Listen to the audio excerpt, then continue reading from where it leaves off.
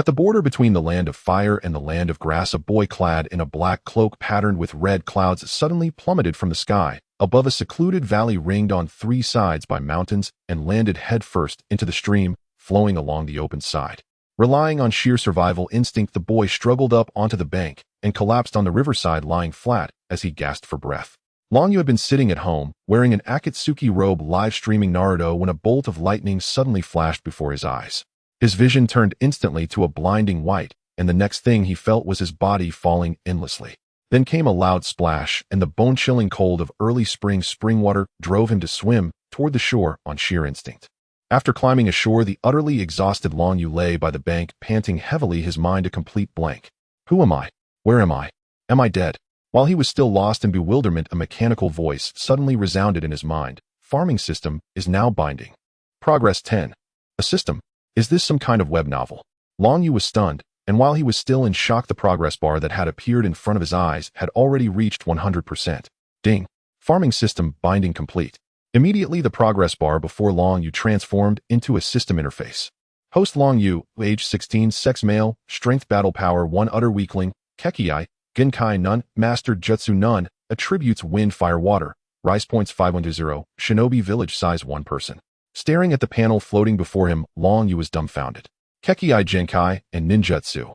Weren't those abilities from Naruto? Could it be? System, where am I right now? Ding. The host is currently located at the border between the land of fire and the land of grass in the Naruto world.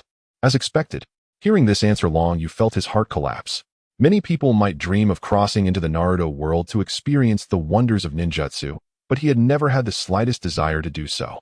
He might be an orphan, but in the real world, there were still many things he could not bear to part with: his figurines, the anime. He had yet to finish his games, his study materials.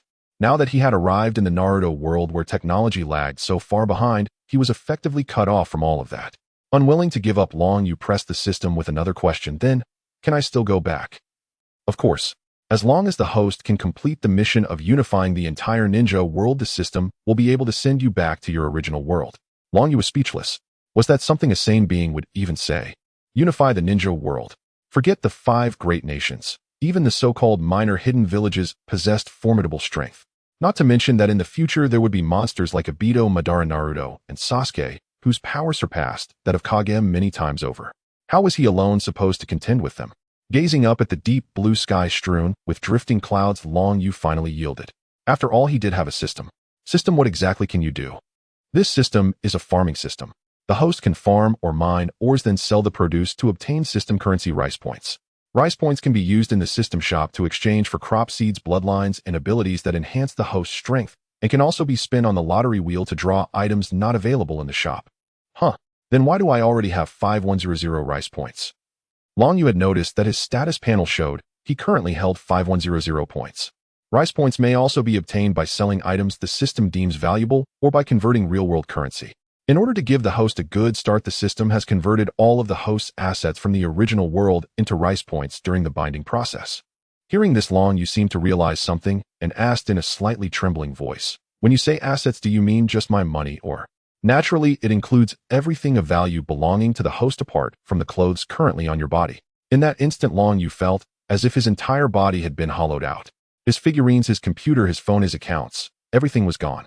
He no longer even wanted to ask why the exchange rate was so abysmal. Right now, he just wanted a moment of silence to himself. After a while, still unwilling to die, Longyu got to his feet and opened the system shop.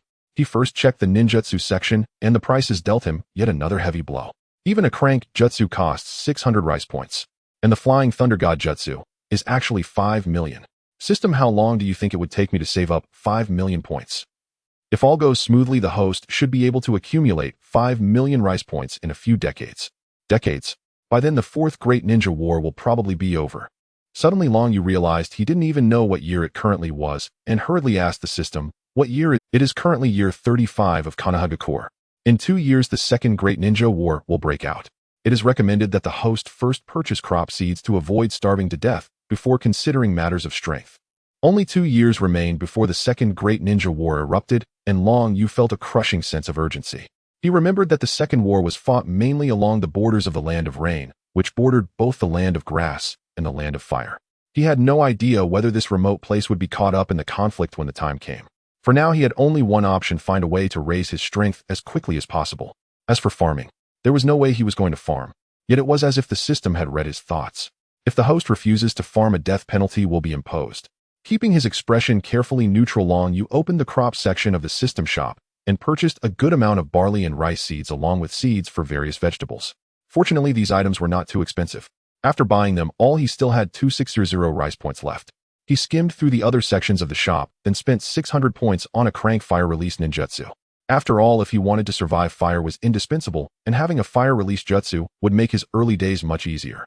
Besides the crops and ninjutsu sections, the system shop also contained a minerals section, with all manner of ores including rare ones such as chakra ore.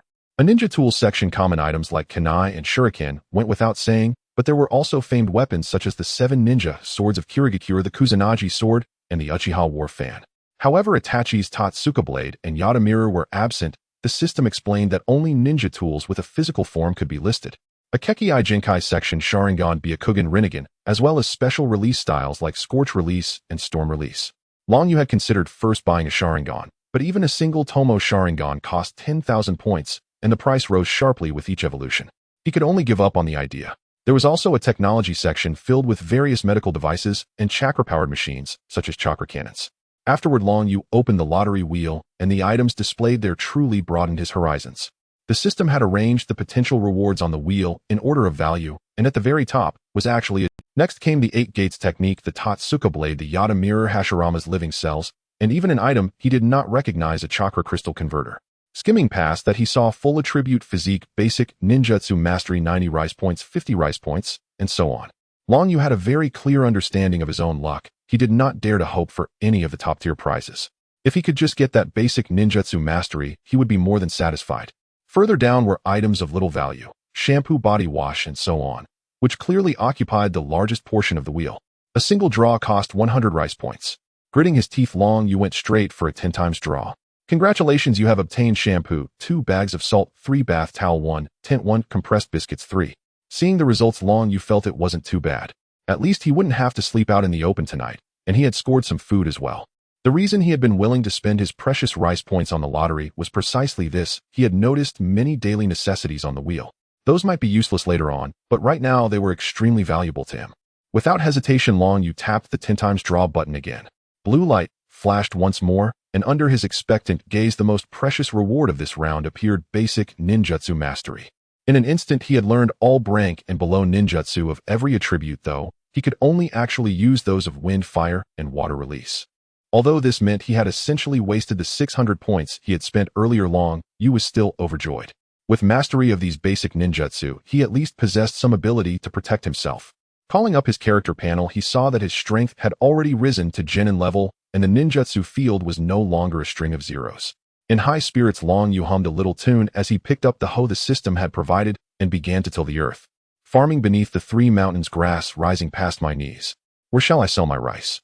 In the shop to trade for ninjutsu and grow my strength until even the Akatsuki are no match for me. In year 37 of Konoha, the imbalance in economic development among nations led them to vie for territory and sovereignty, and thus the Second Great Ninja War erupted. Amigakure, seeking to expand its territory and also to resist the great powers that wantonly treated the Land of Rain as their battlefield, declared war on the Iron countries Sunigakure and Konoha. From the very start of the Great War, countless civilians were displaced, and those who starved to death were beyond counting. Among them, the situation in the Land of Rain, small in territory and plagued by incessant rainfall, was the worst of food. There had been driven to a terrifying level of scarcity. Some orphans had no choice but to rely on theft to survive, and at this moment 2 children were caught by a stall owner for stealing food. A little boy with bright orange hair and a little girl with blue hair, a paper flower pinned to her head, were now surrounded on all sides by a crowd about to be beaten. These past days it's been those 2 sneaking around and stealing our things. Boys hit them. Just as the blows were about to fall, a man in a black robe with a hood stepped forward and blocked their way. The stall owner became extremely displeased. Friend, what do you mean by this? Those 2 brats have stolen plenty from us these last 2 days, and from the looks of them, there's no way they can pay. Can't I at least beat them to vent my anger? Everyone watched him with hostile expressions while the 2 children sat on the ground. The boy held the girl in his arms, trying to shield her from harm. I'll give you a 10% discount on the grain I sell you. Spare these 2 children. At these words, the stall owner's attitude changed at once, his face breaking into a welcoming smile. Good. Then you take these two children away. And if you've got grain in the future, remember to come sell it here. All of you disperse. Didn't you hear what this gentleman said? Under the stall owners, shooing the crowd gradually melted away. The two children were none other than Yahiko and Konan, who now looked timidly at the one who had saved them, Long Yu. After 2 years of quiet development, Long Yu had already attained the strength of a Jonin, and he had also exchanged for a pair of Sharingan, which he had pushed to the level of 3 Tomo.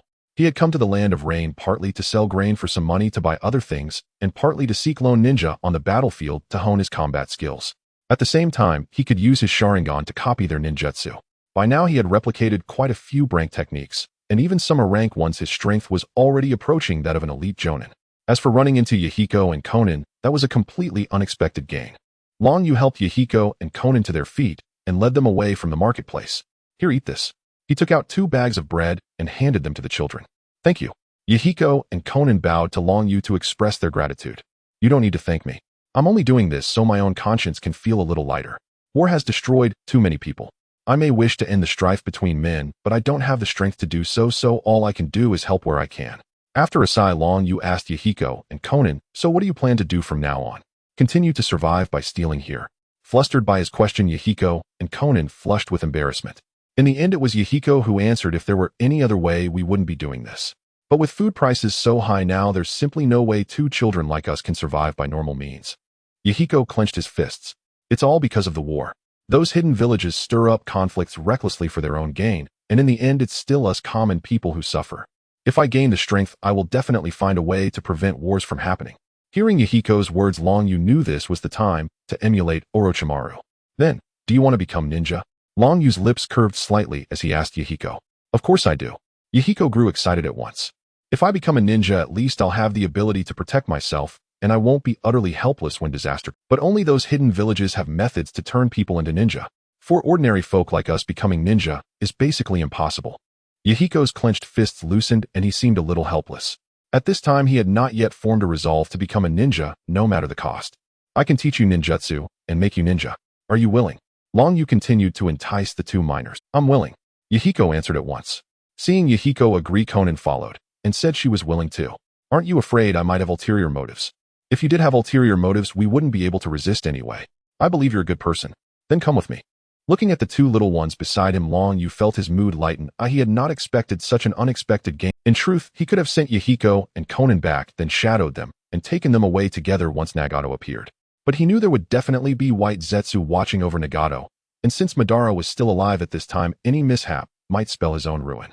Out of prudence, Long Yu decided that for now it was enough to spirit away only Yahiko and Konan. As for Nagato, that would have to wait for the future. With the 2 little ones in tow, Long Yu hurried eastward. He had already completed what he needed to do in the Land of Rain and copied plenty of ninjutsu. Now he intended to head straight back. When night fell, the 3 hid in a cave, and Long Yu began to impart to Yahiko and Konan some basic knowledge about ninja. To become a ninja, you must first learn to condense chakra. Chakra is formed from the perfect fusion of a person's spiritual energy and physical energy. It is the source of power for ninjutsu, genjutsu, and taijutsu. One could say chakra is the foundation of becoming a ninja. Now focus your minds and see if you can condense chakra. Long Yu taught them the chakra condensation method he had bought from the system, and then carefully explained it to them. Only half understanding, the 2 nevertheless followed Long Yu's instructions and began to try. Under his patient guidance, both of them succeeded in condensing chakra over the course of a single night. At daybreak, the 3 set out once more. Teacher, where are we going? Long Yu had not told the 2 little ones his name, so they simply called him Teacher. I'm taking you back to my ninja village. Teacher, are you a ninja from Kusagakure? Long Yu wore no forehead protector, and Yahiko could not tell which hidden village he belonged to, but from the direction they were traveling, he knew which villages lay ahead. No. Then is it Konoha? No as well. You'll know once we arrive. They traveled for another 3 days. Relying on reconnaissance he had done beforehand, Long Yu skirted the zones of open conflict. Along the way, they encountered only 2 or 3 scattered ninja, whom Long Yu dispatched with a single genjutsu each. At last the 3 arrived before a towering mountain. Come, we're here. Long Yu walked straight toward the mountain. But there's just a mountain ahead. No sooner had Yahiko spoken than he saw Long Yu's body pass straight through the rock. Startled, Yahiko and Konan followed him in. Inside, they discovered it was a tunnel-like cave, narrow at first and barely wide enough for a single person, but after walking dozens of paces it suddenly opened up into a broad space. The land within was level and open houses stood in neat rows, and there were fertile fields, clear ponds, and groves of mulberry and bamboo. Over these 2 years long, you had taken in many refugees to help him farm the land. The place where he had first arrived had now been developed into a small village. The location was well concealed, and with the aid of an illusion barrier generator he had exchanged for in the shop, no ninja had discovered this place so far. Mayahiko and Conan could not help but exclaim at the sight before them. Compared to the land of rain, this place was truly a paradise. At that moment, a robust boy of about 15 or 16 approached them. "Chief, are these 2 newly rescued refugees?" Long Yu nodded, then shook his head. "They are indeed refugees, but they are also my newly accepted disciples. This boy is named Mayahiko, and the girl is called Conan." Long Yu briefly introduced the 2 children to the boy, then added, "Take them for registration, and then help them get familiar with the surroundings. I will go to the warehouse." "All right, Chief. Come along, you 2 little ones." With excitement in his heart, Long Yu arrived at the warehouse. Gazing at the mountain of grain before him, he opened the system panel and clicked on sell. Ding. Sale successful. This sale gained a total of 100,190 meters. Host Long Yu. Age 18. Gender male. Strength elite Jonin. Bloodline limit Sharingan 3 Tomo. Ninjutsu Shadow Clone Technique, Great Fireball Technique, Water Dragon Bullet Technique, Vacuum Sphere. Attributes Fire Wind Water. Meter points 2,003,100 meters. Finally enough. Over the past 2 years long, you quietly farmed here, relying on the rescued refugees and some advanced technology from the system to farm day after day, finally accumulating this 2 million meters today. He wanted to exchange for something, a capability that would elevate his strength to a new height and greatly enhance his self-defense. Long Yu opened the system mall, found the Kaleidoscope Sharingan under the Bloodline Limit section, selected Kamui, and clicked to exchange. Instantly, he felt a warm current appear in his eyes, which then flowed out of their sockets. Long Yu took out a mirror, and the 3 small commas in his eye had now transformed into the shape of a triangular scythe. With a thought, the mirror in his hand was instantly sucked into a small vortex. Then he controlled Kamui to pull himself into the Kamui space. This Kamui space looked no different from Obito's. It was filled with square stone pillars. After wandering for a while, Long Yu found it uninteresting, as there was nothing noteworthy, just a space similar to his system space, except that his system space could only store inanimate objects, while the Kamui space could store living beings. With Kamui, there are now many more things I can do. After all, to unify the ninja world, I cannot rely solely on these rescued refugees. Although some have good talents, they fall short compared to certain ninja clans. It seems it's time for the ninja world to know my name. Long Yu murmured to himself before vanishing into the Kamui space. On the battlefield of the Sand Ninjas and the Rain Ninjas, under the onslaught of Hanzō of the Salamander, the Sand Ninjas were being pushed back. Sand Hidden Ninjas. Hold on. Lord Chiyo is already on her way here. A Sand Ninja shouted on the battlefield. Hanzō noticed the morale of the Sand Village Ninjas suddenly rise and snorted coldly. "We will see if you can hold on." Salamander. Toxic Mist Spray. The massive salamander under Hanzō's feet opened its mouth at the command, and thick purple toxic mist erupted from its maw, causing some Sand Ninjas at the front to collapse immediately, while the rest struggled desperately. Hanzō had heard of Chiyo from the Sand Village being adept at detoxification, so if she truly managed to neutralize the salamander's poison, the Rain Ninjas would lose their advantage over the Sand Ninjas. Thus, Hanzō intensified his assault, directing the salamander to rampage through the Sand Ninjas, aiming to annihilate this Sand Ninja force before Chiyo arrived. In the Sand Ninja camp, Lord Royan. The toxin from the salamander is too potent. At this rate, we will soon be unable to hold on. A bloodied Sand Ninja reported to the Sand Ninja commander on the battlefield. Royan gritted his teeth and made a decision. "Go. Bring Bunpuka here. It's time to deploy a tailed beast in battle. We must hold out until Lord Chiyo arrives." Yes. Hanzō was having a great time slaughtering in the Sand Ninja ranks when he suddenly noticed that the Sand Ninjas who had previously fought to the death began to retreat, and a middle-aged Sand Ninja ran towards him. Hanzō seemed to realize something. "Damn it. All Rain Ninjas. Retreat. Escape this battlefield. Damn the great nation, thinking they can act recklessly just because they possess tailed beasts. Today I will kill your tailed beast, so everyone knows that Rain Ninjas are not to be trifled with. Jinbutsu, what lies ahead should be the tailed beast of the Sand Ninja village. Are you afraid?" Hanzō patted the salamander beneath his feet. "What is there to fear? They are just creatures with a bit more chakra." "Ha ha ha, indeed, just a creature. Today we will slay this beast." Hanzō instantly became exuberant, his battle spirit soaring, and blue chakra faintly flickered around his body.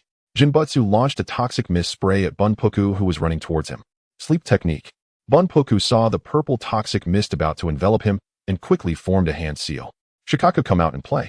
Bunpuku's originally frail body began to swell, its skin adorned with yellow and purple patterns engulfing him. It then expanded rapidly, soon surpassing the salamander and Hanzō. With a sharp cry, a giant monster resembling a raccoon appeared before Hanzō. Yahoo! This lord has finally emerged. Oh, let me see who wishes to be slain by me. The released Shukaku shouted excitedly, then noticed the toxic mist surrounding it, as well as the salamander and Hanzō ahead. It looks like it's you. Wind release vacuum sphere. Several large wind bullets were instantly shot from Shukaku's mouth, dispersing the surrounding toxic mist, and then flying towards Hanzō. Hanzō would not sit idly by. He manipulated the salamander to evade Shukaku's attack. Jinbutsu. Get close to it. Initially assessing, Hanzō believed this tailed beast excelled in ranged attacks, so he intended to engage in close combat. Ha ha ha, this lord will kill you. Wind release, sand, dust bullet. Shukaku clapped its hands on the ground, sending a pile of gravel flying, and then it spewed forth a strong wind, unleashing countless small gravel particles toward Hanzō. There was no escaping it. Water release, water flow wall. A tall water wall rose before Hanzō, blocking the countless gravel projectiles that were rushing at him. Sword technique flash. Utilizing the body flicker technique, Hanzō appeared before Shukaku in an instant, slashing down with his scythe and managed to sever one of Shukaku's arms. Yow! That hurt so much. Shukaku cried out in pain, yet Hanzō, who had succeeded, did not display a happy expression, instead appearing quite serious. He could not waste too much time on this monster, otherwise winning this battle would be very difficult. Thinking this, Hanzō intended to seize the moment and continue attacking Shukaku, but to his astonished gaze, the ground beneath his feet suddenly transformed into a sea of sand. Damn little insect. Die. The ground within a 10-kilometer radius turned to sand under Shukaku's control. Endless waves of sand surged toward Hanzō. Just as Hanzō planned to evade the onslaught, suddenly all the sand stopped, as if it had lost its strength. Hanzō, contemplating a countermeasure, looked towards Shukaku in confusion. Unbeknownst to him, a figure draped in a black cloak with a red cloud pattern and wearing a mask suddenly appeared above Shukaku's head. Hanzō also noticed that Shukaku's eyes had transformed into the appearance of the three-tomo Sharingan. What is going on? The Uchiha clan's Sharingan was something Hanzō recognized, but wasn't the Uchiha a ninja family from Konoha? Why would they help him control the One-Tail? This time the rain ninjas had to face not just the sand ninjas, but Konoha was also their enemy. While Hanzō was still puzzled, Shoten, carrying the Uchiha clan member on its head, turned towards the sand ninja camp. Hanzō, what is going on? Hanzō leaped back onto the head of the giant salamander. I don't understand either, but this is a great opportunity to annihilate the sand ninja forces. Hanzō ordered the rain ninjas to attack the sand ninjas again, standing on the salamander's head and leading the charge towards the sand ninjas. Lord Roin, the One-Tail seems to be coming towards us. A sand ninja, seeing the situation, hurriedly reported to Roin. I'm not blind. Stop saying useless things. Go find out why the One-Tail is coming towards us. Roin understood that the One-Tail was currently out of control. Even if it killed their sand ninja, it wouldn't be surprising. But if it was deliberately ignoring Hanzō, who had injured it, and coming towards them, that was a problem. If they couldn't figure out the reason for the One-Tail's actions, they would have to find a way to wake Shoten from its slumbering technique. Just as Roin was still pondering, a messenger ninja arrived again.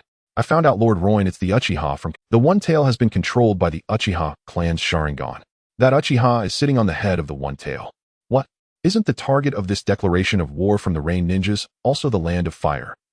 Sarutobi Hiruzen intends to declare war on us, sand ninjas. Suddenly a huge noise came from outside. Roin walked out of the tent and saw the One-Tail continuously destroying their camp. The rain ninjas who were retreating now came to take advantage of the chaos, and their defenses were about to be breached. Use long-range ninjutsu to attack that Uchiha on the One-Tail's head. Now Roin could only find a way to buy some time. Hearing Roin's words, the sand ninja threw shurikens and kunai using long-range ninjutsu towards the dragon Uchiha on the One-Tail's head. Useless.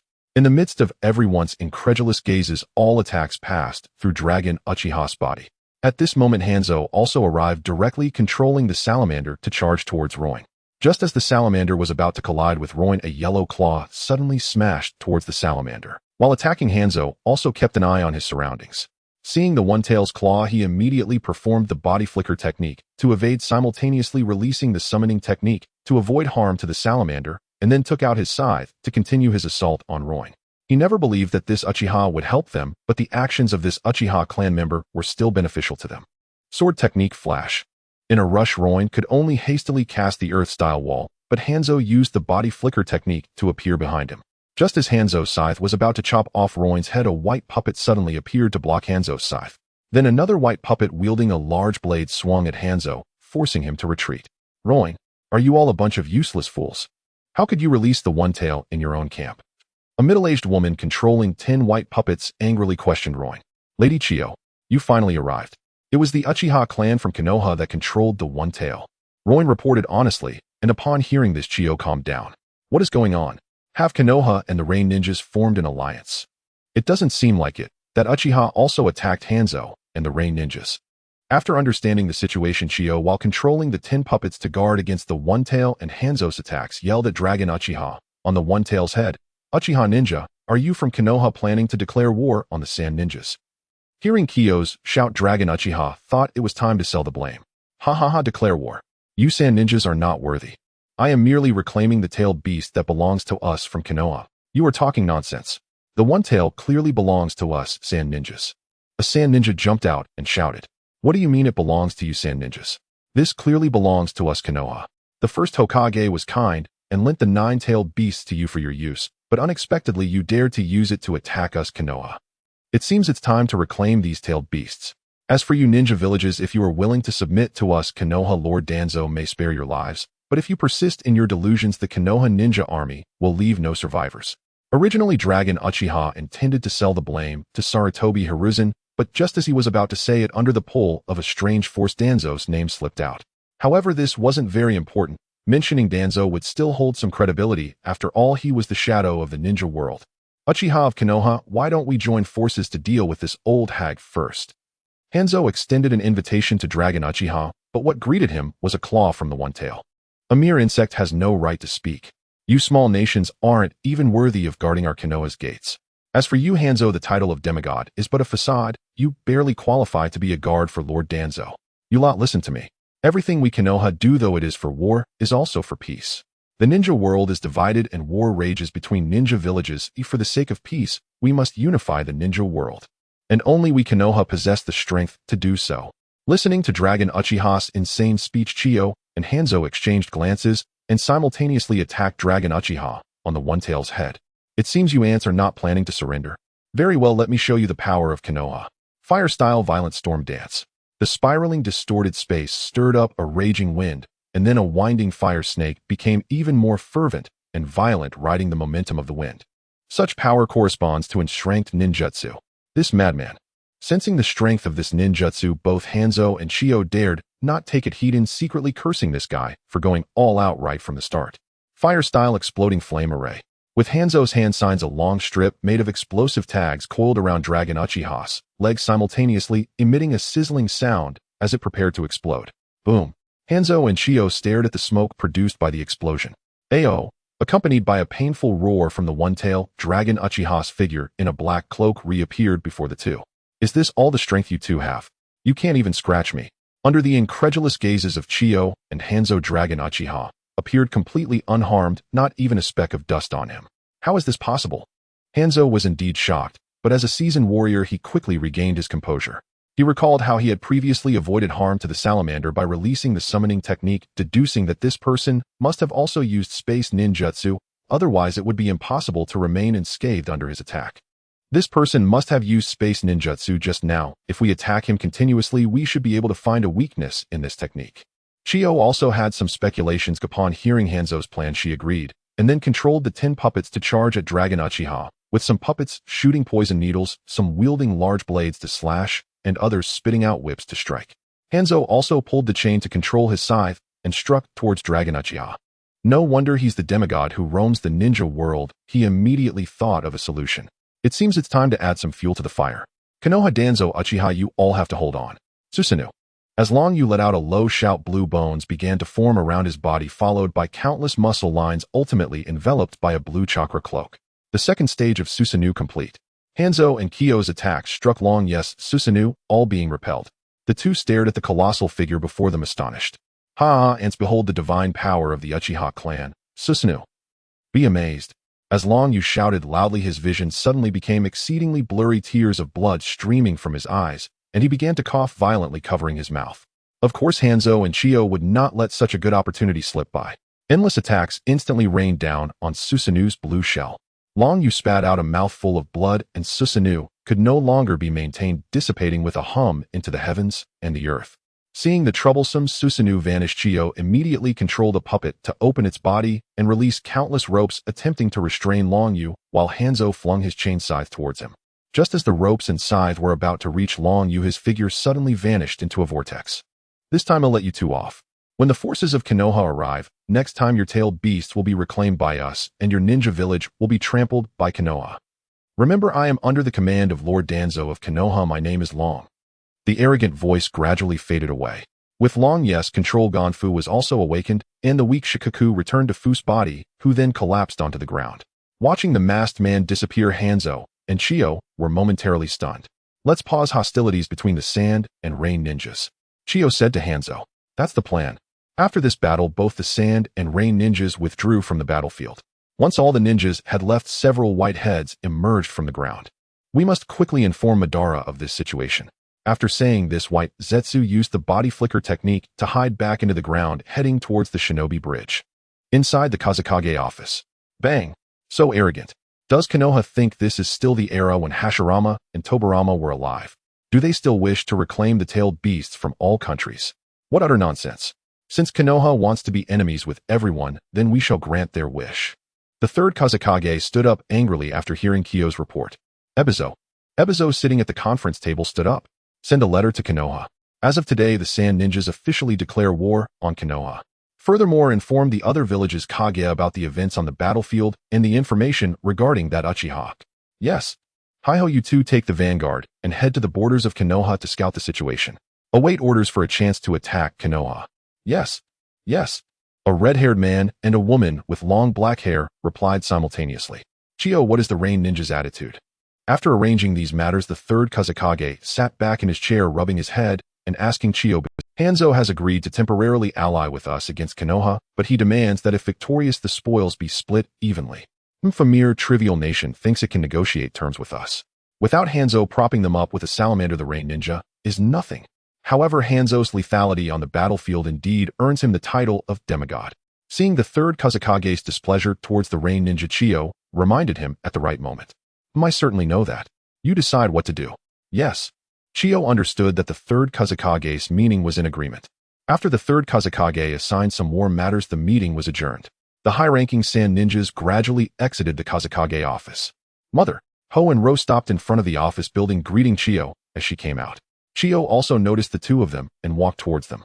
Looking at her two children who had been away for years and thinking of her grandson Kankuro, whom she had hardly seen since birth, Chiyo felt a surge of emotion. Be extra cautious this time. Although Tobirama is dead, Konoha's strength is still not to be underestimated. When you go to scout for intelligence, you must be careful. Chiyo earnestly advised Ho and Ro. Yes, we will be careful, and our own strength is not weak either, Ro replied with a smile. Hearing their agreement, Chiyo felt slightly relieved, then sighed and said, who knows when this great war will end? Before we depart, let's go see Kankuro first. Hearing their mother mention Kankuro, both Ho and Ro displayed expressions of guilt and reluctance. They had not been by Kankuro's side since his birth, and this time they did not know when they would return.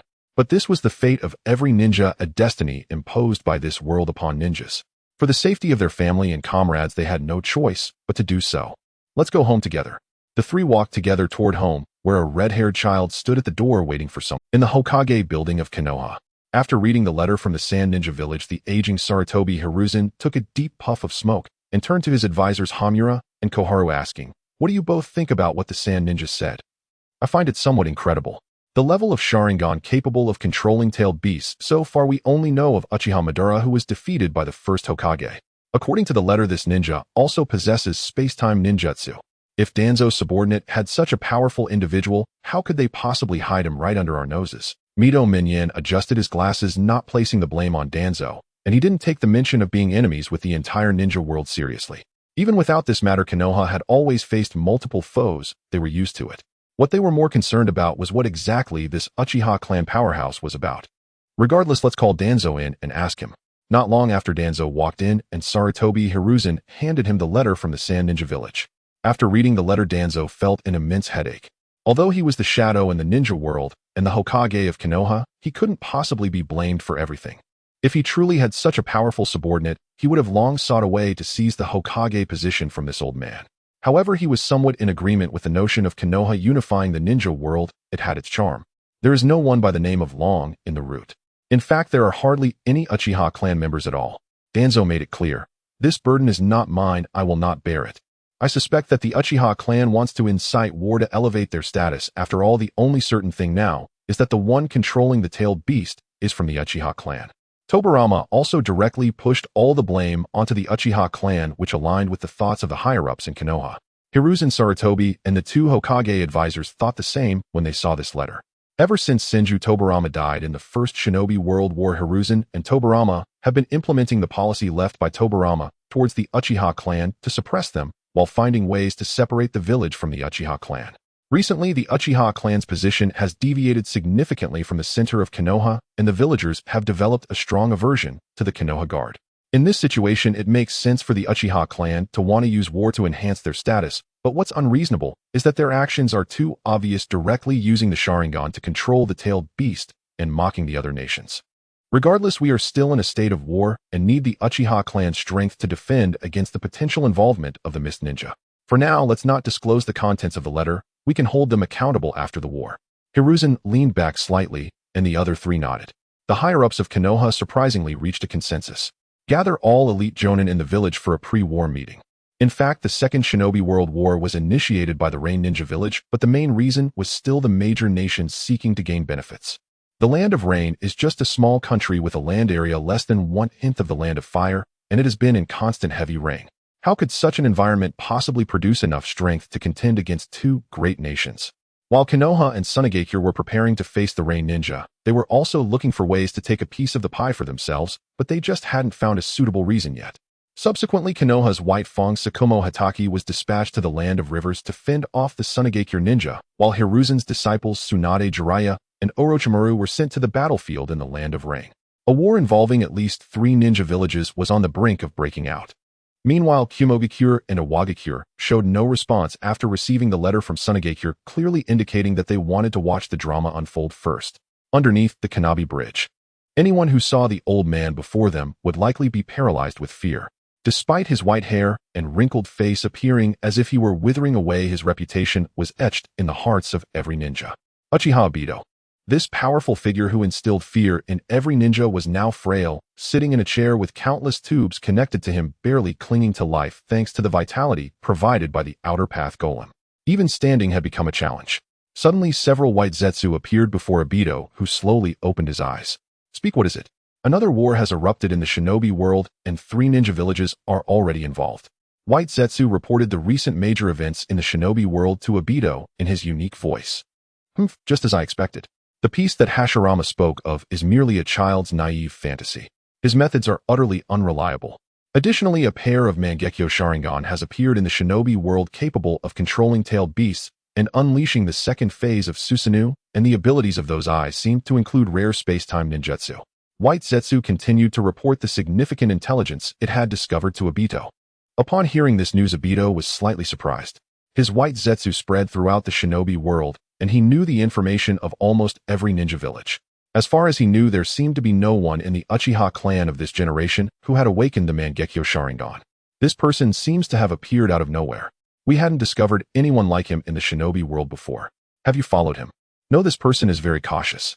As soon as he appeared, he controlled the One-Tail, then performed a jutsu and Susanoo, and escaped using space-time ninjutsu. We didn't have time to plant spores on him. Obito became somewhat interested and instructed White Zetsu to tell him the details of the situation at that time. To unify the shinobi world and maintain peace. Although it's not as childish as Hashirama, it's still just a child's idea. The only way to achieve peace is through the infinite Tsukuyami. However, if his abilities can be used for me, it might aid in my resurrection. White Zetsu set aside other intelligence for now and focused entirely on gathering information about this person. Yes, Lord Obito. Several white Zetsu burrowed back into the ground. Obito closed his eyes, and the underground chamber returned to silence. The major nations were on high alert due to the emergence of that mysterious powerhouse, while the instigator of it all was currently engaged in what? Achoo! Long Yu lay in bed and couldn't help but sneeze. Chief, are you alright? A little girl with red hair asked Long Yu with concern. Behind her stood several others who came to visit him, including Yahiko and Konan, who were also worried about him. Why don't you just bite me? I'm from the Uzumaki clan, and my chakra can quickly heal your injuries. The girl extended her arm towards Long Yu, revealing several scattered bite marks on it. This girl was found by Long Yu at the border of the Land of Grass, and later it was learned that she was from the Uzumaki clan, named Uzumaki Kaneo. When she was first discovered, she was extremely terrified and unwilling to interact with anyone. However, with the kindness of this small village and Long Yu's care, she gradually let down her guard, integrated into the village, and accepted her identity as a member of the Uzumaki clan. Long Yu speculated that she might be the mother of Uzumaki Kairan, who later became a member of the Hawk team, as there were very few survivors of the Uzumaki clan after the destruction of the Uzumaki village. "Thank you for your kindness, Kaneo." Long Yu smiled and gave her a gentle pat on the head, causing the girl's face to, "However, I still need it. My body is not so fragile, and didn't I say that I would not let you have even a single bite mark in the future? In our Akatsuki village, everyone will be treated fairly. Chief." The little girl was so moved that she was on the verge of tears. After the destruction of the Uzumaki village, most of the Uzumaki clan members had been hunted down. She had relied on her ability to heal others' injuries to survive, but others treated her merely as a tool until she met Long Yu and arrived at this paradise-like place. Not only Konoha Uzumaki, but every villager shared this sentiment.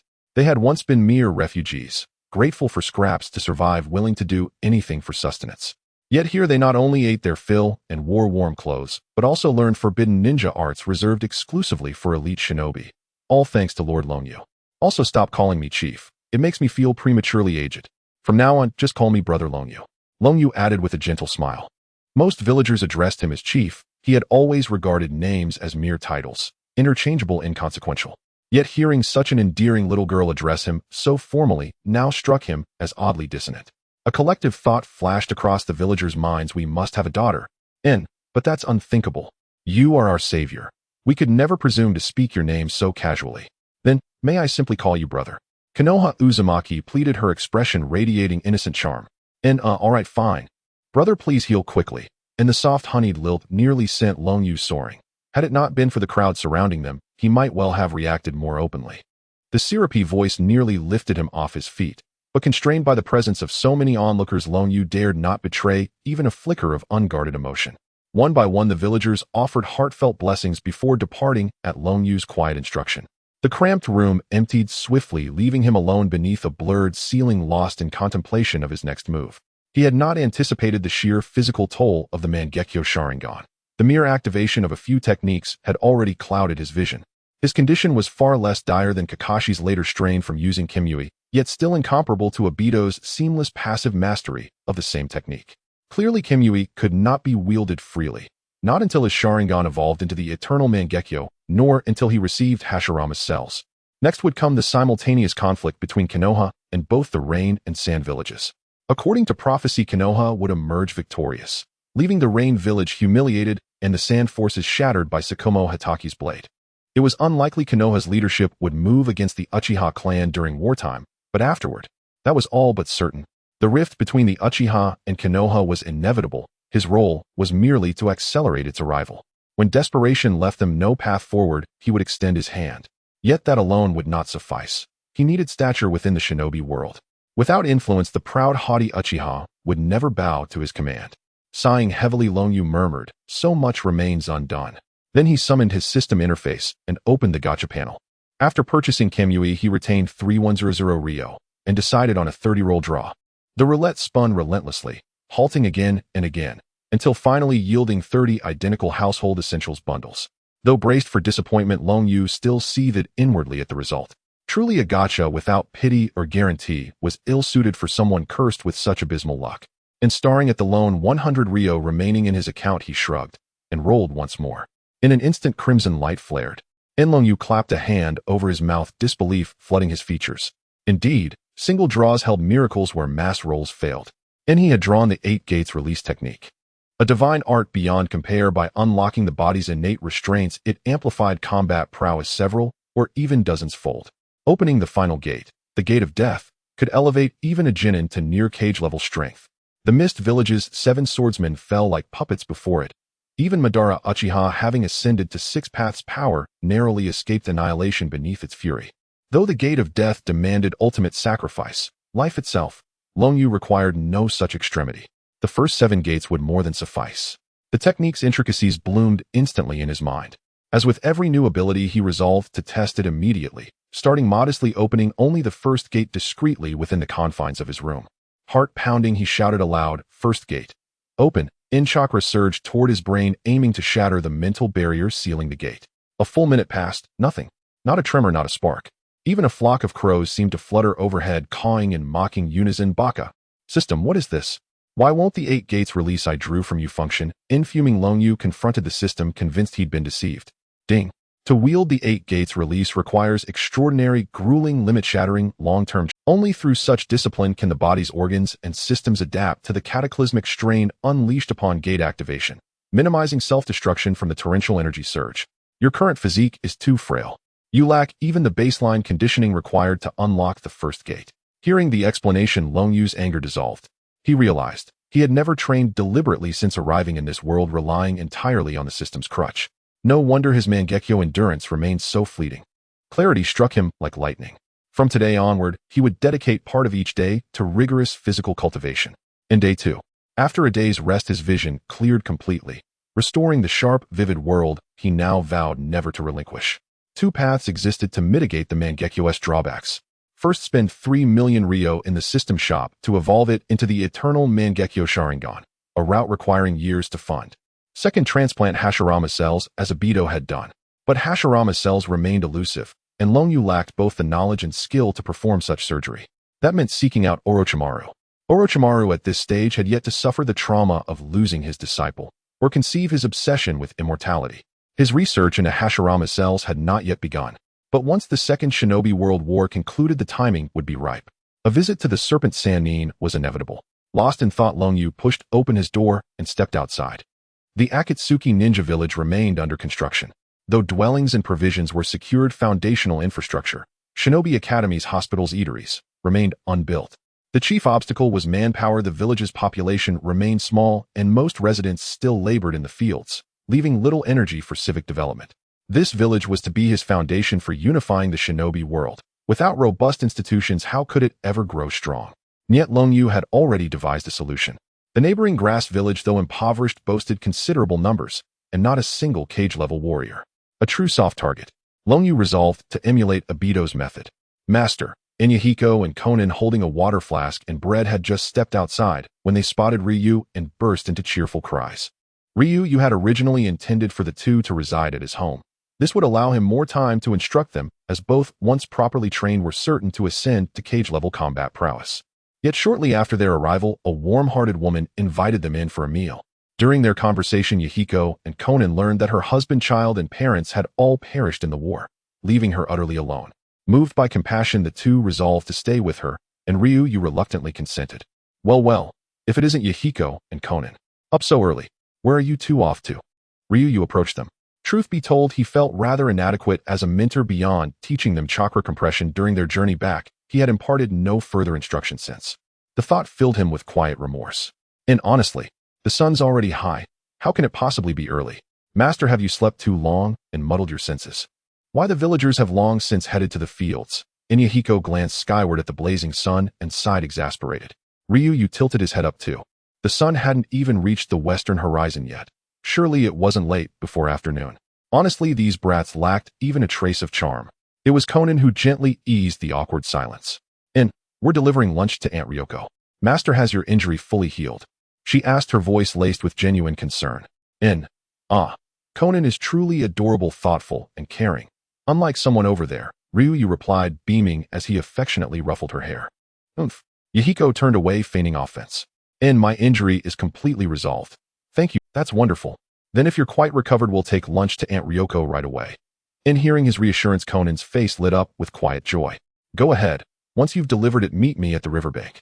I've set aside time these days to begin teaching you. Really? At the mention of ninjutsu, Yahiko's eyes flared with instant excitement. He had always dreamed of becoming a shinobi. After Ryu brought them back, only Okita from the village had instructed them, but Okita's chakra nature was earth, limiting him to earth-style techniques. Yahiko's own nature, tested earlier, proved to be water. Konan's astonishingly encompassed 3 natures: earth, water, and wind. Thus, while Konan progressed visibly, Yahiko had been relegated to physical conditioning alone. He bore no jealousy, but deep within an unspoken imbalance lingered. Absolutely, it's settled. Off you go. Thrilled by the confirmation, Yahiko leapt into the air. All right then, Konan, let's hurry. He seized Konan's hand and dashed toward the farmlands. As their figures receded into the distance, Ryu turned his thoughts to the training methodology of the 8 gates technique. So, How precisely does one transcend one's limits?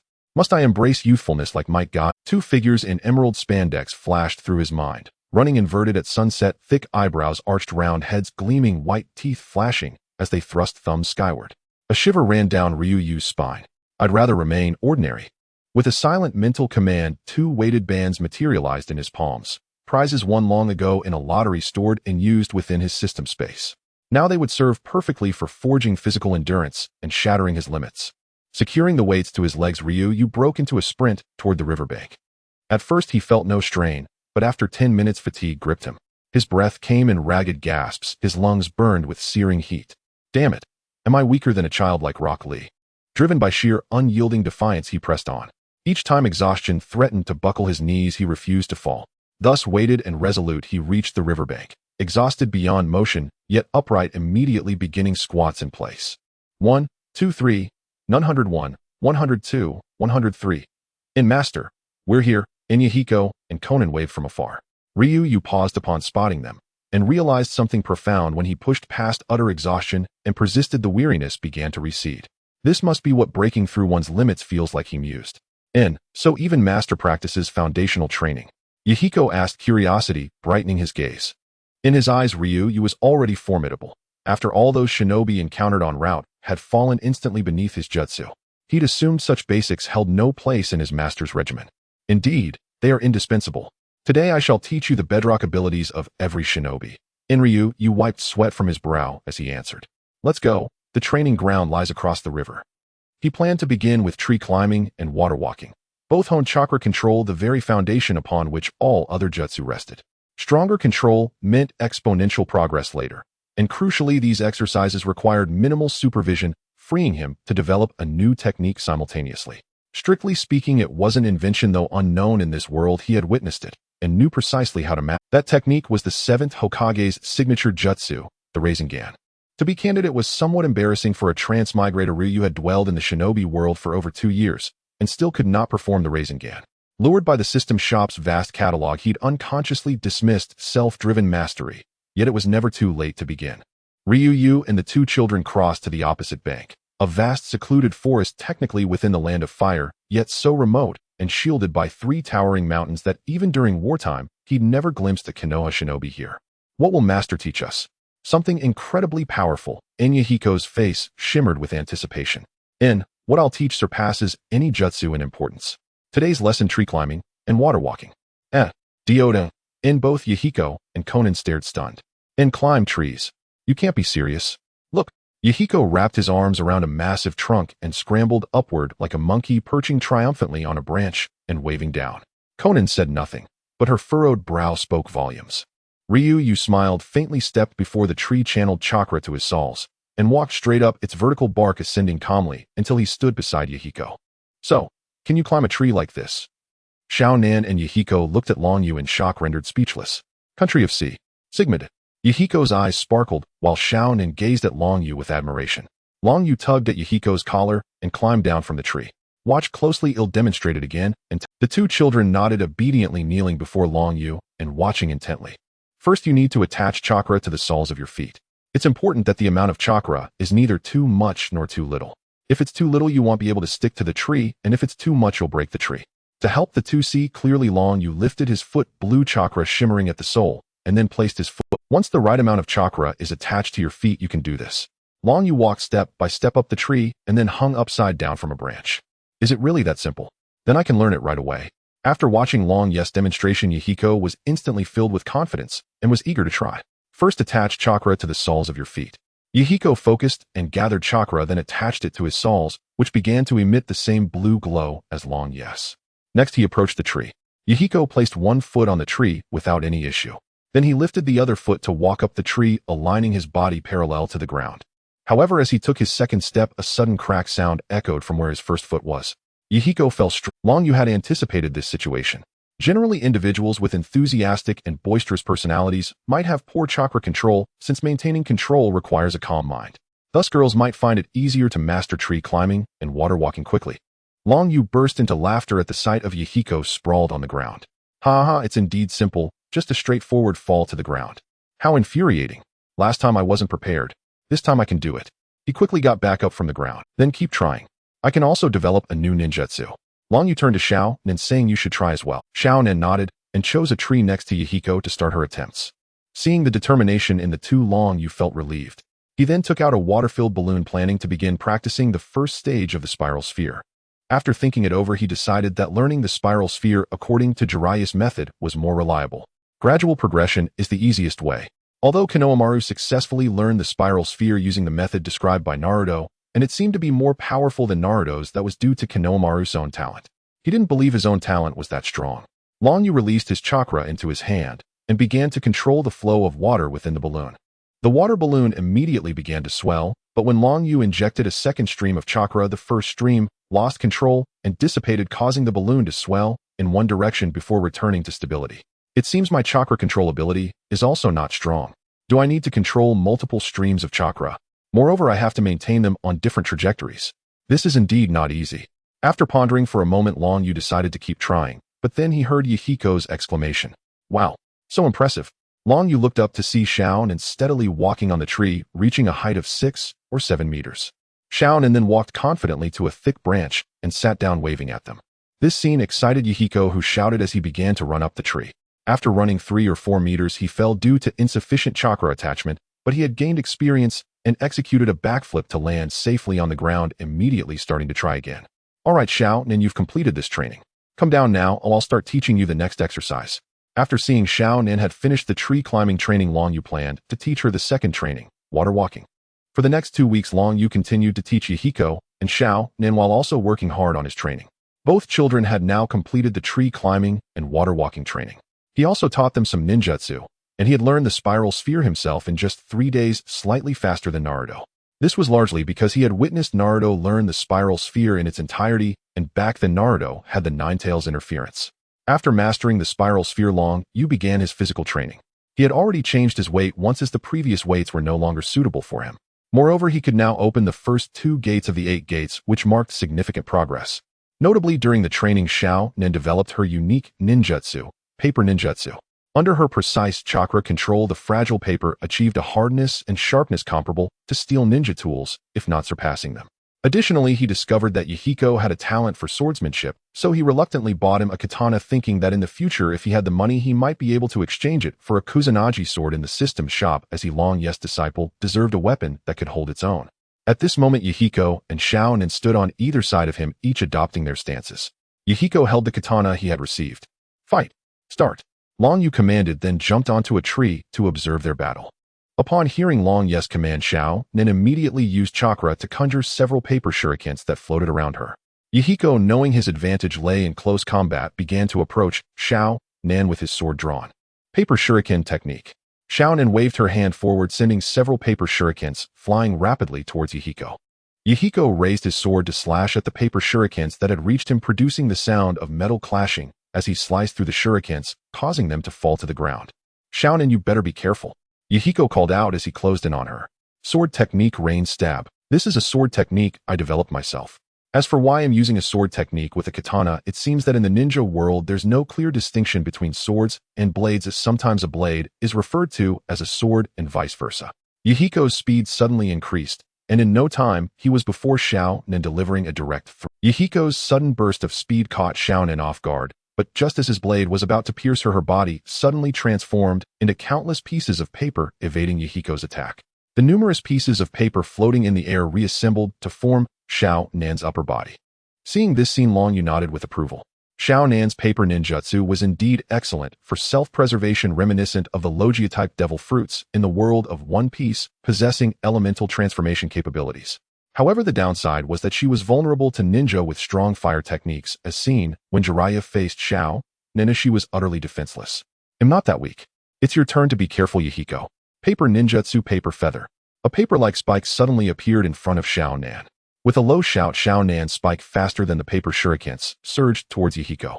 The spike struck Yahiko, but his body transformed into a piece of broken wood, leaving his real body unknown. Substitution technique. Xiao Nan thought. Where could his real body be? As Xiao Nan looked around in the air, she couldn't find any trace of Yahiko. However, Long Yu, watching from the tree, clearly saw Yahiko hiding behind a tree next to Xiao Nan, secretly forming hand seals. It seems he plans to use water release to counter Xiaonan's paper ninjutsu. Long Yu thought. This is indeed a method to counter Xiaonan. When paper meets water, it loses its original toughness and becomes soft and soggy. Long Yu decided to remind Xiaonan later to prevent her from suffering losses in the future. Yahiko completed his hand seals on the tree and then jumped up. Water release, water surge. Yahiko, appearing behind Xiaonan, unleashed a wave of water. Caught off guard, Xiaonan was drenched, and the wet paper lost its lightness, forcing her to fall back to the ground. Seizing the opportunity, Yahiko rushed towards Xiaonan. Although Xiaonan could no longer use her paper ninjutsu, she possessed water, earth, and wind chakra attributes, allowing her to fend off Yahiko with some low-level ninjutsu. The two were evenly matched, and they ultimately exhausted themselves, resulting in a draw. Long Yu jumped down from the tree, intending to give some feedback, but suddenly heard footsteps behind him. Quick! It seems there are ninjas fighting up ahead. Long Yu quickly used Kamui to bring both children into the Kamui space, then hid himself. After a while, 3 ninjas wearing Konoha headbands approached. Strange, I clearly heard sounds of battle from over here. One ninja scratched his head, puzzled. I think you're just too nervous. Oh, we're barely at the borders of the land of grass. How could there be a ninja fight here? The battlefield is in the land of rain. There's no way the grass ninja village would dare to fight us from Konoha. That's true, I guess I've been too tense lately. Don't worry, this time we're led by the 3 disciples of the 3rd Hokage. We'll definitely defeat those rain ninjas. You two hurry up. We still need to rest in the land of grass. The 3 Konoha ninjas left. Long Yu emerged from the Kamui space, and after confirming no one was around, released Yahiko and Xiaonan. Is war about to begin again? Xiaonan said with her head down, looking rather unhappy. The war has never stopped. They'll take you back now. The teacher has some matters to attend to. Stay well in the village for the next couple of days. The 2 children nodded obediently. The grass ninja village. Isn't bad. Long Yu's triangular scythe in his eyes transformed back into 3 Magatama. The plan can begin. The daimyo's palace of the grass country. The daimyo of the grass country and his ministers convened an uncommon assembly to deliberate upon Fire Country's request that grass country support Konoha village's campaign against the rain village. Such support would entail supplying resources, provisions, and coordinated assistance from grass village's shinobi. The daimyo, now mid-aged, stifled a yawn, listening with palpable disinterest as a retainer read aloud a letter dispatched by the Fire Country daimyo. Once the reading concluded, the daimyo idly toyed with a maidservant seated beside him. Her cheeks flushed crimson, a soft, breathy murmurs escaped her lips. Among the assembled ministers, a wave of uncomfortable warmth spread, each silently praying the meeting would end soon so they might retreat home to sleep. Most earnestly, most decorously. Shall we heed Konoha's proposal? The daimyo asked his ministers, his voice effeminate and weakened by years of indulgence. At that moment, a minister sporting a prominent mustache rose to his feet. The daimyo lifted his eyelids slightly. Does the right minister have insight to offer? Fire Country is a mighty nation, and Konoha Village, its premier shinobi stronghold, stands unrivaled among all hidden villages. And what of Rain Country? Its territory scarcely exceeds 1/10 of Fire Country's, perpetually drenched in rain. Its overall strength pales utterly beside Fire Country's. Rain Village itself is but a minor shinobi enclave. Even our own grass village may well best it, let alone Konoha. Hearing this, the daimyo's interest stirred faintly. Oh, then shall grass village declare war on Rain Village and march ourselves upon Rain Country. A land forever shrouded in rain does sound rather intriguing. The daimyo remained utterly ignorant of statecraft, as blank as unwritten parchment. Governance rested entirely in the minister's hands. He himself was little more than a pleasure-seeking cipher. Off. The mustached minister recoiled in sudden alarm. Though the daimyo knew nothing, he did. Rain Country, while no match for Fire Country, far surpassed Grass Country in power. His earlier words had been mere flattery, designed only to magnify Fire Country's dominance in the daimyo's eyes. Ahem, Your Excellency, we need not fight ourselves. Konoha has already declared war upon Rain Village. We merely align Grass Village with Konoha and supply provisions. Thus Konoha shall subjugate Rain Country for us. Then, in consultation with the Fire Country daimyo, we may claim a share of Rain Country's spoils. This is the stratagem of setting the tiger upon the wolf. Set the wolf stratagem. This phrase clearly exceeded the daimyo's comprehension. He repeated it laboriously. Ah, I see. You mean we shall use Konoha to seize Rain Country? The mustached minister smiled faintly, offering the simplified explanation. Oh, so that is it. But then, shall our food stores not dwindle? Grasping the gist at last, the daimyo raised a delicate fan to his lips and turned to his ministers. Fear not, Your Excellency. I possess a method that drains not a single coin from the national treasury.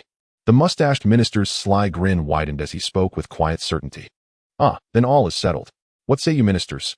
He turned again to the others. The right minister agreed. The right minister's counsel is impeccable. The daimyo yawned once more. Very well. This matter shall fall to the right minister. Dismissed. The daimyo rose, taking the maidservant's hand as he strode toward his private chambers. The minister stood motionless, awaiting his departure. Just as he neared the threshold, he paused and turned back. Ah, do remember tonight's banquet. Yes, Your Excellency. We shall certainly attend. Only then did he depart, deeply satisfied. After the daimyo withdrew, the ministers filed out one by one. Back in his residence, the right minister closed the door behind him, when without warning a figure wearing an animal mask materialized silently behind him. This is your payment. The masked figure spoke coldly, tossed a chest onto the floor, and vanished as swiftly as he had appeared. The right minister eagerly rubbed his palms together and flung open the chest. Golden light shimmered across his face, illuminating the deep creases of his countenance and the ravenous smile that twisted his lips. Within a town of the grass country, a crowd of commoners pressed tightly around a freshly posted decree. Ouch, don't shove. Is there anyone who can read? I'll do it. A slender young man pushed through the throng and read the proclamation aloud. Recently, Rain Village has invaded neighboring nations and ignited hostilities. In solidarity with Fire Country, our neighbor, Konoha Village shall wage war upon Rain Village. To demonstrate fraternal alliance, Grass Country pledges provisions and logistical support to Konoha's shinobi. Accordingly, taxes are hereby increased to fund this effort, effective immediately. Refusal to pay shall be punished by public decapitation. As the youth finished reading, several commoners burst into tears. Taxes increased again and enforced today. How are we to survive? An elderly man wept openly, his face buried in trembling hands. Around him, faces wore identical masks of anguish, fury, and helpless despair. Though their rage burned fiercely, they possessed no means to act. Such is the plight of the common folk in the shinobi world. The lowest stratum of society, denied agency over their fate, granted only the fate chosen for them. Shinobi may dwell in peril, but they wield formidable power. The common people possess nothing. In such imbalance, most can only await death. Resistance is futile. Their frail bodies stand no chance against shinobi sworn to obey the daimyo. It is but eggs striking stone. The crowd dispersed slowly, grief weighing upon every step. Absent some unforeseen reprieve, some among them would not live to see another year. The sun sank westward. Night fell, absolute suffocating darkness. Tonight the moon vanished behind thick, unbroken clouds. Even the stars dimmed to near invisibility. Within the daimyo's palace, all lanterns were extinguished. Only a few torches flickered outside the gates. A handful of drowsy guards leaned on their weapons, heads nodding with exhaustion. Suddenly a gust swept in, snuffing out the torches. The guards jolted awake. Who's there? Before they could investigate the extinguished flames, pitch-black spirals coalesced behind them, silent, depthless, devouring. Not a cry escaped their throats before they were swallowed whole. Silence reasserted itself, complete, hollow, absolute. From the vortex emerged a lone figure, Long Yu. Having eliminated the sentries, Long Yu strode confidently into the daimyo's palace. Inside, a guardian shinobi snapped awake, sensing an unfamiliar chakra signature. Nishikawa, awake. An intruder has breached the palace. Nishikawa rubbed his bleary eyes and rose. The two Grass Country guardians roused two more comrades. The four sprinted toward the source of the foreign chakra. Fire Country's might affords its daimyo the 12 guardian shinobi, a cadre whose members each rank at least as jonin. Grass Country, a minor realm, commands far fewer protectors, only 4 guardians, each barely attaining the rank of special jonin. The 4 guardians reached the palace gate and beheld a shinobi bearing the forehead protector of Rain Village. You dare support Konoha against us, Rain Village? Tonight, Grass Country's daimyo shall wear a new face. Water release, water shock wave. Long Yu immediately began forming hand seals, and surging water erupted from his mouth, aiming to drown the 4 ninjas before him. Although the 4 guarding ninjas appeared inferior compared to those from major nations, they possessed strength close to that of special jonin. Upon seeing the Rain Ninja launch a ninjutsu, they quickly reacted and prepared to engage. Earth release, earth flow wall. One of the guarding ninjas clapped his hands together, and a wall of earth rose up, blocking the oncoming tidal wave. How did the Rain Ninja know so quickly and dare to openly assassinate the daimyo? The earth release ninja maintained the earth flow wall while expressing his doubt. Who knows what's going on? Let's confront them first. I sense this person possesses at least jonin level strength. The ninja who sensed Long Yu earlier responded, then swiftly took out a paper umbrella, opened it, and pointed the tip at the Rain Ninja before him. Secret technique, poison needle spray. A slender poison needle erupted from the tip of the umbrella, hurtling towards Long Yu at high speed. Long Yu planned to disguise himself as a Rain Ninja this time. He couldn't reveal the abilities of his previous identity, so he could only utilize powers similar to those of the Rain Ninja to avoid being figured out by keen observers. Thus, when the poison needle flew towards him, he had no choice but to use body flicker technique to evade, causing his offensive momentum to halt. Seeing this, the 4 guarding ninjas hastily unleashed their respective offensive ninjutsu. The flowing water, flying stones, and 1,000 fire needles simultaneously surged towards Long Yu. Realizing the severity of the situation, Long Yu did not dare to underestimate them, for this was not his true form. Wind release wind wall. Water release water chaos wave. In an instant, Long Yu cast 2 ninjutsu. The wind wall blocked all attacks except for the fire release, while the water chaos wave neutralized the fire release and continued charging towards the 4 guarding ninjas. The 4 guarding ninjas managed to fend off the attacks and then began taunting. Surrender. We had already requested assistance from the Grass Ninja Village before coming here. Soon you will be trapped like a turtle in a jar. Although your strength is formidable, there's no way you can withstand so many grass ninjas. If you surrender now, you might still have a chance to live. Before that, you 4 dogs and your master will have already gone down. Long Yu scoffed coldly, remaining unfazed, his movements unwavering as if he was determined to fight them. Stubborn. Then prepare for the arrival of death. Seeing how resolute this Rain Ninja was, the 4 guarding ninjas continued to battle him, but they were merely on the defensive.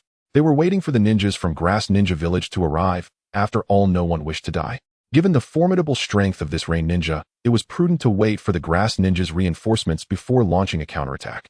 After a few more exchanges, the 4 guarding ninjas bore numerous wounds, but they had also bought enough time. The reinforcements from Grass Ninja Village were close at hand. At that moment, an arrogant and overbearing voice pierced their ears. Why is it so noisy? A bunch of lowly peasants dare to disturb my rest. I will punish your entire clan. The daimyo of the Land of Grass had unknowingly arrived here directly. The 4 guarding ninjas silently cursed, not good in their hearts, rushing towards the daimyo to prevent the Rain Ninja from attacking, while also warning the daimyo. Daimyo, run. The ninjas from the Rain Ninja Village are trying to assassinate you. Sure enough, as they had feared, the Rain Ninja appeared before the daimyo in an instant, seizing him by the neck and lifting him up. The daimyo's face turned purple from suffocation as he desperately beat against the hand gripping his throat, his legs flailing helplessly. Just when the 4 guarding ninjas thought the Rain Ninja would use the daimyo to threaten them and the approaching Grass Ninjas, the Rain Ninja's actions exceeded their expectations. The Rain Ninja produced a kunai and stabbed it into the daimyo's neck, and crimson blood gushed forth instantly. The 4 guarding ninjas were left dumbfounded. Was this a death warrior? At least a Jonin-level death warrior. Was the Rain Ninja Village really this powerful? Before they could process their shock, the Rain Ninja casually tossed the daimyo aside and charged towards the 4 guarding ninjas. Seeing their master dead, the 4 guarding ninjas lost all desire to continue fighting and decided to flee after enduring several of his attacks. Long Yu pursued relentlessly. Just as the 4 guarding ninjas were about to escape the daimyo's estate, a young man dressed in brocade suddenly burst into the estate, colliding with the 4 guarding ninjas. Just when they planned to throw this young man towards the Rain Ninja and continue their escape, the young man's eyes suddenly turned red, rendering the 4 guarding ninjas frozen in place. Seizing this opportunity, the pursuing Rain Ninja swiftly slaughtered all 4 guarding ninjas. At that moment, voices from the Grass Ninjas could be heard outside. A team of Grass Ninjas, having received the guarding ninjas' message, rushed through the night to the daimyo's estate, and even the few upper ninjas in the village dispatched 10 of them. As the team of Grass Ninjas arrived at the daimyo's estate, they witnessed the Rain Ninja slaying the 4 guarding ninjas, followed by a heart-wrenching cry. "Father!" The young man standing at the entrance of the daimyo's estate shouted, looking at the blood-soaked daimyo of the Land of Grass, inside his voice carrying 3 parts sorrow, 6 parts glee, and 1 part rage.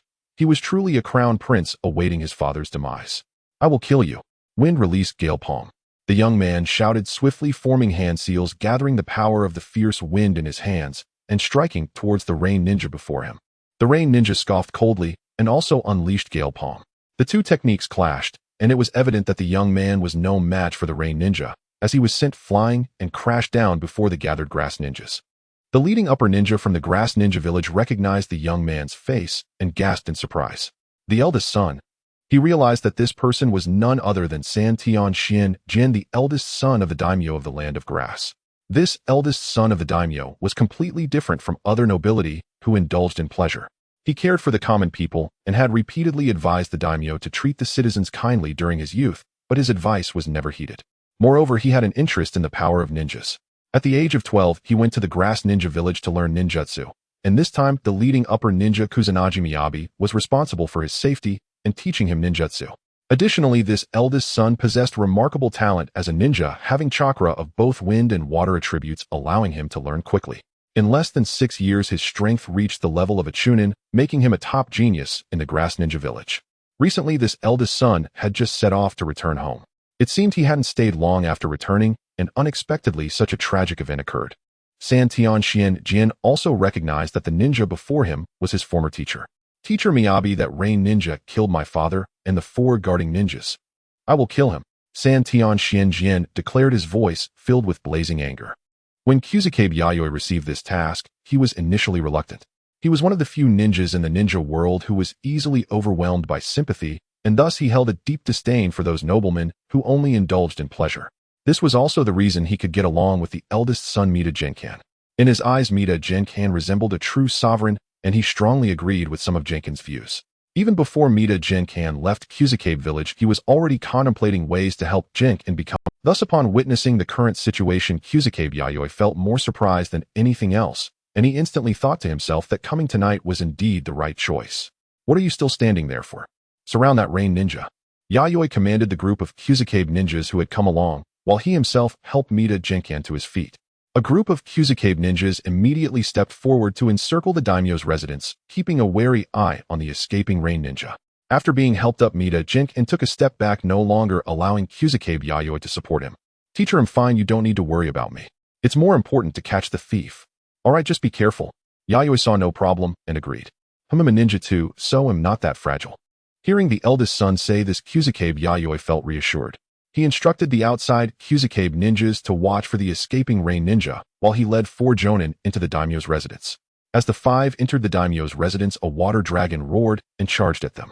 Fire released great dragon fire technique. Kuzukabe Yayoi quickly formed hand seals, and a fire dragon appeared, colliding with the incoming water dragon. The clash of water and fire turned into steam that enveloped the entire daimyo's residence. Disguised as a rain ninja, Ryu chuckled. Mission accomplished, I won't play with you any longer. This was merely a warning. If you Kuzukabe ninjas continue to be obstinate next time, I won't be alone. Kuzukabe Yayoi thought to himself that this was bad, and quickly instructed the 4 jonin to attack the location where the water dragon had just appeared. He also threw several shuriken and kunai before rushing into the mist. But it was too late. There was no trace of the rain ninja in the mist, and the shuriken and kunai struck the wall. Damn it! Kuzukabe Yayoi helplessly pounded his fist against the wall. Outside, Mida Genkan suddenly smiled, and the shadow clone disappeared, making him aware. The real Mida Genkan was still lying in the Kamui space. Well, all of this was merely a play directed by Ryu to silently seize the land of grass. In the past 2 years, Ryu had done more than just farming and helping refugees. He had also been gathering information from various countries and ninja villages, most of which he learned from the mouths of refugees. After he learned about the situation in the land of grass, a plan formed in his mind. For this, he had been preparing and finally waited for the ripe opportunity. World War II had begun, and Mida Genkan was about to return home.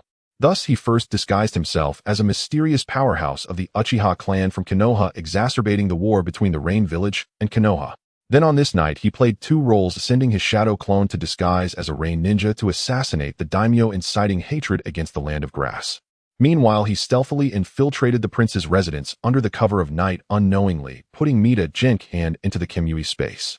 He then used a transformation technique to assume Genkan's appearance and employed Genjutsu to read Genkan's memories, enabling him to mimic him more accurately. However, since this elite jonin had spent a considerable amount of time with Mida Genkan, Ryu dared not interact too much with him for fear of being discovered. Kuzukabe Yayoi emerged with the 4 jonin. Ryu hurriedly approached him. Teacher, what about that rain ninja? He got away. It seems he used the reverse summoning technique. He should already be in the land of rain. Kuzukabe Yayoi replied helplessly. The water mist had been too thick at the time. He only heard a loud bang before the rain ninja vanished. The only jutsu he knew that could allow someone to teleport instantly was the reverse summoning technique and the flying thunder god technique developed by the second Hokage of Konoha. However, the rain ninja clearly could not use Konoha's flying thunder god technique, leaving only one possibility. Hearing Kuzukabe Yayoi words, Ryu immediately feigned anger and gritted his teeth, saying, I will not rest until I find this rain ninja to avenge my father. Yayoi walked up to Genkan and patted him on the shoulder. Take it easy, but it's not your fault. The most important thing now is to ensure the daimyo rests in peace. And Yayoi paused for a moment, leaning closer to his ear. You should also prepare for the succession matter. Ryu's expression remained unchanged as he subtly nodded. It seemed the eldest son had grown up and understood how to conceal his feelings. I understand, teacher. I will do well.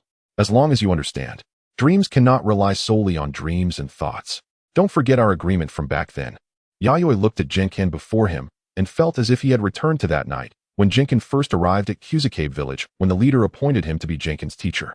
Initially, he was very reluctant as he despised the nobles who regarded human lives as mere grass. So on the first day, he did not teach Jinken how to gather chakra, but instead had him train in taijutsu. For most ninjas prioritized ninjutsu over taijutsu. He thought that this noble son would not be able to endure such exhaustion and would choose to give up on becoming a ninja. That way he could say he had taught him, but it was he who had given up.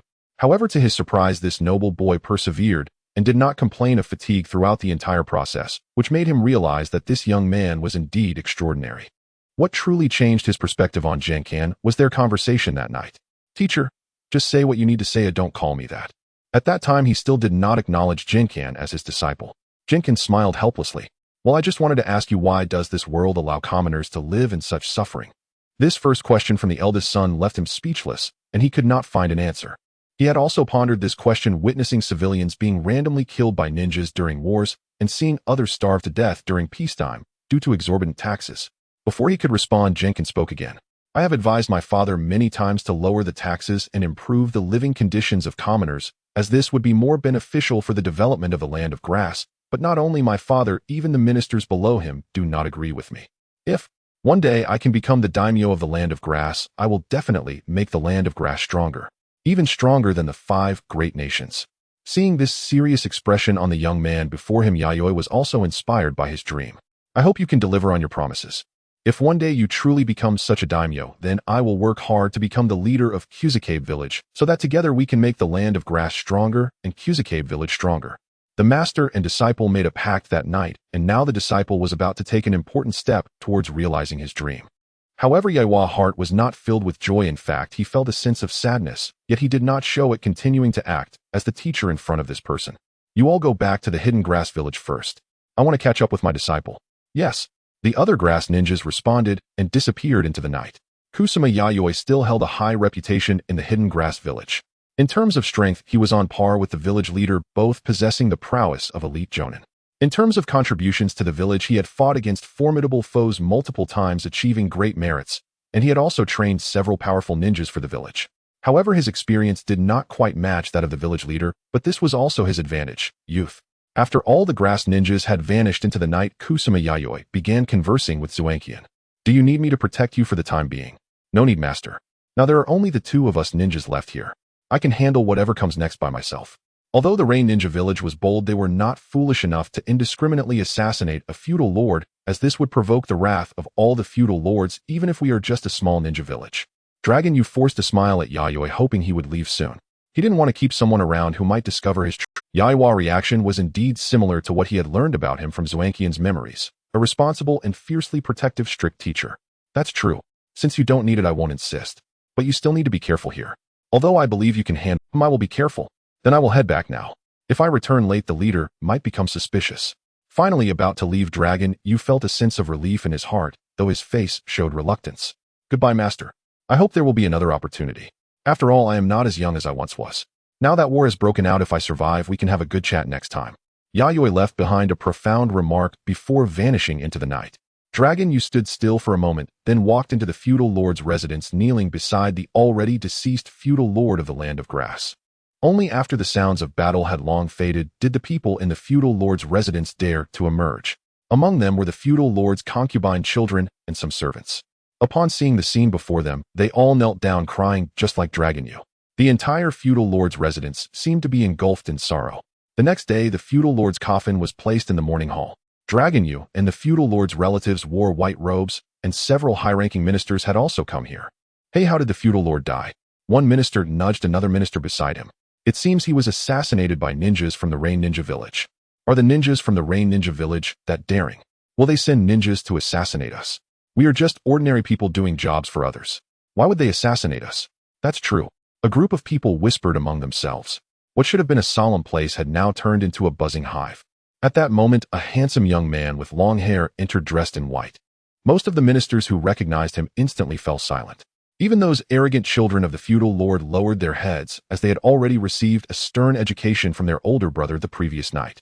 Dragon, you surveyed the room. At this point no one was talking. Disguised as Sonda Zuankian, he opened his mouth.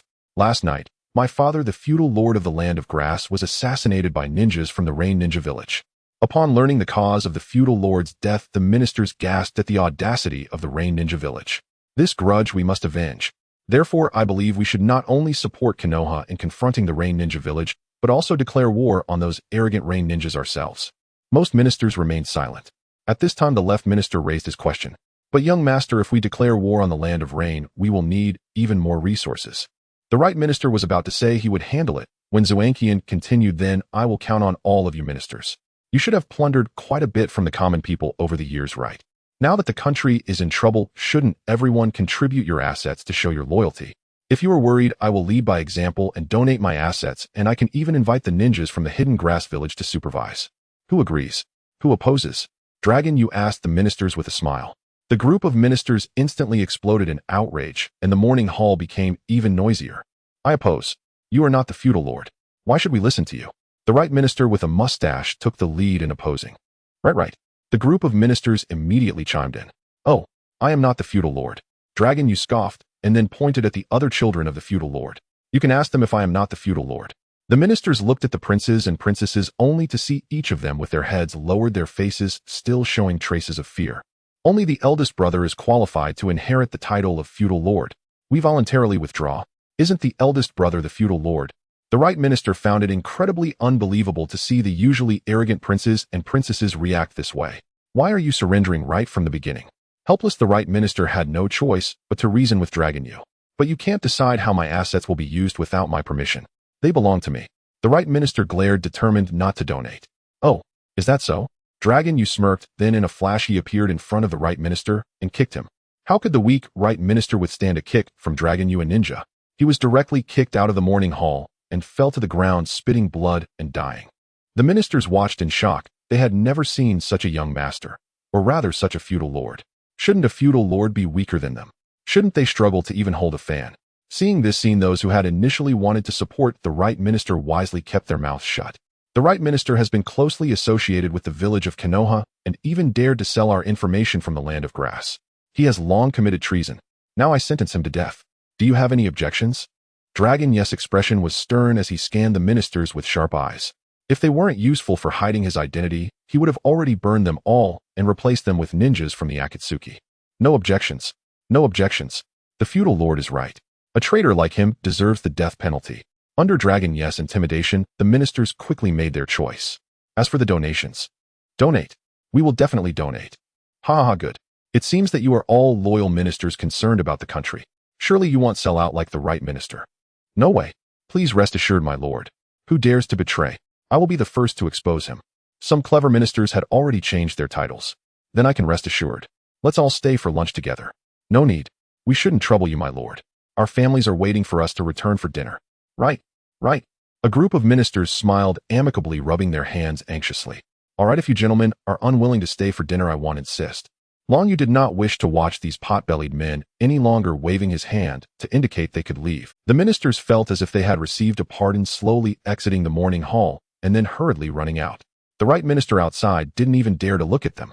Now only Long Yu and the original lord's wife and children remained. Throw that corpse outside to feed the dogs.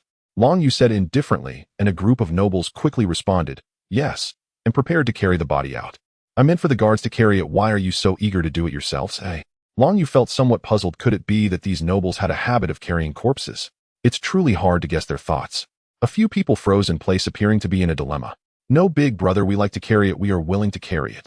The second prince smiled politely, his expression slightly stiff. Right, we just love carrying this. The others quickly chimed in. What a strange hobby. It seems I still cannot become a noble. All right, you may go then. After answering, a few people quickly exited, carrying the right minister outside as they ran. Watching their hurried departure, Long Yu believed they truly enjoyed carrying corpses. After night fell, Long Yu returned to his original chamber at Xuanjian, where only some servants and guards were present. This eldest prince was not fond of women. Long Yu's hands formed seals, and as he completed the last hand sign, a person who looked exactly like him appeared with a bang beside him. Take that person back to Sharon village. The The shadow clone nodded and quickly left. That person referred to Santian Xianjian. Long Yu did not kill him, but left him in the Shunwei space believing he would still be useful. Moreover, his thoughts were decent and could help Shaoran village develop. He might become a free laborer in the future. After doing all this, Long Yu lay on the bed contemplating what to do next. The three ninjas should be arriving at Konoha village soon if they hadn't arrived already. He was quite envious of the scientist Orochimaru in the ninja world. If he could find a way to entice him over, it would save him a lot of trouble. He needed to think of a way to catch up. Under the cover of night, Long Yu's shadow clone returned to Shaoran village. By this time the sun had already risen and most villagers were up working. Upon seeing Long Yu, they all greeted him, and he responded with a smile. Mikoto and Konan, who were practicing sword techniques and ninjutsu, also spotted Long Yu and ran towards him calling out, "Teacher, have you finished your business?" Konan hugged Long Yu's leg and asked him. The two had long considered him their kin. "Not yet, this time I only returned with a shadow clone." "So why did you come back, teacher?" "I came back to deliver someone." Long Yu suddenly slapped his forehead. Oh no, he had already left him in the Shunwei space for almost 3 days. That guy wouldn't starve to death, would he? Thinking of this, Long Yu hurriedly opened the Shunwei space, and a long-haired beautiful youth bound up fell out. Long Yu reached out to check under Xuanjian's nose and found that he was still breathing. Fortunately, a suitable free laborer must not die so soon. This person doesn't look like a refugee, Mikoto asked curiously, poking Shinjian. Of course he isn't a refugee. On the contrary, he is the son of the Lord of the Land of Grass. Long Yu took out a bottle of water from the system space and poured it into Xuanjian's mouth. Cough, cough. Accompanied by a series of coughs, Shinjian slowly opened his eyes and was somewhat confused upon seeing the three people before him. That night, he had not seen the enemy clearly before being knocked unconscious. When he woke up again, he found himself in a place filled with square stone pillars. No matter how much he called, no one answered.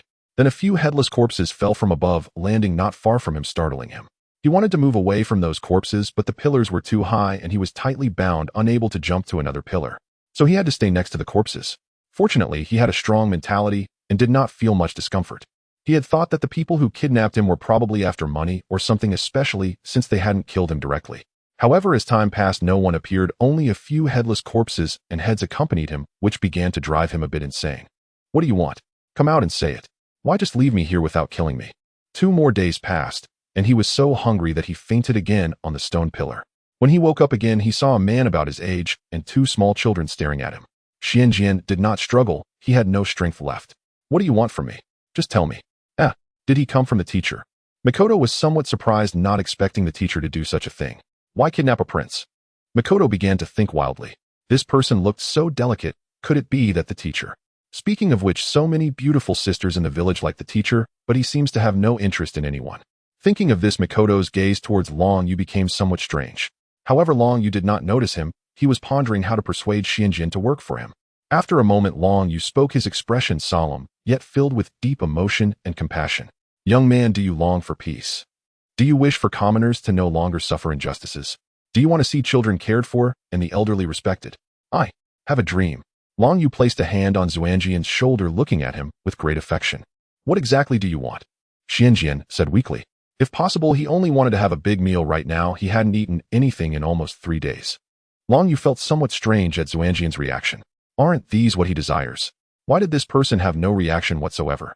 Before Long Yu could say anything else, Xianjian spoke again. These are indeed my dreams, but what does this have to do with you kidnapping me? Also, I'm about to starve. After saying this, Xianjian fainted again. Watching Xianjian faint again, Long Yu felt a bit embarrassed. Was his ability to escape through words not strong enough? Ahem. Long Yu awkwardly coughed twice, returning Xianjian to the divine might space. He then walked towards the office area, which was actually just a regular small wooden house.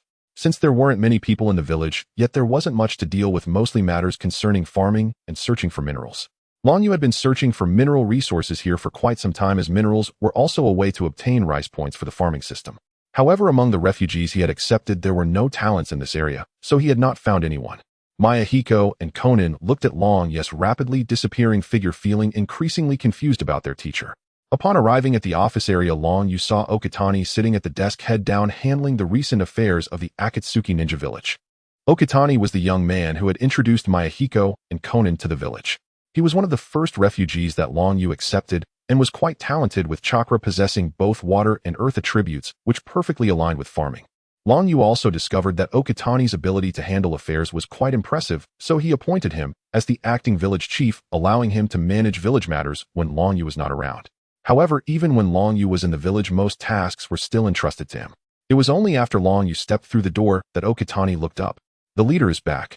Please have a seat. There have been quite a few matters in the village lately.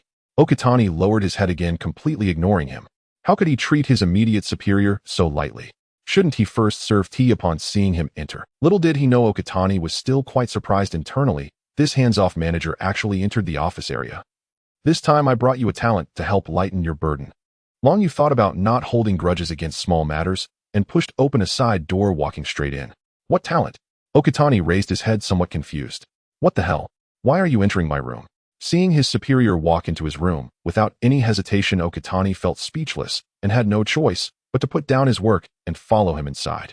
Once inside, Okatani saw Long Yu placing a long-haired, beautiful youth who was tied up onto his bed and then began to untie him. What is going on? Okatani was stunned by what was happening before his eyes. Talent? What talent? Why would he tie up the so-called talent and throw him onto the bed? Am I also the talent he mentioned? What are you staring at? Go get something to eat. This is the current lord of the grass country. Don't let him starve. While untying the ropes, Long Yu spoke to Okatani. Although Okatani didn't quite understand what Long Yu was doing, he still followed his instructions and brought a piece of jerky and a bowl of tea. Why did you bring the lord of the grass country here? Okatani slowly began to accept what was happening, handing the jerky and tea to Long Yu. Of course, it's for the development of our ninja village. Otherwise, relying on you, when will we ever reach the level of a great ninja village? Long Yu did not turn back, pouring a little tea into Xian Jian's mouth before beginning to use medical ninjutsu on him.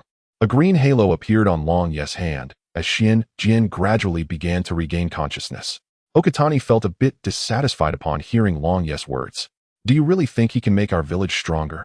And you haven't brought the chakra harvester you promised before. Long Yu recalled and realized he had indeed said that before, but he had forgotten it due to his exchange for divine might. However, this wasn't a big deal. A chakra harvester only cost 30,000 rise points, and there was nothing urgently needed lately. He could exchange for 2 units in the system mall later. At that moment, Xian Jian woke up, snatching the jerky from Long Yu's hand and began to devour it ravenously. After Xian Jian finished eating, Long Yu resumed the topic he had not finished earlier. He shared with Xian Jian his vision for the development of the Akatsuki ninja village and extended an invitation to him. To his surprise, Xian Jian immediately agreed. You kept me and a dead man together for 3 days just for this. Xian Jian felt somewhat tearful. Originally, the two of them were supposed to be like-minded friends, but he was struck down by his own identity. Long Yu hadn't thought that much at the time. He just wanted to quickly control the grass country, and this method seemed to be the most stable. After that, Long Yu took Xian Jian on a tour around the village. After a round, Xian Jian was astonished by some of the scenes here. He saw a group of ninjas using ninjutsu to farm. After scattering seeds on the ground, a middle-aged man shouted, "Earth release, earthquake." Under that man's control, the soil instantly became loose. Then another ninja shot several fire release techniques into the sky. Once he saw the sky covered in dark clouds, he threw a small bottle into the air and then shot another fire release at it. As the final fire technique struck the dark clouds, rain began to fall from that section of the sky, but it was green rain. As the rainwater fell onto the fields, the seeds began to grow at a visible speed. At this rate, it seemed they could harvest in about a week. On the other side was a field of ripe wheat. A big ant formed a hand sign, and a wind blade flew out, knocking down a large patch of wheat. After 4 or 5 rounds of this, the entire field's wheat was harvested. Xian Jian had also seen commoners harvesting wheat, but he never dared to imagine such speed. The two people beside him were shaking their heads, saying it was still too slow. It seemed he had indeed underestimated the situation. Meanwhile, the former lord of the grass country had now been buried, and Long Yu successfully inherited the title of lord with the full support of all the ministers and princes and princesses. He then held a meeting to reduce the taxes across all regions of the grass country. All the ministers unanimously agreed and applauded, and the commoners in the country developed quite a favorable impression of the new lord. During the meeting, he also collected donations from the ministers. Returning to his palace that night, Long Yu opened the system. His shadow clone had already sold the accumulated food from recent times, earning him over 90,000 rice points. Upon opening the system mall, just as Long Yu was about to exchange for a few chakra harvesters, his gaze was drawn to a bloodline limit. 80,000 rice points seemed not too expensive. He would exchange for the harvesters next time. After pondering for a moment, Long Yu purchased the bloodline limit. From now on, he wouldn't have to worry about running out of chakra. This bloodline was precisely the Uzumaki clan's physique, chakra density. The next day, looking at the letter in his hand, Long Yu smiled. Orochimaru and the others had now arrived at the grass ninja village, and Mayumi was receiving them. He quickly summoned the ministers for a meeting. During the meeting, Long Yu passionately declared, "This time I will personally take to the field." The ministers below raised their heads, drool unconsciously flowing from their mouths, and finally said with genuine emotion, "Good. The Lord is right." A bustling street teemed with pedestrians, vendors hawked their wares beneath towering skyscrapers, while massive digital billboards broadcast the latest news from the shinobi world. Its headline blazing in bold characters, "The Shinobi World United. The Dawn Socialist State has been established. And friend, would you like to sign up for financial advisory services?" Na green-eyed man wearing a mask stood on the street clutching a stack of flyers and enthusiastically promoting his investment services to passers-by. "My financial advisory service is exceptionally reliable. If you entrust me with your funds, I guarantee substantial returns." An unimpressed pedestrian waved dismissively and walked away. Undeterred, the green-eyed man immediately turned his attention to the next passerby. Just as he was immersed in his spirited sales pitch, a white-haired youth adorned with a triangular ring approached him. Upon spotting the youth, nearby pedestrians froze mid-stride. Some women's eyes even shimmered into heart shapes. "Look, it's Duan from the fashion boy band. And wow, it really is him. He's absolutely stunning. And have you seen his new dance performance, Night of Slaughter?" "Of course I have." In the final sequence, his skin transforms into a striking black and white pattern as he dances solo before a gothic castle. It's utterly mesmerizing. "Absolutely. I love that part too. And let's ask him for an autograph and a photo." Enhiden stood with his hands tucked into his coat pockets, watching Kakuzu's relentless flyer distribution with quiet exasperation. "Hey Kakuzu, you were once the finance minister of the former Akatsuki nation. How did you descend to this level of pyramid scheme peddling? This violates the Dawn Code." "Fool. This is legitimate financial advisory work, a perfectly respectable profession, and it's merely a side endeavor. As for you, your former deity of chaos was slain by Lord Longyu. How then do you still perform sacrificial rites?" "And what?" A jagged vein pulsed on Haiden's forehead. His old god was dead, the cult of chaos had dissolved entirely. Yet he now followed a new faith. "Never speak that fallen deity's name before me. He couldn't even compare to the tip of Lord Longyu's little finger. I founded the Akatsuki deity cult devoted solely to Lord Longyu. Will you join us? Refuse and I'll kill you. And if you can manage it, feel free to try." Kakuzu remained utterly unfazed, continuing to hand out flyers without pause. "Wait." Haiden paused, replaying Kakuzu's words in his mind, and suddenly realization struck. He pointed incredulously at Kakuzu. "You watched my new dance. Idiot." Kakuzu said nothing more, turning sharply and striding off. As he receded into the distance, Haiden called after him, "Hey, do you want tickets to my next performance?" Kakuzu quickened his pace at the remark. At that moment, two blushing young women approached Haiden. "And Lord Haiden, may we take a photograph with you?" "Sure, go ahead." Ni's ecstatic fans instantly whipped out their phones, capturing the three figures within the glowing screen. Longyu leaned against the windowsill, gazing upon the world he had forged. His heart stirred with profound he had fully unified the shinobi world. The Otsutsuki clan had been eradicated.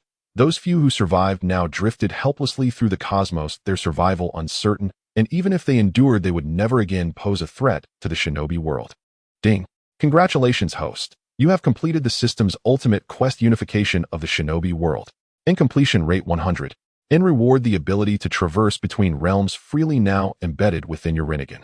At last, it is accomplished. Hearing the system's chime, Longyu felt neither surprise nor elation. He had long become inseparable from this world. Here dwelled his beloved wife, his children, and his brothers in arms who had stood beside him every step of the way. In contrast, his original world held nothing for him. He had long abandoned any desire to return. Yet he pressed forward with unification, not out of nostalgia, but because he had journeyed so far that he now yearned to shape this shinobi world into the vision they all cherished. Still, returning for a brief visit might not be such a bad idea. At that moment, two slender pale arms slid silently over his shoulders and clasped gently across his chest. "Leaving again, Nias, but only for a short while."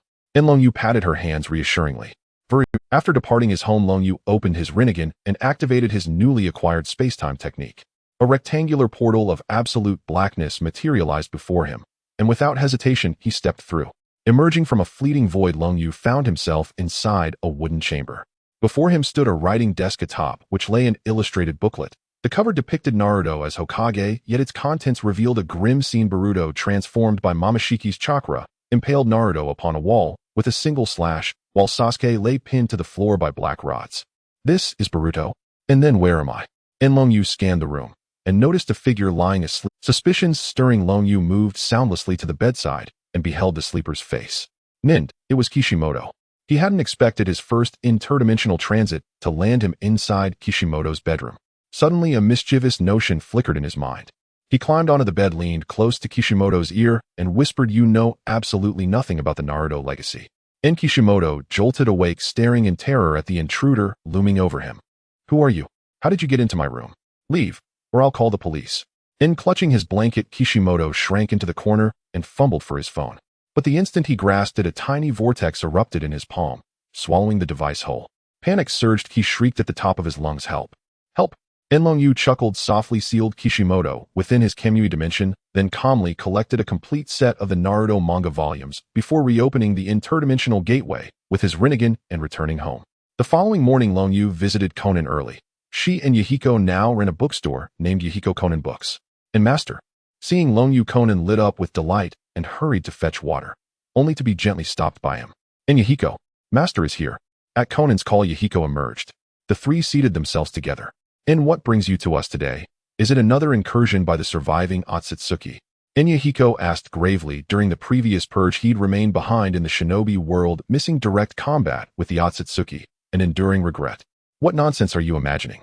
Even if any Akatsuki survive, they dare not return. Today I came to ask you both to mass print several copies of this manga series and distribute them across the entire shinobi world."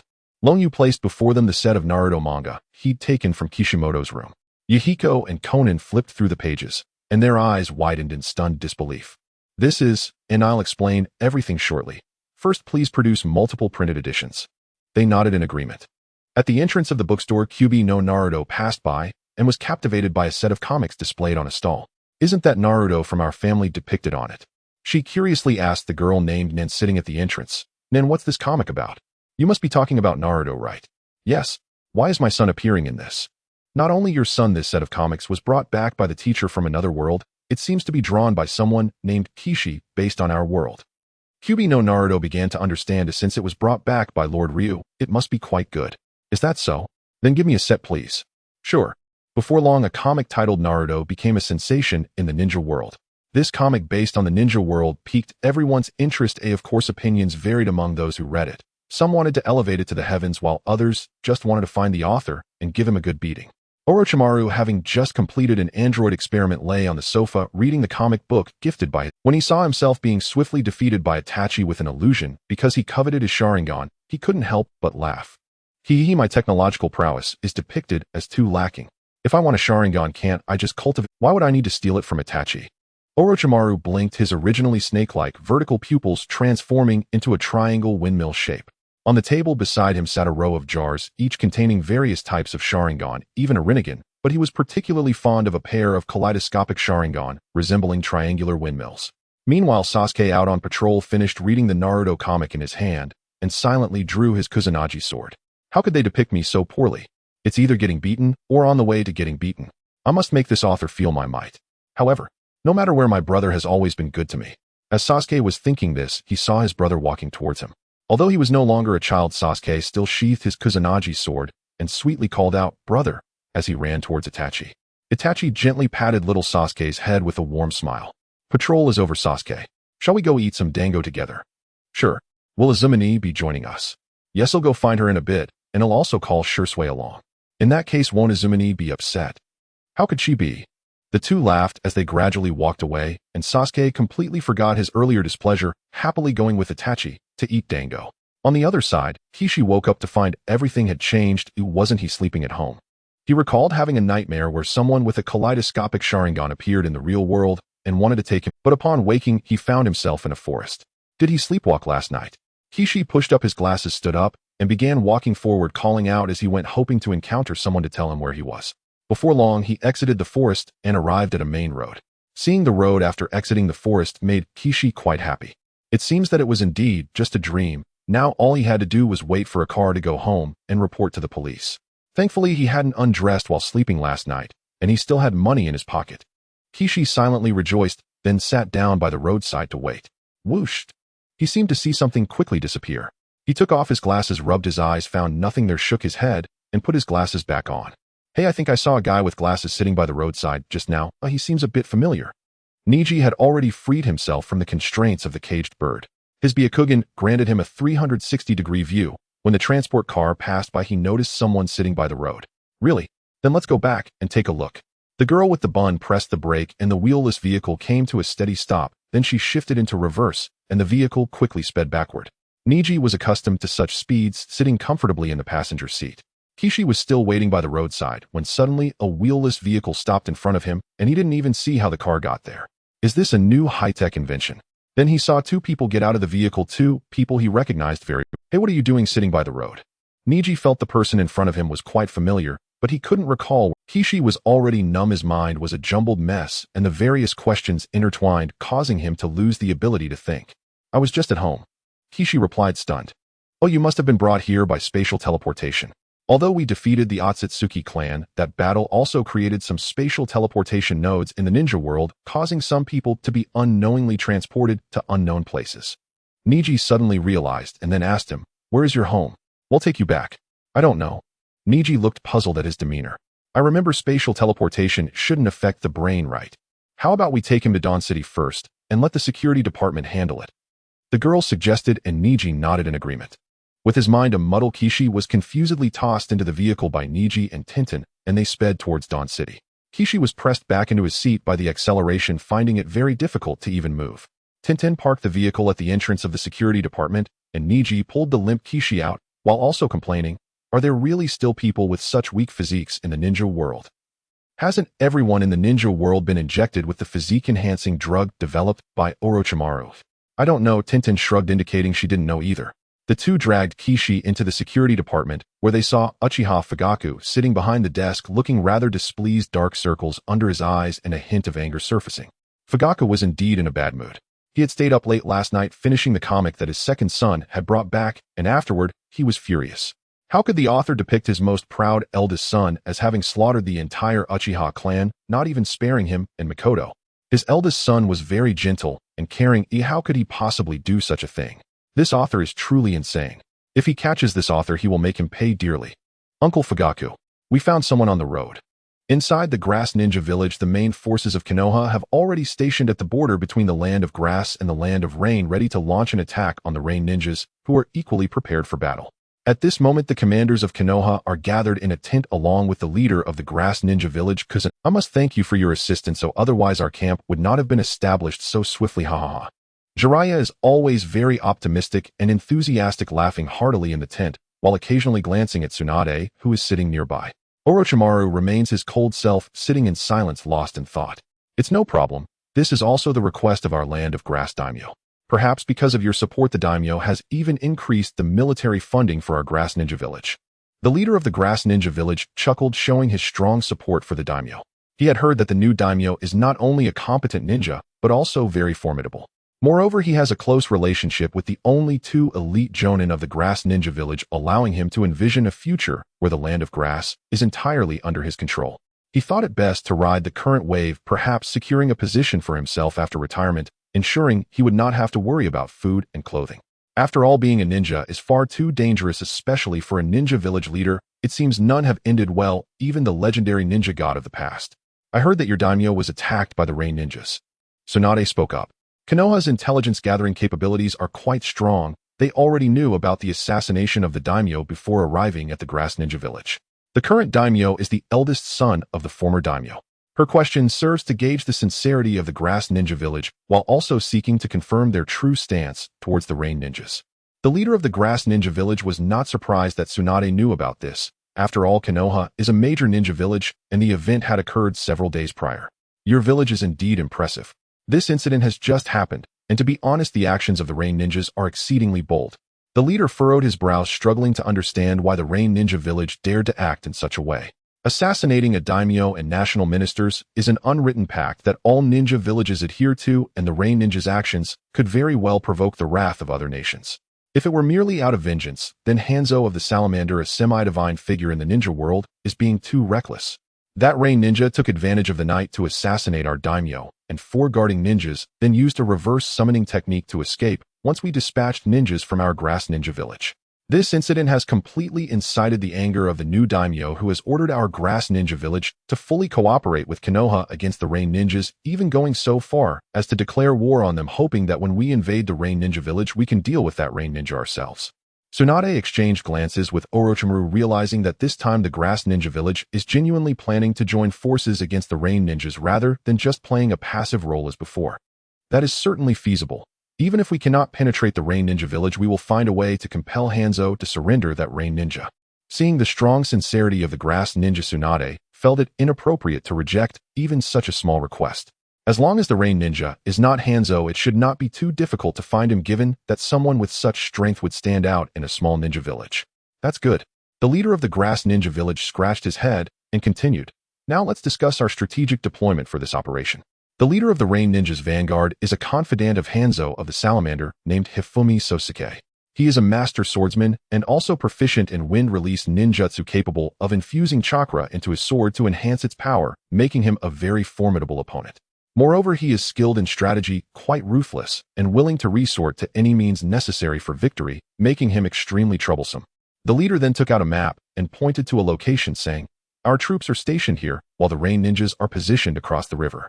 We are facing against the wind, which is quite disadvantageous for us, as many of those Rain Ninjas have signed summoning contracts with the salamanders in their rainforests.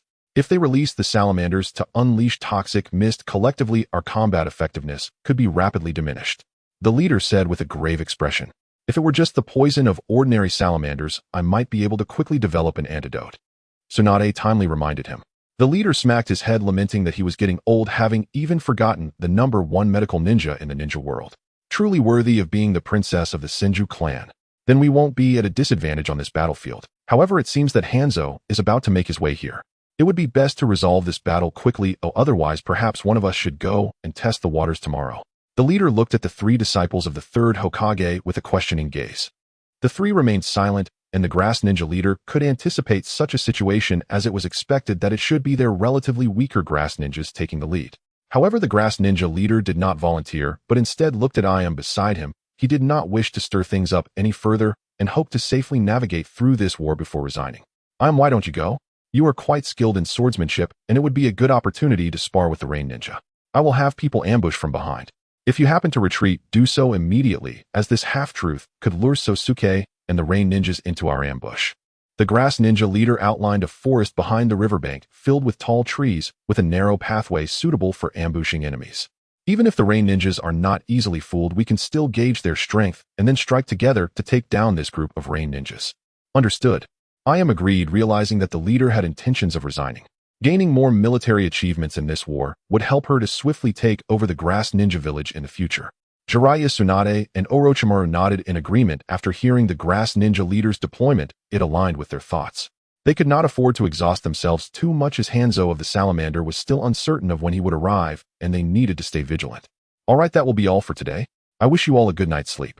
The first meeting before the battle concluded, and the three left the tent, planning to discuss further deployments later. "Sister, Master." At that moment, a boy with brown hair and a crystal necklace waved and ran toward Shinshu. Tsunade was surprised to see her younger brother, as she had clearly left him at home. Fearing that the last hope of the Senju clan might encounter any mishaps, Tsunade did not want him to be involved in war at all. Therefore, before leaving, she had Sarutobi assign Shinshu an escort mission to the land of Tea, which was in the opposite direction. "How did you end up here?" Tsunade asked angrily. Although Shinshu had already attained the rank of Chunin in her eyes, he was still just a child. Shinshu was completely oblivious to Tsunade's emotions and felt very happy. "The client for the escort mission to the land of Tea suddenly cancelled, so I took a mission to escort supplies to the front line and came to find you." Tsunade looked at his slightly proud expression and pulled him over, ruffling his hair. "Ouch! Ouch! Sis, what are you doing? You know it hurts. Didn't I tell you to stay home and be good? Now that you've finished the supply escort, you should go back and stay put." Shinshu, dissatisfied, adjusted his disheveled hair and stubbornly said, "I'm not going back. I'm going to be Hokage in the future. This is the place where I will shine. Besides, I'm not a child anymore. Oh, I was promoted to Chunin last year." Shinshu adjusted his forehead protector, his gaze resolute. "This is a battlefield. It's not comparable to the difficulty of the missions you used to have. Even Jonin can die at any moment. You must go back tomorrow," Tsunade stated in an undeniable tone. Seeing Tsunade's firm stance, Shinshu could only look at his master and Jiraiya, hoping they would speak on his behalf and persuade Tsunade. Jiraiya glanced at Tsunade and Shinshu and quickly made a decision. "Ahem, your sister is right, Shinshu. The battlefield is extremely dangerous, and you and your sister are the last remaining bloodlines of the Senju clan. You should listen to your sister and go back."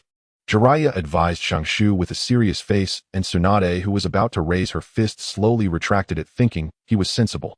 Orochimaru chuckled lightly and offered a different perspective. I think it's safer for Shangshu to stay here. At this time, even if Shangshu wants to go back, he is very likely to encounter enemies on the way. Keeping him with us might be safer, and besides, Shangshu's strength might be greater than you think. As Shangshu's teacher, Orochimaru understood his strength best. Shangshu had learned a number of water-style ninjutsu left by the second Hokage, and with the strong physique of the Senju clan, his current strength was certainly not something an average Chunin could compare to. He could even have a fighting chance against a Jonin, which is why Orochimaru was at ease letting Shangshu stay. However, this decision would lead to long-lasting regrets. Tsunade, after listening to Orochimaru, felt some truth in his words and nodded in agreement after a moment of quiet contemplation. Yay! Shangshu jumped up happily, secretly giving Orochimaru a thumbs up. But though Tsunade agreed to let Shangshu stay, she still did not feel confident about his safety. After all, her brother was a troublemaker, and without proper restraint, he might cause all sorts of issues. So Tsunade laid out a few requirements. You can't run around here. If you want to go anywhere, you must report to me, and you need to be accompanied by either me or your teacher. Otherwise, you must return. Also, it's best not to get too close to Jiraiya. Jiraiya felt something was off with this statement. His strength was on par with Tsunade and Orochimaru, so why couldn't he accompany them? What do you mean by not getting too close to him? Tsunade shot a glance at Jiraiya and sneered, saying, Don't you know why I said that? I don't want Shangshu to pick up your bad habits in the future. Jiraiya was defeated. He had originally wanted to say that she had bad habits too, but upon seeing Tsunade's fist, he abandoned that thought.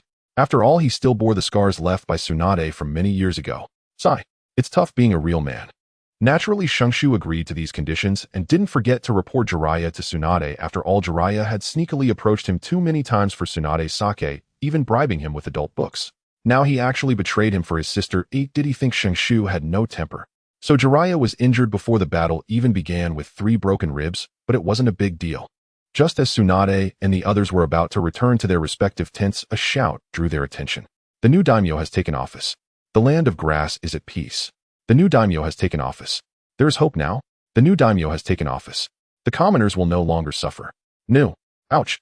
The shouting abruptly stopped with a cry of pain as a cart appeared in the distance of the camp, surrounded by a group of grass ninjas.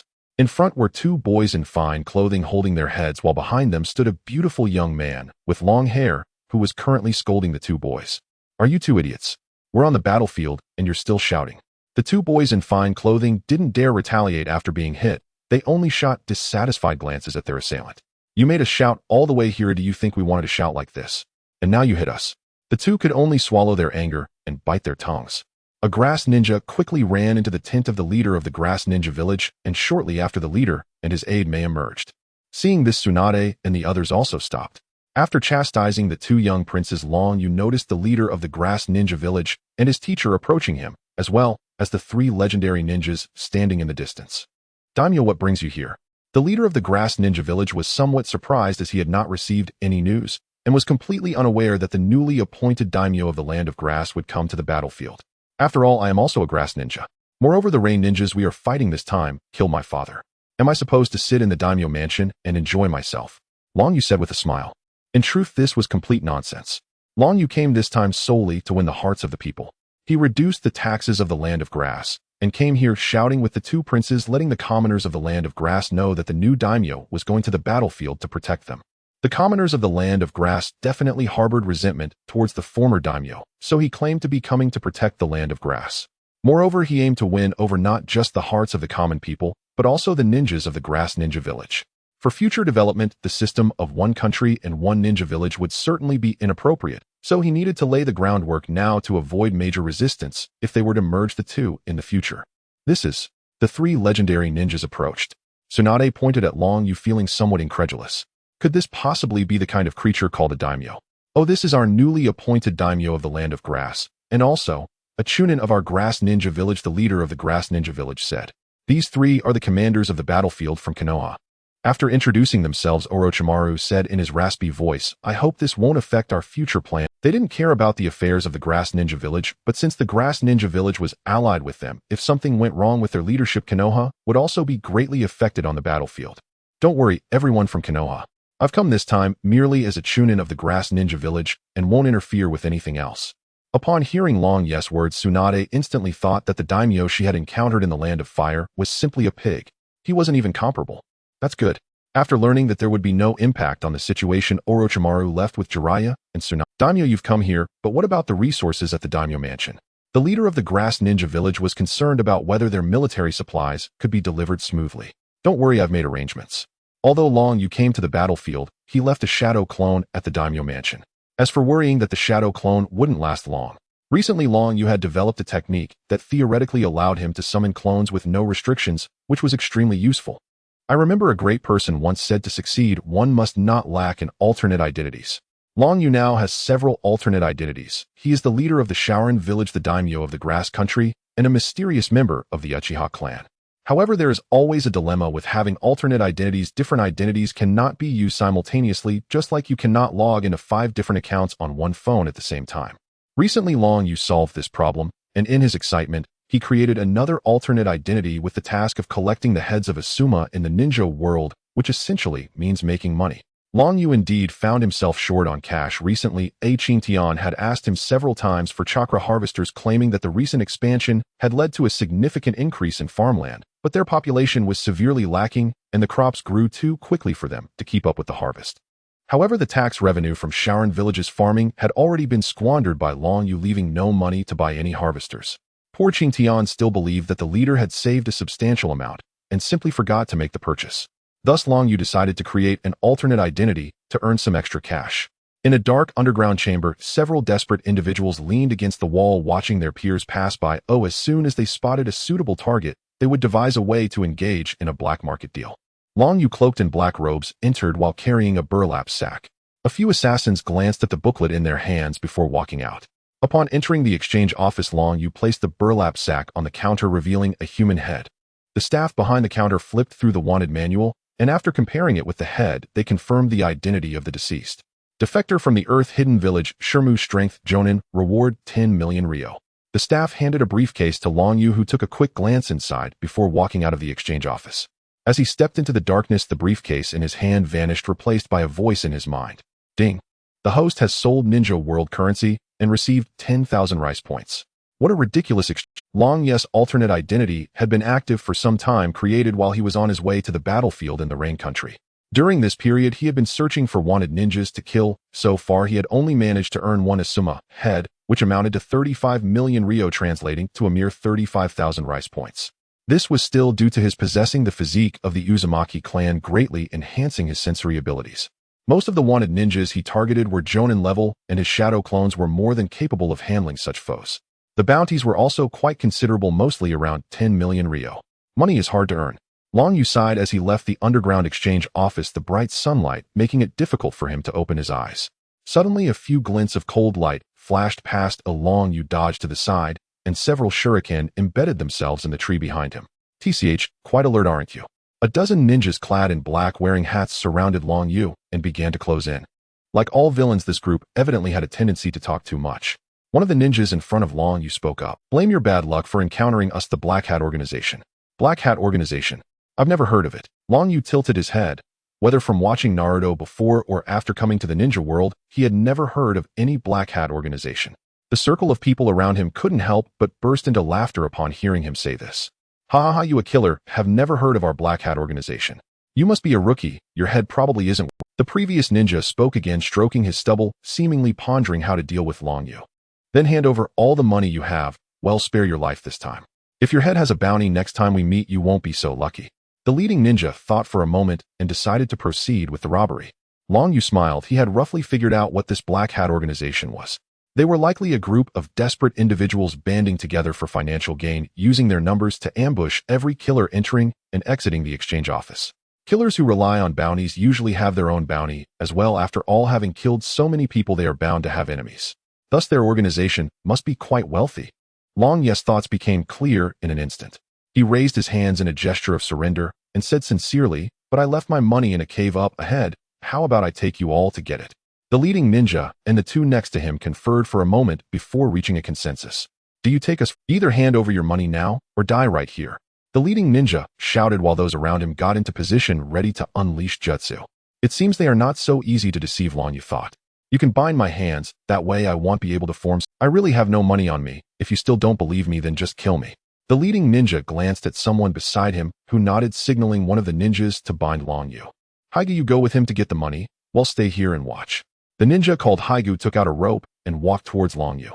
With his hands bound, Long Yu walked ahead as the guide. Seeing only one person accompanying him made Long Yu a bit disappointed, but they would have to follow soon. Soon the two entered a small grove. This was good, their screams would be audible, and they wouldn't be seen by irrelevant passersby. Bang! In the astonished gaze of Haigu the bound, Long Yu suddenly transformed into a puff of white smoke and disappeared. At the border of the grass country, the daimyo Long Yu seemed to sense something. The memories of his shadow clone flooded into his mind. Shadow clone technique. Long Yu created another shadow clone to stay in the camp, then used his godly might to vanish from the spot. Although godly might doesn't leave a permanent mark like Flying Thunder God, it can still briefly leave a spatial node at places he passes through. As long as the spatial node hasn't disappeared, he can use godly might to reach there. What is this? A shadow clone. Haigu picked up the rope that had fallen to the ground, still somewhat in shock. Then he saw the person who had just disappeared reappear, this time holding a blue pill. This is godly might second stage. Long Yu pressed a pill onto Haigu's body. A piercing scream echoed throughout the forest, startling a flock of birds.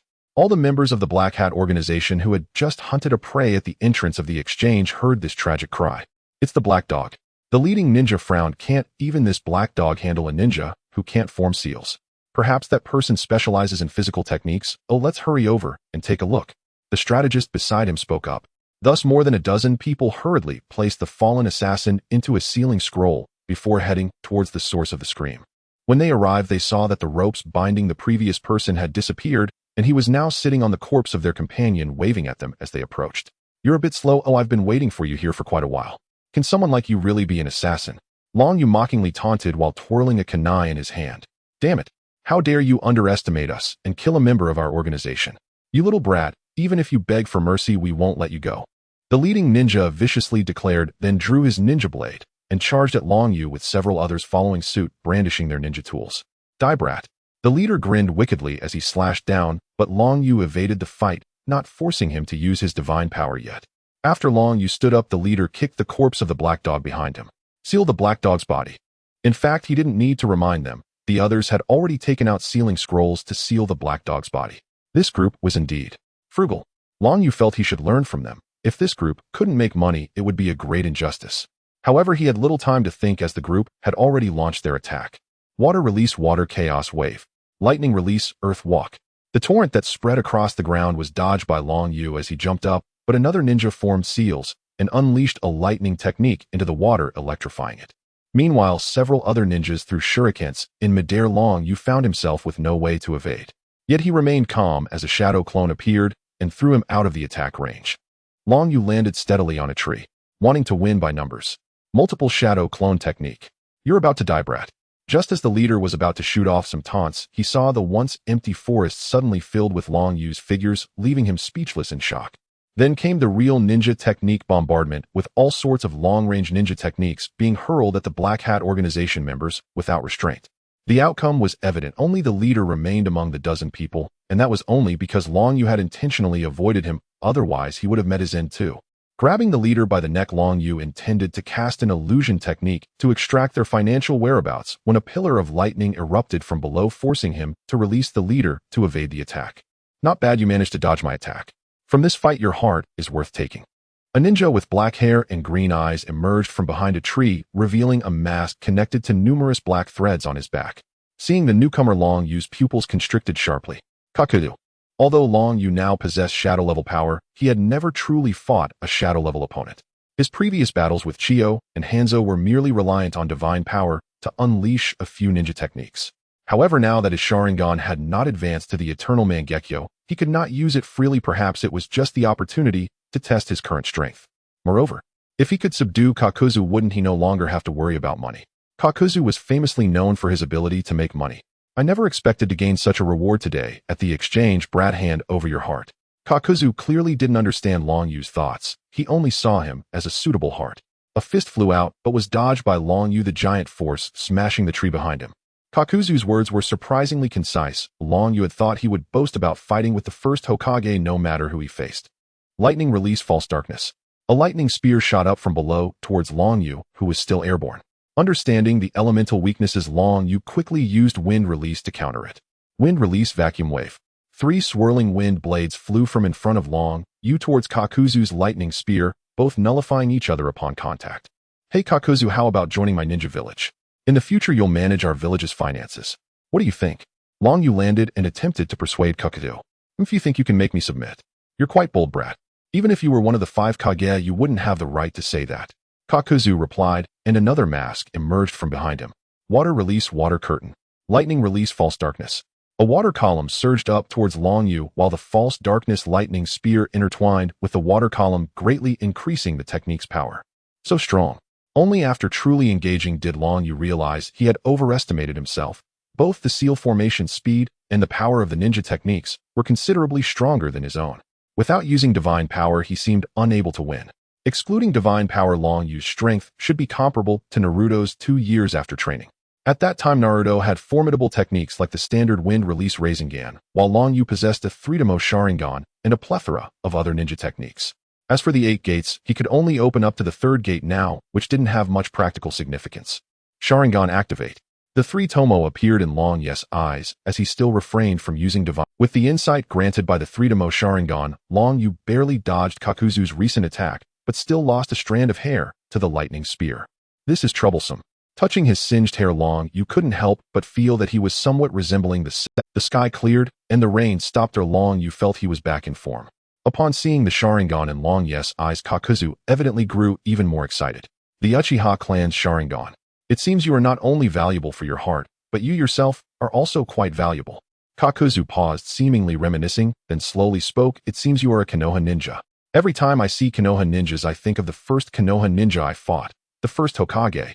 Seeing Kakuzu seemingly lost in memories, Long Yu couldn't help but mock in his heart. You must think of the first Hokage's battle whenever you see anyone. I heard that your so-called battle with the first Hokage was just you throwing a shuriken at his wooden clone from 800 miles away and then getting scared off by a single glare from the clone. Is that true? Long Yu couldn't help but voice his curiosity, definitely not intending to mock, but simply seeking the truth. In an instant, murderous intent shot towards him, and the surrounding atmosphere became thick with killing intent. Although Kakuzu did not utter a word, his fury was palpable. This reaction, could it be that he hit the nail on the head? Kakuzu tore off his clothing, revealing a body stitched together with countless seams. Prepare to die. A sudden thought of a man full of powerful techniques crossed my mind.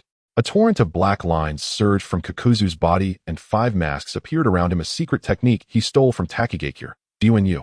Endless black lines rushed towards Long Yu while 3 of the masks began to glow. Wind release pressure damage. Fire release head hardship. Lightning release false darkness. 3 powerful ninjutsu were unleashed simultaneously, and a beam of light with a diameter of 3 to 4 meters instantly engulfed Long Yu's figure. The bombardment continued for a while, and everything before my eyes was destroyed by this massive beam. As I saw the area in front of me become barren, Kakuzu slowly retracted the black lines emanating from his body, canceling the Dyuan mode. What a pity, it was supposed to be a decent heart. After sealing the assassins lying on the ground with sealing scrolls, Kakuzu slowly walked back to the exchange office. In the Kamui space, Long Yu gradually stood up. Although he was not injured, he felt somewhat psychologically impacted, as he never expected that he couldn't even last against Kakuzu for a while without using Kamui. Of course, this might also be due to Kakuzu's immediate aggressive attack. If I can subdue him in the future, I must spend all his money. After some contemplation, Long Yu decided to return to Akatsuki Shinobi Village first to give the chakra harvester that Okatani had been yearning for. Recently, there had been no significant happenings in the Land of Grass, so he believed there would be little danger given his identity. By the wheat field, the few villagers of Akatsuki Shinobi Village had gathered here, pointing at the enormous object before them. What is this thing? I don't know. I heard it was brought by the leader. They say it can help us harvest crops, and it's very efficient. Can such a large iron lump really harvest crops? Does it move by itself? We can harvest crops very quickly using wind release, ninjutsu too. It should be able to. After all, it was brought back by the leader, and we are indeed short-handed lately. Looking at this so-called harvester, Long Yu felt a bit speechless. How should I put it? It was a bit different from what he had imagined. The items in the system shop did not have picture references, only a name and description. The description of this harvester stated that it could process mature crops faster and more efficiently. He thought it should be no different from those in the real world, just replacing energy with chakra. However, it now seemed that there was an essential difference between the two, as this thing before him was actually alive. It was a combination of technology and biology, overall similar to the likes of Kyo's Sandame. Is this thing really as you said? Okatani looked at the object before him with some doubt. Long Yu himself was also somewhat unsure after all he had never seen this thing. Who knows? Let's give it a try? After saying that, Long Yu walked up to the gigantic object, placing his hand on a side marked with the character nucleus. He began to slowly release chakra into it, as this was what powered the core of the device requiring chakra to activate. After a while, Long Yu felt a sense of saturation from within, so he slowly stepped back. The harvester began to move, its two camera-like eyes opened, and the four large wheels below started to rotate. Since it utilized chakra as fuel, it did not emit any exhaust fumes. Roar, roar, roar, the harvester is about to start. A deep voice suddenly emanated from it, startling the "What the hell?" Long Yu was also taken aback by its sudden call. The name was quite tasteful. The villagers in the village obviously showed great interest in it, with children running after it and adults chatting incessantly. Children ran while shouting, "Harvester, harvester," which made Long Yu's scalp tingle. However, this harvester was indeed quite useful, as it completed the harvesting of a field of wheat in no time. Roar, roar, can I ask where the storage is? After harvesting several patches of wheat, the harvester's storage, it's right over there. They'll take you there. To Long Yu's surprise, Yahiko also showed interest in it, running ahead. Leader, this harvester is amazing. Yeah. Long Yu turned around just in time to see Okatani and Jinkin looking at him with admiration. Cough, cough, of course. This was crafted by a master who has long been out of the public eye at the cost of our village's savings over the past 2 years. If it weren't for my friendship with him, he probably wouldn't have agreed to it. Long Yu spoke nonchalantly without a hint of shame. The two nodded gravely, believing in Long Yu's word. This kind of divine artifact is indeed not something ordinary people can create, so it's understandable that it costs a bit more. It seems we must work even harder in the future, aiming to get 10 or 8 of these machines, which would certainly simplify our work later. Currently, most of the time and labor spent on farming goes into sowing and harvesting. Although we can use wind-release ninjutsu to shorten the time for harvesting, the subsequent processing procedures are still relatively time-consuming. Now, this machine saves all the subsequent processes only as long as we provide it with enough chakra. We won't need to worry about the rest, which saves both effort and worry. At this moment, Jinkin suddenly poked Long Yu. Leader, can I talk to you? It should be about the issues with Mei and the Land of Grass. Long Yu thought for a moment and guessed that these two matters were likely what Jinkin was preoccupied with, so he nodded, and the two walked together into the small forest. As for why they did not enter the Kamui space, it was naturally due to the fear of being blindsided. Once they reached a secluded place, Jinkin pondered for a moment before speaking to Long Yu. Leader, I have heard about the situation in the Land of Grass and Kusa Shinobi Village. It was probably you who did it, right? That's right, it was me. Long Yu answered straightforwardly, as he had nothing to hide. Although I don't know what you intend to do, having been here for some time, I have come to understand you to some extent. I know you must be thinking of the common people of the entire shinobi world, but I still want to request that you spare my master. Jinkin bowed slightly, pleading with Long Yu. Seeing his sincere demeanor, Long Yu felt a bit embarrassed. Was he really the kind of person who casually killed others? Besides, as a disciple, shouldn't you be different? Don't apprentices in the shinobi world always think about how to stab their teachers? So you are really worried about such trivial matters? Right now, Akatsuki Shinobi Village is in need of manpower. Your master is an elite jonin. How could I possibly kill him? You are overthinking it, aren't you? Then I can rest easy. Jinkin displayed a look of relief. Although he quickly integrated into the village after arriving here, he had been worried about his teacher.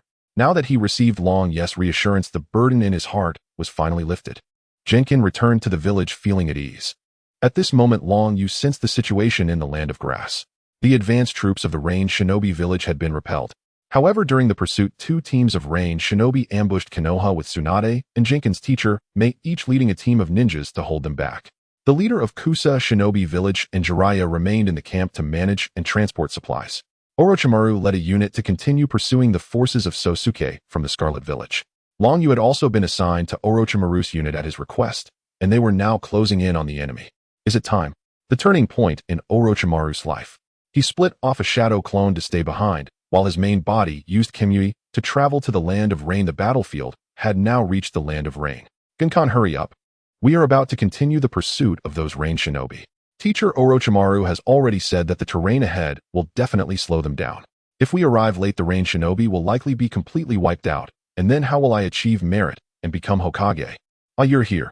Long Yu emerged from a stand of trees. Shang Shu's face wore nothing but displeasure. In recent days, the two had grown close, often sparring together. Gangs Ho and the others said little about the closeness between them. After all, Long Yu was now the daiming of Chao Jigua and Shang Shu as the Qinsho clan's sole surviving prince who had studied under the previous Wei Ying's most favored disciple, possessed an impeccable pedigree. At only 12, he already edged beyond Chunin strength. It was not unreasonable to expect that the Huaing seat would one day belong to him. Cultivating friendship with the daiming of Chao Zhiguo would be of great future benefit. Long Yu was 6 years Shengshu's senior and slightly stronger. That slight advantage stemmed mostly from Long Ye's revelation of the Luoxuanwen's power. The unmarked or rank ninjutsu had raised Xian Jian's stature considerably. Shengshu's aim now was nothing less than to surpass him. Really, even a trip to the privy takes you so long. At this rate, he'll overtake you sooner or later. Shengshu complained, and the two then broke into a run toward the battlefield. During the pursuit, Shiwan had split his troops into 2 units, one sprinting ahead while the other maintained a steady pace behind. When the lead unit tired, they would swap, ensuring the greatest possible speed. Long Yu and Shengshu rode with the steady unit, though it seemed pointless to rotate now. The Yuren were trapped with no escape. I truly don't understand why you keep staring at me. I'm 6 years older than you. If I couldn't beat you, wouldn't I be a disgrace? I'm considered a prodigy in Chao Ninja Village, you know. I intend to become Huaing one day. Youth is no excuse for failure. Long Yu thought sardonically to himself, are you trying to imitate those Xianxia tales and fight above your station? Long Yu muttered inwardly, since you call yourself a prodigy of the Chao Ninja, let's see which of us takes more range. Shengshu's enthusiasm flared. He proposed at once a spirited contest with Long Yu. Very well, let the Rainin forehead protectors we claim be the proof. A promise then.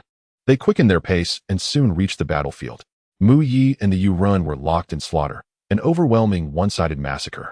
Mu Yi's forces cut down the Rain ninjas almost without loss of their own. Only a handful of Mu Yi shinobi had fallen. Teacher, watch this. Suitun, Water Dragon Bullet Art.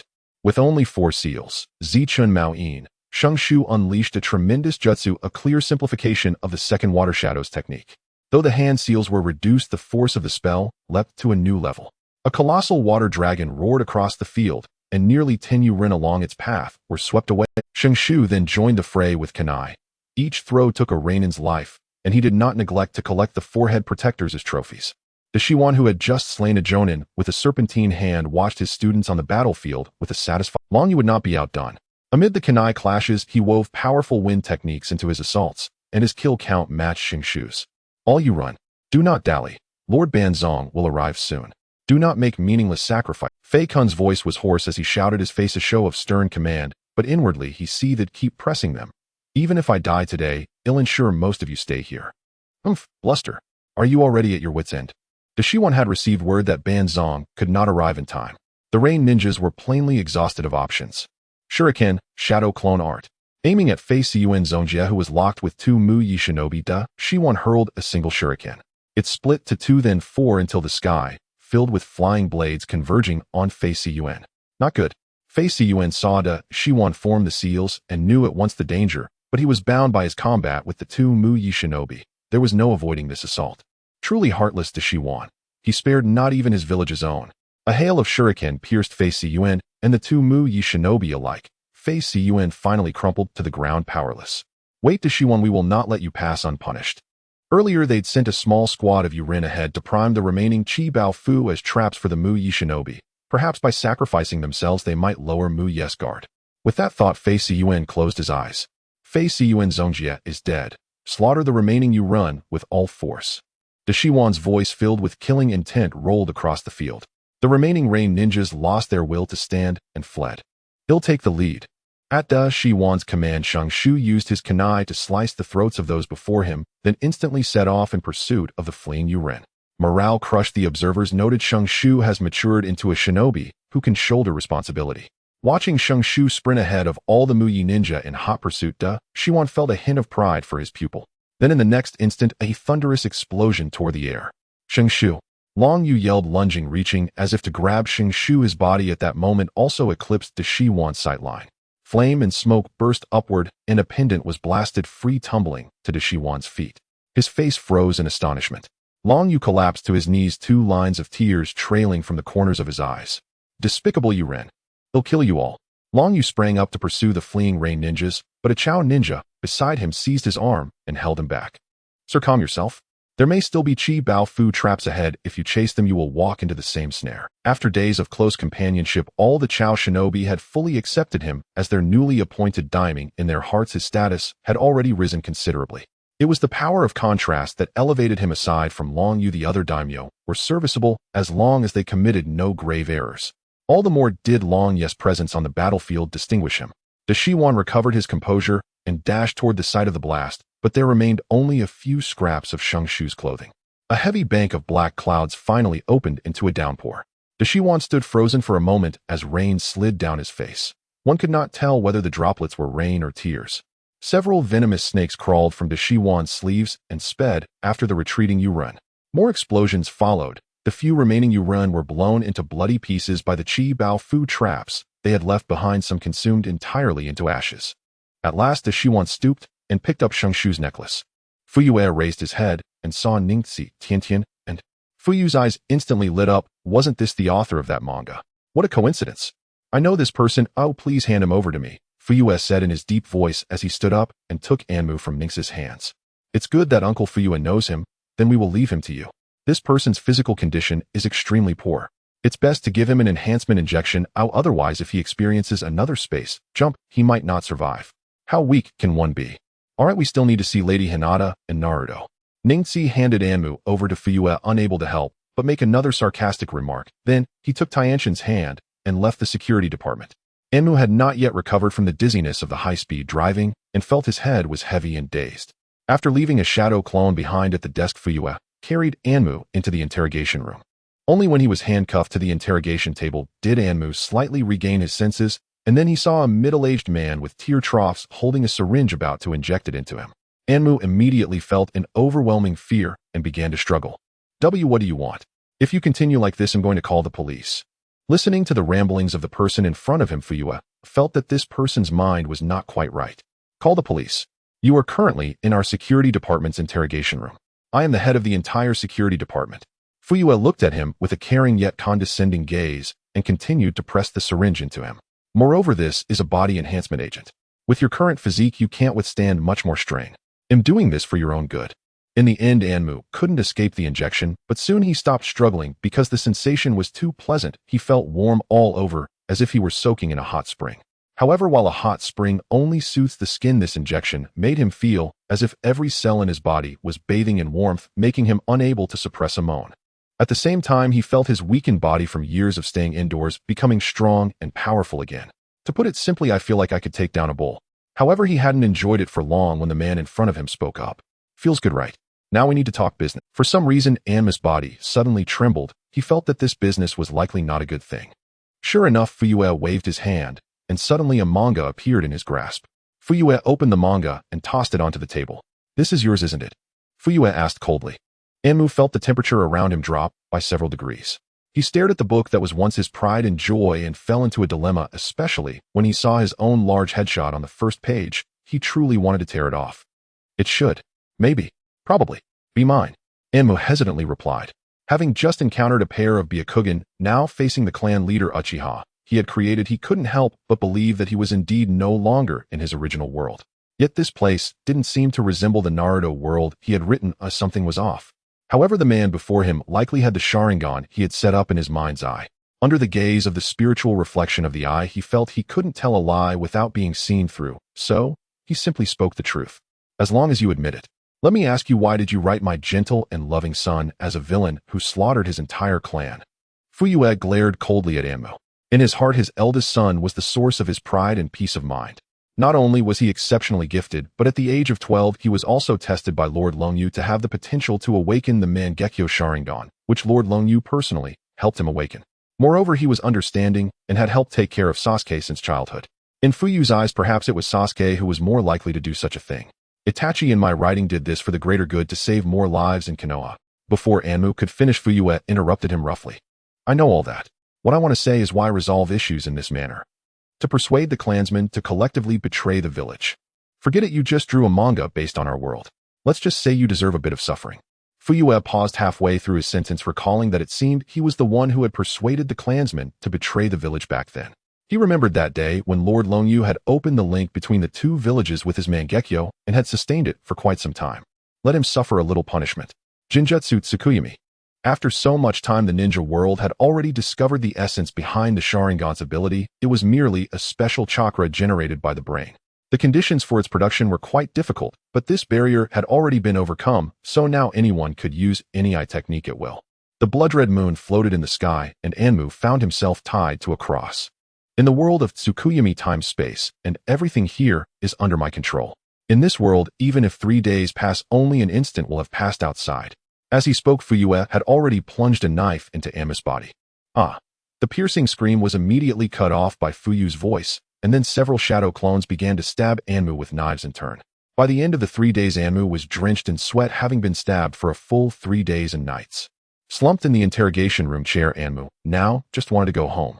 After stabbing Anmu for 3 days and nights, Fuyue suddenly felt refreshed and released the handcuffs. Name: Anmu. Identity: visitor from another world. After entering Anmu's information into the Ninja World's database, Fuyue let him go. If his information wasn't in the database, he might be captured by his 2 sons again. After being tormented by Fuyue, Anmu was sent out of the security department. Standing on the street, he felt everything was extraordinarily strange. As the author of this book, he should have felt at home in this world, but this was completely different from what he had written. Just when Anmu was at a loss for where to go, an advertisement poster on the street caught his attention. Do you want to earn over $1 million a month? Do you want to have a harem? Do you want to become a star? We sincerely invite novel, manga, and film creators to join Jiraiya's creative team and turn dreams into reality. Below was a half-length portrait of Jiraiya. After seeing this advertisement, the confused Anmu seemed to have found Jiraiya, and Tsunade rushed over, panting heavily upon hearing the news. Inside an abandoned wooden house in the land of rain, Tsunade approached Orochimaru, but was held back by Jiraiya. Orochimaru took out a necklace crafted by the first Hokage. Because we are at war now. He naturally felt a sense of guilt. After all, Shosuke was his disciple, and it was he who had left Shosuke on the battlefield. Shosuke died right before his eyes, and he failed to protect him, but he was not the type to express his emotions, so he only uttered this one sentence. His companions did not blame him. They simply took the necklace, holding it in their hands and weeping. Jiraiya stepped forward and patted her shoulder. The war is still ongoing. Hanzō is almost here.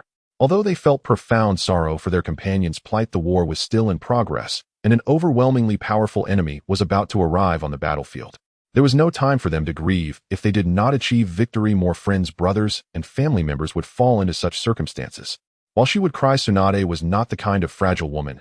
As she quickly wiped away her tears, put the necklace back around her neck, and temporarily buried her grief deep within her heart. As the 3 of them stepped out of the abandoned hut, they heard a series of piercing screams. It's coming from the camp.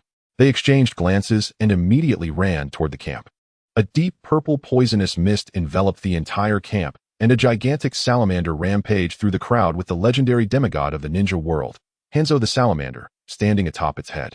Nearly 1,000 rain ninjas wearing gas masks were engaged in fierce combat, with the Konoha and grass ninjas amidst the poisonous mist, but the poison rain ninjas were clearly no match for the Konoha ninjas. Every second someone was losing their life. Hanzō looked down from atop the salamander. When did the grass ninjas become Konoha's lapdogs? In the purple mist, Long Yu appeared to struggle against the poison, but in reality, he had long since prepared for this. He had purchased an antidote from the system's store and had already injected it. The real highlight of the war between Konoha and the rain ninjas was the battle against the demigod Hanzō the Salamander. Even if he could merely survive, it would grant him immense prestige within the ninja world. The legendary Sannin is a clear example. Although Jiraiya and his companions did not achieve victory, merely surviving a battle with a demigod earned them great renown at that time. Even if they surpassed Hanzō in strength in the future, the name of the Sannin would always accompany them, though whether this name would be seen as honor or shame remains unknown. Hanzō stopped pretending. You sent rain ninjas to kill our daimyo of the land of grass, so of course we grass ninjas will fight to the death with you. A grass ninja said fiercely. This reason was instilled in them daily by their new daimyo, and after fighting for so long, they had already become mortal enemies with the rain ninjas. Hanzō was somewhat perplexed upon hearing the grass ninja's words. Was this grass ninja insane? How could he pin such a huge accusation on him right off the bat? If you want to be Konoha's dog, you better come up with a better reason. With that, the salamander crushed the grass ninja beneath its foot and moved on to find its next target. Hanzō did not take the grass ninja's words to heart. After all, the reasons for warring between ninja villages were varied. It was not uncommon for someone to smear dirt on another just to start a war, such as how the future Tsunade would use the disappearance of the third Kazekage as a pretext to attack Konoha, unaware that it was their own village that had killed him. Just as Hanzō was wreaking havoc, 3 voices rang out in unison. Summoning Jutsu. Summoning Jutsu. A slug, a frog, and a snake appeared at the feet of Tsunade, Jiraiya, and Orochimaru, their immense presence enveloping the battlefield, even catching Hanzō's attention. Wow, how impressive. Seeing the Sannin's majestic appearance, Long, you couldn't help but feel envious thinking about how he would also want to have a cool summoning beast in the future. It's Tsunade Jiraiya and Orochimaru. Upon seeing Tsunade and the others' arrival, the morale of the Konoha ninjas surged immensely, and those who had fallen to the ground stood up again, roaring as they charged toward the rain ninjas. The presence of those three summoning beasts is truly terrifying. The name of the Sannin began to spread during this battle. Tsunade shouted, "Slug, split healing." The slug replied, "Yes, Lady Tsunade." The massive body of the slug instantly split into countless smaller slugs wriggling toward the Konoha ninjas on the battlefield. Jiraiya shouted, "One-Tai, block the salamander." Understood. One-Tai exhaled a smoke ring, kicked off with both hind legs, and jumped in front of the salamander. His short blade was blocked by Hanzo's sickle. Orochimaru exclaimed, "Old man. Cough, just a joke, Snake. Attack Hanzo." "Snake, Orochimaru, you actually want me to fight such a difficult opponent? At least prepare 100 offerings for me afterward, or he'll swallow you now." Orochimaru's relationship with his summoning beast was evidently not normal. His face had turned extremely grim, yet he still nodded. The snake unwillingly slithered toward Hanzo, releasing purple poisonous mist all around. The rain ninjas didn't know how many had been poisoned. The Konoha ninjas along the way all suffered. Fortunately, Tsunade clearly understood her friend's situation and had already prepared antidote pills to distribute to every allied ninja. After distributing the antidotes, Tsunade joined the battle, unleashing her grief over her lost kin onto the rain ninjas, each strike taking the lives of several rain ninjas. At this moment, Jiraiya and Orochimaru had already engaged Hanzo in combat. This great battle lasted for 2 entire days and nights, with Hanzo's rain ninja forces completely wiped out. The same went for Konoha's side. At this moment, only Jiraiya, Tsunade, Orochimaru, and a ninja from the grass village remained on the battlefield. Hanzo felt somewhat perplexed. After his observation, this grass ninja's strength was at most that of a jonin, or even less. Besides having a powerful non-Hanseal ninjutsu, he was nothing special. Yet he had not been affected by the salamander's poison, and every time he faced danger he managed to narrowly escape, almost as if aided by divine intervention. He could only attribute this to luck. Tsunade supported Jiraiya, who had been injured, while Orochimaru nearby was exhausted. The three of them exerted all their strength, yet they could only fend off Hanzo, unable to gain the upper hand in battle. At this moment, a small salamander made its way to Hanzo's feet, and Hanzo's expression slightly changed. "It seems this war is likely to end in Konoha's victory. I will let you go this time." Hanzo crossed his arms before his chest, his expression indifferent. "We do not need your sympathy. We can still—" "Shut up, Jiraiya." Jiraiya bellowed, having just been burned in battle while trying to save Tsunade. He could barely stand, yet he still did not want the enemy's sympathy. "Stop talking, Jiraiya." Tsunade, fearing for Jiraiya's worsening injuries, quickly urged him to be quiet. Hanzo completely ignored their cries, continuing to speak slowly. "You three are quite impressive, and you have managed to survive even in such an environment. From now on I shall refer to you as the legendary Three of Konoha." He paused, glancing at the long-haired grass ninja beside the three, feeling somewhat troubled. He did not want to acknowledge that such a person could survive under his command, but he had no choice but to retreat. Konoha had completely defeated the Sand Ninjas, and if he did not withdraw, the Rain Ninjas would face a full-scale assault from Konoha, which would be a catastrophic disaster for the land of Rain. Thus he endured the feeling akin to swallowing a dead fly, and continued, "As for this grass ninja, as the price for your lives, you shall carry your own reputations from now on." Afterward, Hanzo was unwilling to remain on this battlefield any longer. He performed the reverse summoning technique and vanished from everyone's sight. The Second Shinobi World War temporarily came to a halt. The Sand Ninja Vanguard was completely annihilated by the forces led by Konoha's Tsukumo Hatake, and the arriving Chiyo was also heavily injured by him. The third Kazekage had no choice but to announce Konoha's surrender, and Konoha's White Fang once again showcased his immense power to the world. On the battlefield of the Land of Rain, the three disciples of the third Hokage, along with the ninja from the grass village, infiltrated the Land of Rain, and ultimately encountered the demigod of the ninja world, Hanzo of the Salamander, managing to hold out for 2 days and nights under his command, earning the title of the legendary Three of Konoha. Notably, one of the surviving grass village ninjas was actually the new daimyo of the Land of Grass. Although Hanzo did not grant him any title, the people of the Land of Grass began to refer to him as the Benevolent Lord, because after ascending to power he reduced taxes to allow his people to recuperate, even personally taking up arms to defend the Land of Grass. Upon learning of Xuan Jian's identity, everyone in the ninja world acknowledged this title with a sense. Although the war had temporarily ceased, the hatred and suffering of the people had only increased. In the Land of Rain, a red-haired boy looked in disbelief at the couple slowly collapsing beside him, their bodies riddled with shuriken. The splattered blood stained the boy's face. "Nagato, live on. We love you." The woman's hand attempted to caress the boy's cheek one last time, but fell weakly before she could touch him, tears rolling down her face, her eyes filled with reluctance and helplessness as she ultimately collapsed at Nagato's feet. Nagato knelt on the ground, hollow-eyed, swaying as he gazed at the couple's corpses. Aunt Mako, Uncle Nakasho.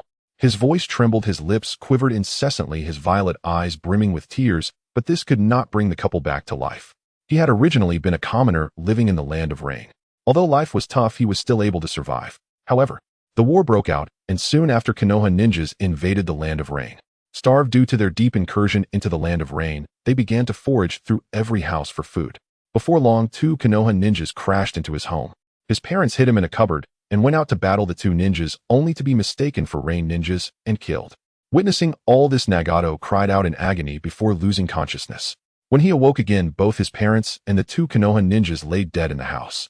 Overwhelmed by pain, he used all his strength to bury his parents, and then left home to survive, accompanied only by a dog which he named Little Da. Before long, the food he had taken from home was consumed.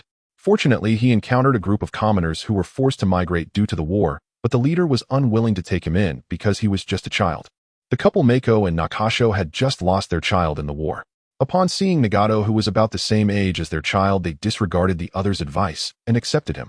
Since this couple was one of the main laborers in the group and possessed many survival skills, the leader did not object. Mako and Nakasho treated Nagato as their own child, and Nagato loved this kind couple, even regarding them as his parents.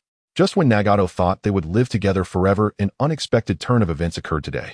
The leader planned to head to a prosperous town within the Land of Rain to escape the war, and they set off at dawn. As they passed through a forest, an explosion suddenly erupted. Someone in their group had triggered a trap with explosive tags, and more than half of the group was instantly killed. But that was not the end. The immense shockwave from the explosion sent countless shurikens and kunai flying from the trap, further claiming the lives of the survivors. He would have been among them, but Mako and Nakasho shielded him with their bodies. The shuriken and kunai pierced Nakasho's body and ultimately came to a stop within Mako's body, blood splattering onto Nagato. Ah! Nagato's Rinnegan trembled violently, emitting a strange wave around him, causing all living creatures in the forest to drop to the ground, as if their souls had vanished. Why? Why does war exist? What on earth is this world? Nagato clutched his head, sinking into endless agony as the deaths of his parents and Mako and Nakasho haunted him like a nightmare. Do you want to know how to change the current situation? A carnivorous plant suddenly sprouted from the ground.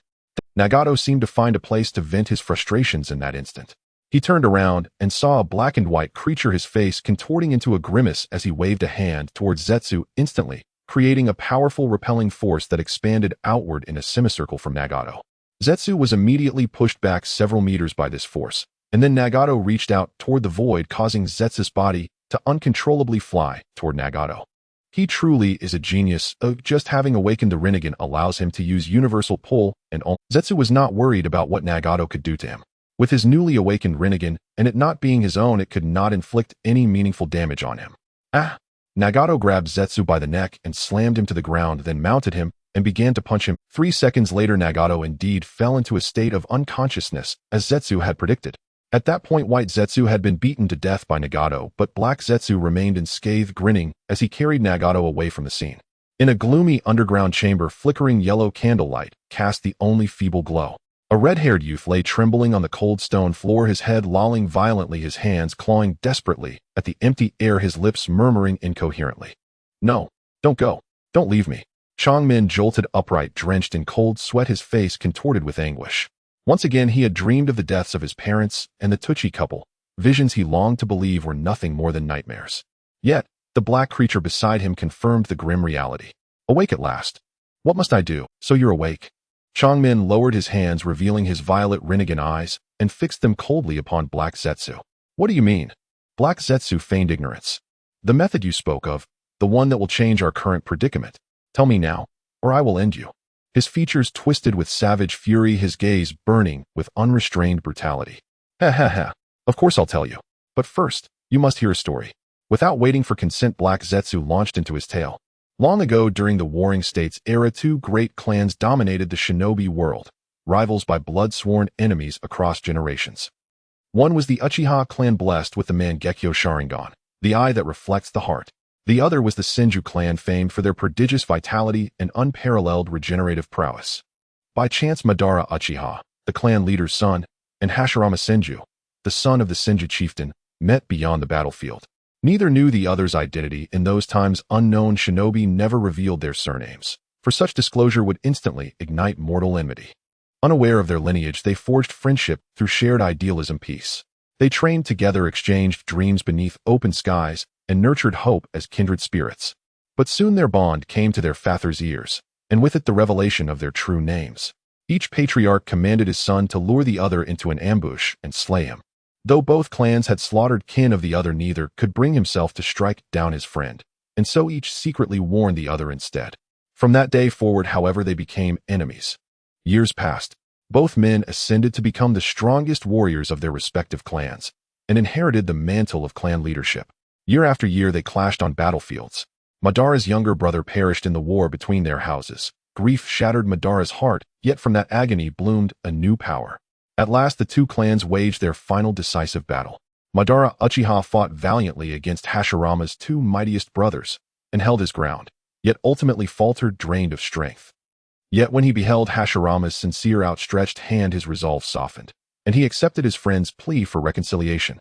There where they once dreamed as children, they founded the village of their shared vision, and named it Konoha, the village hidden in the leaves. At the name Konoha, Changmin's aura flared with murderous intent, yet he remained silent, ensnared by Black Zetsu's narrative. Hashirama Senju became Konoha's first Hokage, the first Hokage. But the peace they envisioned never materialized.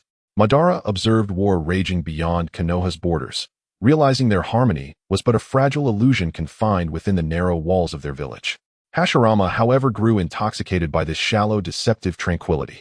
And so Madara set forth alone, to seek the path to true, enduring peace. Then by chance he discovered the ultimate truth inscribed upon his clan's ancestral stone tablet, the infinite Tsukuyami. Hearing the phrase repeated, Changmin bristled with impatience. What does this peace you keep preaching have to do with changing my present reality? Black Zetsu chuckled darkly and replied, what truly has reduced your life to this ruin? War? So long as war persists, you will never attain the life you desire, nor will your nightmares ever end. The infinite Tsukuyami will reunite you, forever, with your parents and the Tuchi couple. What did you say? Changmin seized Black Zetsu by the throat, his violet Rinnegan locking onto the being with unblinking leaf. Black Zetsu, unfazed, continued calmly. The infinite Tsukuyami reshapes reality itself, forging a world where every wish is fulfilled. There everyone you long to see, and everything you yearn to do, will manifest effortlessly. Even the resurrection of the departed shall be no harder than breathing. Resurrect the departed. See loved ones again, fulfill every longing. His parents' faces, Tokizan and his wife, floated before his mind's eye. He saw himself laughing with them, embraced by warmth, by wholeness. It must be blissful. Lost in reverie, Changmin drifted into trance, until Black Zetsu's voice pierced his reverie. Yet the infinite Tsukuyami demands three things: the combined might of the Uchiha and Senju clans, and the gathering of all nine-tailed beasts. Madara desired peace, but could not bring himself to betray his friend. So he wandered the shinobi world seeking knowledge of the nine tails, and clues to the others. At last he found the mightiest of them all, the nine tails. After deep deliberation, he chose instead to return, to confront Hashirama once more. Their reunion at the Valley of the End ignited the final cataclysmic battle. Madara allowed himself to be slain, then resurrected through the Uchiha's forbidden art, inheriting the Senju's chakra and vitality. Yet even then he lacked the means to gather all nine beasts, and thus could not enact the infinite Tsukuyami. And so, I, born of Madara Uchiha's indomitable will, emerged into this world. My purpose to seek the chosen one, the destined vessel who would complete his dream. That person is you, Changmin. Your Rinnegan is proof enough. Changmin, only 10 years old, believed him. Black Zetsu's words bore no glaring flaw, and every syllable echoed Madara's own convictions. What must I do? Grow stronger, gather the tailed beasts, and when the hour is ripe, use the Rinnegan's power to restore Madara. Black Zetsu added almost as an afterthought. Do not entertain fantasies of reviving your parents or the Tuchi couple with your own Rinnegan techniques. I've already said it, so long as war rages, your desired life remains forever out of reach, and your nightmares eternal. Only when Madara casts the infinite Tsukuyami will all your desires become effortless reality. From now on I shall remain at your side, as your guide. I will verify your claims myself. Until then, I will follow your instructions. Changmin's voice was ice-cold, devoid of hesitation. Ha ha ha. You will learn in time whether my words hold truth. With that, Black Zetsu dissolved silently into the earth. Lord Obito, the arrangements on Nagato's side have been made. Black Zetsu temporarily returned to Obito's side to report on Nagato's situation. The elderly Obito, seated in a chair, slowly opened his eyes. Next I still need someone to replace me in the shinobi world. Nagato alone lacks sufficient deterrence. As he spoke, Obito began to inquire of White Zetsu, have we not yet located that Uchiha with space-time abilities? Several White Zetsu emerged from the ground. Not yet. After all, space-time abilities are too elusive and difficult to track. If he wishes to hide, it would likely be impossible to find him. However, I am more concerned about what it feels like to have a bowel movement. White Zetsu's playful tone reminded Obito of Hashirama. Then let's set that aside for now. My time is limited. I should find a suitable replacement within the Uchiha clan. Obito sensed that his days were numbered. Even with the outer path golem, he estimated he had only about 20 years of life left. Black Zetsu nodded in agreement, acknowledging the brevity. Understood, I will go look for one. Black Zetsu slowly melded into the ground, and Obito closed his eyes again, sinking into a deep slumber, with only Tobi tilting his head in thought about bowel movements. South of Konoha village at the He Shrine, the war had temporarily ended. All members of the Uchiha clan were summoned back to Konoha, where they faced inquiries from the higher-ups of Konoha demanding the surrender of the clan member with the Mangekyo Sharingan. However, even at that moment, the Uchiha clan leader did not know that his clan possessed a member capable of awakening the Mangekyo Sharingan. He himself did not even know how to awaken it. How could he surrender a member with the Mangekyo Sharingan? Consequently, the Konoha higher-ups used this as a reason to cut the budget for the Konoha Guard, while completely prohibiting the Uchiha clan from forming small teams independently. In other words, any tasks the Uchiha clan undertook required teaming up with non-Uchiha ninjas from the village, essentially to monitor the members of the Uchiha clan. Although this arrangement would significantly reduce the power and freedom of the Uchiha clan in Konoha, they had no choice but to comply under the pressure of Konoha's might. At this point in Konoha, not only was the third Hokage Sarutobi Hiruzen renowned as the strongest Hokage, but his three disciples also possessed strength comparable to his own. Not to mention the recently victorious Konoha White, Fong Hataki Sakumo, and the other prominent clans of Konoha were also formidable. In contrast, the Uchiha clan could not even produce a single shadow-level powerhouse. He truly wished for a Mangekyo to emerge from his clan, at least to grant them some degree of self-defense and deterrence, but he knew each clan member well, and none could possess a Mangekyo. At the clan meeting, a group of Uchiha were engaged in a heated discussion regarding the actions of Konoha's higher-ups. Danzo is simply too arrogant. Our Uchiha clan is a founding pillar of Konoha. We once betrayed our clan leader Uchiha Obito by remaining in Konoha, and they dare treat us this way. One clan member, agitated, stood up, spitting as he spoke, his hand gesturing wildly. Undoubtedly, the blame for this incident fell squarely on his old friend Danzo. The other clan members were instantly ignited by his words. Yes, we Uchiha are the greatest clan in Konoha. With our strength, where are we not respected? That bastard Danzo will eventually pay for this. Our clan's Kage sacrificed their lives for Danzo and Hiruzen, and yet they show no gratitude, instead plotting against the family of their benefactor. Exactly. Not just Danzo, but also that old Hiruzen. As Hokage, he has consistently favored his own comrades. I say we assassinate them both and place one of our Uchiha as Hokage. Good, right?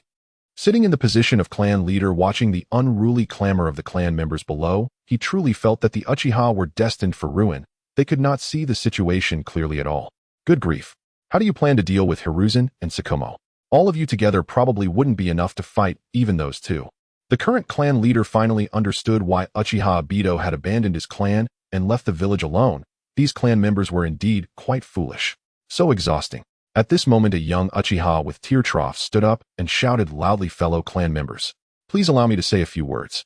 Upon recognizing the appearance of the person standing, the Uchiha clan members momentarily quieted down, intending to listen to what this young Uchiha had to say. The seated clan leader also became interested, wanting to hear his son Fugaku's insights. His son was among the few in the Uchiha clan who could put his mind at ease, able to see the current situation clearly without being tainted by the mindlessness of other clan members. The actions of the village indeed bring us many disadvantages. However, the higher-ups dare to treat us this way not just because of the alleged rogue clan member, but also because our strength is still insufficient. Hearing Fugaku say this, the clan members instantly erupted. We are the Uchiha clan. We are the greatest clan in Konoha.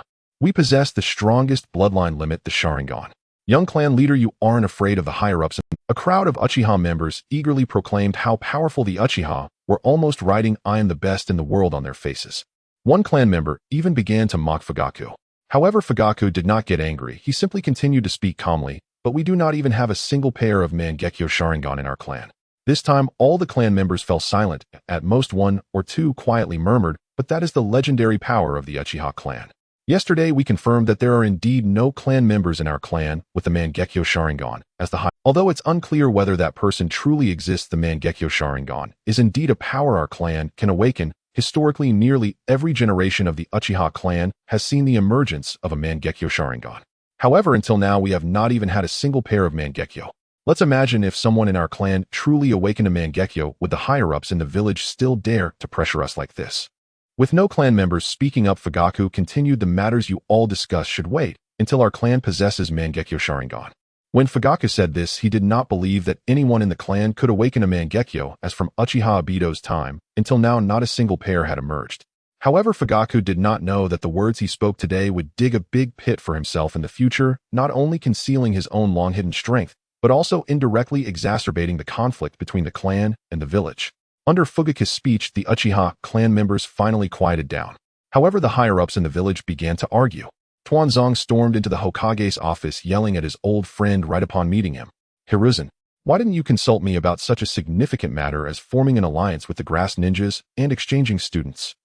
Originally, Tuanzong was feeling pleased after once again practicing the teachings left by their master with Hiruzen. Little did he know that as soon as he stepped into the roots, he received a report from his subordinates about Hiruzen agreeing to ally with the Grass Ninjas and exchange students. Just when he was planning how to weaken the strength of the Land of Grass after hearing about the new daimyo, his old friend immediately ditched him to befriend his enemies. Thus, he rushed over early in the morning, intending to clarify things with Hiruzen face to face. Hiruzen leisurely took a couple of puffs from his cigarette, watching his weary old friend as he exhaled 2 smoke rings. As Hokage, do I need to report my actions to you? The Land of Grass has provided us with so much food and supplies this time, and the Grass Ninjas have also assisted us in dealing with the Rain Ninjas. Can we not agree to this small request? How will the ninja world perceive us in Konoha? Hiruzen had already heard from his disciples about the events on the battlefield. The Grass Ninjas had indeed helped Konoha significantly, and the request for alliance and student exchange was personally sent to him by the daimyo of the Land of Grass, giving him face. After discussing with his 3 disciples, he agreed. Tuanzong was furious at Hiruzen's attitude. You should know what kind of person the new daimyo of the Land of Grass is. Not only is he powerful, but more importantly, he is exceptionally enlightened, even earning the title of benevolent lord among the common people of the Land of Grass. Now compare him to our daimyo of the Land of Fire. There's simply no comparison. If this continues, the Land of Grass will surely pose a threat to Konoha in the future. Instead of thinking of ways to limit their development, you want to ally with them. Even if the Grass Ninja village becomes stronger, they won't be our enemy. Foolish. Is there any possibility among ninja villages that won't lead to enmity? You are digging Konoha's grave. Hearing Tuanzang's relentless aggression, Hiruzen also became furious, slamming his hand on the table and shouting, Enough! Tuanzong, I am the Hokage. Tuanzong was momentarily speechless by Hiruzen's words and could only glare at him fiercely. Hiruzen, you will regret this. With that, he stormed out. Watching his old friend slam the door, Hiruzen sat back down and took a couple of puffs from his cigarette, ignoring it. Inside the Grass Ninja village, after the war, Long Yu did not return immediately, but stayed in the Grass Ninja village. Although they had established a good relationship with Konoha, they had paid a considerable price for it, with their treasury nearly emptied and over half of the participating Grass Ninjas dead. However, under Long Yu and Mi Sheng's declaration, their purpose for participating in this war had been achieved. The Rain Ninja who attempted to assassinate the daimyo had been slain in the conflict. Everyone in the Land of Grass believed their words, as the only 2 left alive who had seen the face of that Rain Ninja were them. If they said that the Rain Ninja was dead, then he was dead. No one could refute it. At this moment, to help the Grass Ninja village quickly regain its vitality, Long Yu, Mi Sheng, and the village leader held a meeting. Our village's Grass Ninjas sacrificed a lot in this war. We must replenish our numbers quickly. The village leader was the first to point out the issue. He had been guarding the transportation of supplies during the war and remained unscathed, while Mi Sheng had retreated to the rear after repelling the ambush from the Rain Ninjas. They were the top 2 combatants in the Grass Ninja village. Long Yu had already thought of a solution to this problem. After I return, I will issue an announcement encouraging the citizens of the Land of Grass to enlist. You can select those with the potential to become ninjas and train them to form a fighting force quickly. That way the Grass Ninja village should be able to recover quickly. The leader pondered for a moment, feeling that this plan was indeed feasible. He then asked, Sir, how should we determine the candidates for the exchange students going to Konoha? Since coming down from the battlefield, the Grass Ninja village leader's title for Long Yu had changed. Initially, he had merely thought Long Yu was tough and enlightened, but after learning that he had held out alongside the Konoha Sannin against Hanzō until the end, he began to realize that this daimyo's strength was not to be underestimated. He never imagined that even he himself could not claim to endure for such a long time under a demigod of the ninja. You don't need to worry about that. I have already found suitable candidates. You just need to think about how to host the ninjas from Konoha in a couple of days. Long Yu decided to send Yahiko and Konan to Konoha. After all, apart from wanting to learn from each other's ninjutsu through the exchange students, they could also gauge the strength of both villages through the exchange students. Although exposing too much could be detrimental, a weak nation has no diplomacy. If they could not demonstrate a certain level of strength to Konoha, they would always be in a disadvantageous position in their alliance. This time I would trouble the leader to escort the exchange students to Konoha. Long Yu smiled at the Grass Ninja Village leader. He actually wanted to visit Konoha himself, but there was a high chance of being recognized there. His current strength was not sufficient to abandon the identity of the daimyo of the Land of Grass without worry. Perhaps in the future, when he fully held the Land of Grass in his hands, he wouldn't have to do this. Also, leader, after this trip, come back with me to the daimyo's mansion. After all, the position of the right minister is still vacant. Based on the leader's recent performance, Long Yu had roughly guessed his thoughts, so he conveniently satisfied his wish. The Grass Ninja Village leader had been contemplating the pros and cons of going to Konoha when he immediately agreed with joy upon hearing Long Yu's words. Great. I am getting old, and it's time for me to retire. From now on, let the position of leader be given to Mi Sheng. What do you think, sir? The leader was a straightforward person. Knowing he could become a minister in the daimyo's mansion, he promptly handed over the leader's position to Mi Sheng. Long Yu nodded with a smile. Then when the time comes, sir, bring those 2 exchange students, and I will ensure they complete this trip safely. The leader patted his chest, assuring Long Yu. He had a decent life as a ninja with a reunited family. His biggest wish now was to live a simple life with his family, and now that he had this opportunity, he would certainly seize it. Then it settled. The meeting ended successfully. Meanwhile, Konoha had also decided on the candidates to go to the Grass Ninja Village. However, the underground roots seemed extremely displeased with the actions of the 2 ninja villages this time. Do you know what to do now? The one-eyed bandaged man coldly squinted at the few ninjas kneeling before him. Understood, sir. After answering, the root ninjas disappeared from the spot. Hiruzen, you are bathed in the sunlight of Konoha while I am buried in the darkness of the roots. Since you are unwilling to handle these matters, let me take care of them. After standing for a moment, Tuanzong slowly turned and walked back to the dim underground chamber. At the entrance of the village cave in Shaorin Village, Long Yu reluctantly took out a ninja blade from the system space and handed it to Mi Yin, and then with even more reluctance, he handed a sealing scroll to Xiao Nan. After battling with Kakazu, Long Yu opened a small account to act as a killer again, but all the bounty earned from this small account over time was spent on these 2 items for Mi Yin and Xiao Nan. The item for Mi Yin was the Kusanagi sword that he originally intended to buy for him, the same one that Uncle Snake later gave to Sasuke, while the items for Xiao Nan, although individually not very expensive, added up due to their quantity. The sealing scroll he gave to Xiao Nan was filled with explosive tags, about 5 million of them. Although this couldn't compare to Kakuzu's tears, it was still a considerable investment on his part. In case of danger, if she were to use these 5 million explosive tags in conjunction with her paper jutsu, even a jonin would likely die on the spot. This was far more expensive than Mi Yan's Kusanagi sword. Teacher, why are you crying? Is it because you are reluctant to part with us? Mi Yan looked at the tears streaming from Long Yu's eyes, feeling unexpectedly touched. If you are reluctant to part with us, then we won't go. I think what Konoha teaches may not be as good as you. Xiao Nan put away the sealing scroll Long Yu had given her, and being emotional, she felt like crying upon seeing her teacher's tears. Long Yu wiped away his painful tears and resolutely rejected her request. No, my tears flow for the war that has come to an end. For the sake of peace, let them flow. We must go to Konoha so that the ninjas of Konoha can see the strength of Shaorin Village. But at the same time, you must protect yourselves as well. Of course, I will also protect you from the shadows, but unless you are in life-threatening danger, I will not show myself. Do you understand? Long Yu did not believe that Konoha would attack Mi Yin and Xiao Nan in the village, but with their talent, it was hard to guarantee that Danzo wouldn't make a move on them on the way out. Such matters were nothing new for Danzo. Understood. The 2 little ones replied in unison, and then they set off towards Kusa Ninja Village. To be honest, Long Yu really couldn't teach Mi Yin anything. He himself knew nothing about swordsmanship.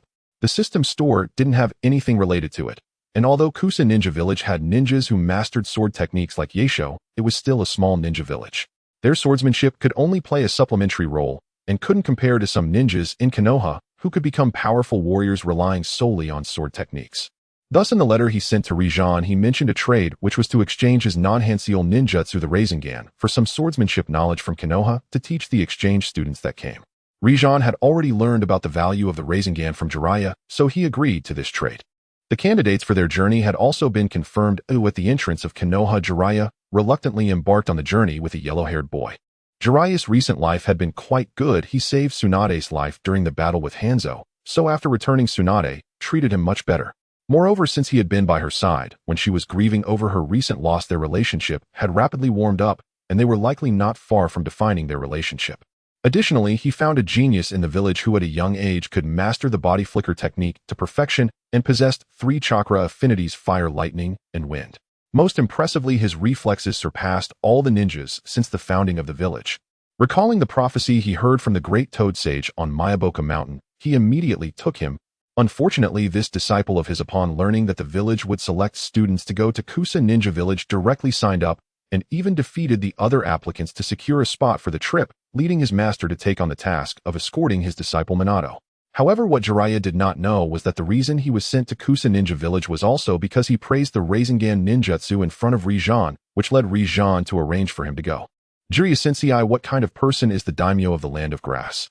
You have fought alongside him, so you should know him well, right? On the way, Minato looked up and asked Jiraiya. The reason he chose to sign up for the trip to Kusa Ninja Village was actually to meet the daimyo of the Land of Grass. He had heard stories about him while in the Ninja Academy, and as a commoner, he became very interested in this daimyo, who cared for the common people, wanting to learn more about him through this opportunity. He seems to be someone who despises nobles, cares for the common people, values loyalty, and is quite persistent. He feels less like a ruler and more like a ninja. Jiraiya lowered his head and reflected for a moment before speaking. His disdain for nobles was evident from his attitude towards those 2 princes, and his care for the common people was evident from the words of the citizens of the Land of Grass. As for his persistence, it was something Jiraiya felt firsthand. He saw him practicing the most basic physical techniques every day, resembling a certain green-clad genin in Konoha. Why are you asking me this? Jiraiya asked with some confusion, and then, as if recalling something, he suddenly stopped and angrily poked Minato's forehead, saying, "Oh right. I still haven't settled the score with you. I had originally planned to go to the tavern with Tsunade tomorrow for a couple of drinks, but now I have to go to the Land of Grass with you. Do you know you ruined our relationship?" Jiraiya poked Minato's forehead firmly, and the backpack-clad Minato revealed a guilty, yet helpless smile. "I'm sorry, Sensei, for causing you trouble." Minato's sincere demeanor made Jiraiya feel guilty. He hadn't taught this disciple anything, yet now there was a chance for him to acquire a powerful ninjutsu, and he was reluctant. It seemed a bit unreasonable. "Ahem, it's all right. After all, you are my disciple, so protecting you is my duty." Jiraiya coughed twice and turned his head slightly awkwardly. "I really hope to meet this benevolent lord," Minato thought with admiration. Meanwhile, Mi Yin and Xiaonan had already begun their journey to Konoha with the leader of Kusa Ninja Village, while Long Yu sent a shadow clone to follow them from a distance to prevent any unforeseen events. As night fell, Jiraiya and Minato set up a tent, planning to rest outdoors for the night. Over the campfire outside the tent was a small wild boar, sizzling as it released fat. This was the wild boar Minato had hunted at dusk. "It's time to flip it, it's almost burnt on that side." Jiraiya, leaning against a tree, pointed out to Minato, who was roasting the wild boar. "Yes, Jiraiya Sensei." Minato obediently flipped the wild boar on the grill. A gentle evening breeze blew by, rustling the leaves, and Jiraiya suddenly stood up, alertly positioning himself in front of Minato and the roasting pig. "Who is it? Come out."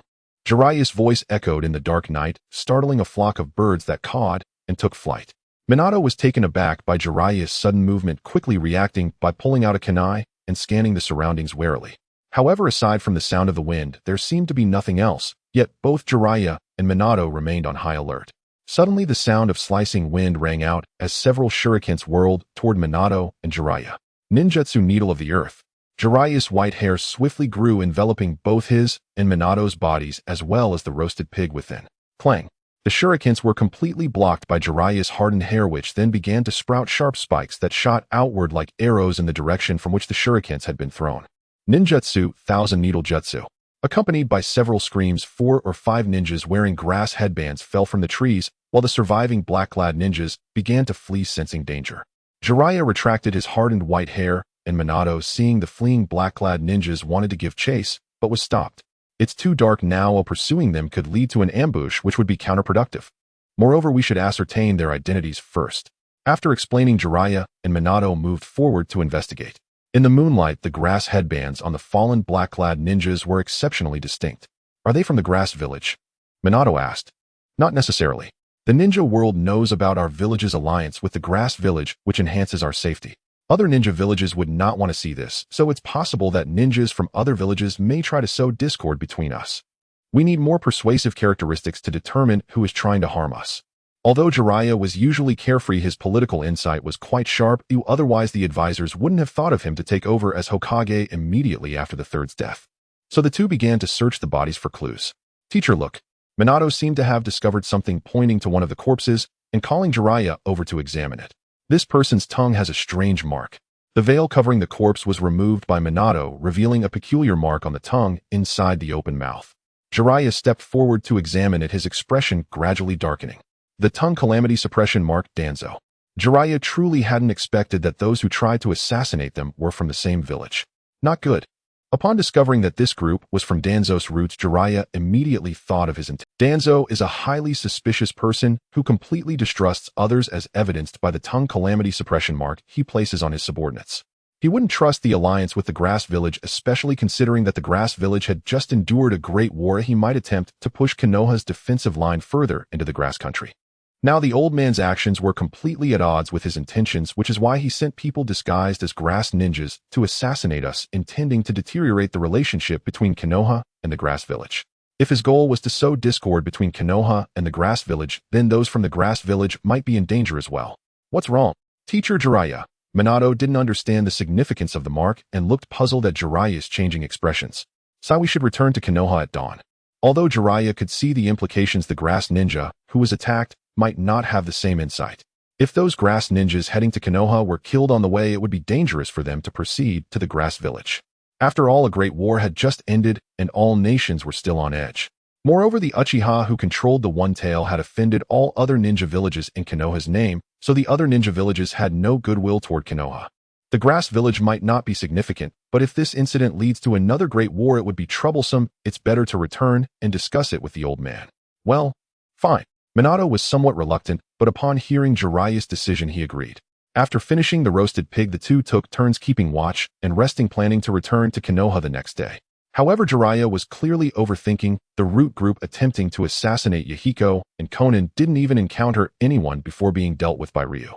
The next day, after Jiraiya and Minato had packed up, they were about to head back, when suddenly 3 people appeared ahead, 2 children and an old man. It's Konoha ninjas Konan. Yahiko, holding a knife and chewing on an unknown herb, said to Konan, "Hey, are you Konoha ninjas heading to the Grass Village?" Yahiko waved vigorously at Minato and Jiraiya.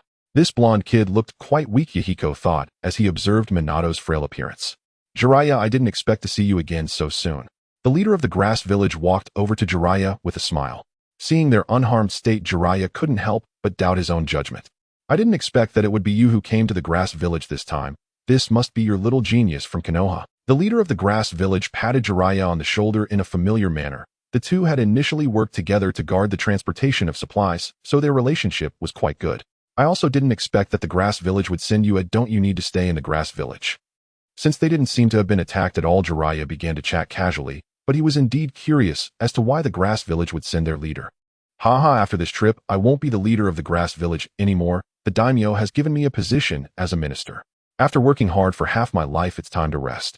The former leader appeared very pleased. Hearing his words, Jiraiya felt a bit envious. After all, he was someone who also enjoyed leisure.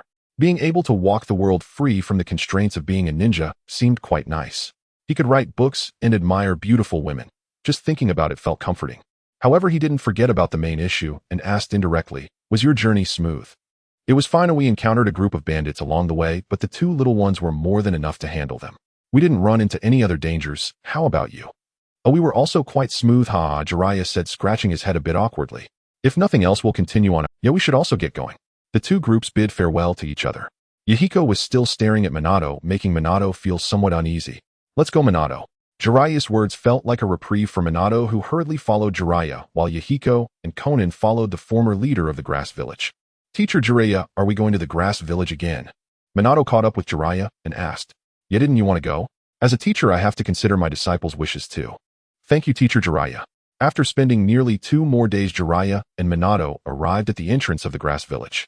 Just as they reached the entrance, Minato heard a gentle voice. "So it's Jiraiya. Welcome to the Grass Village." Inside the office, an elderly man with white hair was carefully examining a photo album. Occasionally, knock, knock, knock. The sound of knocking echoed as a man named and pushed the door open and politely closed it behind. "Well, I should just find a job to make a living. Hello, I am a manga artist looking to apply here."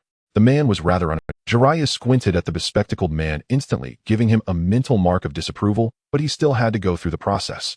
Do you have any works? What are your achievements? I have quite a few works, and one in particular I'm very proud of which has received a good response from readers. What I'm referred to was indeed Naruto. He felt a bit proud while talking about it as his work was genuinely quite good, but he clearly hadn't realized the gravity of the situation. Is that so? Jiraiya replied with a hint of skepticism. In truth, he didn't care about the applicants' achievements. As long as their gender and appearance were suitable, that was enough. Recently, Tsunade had been very strict, leaving him with no opportunity to gather materials. Only a few days ago, when Tsunade had to step out, did he find a bit of freedom, hence his plan to gather materials without leaving the house. The best feature of this office building was the large bathhouse, where weary colleagues could relax. He could also gather materials well at the ventilation shaft. Jiraiya stroked his chin, looking thoughtful. Then bring me your proudest work to have a look. This put him in a difficult position. It seemed that there was only one work he had in this world, and while it was indeed his proudest, it felt like he couldn't show it to them. He wasn't sure whether Jiraiya would be satisfied with the experiences he had arranged for him. What if he wasn't? And realized the seriousness of the situation, cold sweat starting to form on his forehead. It seemed that leaving immediately would be better. Hurry up, once you bring out the work, he'll just reject you and kick you out. I need to use the restroom first. He'll come back and show it to you, haha.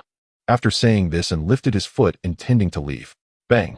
Just as his foot hovered in the air, a wooden door slammed against the wall, barely missing his toes, and turned his head with difficulty, and a stunning woman with golden twin tails burst in, exuding a terrifying aura.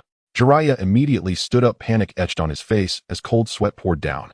Tsunade, you're back. Was the trip smooth? Tsunade didn't hear what Jiraiya said at all. She jumped up and delivered a powerful kick, smashing the desk in front of Jiraiya into splinters, creating a large crater in the ground.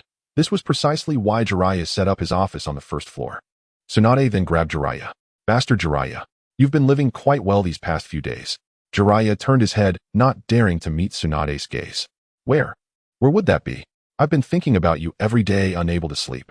Oh, is that? Tsunade snorted coldly, took out her phone, and displayed a photo showing an old man with white hair crouching near the ventilation shaft of a building with a sign above that read Hot Spring Bathhouse of the Soup Nation. This person looks quite familiar. Who could it be? The old man with white hair looked at the evidence before him, sweating profusely as he began to think of a countermeasure. It does look familiar, but who could it be? Who could it be? Tsunade leaned closer to Jiraiya, eager to see what kind of excuse he would concoct to deceive her. Right? Jiraiya seemed to remember something, and said with righteous indignation, isn't this my cousin Zilai Shui? What a perverted act to peep into a women's bathhouse. As his cousin, I'm ashamed. I thought you could come up with a decent excuse, but it seems your storytelling ability is lacking. Tsunade shook her head in disdain. Then you can go die. In an instant, Tsunade unleashed her power, and a massive fist appeared to Jiraiya, slowly enlarging in his vision until it slammed into his face. Fortunately, Tsunade didn't use her full strength, so Jiraiya's face merely caved in after hitting the wall, and bouncing back, he returned to normal, leaving only a fist mark and a nosebleed.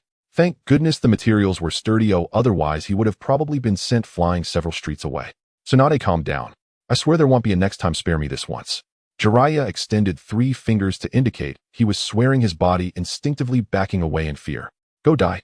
In response, another fist struck him in the ribs, the sound of breaking bones echoing, leaving him uncertain about how many of his ribs remained intact.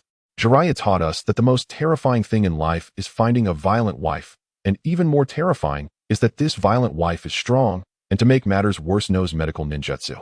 In the following hours, each time Jiraiya was on the verge of collapsing, Tsunade would use her medical ninjutsu to bring him back, only to beat him up again, creating a vicious cycle that left him unable to escape life or death. Seeing that things were not looking good and had long since escaped from Jiraiya's office, listening to Jiraiya's anguished cries, his hair standing on end in fear. It seemed that in order to survive in this world, he needed to find a safer profession. But he was so hungry, having been here for almost a day and hadn't eaten anything, and had been frightened multiple times. Now he felt utterly famished, clutching his stomach as he aimlessly wandered the streets. Uncle Niji, that person looks so pitiful. A childish voice rang in An's ears. He looked up and met a pair of white eyes. Niji appeared quite troubled. He had just escaped from the bespectacled man and was about to have some fun with his lovely niece, but unexpectedly encountered this person again shortly after turning around. Was this someone looking for trouble? Holding little sunflower, Niji patted her head and said, look, he's already grown up enough to take care of himself. No need to worry, let's go play over there. Tian also chimed in. Yeah, he just looks a bit weak. Let's go have fun at that amusement park over there. But he looks really hungry. The kind-hearted sunflower had seen her brother being punished by Uncle Niji and not allowed to eat, so she showed sympathy upon seeing the weaken. Niji's murderous glare turned towards him. Minato followed the sound and turned to see a man in a light green robe approaching them with a smile. Was this the daimyo of the land of grass? Minato gazed at the man before him and inexplicably felt deep in his bones that this was the person he had long wished to meet. Minato. Longyu glanced at the blond boy beside Jiraiya and raised an eyebrow in mild surprise. So Jiraiya had taken Minato as his apprentice far earlier than expected. This must be the prodigy from Konoha village, truly a paragon of grace and promise. I sense that he will one day become a peerless warrior. Longyu ruffled Minato's hair as he spoke, surprisingly bristly to the touch. I never imagined a daimyo would forego leisure to spend days immersed in a shinobi village. This is my newest apprentice, obedient, perceptive, and gifted. What do you think? Not bad, is he? Jiraiya, catching sight of Ginkan, blinked in quiet astonishment. Not only that the daimyo of the land of grass took such keen interest in shinobi affairs, but also that he couldn't resist showing off his prized student. Minato, this is the daimyo of the land of grass, the very one you've long wished to meet. Go on, offer your greetings. Jiraiya gently nudged Minato forward. The future Yellow Flash bowed, with gentle, unassuming humility. Greetings, I am Minato Namikaze's disciple of Master Jiraiya. This daimyo, how unexpectedly kind he seemed. Little did Minato know that this very man, whose warmth radiated so effortlessly, was the mastermind behind selling iron pots to Konoha and provoking the great shinobi villages. Longyu gazed upon young Minato with a faint sense of unreality. How surreal it was to behold the future Yellow Flash, feared across all hidden villages, now standing before him shy and tender, bearing not a trace of the killer he would one day become. For a fleeting moment, Longyu even entertained the absurd impulse to whisk him away with Kamui, but quickly dismissed it, recalling his current limitations. Better to bide his time a few more years. Once his Rinnegan would release 8 gates and sage arts were fully mastered, no shinobi in the world would stand beyond his reach. Any who dared oppose him would find themselves crushed beneath a colossal Susanoo-wrapped Buddha, then kneaded into submission by a 7th gate-fueled divine massage. Ha ha ha, pleased to meet you. I am Sanada, Gunkan daimyo of the land of grass. I hope your stay here yields all you wish to learn. For now, please follow me. Longyu gave Minato's hair another affectionate tousle, then led both Jiraiya and Minato to their lodgings in the grass shinobi village. Once their belongings were settled, he intended to escort Minato to the village's shinobi academy. Not because instruction there was essential, his true purpose was to teach the Rasengan, but because protocol demanded it. And as an added benefit, Minato's presence might just ignite a spark of ambition among the newly recruited grass genin. I'll take Minato to the grass shinobi academy now. What about you? Will you explore the village or accompany your... Longyu addressed Jiraiya. Though knowing the man well, he already anticipated the answer. The lecherous sage would certainly not shadow Minato. He'd vanish instead, off to gather research material. Ahem, I'll pass on the academy visit. Perhaps I'll wander the village instead. Jiraiya turned to leave, then paused mid-step and swiveled back. By the way, does your village have hot springs? I'd love to soak in one and unwind. Longyu, perfectly aware of Jiraiya's ulterior motives, decided to tease him a little. Of course, we may lack the renown of the land of hot water, but the land of grass boasts many fine springs, even several within the grass shinobi village itself. Should you wish to bathe, I'll clear the mixed-gender spring immediately, let you savor solitude. The youth can surely wait a few days without their soak. Jiraiya's ears pricked up instantly. 3 words resonated like chimes: hot spring, mixed bathing, youth. This mission may turn out quite pleasant after all. Lost in reveries of idyllic scenery, Jiraiya grinned foolishly, drool nearly dripping from his lips. Longyu waved a hand dismissively before Jiraiya's face. Hey, shall I go clear the bathhouse now? Jiraiya snapped back to reality and declared with theatrical solemnity, no need. Soaking in hot springs is vital for the youth. They mustn't be deprived of relaxation on my account. I shall join them instead, sharing the experience, sharing the serenity. With that, Jiraiya waved farewell and dashed off. I didn't even tell him where it is. Oh well, he'll find it soon enough. Master Jiraiya seems quite fond of hot springs, Minato murmured, watching his teacher vanish into the distance. He himself had never bathed in a hot spring. Back when he lived as a civilian, mere sustenance had been a daily struggle, luxury was unimaginable. After entering Konoha, his days had been consumed by relentless training. No time remained for leisure. Now, witnessing his master's delight, a quiet curiosity stirred within him. Indeed, Longyu agreed with a thoughtful nod. Let us proceed.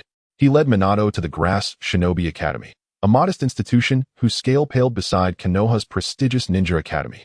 The Grass Shinobi Academy housed only 5 classes each with roughly 50 students, explaining why the village's shinobi ranks remained slender, scarcely half the size of Konoha's. Such constraints were inevitable. Cultivating shinobi demanded immense resources, and the land of grass, unlike the fertile fire country, lacked the wealth to sustain a large force. Following the recent council meeting, Yayoi had recruited numerous civilians with latent shinobi potential across the land of grass. Yet they possessed no foundation, requiring instruction from scratch. Thus they were taught separately by village chunin, while Yayoi himself instructed those with prior training, though he would soon step down from this role to assume leadership of the grass shinobi village. At that moment, he was guiding academy students through live sparring on the training ground, evaluating each performance individually. Master. Long Yu waved to Yayoi, who looked up to see both his disciple and a small blonde boy. The students, spotting Long Yu, erupted into excited chatter. Wow, it's the daimyo. He's visiting our school. I'll show my best today. I'll claim first place. Who's that kid beside the daimyo? He looks weak. Ah, you've arrived. This must be the exchange student from... Yayoi glanced at Minato beside Long Yu. Yes, he's Minato Namikaze. Let him train alongside these students for the next few days. I'll collect him after class. Long Yu nodded, planning to teach the Rasengan only after Minato completed his formal lessons. Very well. Then let him join the sparring session shortly. Yayoi jotted Minato's name onto the assessment register. Ah, no need for formal evaluation. He's Jiraiya's apprentice, exceptionally skilled. Let him mount the training platform. Anyone wishing to challenge him may step forward, even several at once. Minato stood silently bewildered. Had he somehow offended everyone? Why was he being invited to fight the moment he arrived? Long yes words immediately stirred up the students of Grass Ninja Village. What? The Lord of the Great Name actually thinks so highly of him. Exactly. I feel like I could take him down all by myself. Are the ninjas from Konoha this arrogant? Listening to the chatter of the Grass Ninja students, a look of great confusion filled Minato's blue eyes. I haven't said anything yet. How am I being arrogant? Minato turned to look at Long Yu beside him, who smiled and nodded at him. Knowing there was no escape, Minato resigned himself to fate and slowly walked to the center of the training ground. Hello everyone, I am Namikaze Minato from Konoha. Minato wanted to introduce himself to the Grass Ninja students, but before he could finish, they interrupted him. We don't care what your name is. Exactly. Let me take you down. A student jumped out standing opposite Minato, then shouted at Iase, hurry up and start, teacher. The student who jumped out looked very confident, pulling out a kunai and readying himself for Iase to signal the start. Seeing their rudeness, Minato decided not to say anything more. He also took out a kunai with seriousness filling his azure eyes. They are so confident, their strength must be considerable. I must give it my all. It's a perfect opportunity to try out the jutsu that Jiraiya Sensei taught me. Seeing that both of them had taken their stances, Iase did not speak further. The surrounding students were cheering for the Grass Ninja student. Battle begin. Iase waved one hand between them, and after shouting, immediately stepped back, planning to watch their fight. Then he froze, as did everyone around except Long Yu. The Grass Ninja student who had jumped out stood still, a kunai pressed against his neck, a bead of cold sweat rolling down his forehead. When did this happen? Minato, standing behind him, also found it hard to believe. Is it over already? I haven't even used a jutsu yet. Minato, now in battle mode, was a stark contrast to his previous self, becoming calm, efficient, and merciless. Is it all right to conclude the battle here? Returning to his original gentle demeanor, Minato smiled and said. The Grass Ninja student, pressed by the kunai, stammered, "See. Can." He hadn't even clearly seen the figure of this blonde kid behind him. It was just a flash of golden light, and a kunai was already at his neck, accompanied by a faint sense of killing intent. He was terrified. This seemingly harmless blonde kid was actually this strong. His original appearance must have been a disguise. Despicable outsider. After he surrendered, Minato withdrew the kunai, and he walked back among the group of students full of resentment. Iase was stunned.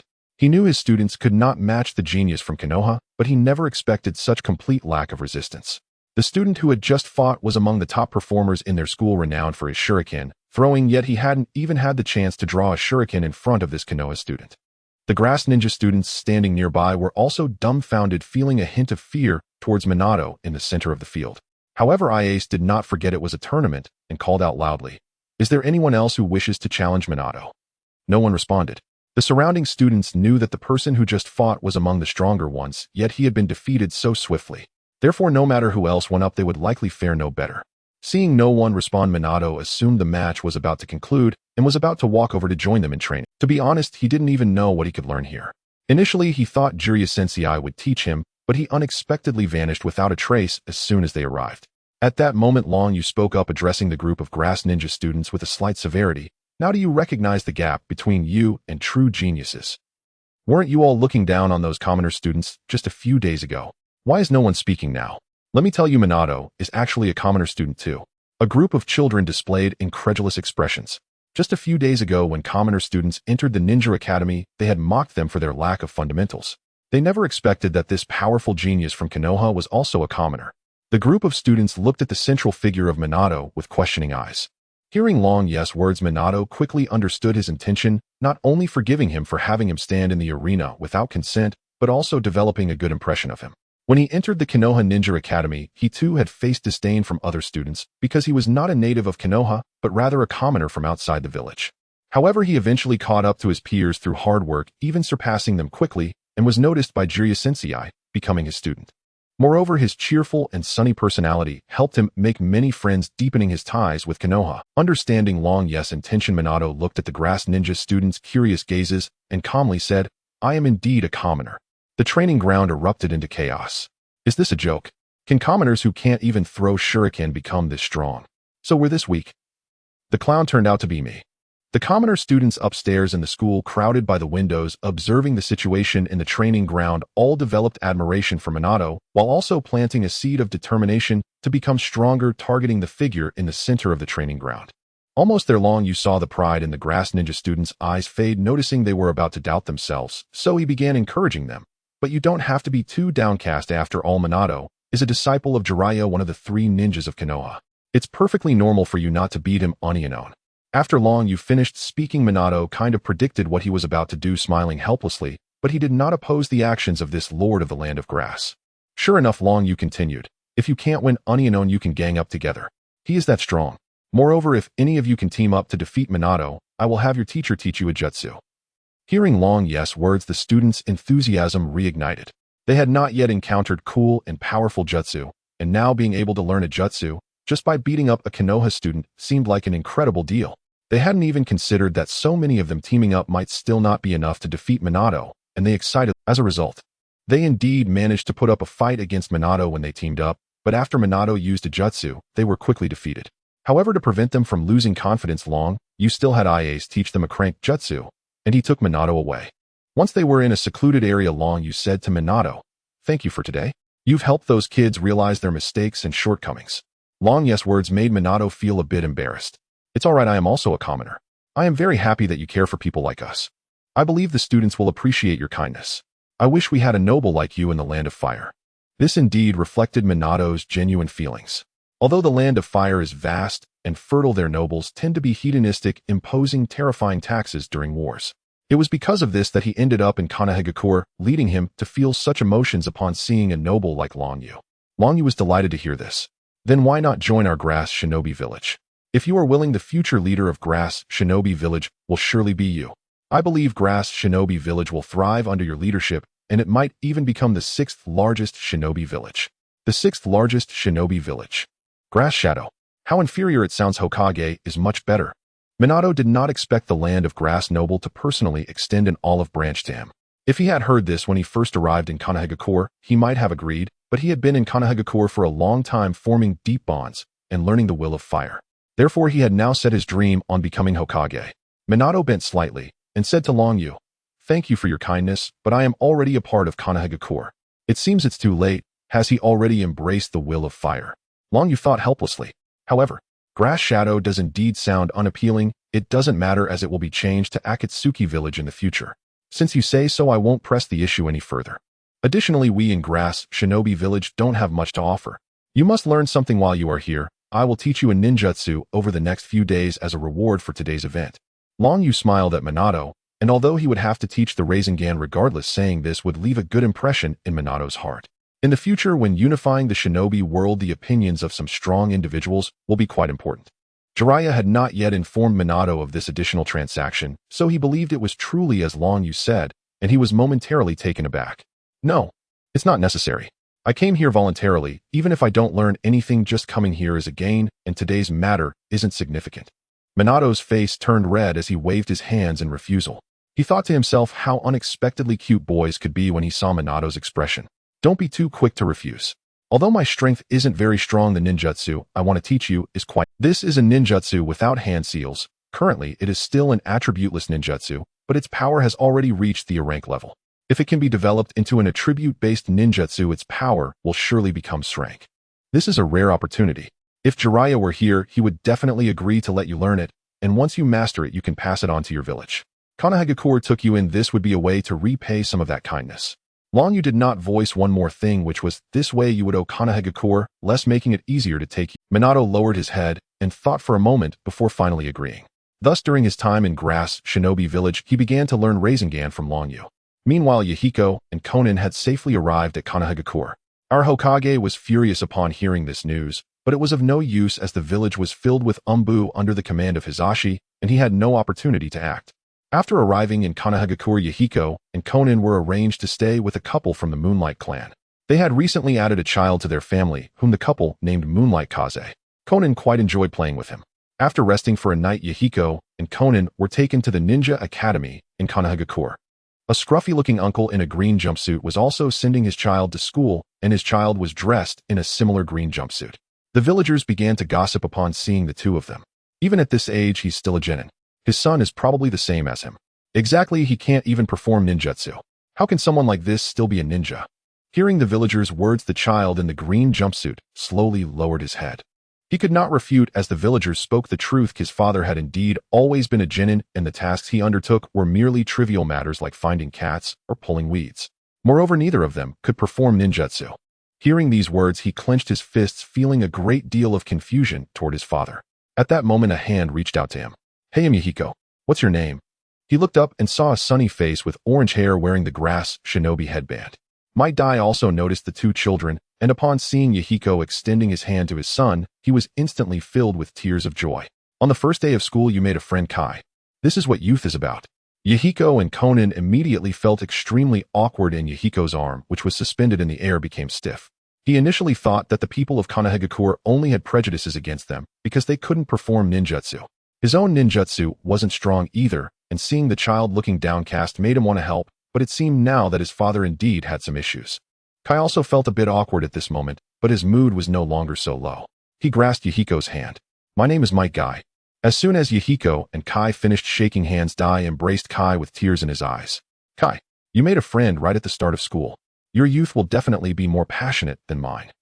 Taking advantage of this moment, Yahiko and Konan quickly escaped into the Ninja Academy. Thankfully, he was much older than Kai, so they would not be in the same class. Yahiko thought with relief.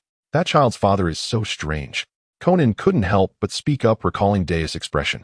Indeed, but Teacher Long Yu seems to say that some strong individuals are eccentric. He wouldn't be the strong person the teacher mentioned, would he? Yahiko pondered, thinking that after this experience, he probably wouldn't extend his hand to strangers casually again. I don't know, but that child looks quite pitiful with all those injuries. It should be from training in physical arts. Teacher Long Yu also seems to get hurt all over like him. The two continued chatting as they walked to their class. The older students started their classes earlier than the newcomers, and by this time, all the students had already arrived in the classroom. The teacher had evidently received news from the village, and upon seeing Yahiko and Konan, brought them to the podium and began introducing them. These two are exchange students, Yahiko and Konan from Grass Shinobi Village.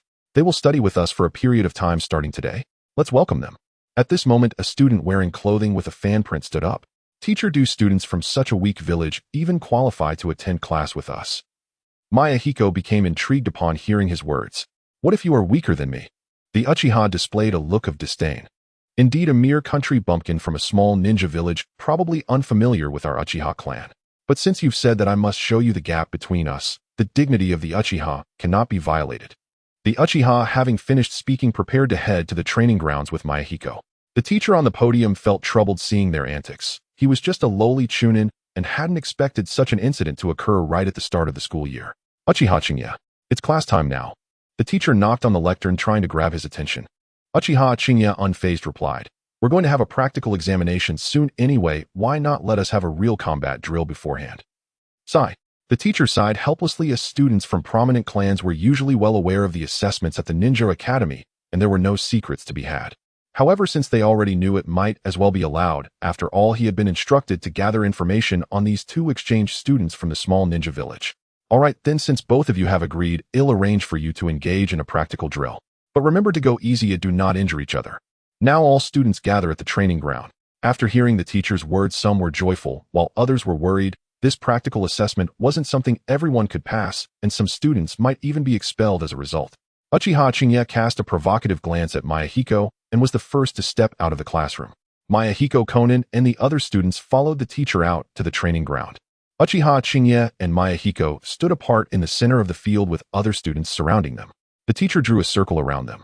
The match ends when one side loses the ability to resist or steps out of the circle. Do you understand? Understood. Understood. Both answered. Then at the teacher's command, Uchiha Chinya immediately took out 3 shurikens and threw them. The 3 shurikens flew accurately towards Mayahiko's vital points, and the precision of his technique elicited gasps of admiration from the onlooking students. Wow. As expected from the Uchiha clan, their shuriken throwing technique is impressive. However, the teacher beside them had no time to be distracted by the students' excitement. He focused intently on their battle, ready to intervene if either side was unable to hold their ground. Hearing the astonishment of those around him, Uchiha Chinya felt a sense of vanity satisfied. He looked at the still motionless Mayahiko with a sneer. Weakling, I've won. However, Mayahiko was clearly not someone to be easily defeated. At the last moment, he drew a kunai. With 3 clangs, the 3 shurikens were all deflected by the kunai in Mayahiko's hand. He chose not to draw the kusanagi sword, not wanting to reveal too much, and because the person before him did not warrant such an effort. Seeing this scene, Uchiha Chinya was slightly surprised. Not bad, you actually managed to withstand my attack. However, the next part won't be so easy. Uchiha Chinya drew his kunai and swiftly approached Mayahiko, engaging him in a physical combat duel. The Uchiha clan is not that impressive, can't even defeat someone from a small ninja village like me. Mayahiko exchanged blows with Uchiha Chinya for several rounds, roughly gauging his strength. Based on his current performance, he was likely nearing the level of a Jinin, though it was uncertain whether he could use ninjutsu. Hearing Mayahiko's taunts, Uchiha Chunya's anger flared instantly. He hadn't expected the student from the small ninja village to be so troublesome. He was the best performer in their class, a true Uchiha. Uchiha Chinya blocked Mayahiko's kunai with one hand and kicked towards him. Mayahiko reacted quickly to block it, but he was still kicked back a certain distance, though he remained far from the circle on the ground. Blame yourself. The dignity of the Uchiha clan cannot be violated. Uchiha Chinya was clearly enraged. After kicking Mayahiko away, he immediately began forming seals on the spot. Fire-style grand fireball technique. A fireball the size of a person was expelled from Uchiha Chinya's mouth. The surrounding students were stunned. Such strength should surpass that of an average Jinin. As expected from the Uchiha clan. Noticing the shock on the students' faces, Uchiha Chinya felt a surge of pride. He had spent a long time learning this during the break, just to make a grand impression during the entrance assessment and showcase the power of the Uchiha clan. The teacher was also taken aback by this sudden turn of events. Although this was merely a crank ninjutsu, it was not something a student at a ninja academy could typically master. Moreover, the power of this crank ninjutsu was comparable to some brank ninjutsu. The observing teacher immediately planned to rush in to rescue Mayahiko, but he saw that Mayahiko was also rapidly forming seals. No way. The teacher, who had just intended to act, froze, although he found it hard to believe the student from the small ninja village had already begun to form seals.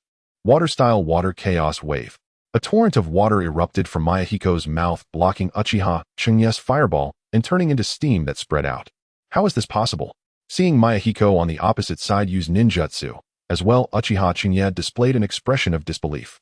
He had learned ninjutsu at such a young age due to his lineage from the Uchiha clan, combined with his own talent. How could this kid from a small ninja village know it too? What he didn't know was that although Mayahiko indeed came from a small ninja village, his teacher was far stronger than anyone from the Uchiha clan.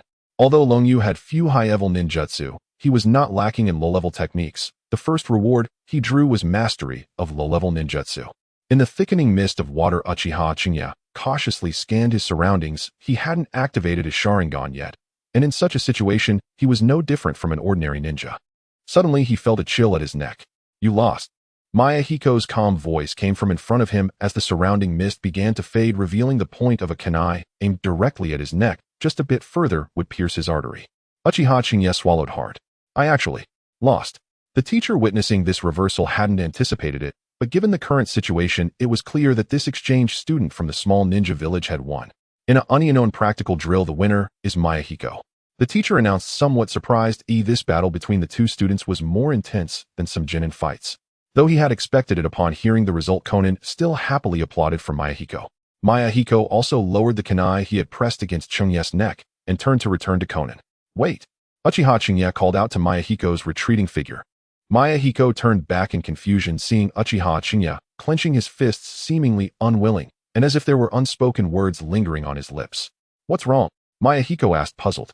He had heard from teacher Longyu that the Uchiha clan was not good at losing, as surely he couldn't be the same way.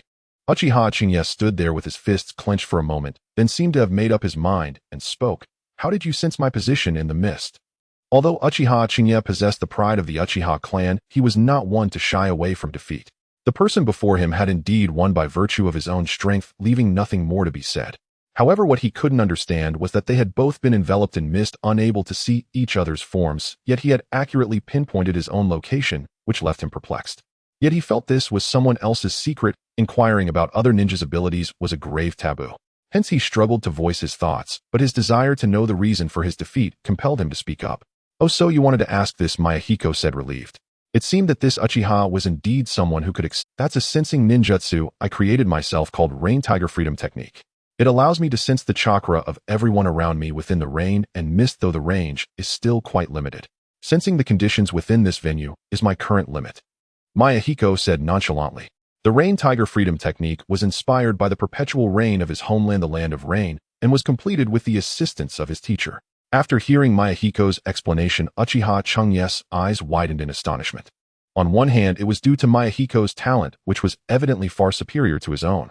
To be able to create a ninjutsu at such a young age, and one so powerful at that, if paired well with his water release, it could kill without a trace. He was utterly convinced. On the other hand, he was shocked that Mayahiko had so easily revealed the secret of his ninjutsu to him. This demeanor truly astonished him. You just told me your secret like that. Uchiha Chinya stammered. What else would I do? Isn't it you who asked me? Mayahiko felt puzzled. You asked me a question and I answered. Why would you question my answer? How strange. Aren't you afraid that I might use your ninjutsu against you next time we fight? Uchiha Chinya continued to ask. Mayahiko smiled. I will grow strong enough that no one can exploit my weaknesses, strong enough to rival the gods. In that moment, Mayahiko radiated brilliance as if he were a deity. Uchiha Chinya stared blankly at the person before him, who was of similar age, momentarily taken aback. Strong enough that no one can exploit my weaknesses. Strong enough to rival the gods. His confidence, his strength, and his presence made Uchiha Chinya yearn for more. His own resolve to grow stronger was also being reinforced at that moment. Suddenly, Uchiha Chinya felt a warm current flowing into his eyes, and then his vision changed. Everything around seemed to slow down. Teacher Longyu looked at Uchiha Chinya with a shocked expression. He had experienced this feeling countless times today. This is... Uchiha Chunya's eyes transformed into a crimson hue, each pupil adorned with a tomo. Sharingan. The teacher gasped. Uchiha Chinya seems only 10 years old, yet has awakened the Sharingan. Such talent. Uchiha Chinya touched his eye sockets, feeling that to awaken this power, he should thank the person before him. Mayahiko also noticed his change. His own teacher seemed to have such eyes. Could teacher Longyu also be from the Uchiha clan? You seem to have gained considerable power. Do you want to compete again? Mayahiko expressed interest in Chungye's newly acquired strength, as he hadn't had enough fun just yet. However, Chungye was no longer interested in competing with Mayahiko. Having just had an intense battle, he must have exhausted quite a bit of stamina himself. If he defeated him, using his newfound strength, wouldn't that be unfair? Moreover, this power was gained because of him. Chungye thought this way. Thus Uchiha Chungye earnestly said, Thank you for solidifying my resolve to grow stronger. Today we both have little stamina left, let's save it for another day. Mayahiko thought he was tired upon hearing this, so he didn't insist any further. He nodded and returned to Xiaonan's side. The surrounding students responded by applauding. So impressive. Yeah, both of them are so strong. The teacher noted down Mayahiko's strength information and then began the entrance assessments with the students. However, both Mayahiko and Chungye were exempted from the tests. After a day of learning, Mayahiko and Xiaonan returned to their residence in Konoha. I'm back. As soon as they entered, Mayahiko and Xiaonan saw a man dressed in black and stern-faced. They had not seen this person yesterday. Only a gentlewoman with a child named Tsukikage Nagakatsu was present. However, they had heard Aunt Nagakatsu mention the head of the family Tsukikage, and who seemed to be a very powerful. Upon seeing Mayahiko and Xiaonan, Tsukikage approached them. Who is Mayahiko? Mayahiko had already heard from Longyu about the extra arrangement before coming, so he stepped forward. Tsukikage looked at him and said indifferently, Come with me. Without waiting to see if Mayahiko followed, he turned and walked towards the backyard. Mayahiko and Xiaonan exchanged glances, reassuring her, then followed Tsukikage in. By the time Mayahiko reached the backyard, Tsukikage was already there, eyes closed, waiting for him. After Mayahiko arrived, Tsukikage opened his eyes.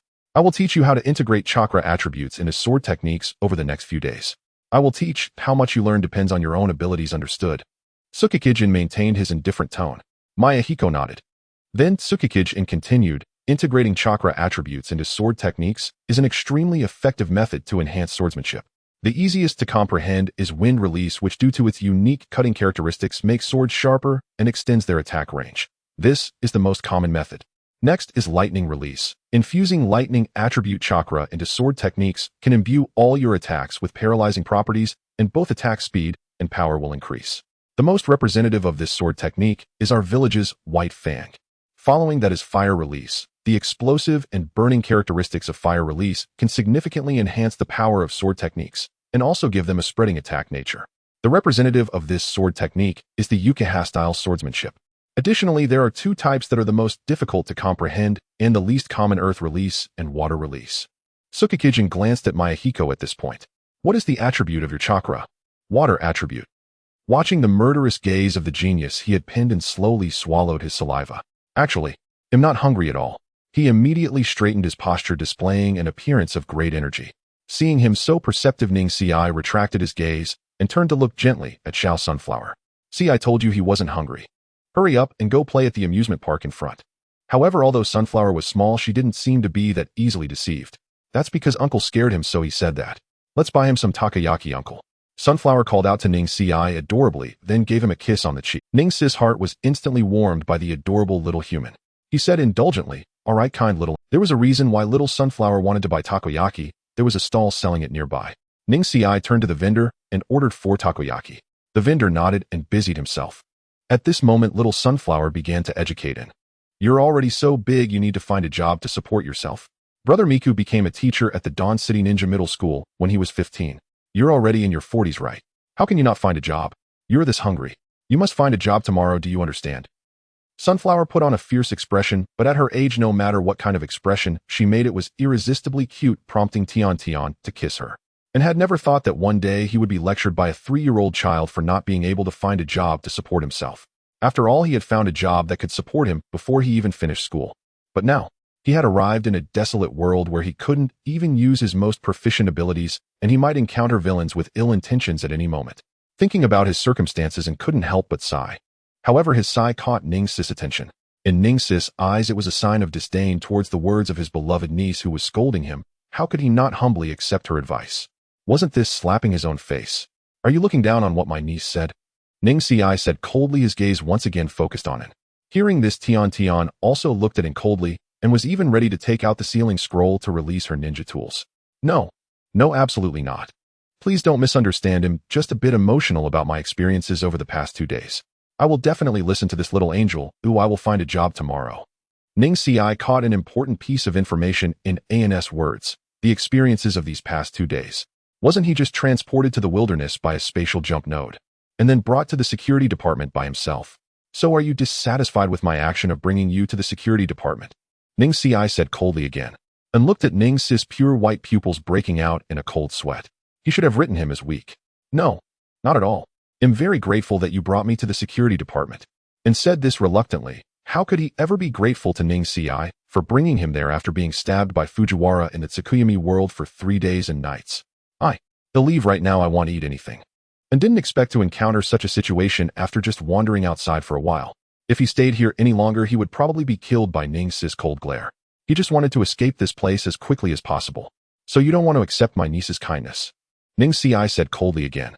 I am at this moment and truly experienced the feeling of being unable to defend himself. No matter what he said, it was wrong. So he found himself in a dilemma, unable to move forward or backward, unable to speak or remain silent. 4 takoyaki are ready. Here you go. Oh, all right.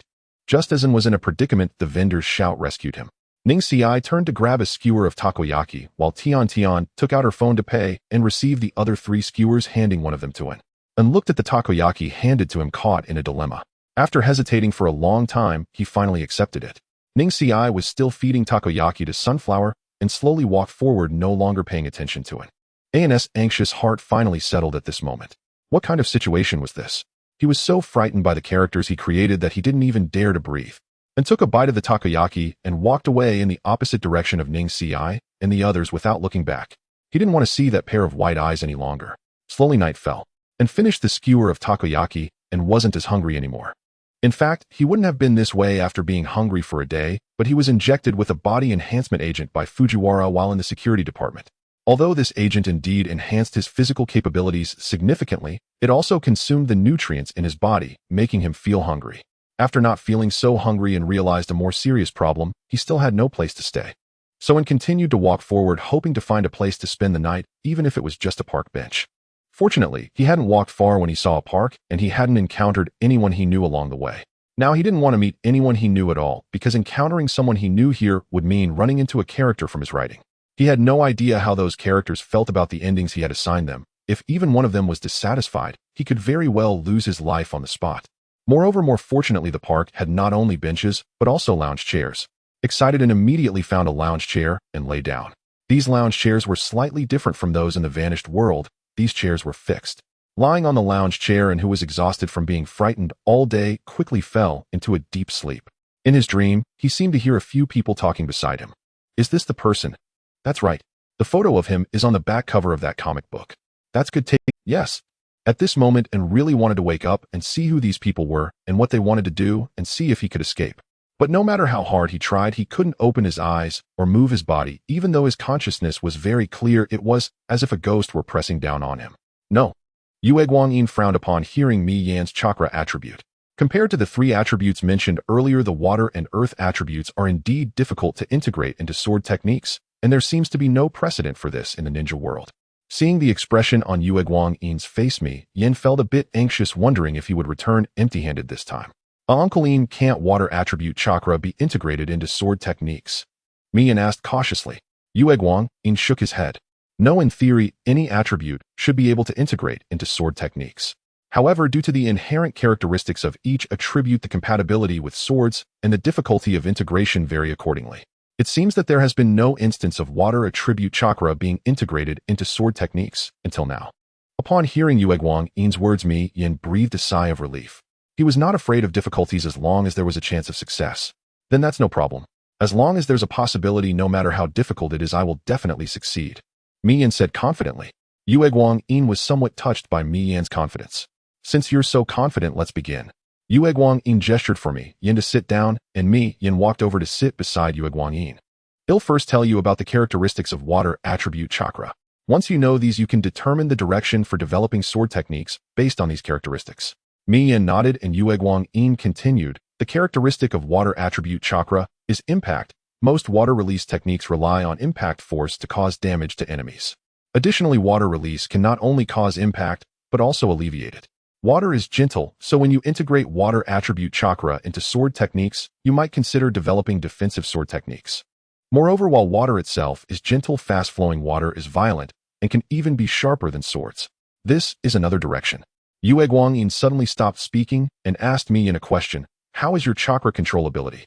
Mi Yan thought for a moment about his experience learning tree climbing and water walking with Xiao Nan, and said, not very good, but I've already practiced tree climbing and water walking. That should be sufficient for now, Yue Guangyin thought. Take out your sword. Mi Yan complied, but he only took out the Tang Dao he used before, not the Kusanagi sword given to him by Long Yu. After all, being cautious in the outside world is wise. Although Yue Guangyin did not seem like a petty person upon first contact, it is always good to be on guard. Now try to use chakra nature transformation to manifest water wrapping around your sword like this. While speaking, Yue Guangyin took out a long sword. Under Mi Yan's gaze, it seemed something was flowing along the long sword in Yue Guangyin's hand, accompanied by a sharp sound of wind. My chakra attribute is wind.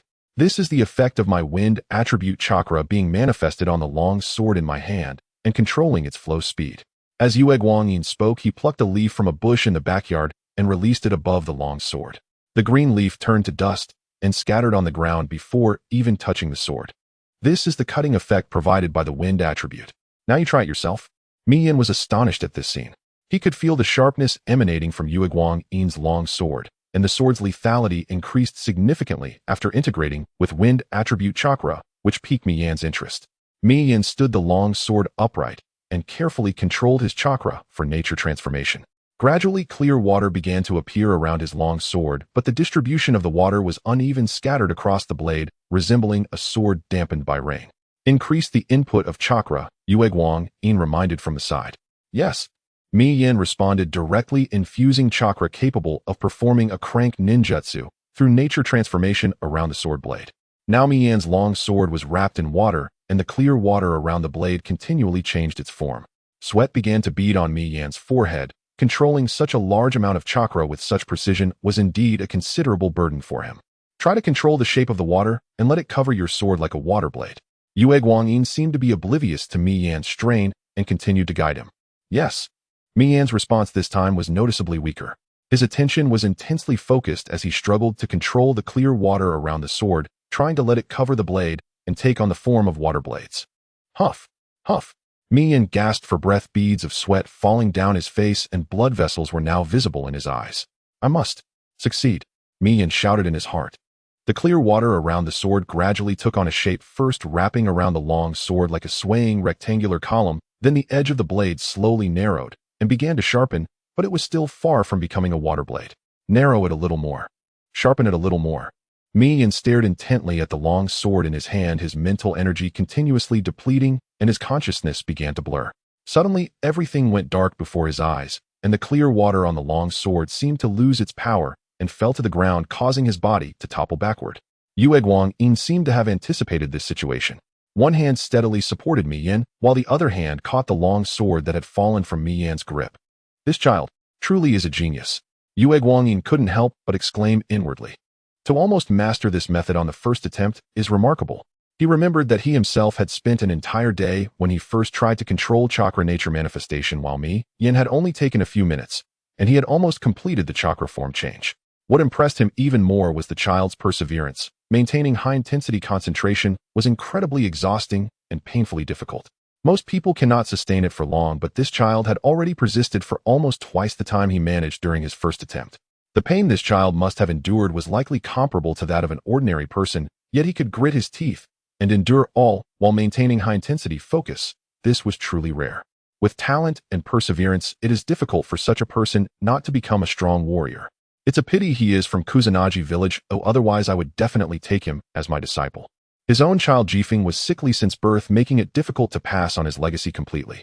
The child before him in every respect was excellent except Yue Guangyin sighed at this thought, carrying Mi-Yan toward the house. Yue Guangyin gently cradled Yahiko as they returned to the house, and the leader of the Grass Ninja Village who had just entered looked on with some confusion. The leader of the Grass Ninja Village was assigned a room next to the Yue Guang family after entering Konoha. He had just finished dinner and planned to check on Yahiko and Konan. After all, these two children were disciples of a renowned figure and possessed exceptional talent. What is this? Konan, who was playing with a little whirlwind, ran over looking worriedly at the Yahiko in Yue Guangyin's arms. He is just exhausted from using his mental energy. He just needs some rest. Yue Guangyin handed Yahiko to the leader of the Grass Ninja Village as his current state could easily raise. After examining Yahiko, the leader of the Grass Ninja Village confirmed that Yue Guangyin's assessment was correct and said nothing further, simply carrying Yahiko back to his room. Konan was just about to enter to take care of Yahiko when she witnessed an incredible sight. The usually cold Yue Guangyin had put on an apron and walked into the kitchen. Could he actually cook? Konan thought to herself. However, this didn't hold her attention for long. She quickly ran into Yahiko's room.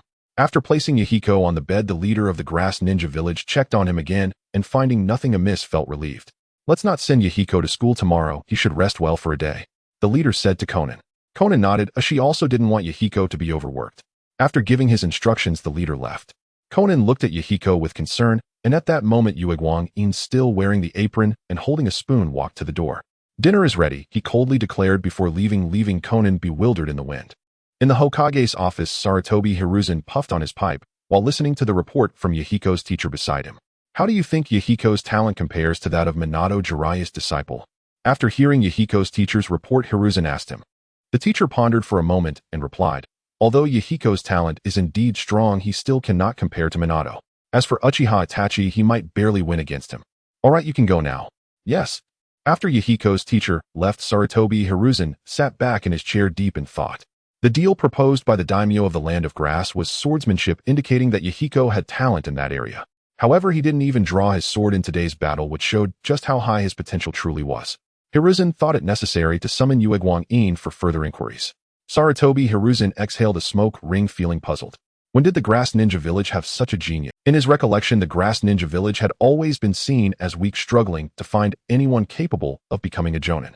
Yet this student they sent over had talent rivaling that of their contemporaries in Konoha.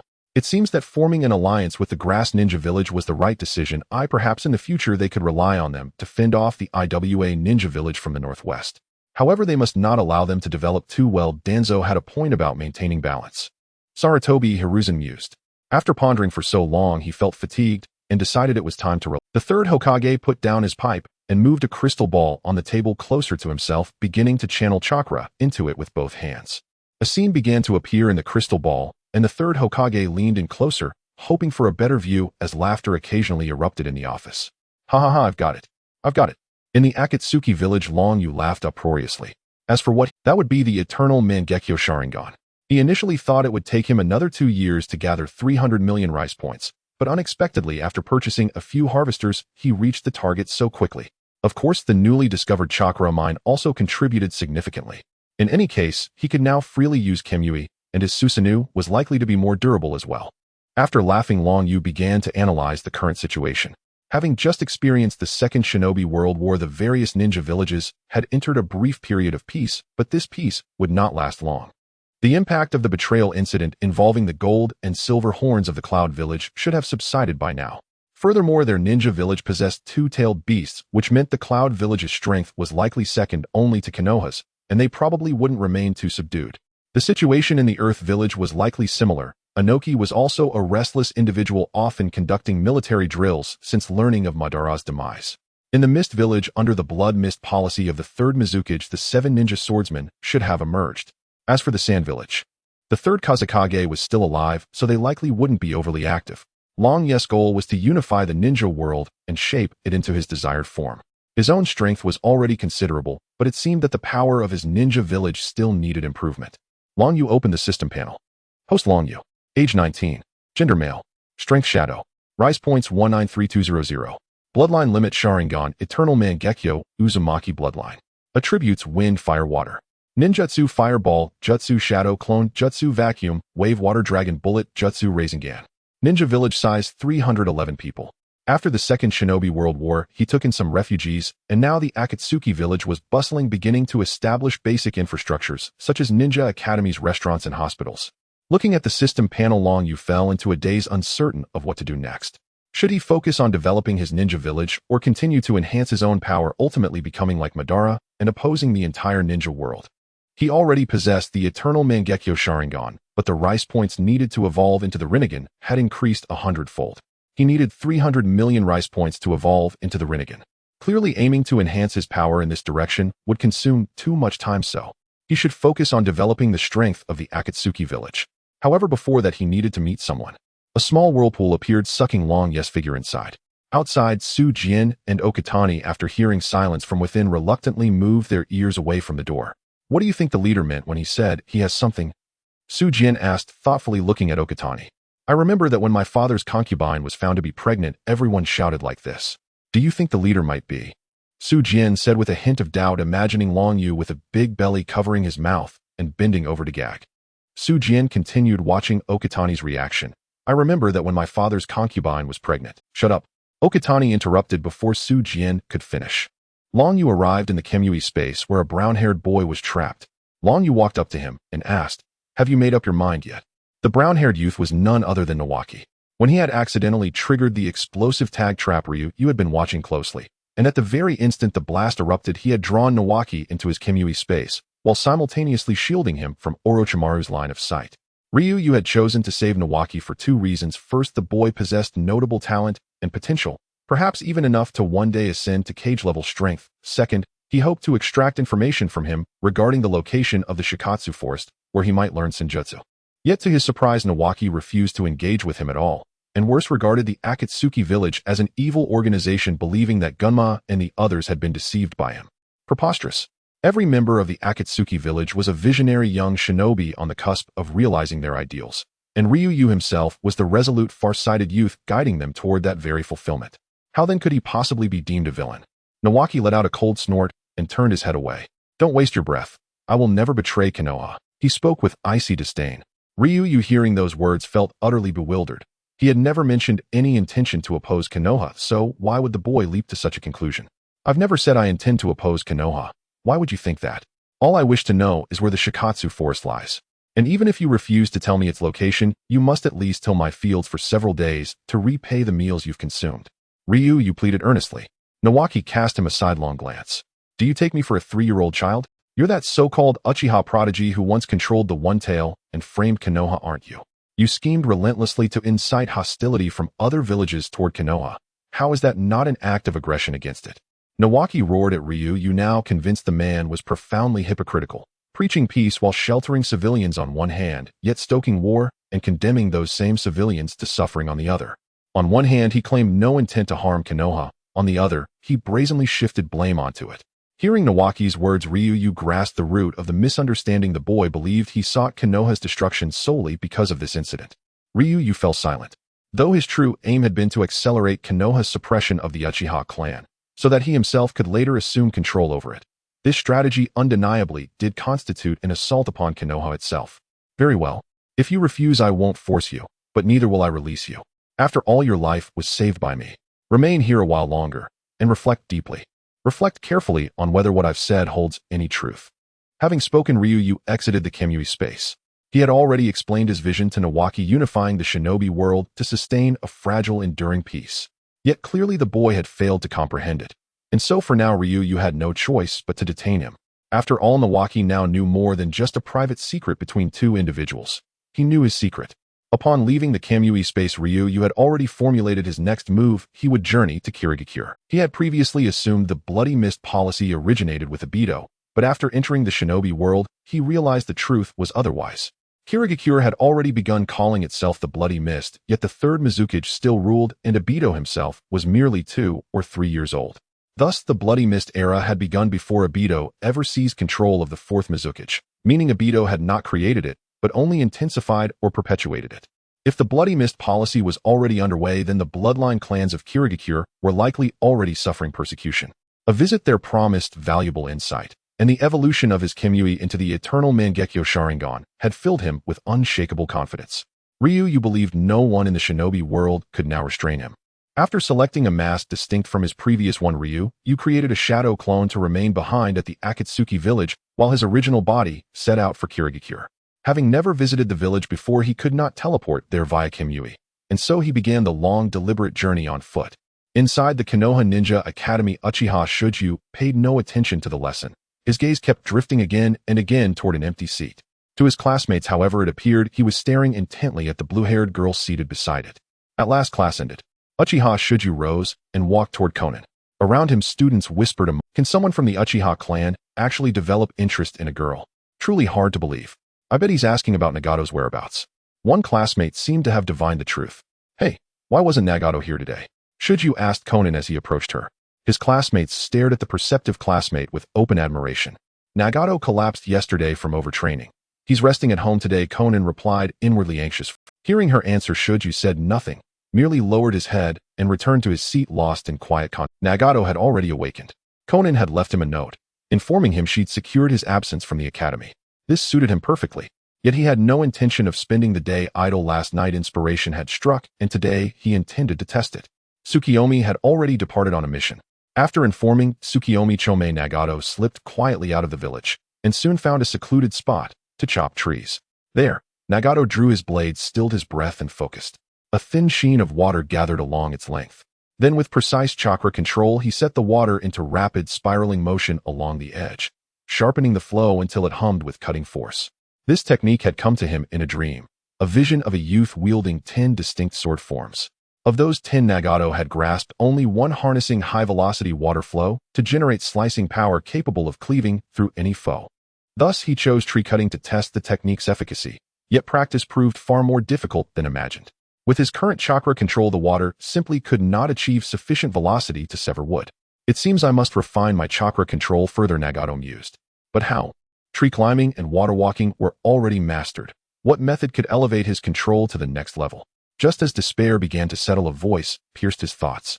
"Hey you, who are you and what are you doing here?" Nagato turned toward the voice and saw a fish-eyed boy wearing a mask perched atop a tree. Judging by his age, he had only recently entered the Ninja Academy. "I'm training here, can't you tell?" Mihiko said, somewhat disinterested in the little brat, continuing to ponder ways to improve his chakra control. "Can chopping trees be considered training?" The deadpan-eyed boy leaped and landed steadily on the ground. Kakashi was originally training nearby, but before long he was distracted by a loud noise accompanied by fervent shouts, making it impossible for him to concentrate, so he decided to check it out. Upon arriving, he saw a boy with orange hair chopping trees with a long knife. He didn't recognize the boy at first, but the forehead protector with the symbol of the grass village made it clear that this was an exchange student from there. The students at the Ninja Academy had already spread the word that the ninja from Grass Village was a genius, and even he, a newcomer, knew about it. However, it seemed that this so-called genius was not very bright, practicing with a long knife to chop trees. Even if it were to build strength, one should use an axe. I'm practicing integrating my chakra nature into my sword technique. Chopping trees is merely to test the power of my sword skills. Mihiko found the child in front of him quite unappealing. Despite being so young, he wore an arrogant and aloof expression, and with a mask on he wondered if he looked ugly. Thinking of this, Mihiko found himself a bit curious about the boy's appearance. Integrating chakra nature into sword techniques. Is that what you mean? As Kakashi spoke, he drew a short knife from behind him and held it in front of him. Soon arcs of electricity began to appear on the knife, accompanied by faint sounds of electricity. Seeing this, Mihiko was stunned. Were all the kids from Konoha this extraordinary? This child looked to be about 3 years old.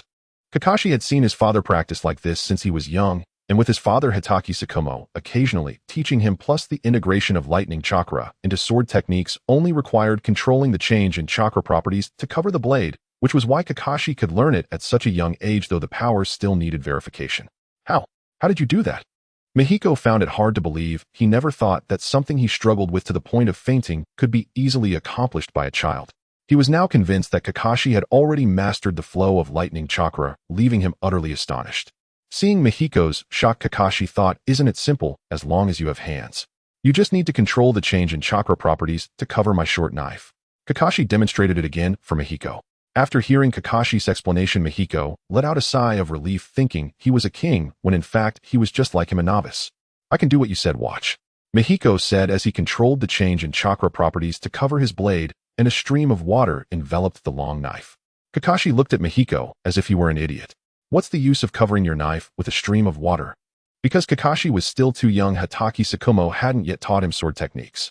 What Kakashi was doing now was merely mimicking his father's practice while using the knowledge he learned about chakra property changes.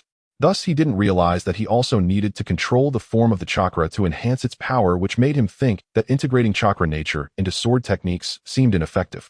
Lightning release had a paralyzing effect, but water release felt completely useless. Right now it indeed serves no purpose, but if I can control the water to flow at high speed with chakra, it would greatly enhance the power of my sword techniques. Mihiko said as he began experimenting again, trying to control the flow of water with chakra. This time the situation was better than before. The water maintained a flowing speed around the blade, though it wasn't very fast. Mihiko raised the long knife and struck it against the big tree. Some wood shavings were swept away by the water flow. Though the blade hadn't yet touched the trunk, a small notch had already been cut into the tree, albeit a minute one. My chakra control isn't sufficient yet. If I could stabilize and control the water flow to move at a higher speed, it could produce greater power than the sword itself. Mihiko explained to Kakashi. After hearing Mihiko's explanation, Kakashi also understood this was the reason his father's sword technique was so powerful. Kakashi then followed Mihiko's guidance and began to practice. The arcs of electricity on the short knife no longer trembled randomly, but flowed around the knife under Kakashi's chakra control. Soon beads of sweat appeared on Kakashi's forehead. When he felt the flow of the arc stabilize, he picked up the short knife and struck at the trees ahead. As he had predicted, the power had indeed increased significantly. Kakashi's situation was much better than Mihiko's. The short knife easily sank into the trunk, leaving a charred mark around the cut, clearly scorched by the high temperature of the lightning. Indeed, but why are you using water attribute chakra to do this? Other attributes should be much easier. Having completed his own trial, Kakashi was puzzled by Mihiko's approach. He had 5 types of chakra and could use the most suitable one for any task, so he couldn't empathize with Mihiko, who only had 1 chakra attribute. I only have this 1 chakra attribute, and if I can master the integration of water attribute chakra with sword techniques, it won't be weaker than other attributes. Mihiko said helplessly. He didn't understand how this child could say such a thing. Isn't it normal to have just 1 chakra attribute? Kakashi appeared slightly surprised after hearing Mihiko's explanation. Isn't it common to start with at least 2 chakra attributes? My name is Hitaki Kakashi. What about yours? The boy always liked to play with older kids, especially since this older boy seemed to know quite a bit, so Kakashi took an interest in this orange-haired youth. Mihiko. After introducing himself, Mihiko continued to think of ways to enhance his chakra control. After considering it for a while, he still only thought of the clumsy method of trying to stabilize and control the water flow at high speed, and he returned to chopping trees just like when he first arrived. After learning Mihiko's name, Kakashi fell silent and began practicing how to integrate lightning attribute chakra into his sword techniques next to Mihiko. Time flew by quickly in their pleasant training. The sun was now directly overhead, and the notches Mihiko had made in the trees were deeper, while Kakashi seemed to be making some progress in his training as well. Kakashi, it's time to come home for dinner. A middle-aged man with silver hair looking just like Kakashi walked out from the woods and said to him. Yahiko tilted his head curiously and saw a man with silver hair identical to Kakashi's, clad in a dark green shinobi vest and carrying a short sword across his back. Oh, Kakashi murmured, then darted forward and took Tsukumo Hataki's hand. Tsukumo too noticed Yahiko standing nearby and glanced at him briefly, mildly intrigued by the boy's earnest demeanor. Say goodbye to your friend, Tsukumo said, gently crouching down and ruffling Kakashi's hair. A flicker of reluctance surfaced in Kakashi's dull fish-like eyes. He was not one for conversation. Having already spoken more than usual with Yahiko, the prospect of yet another farewell left him distinctly unenthusiastic. His ideal friend would be just as taciturn as he was. Goodbye. Kakashi rolled his eyes with resigned exasperation, uttered the words, and immediately tugged Tsukumo's hand to depart. Yahiko watched their retreating figures, admiration softening his expression. His own parents, he recalled, had perished in war when he was about this age. Then his gaze hardened into quiet resolve. For the peace our leader envisions, I must grow stronger. Yahiko snapped back to awareness, only for his stomach to rumble loudly, interrupting his train of thought. Perhaps I should eat first. Yahiko gathered his belongings to leave, when suddenly a figure descended from the sky, flustered at first, then radiant with relief and a trace of reproach. Didn't I tell you to rest today? Why come here instead? It's already dinner time. You should have gone home long ago. Konan's paper form dissolved midair as she landed beside Yahiko, her voice edged with gentle scolding. Yahiko knew he was in the wrong and let Konan chide him in silence, waiting patiently until her temper had fully subsided before speaking. Last night I dreamed of a youth whose swordsmanship was extraordinary. He wielded 10 distinct techniques, each fusing water-natured chakra with blade artistry, and inspired a new idea in me. So today I came out to test it. Yahiko scratched his head sheepishly. But that doesn't excuse neglecting your own body, Konan retorted, still cross though her anger stemmed from deep tender concern. Both were orphans of Amigakure, forged in the crucible of endless war. Day after day Yahiko had shielded her, offering her food first, stepping between her and blows whenever they were caught. To Konan, he was among the most vital people in her life, who, seeing him disregard his own well-being, stirred both fury and anguish. All right, Konan, I understand. I'm sorry, I shouldn't have worried you. Next time I go out I'll tell you first. Yahiko smiled, warmly touched by Konan's caring sternness. Let's go home together for dinner, he added softly. Konan's composure had fully returned. At Yahiko's words, she stepped forward and took his hand, and together they walked out of the forest. How shall I put it? You have a father, I have a childhood friend. It's hard to say which of us is truly happier. Grandmother, let me carry that for you. Just as Yahiko and Konan reached the street, they spotted a child wearing orange-tinted goggles and a shirt emblazoned with the Uchiha fan emblem. Beside him shuffled an elderly woman straining under the weight of a heavy rice sack, sweat glistening on her brow beneath the noon sun. The goggle-wearing boy promptly took the sack from her hands, but being so young he staggered visibly under its weight. Yet he paid it no mind, flashing a strained but bright smile as he asked, "Grandmother, where do you live?" "I'll carry this sack home for you." The old woman, sensing his struggle, reached to take it back. "Thank you, dear child, but let me manage. You're still so small, oh, it's far too heavy for you." He deftly evaded her hand and beamed with dazzling sunlit warmth. "It's fine, grandmother. I'm destined to become Hokage one day. Surely I can handle a single sack of rice. Let me walk you home." Seeing his unwavering insistence, the grandmother relented and pointed him toward her home. Clutching the sack, the boy began trudging slowly along the path she indicated. "Thank you so much, child. I truly believe you'll become Hokage someday," she murmured, gratefully hunched and shuffling behind him. Heartened by her words, the boy gestured proudly toward the fan insignia on his back. "Of course, I bear the crest of the Uchiha clan. I'll surely stand before you as Hokage one day." Though his words blazed with fiery conviction, the sack had already taxed him to his limits, and now raising one hand to gesture, its weight wrenched him violently off balance, threatening to send him crashing to the ground. Realizing his peril, he seized the sack with both hands, but his whole body swayed precariously. The grandmother instinctively stepped forward, torn between fear and helplessness. Just as he teetered on the verge of collapse, a pair of steady hands steadied him. "Before doing good deeds, first measure your own strength." Yahiko was the one who intervened, gently securing the boy, then lifting the sack from his arms. Let me carry this. You go support grandmother from behind. Yahiko hoisted the sack effortlessly. He recognized the boy's innate kindness and deliberately entrusted the grandmother's care to him, knowing the boy would find quiet joy in contributing meaningfully. The gobble-wearing boy was none other than a young Obito Uchiha. His cheeks flushed faintly from the earlier embarrassment, but he obediently moved to assist the grandmother. Grandmother, let me hold your arm. Yes, yes, thank you all so much. Wrinkles crinkled across the old woman's face as she beamed with heartfelt gratitude. The four soon arrived at the address she'd given. Grandmother, which floor do you live on? Yahiko asked, gazing up at the modest multi-story building. Second floor. Yahiko carried the sack upstairs without pause. After delivering her safely home, the three emerged once more into the sunlight. Thank you for today, Obito murmured quietly to Yahiko. Yahiko merely waved it off with a casual smile, in turn taking Conan's hand as they walked away. Obito watched Yahiko's retreating silhouette and silently vowed to eat more, grow stronger, and one day possess the power to aid countless others. Deep underground, a shadowy obsidian-black entity observed the entire scene, then slithered swiftly away through the earth. Before the outer path, demonic statue Black Zetsu materialized before Madara Uchiha. Madara stirred, eyes opening slowly as if awakened by fate itself. Lord Madara, the suitable candidate from the Uchiha clan has been found. Black Zetsu materialized before Madara Uchiha. Madara stirred, eyes opening slowly as if awakened by fate itself. Lord Madara, the suitable candidate from the Uchiha clan has been found. Tell me, Ban said, his weathered face twitching.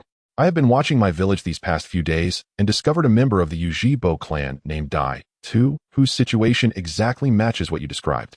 He helps the villagers every day, treats everyone with kindness, dreams of becoming the Hokage, and is filled with love for this world.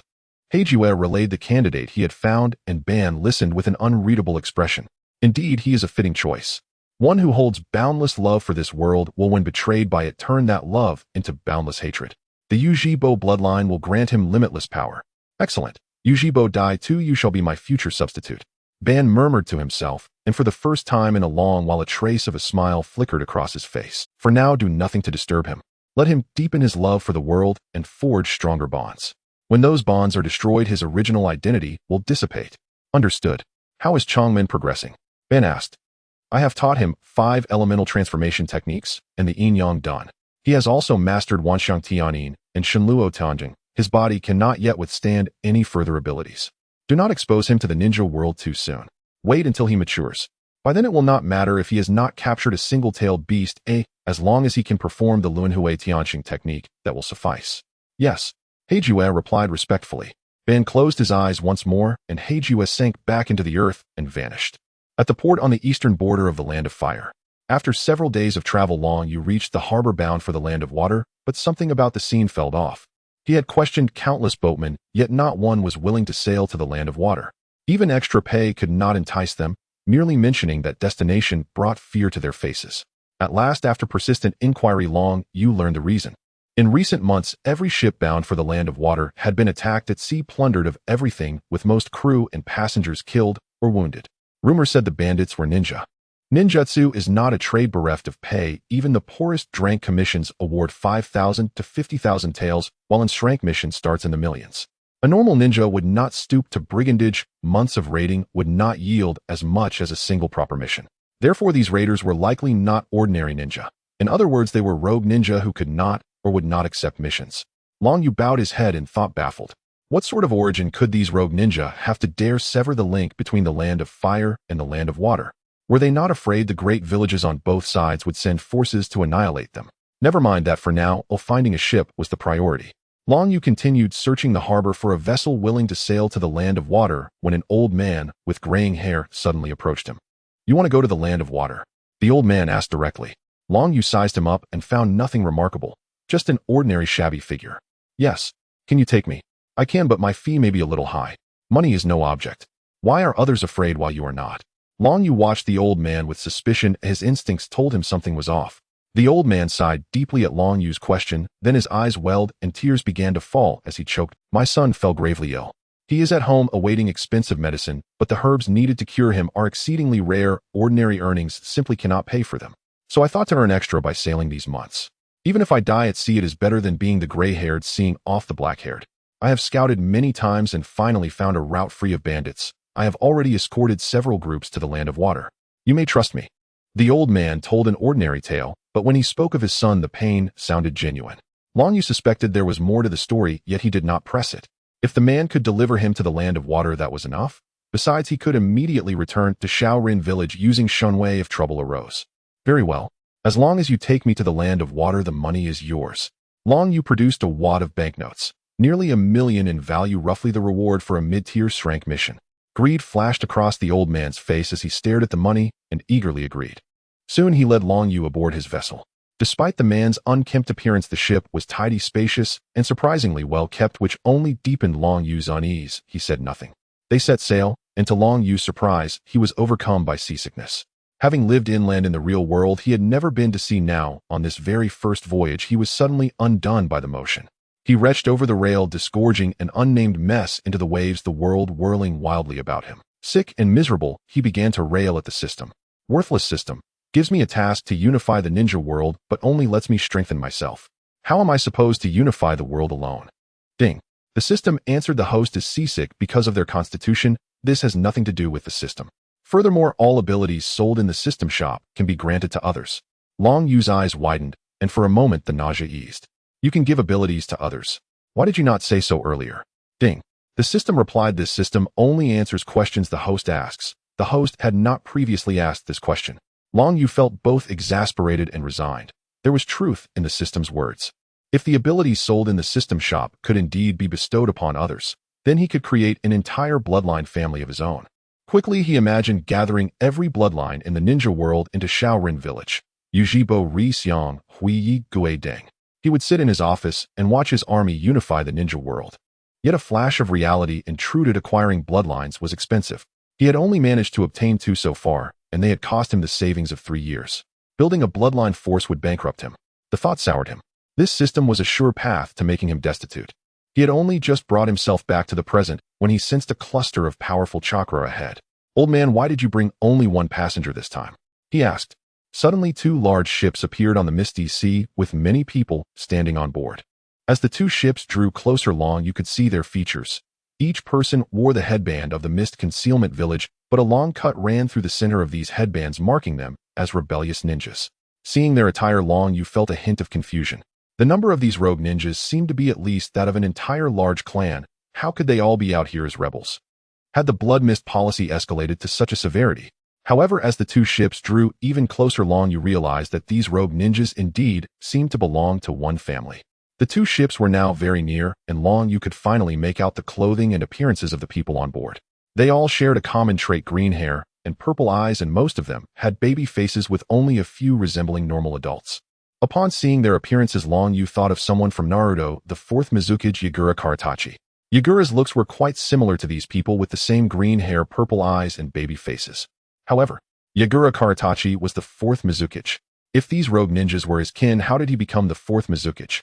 The opponents did not give Long Yu much time to think. 3 or 4 rogue ninjas jumped onto his ship. Long Yu held back from acting rashly, wanting to see what they intended. The 3 or 4 rogue ninjas seemed to disregard him entirely. One rogue ninja grabbed the old man steering the boat and threw him to the ground. What can a single person have? Old man, don't forget that your son is still in our hands. If you can't bring the wealthy here, your son's life is forfeit. The rogue ninja said viciously to the old man on the ground. Hearing the rogue ninja's words, the old man hurriedly rushed forward and clung to the rogue ninja's leg. Sir, this person is a true wealthy man. He can even offer 1 million Rio for my shipping fee. Surely he has more money on him. I did as you said. Please do not harm my son. The old man pointed at Long Yu and hurriedly explained to the rogue ninjas. After hearing the old man's words, their gazes toward Long Yu changed from indifference to a mix of surprise and slight aggression. I didn't expect this kid to look unremarkable, yet still be a wealthy person. Hey, kid, bring out all your money. This way we can let you live a bit longer. The rogue ninja shouted at Long Yu, but at that moment another rogue ninja beside him couldn't stand it anymore. This guy isn't wearing a headband. He's just an ordinary person. We could just take his money and take him away, right? Why say so much to him? With that, he instantly appeared in front of Long Yu, intending to make a move against him. Long Yu's anger flared instantly. Initially, he wanted to observe a little longer, have a chat, and see if he could extract some information. Unexpectedly, this guy came straight at him, wanting to take advantage of him. Although he was indeed quite handsome, he was still a man. I don't want to be touched by a man. With that, Long Yu kicked at the rogue ninja, who wanted to act inappropriately. After so long of physical training, his abilities had greatly improved. The leg he kicked out was so fast that it was almost indistinguishable. The member of the Karatachi clan also didn't expect that the ordinary person he thought would have such quick movements. In a rush, he couldn't dodge in time and could only cross his arms in front of his chest to block. What tremendous strength! Upon contact, the Karatachi clan member realized the extraordinary nature of this person. The force of the kick sent him flying, crashing against the edge of the ship. Sanyin. Another Karatachi clan member cried out quickly, helping the fallen Sanyin up. The other Karatachi members stared at Long Yu with wary expressions, drawing kunai and holding them in front of their chests. The Karatachi clansman who had been kicked away lay on the ground, spitting out blood. He struggled to speak to the clansman who came to help him. Chunshu, this person is likely a taijutsu-type ninja. Do not engage him in close combat. Sanyin warned Chunshu. Chunshu turned to glare at Long Yu with anger. How despicable! Pretending to be an ordinary person. Then he shouted at the other clansmen who boarded the ship, do not approach him. Attack him with long-range ninjutsu. Hearing Chunshu's words, Long Yu was taken aback. Was there such a white lotus in the ninja world? They mistook him for an ordinary person because he wasn't wearing a headband, and now they wanted to search him and even scold him. What nonsense! The other Karatachi clansmen immediately began using long-range ninjutsu to attack Long Yu following Chunshu's command. Water release coral palm technique. Two Karatachi clansmen formed seals and clapped their hands together, causing clusters of coral to begin growing from their hands toward Long Yu. Long Yu did not dodge. He was quite curious about the growing coral. He remembered that in the original story, Naruto had been struck by Yagura's coral palm, causing coral to continuously grow on the body of the struck person, restricting the ninja's movements. One could say this technique was the nemesis of taijutsu-type ninjas. Two clusters of coral began to grow upward from beneath Long Yu's feet, and before long, he was completely covered in coral, leaving only his head exposed. Seeing Long Yu covered in coral, Chunshu slowly felt relieved, thinking he no longer posed a threat. Which ninja village are you from? Chunshu asked Long Yu, what is your purpose for secretly coming to the Mist Concealment Village? Long Yu did not answer his question, but tilted his head and asked him back, from the looks of you, you must already be rogue ninjas from the Mist Concealment Village, right? Why do you still care about the affairs of the Mist Concealment Village? This has nothing to do with you. You only need to answer my question. Otherwise, you will regret it. Chunshu certainly wouldn't answer Long Yu's question and began to threaten him. Hearing Chunshu's words, Long Yu sighed helplessly. Why are there so many self-righteous people? Do you think you've already got me under control? Long Yu questioned them, and then, disregarding whether they would respond, the chakra within him surged violently, creating ribbons of pale blue flames around him. Chunshu and Sanyin's pupils contracted sharply. They had never seen a ninja possess such a massive amount of chakra. Even a tailed beast probably wouldn't compare. However, Long Yu's actions were not over. The chakra within him began to impact the internal limits of his body. Open, rest, birth, injury, and death. Each limit he broke through intensified the chakra flames surrounding him, and when the last gate was opened, the chakra flames around him became distinctly visible, and veins began to surface on his face. The coral surrounding Long Yu was instantly shattered, and in the blink of an eye he was before Chunshu, followed by Chunshu's astonished expression had not yet recovered when he saw a foot magnifying in front of him, followed by a surge of pain throughout his body. Long Yu still wanted to bring the Karatachi clan under his banner, so he did not strike with lethal force, merely kicking him in the stomach, and even Sanyin did not use all his strength against him. Both Chunshu and Sanyin hung at the edge of the ship's cabin before slowly sliding down to the ground. Chunshu couldn't help but spit out a mouthful of blood before a foot pressed down on his chest. Take me to see your clan leader. The Goju spring tree struggled to lift its head. After looking around, it found that all the clansmen who had boarded the ship were already lying on the ground. The person stepping on it asked with hollow eyes and a blank expression, as if its life depended on complying with their demands. Although your physical skills are formidable, you must be using forbidden techniques now, right? As soon as our clansmen arrive, you will have no chance of escape. Long Yu felt that the Goju clan seemed a bit unhinged. At this moment, he could take the life of the person before him at will, yet they dared to speak to him this way. Truly bold. Escape. If your clansmen were to flee now, they might still have a chance, but you few have no opportunity at all. Since the person was unwilling to speak, Long Yu decided not to linger any longer. With a mere illusion, he rendered them all incapable of resistance. Now he intended to have a proper conversation with the Goju clan. The old boatman, after witnessing Long Yu defeat the ninjas in no time, turned pale with terror. As Long Yu approached, he immediately knelt on the ground, repeatedly bowing his head. Master, it's my fault for not recognizing the Great One. Two truly did not do this willingly, they forced me. I beg you, please spare my life. My son is still in their hands, I cannot die. The old man cried, tears streaming down his face, banging his head repeatedly until blood began to flow, yet he showed no sign of stopping. Long Yu ignored him and walked straight past, leaping onto the deck and diving into the sea. Only after Long Yu had left did the old man stop, but he did not set sail.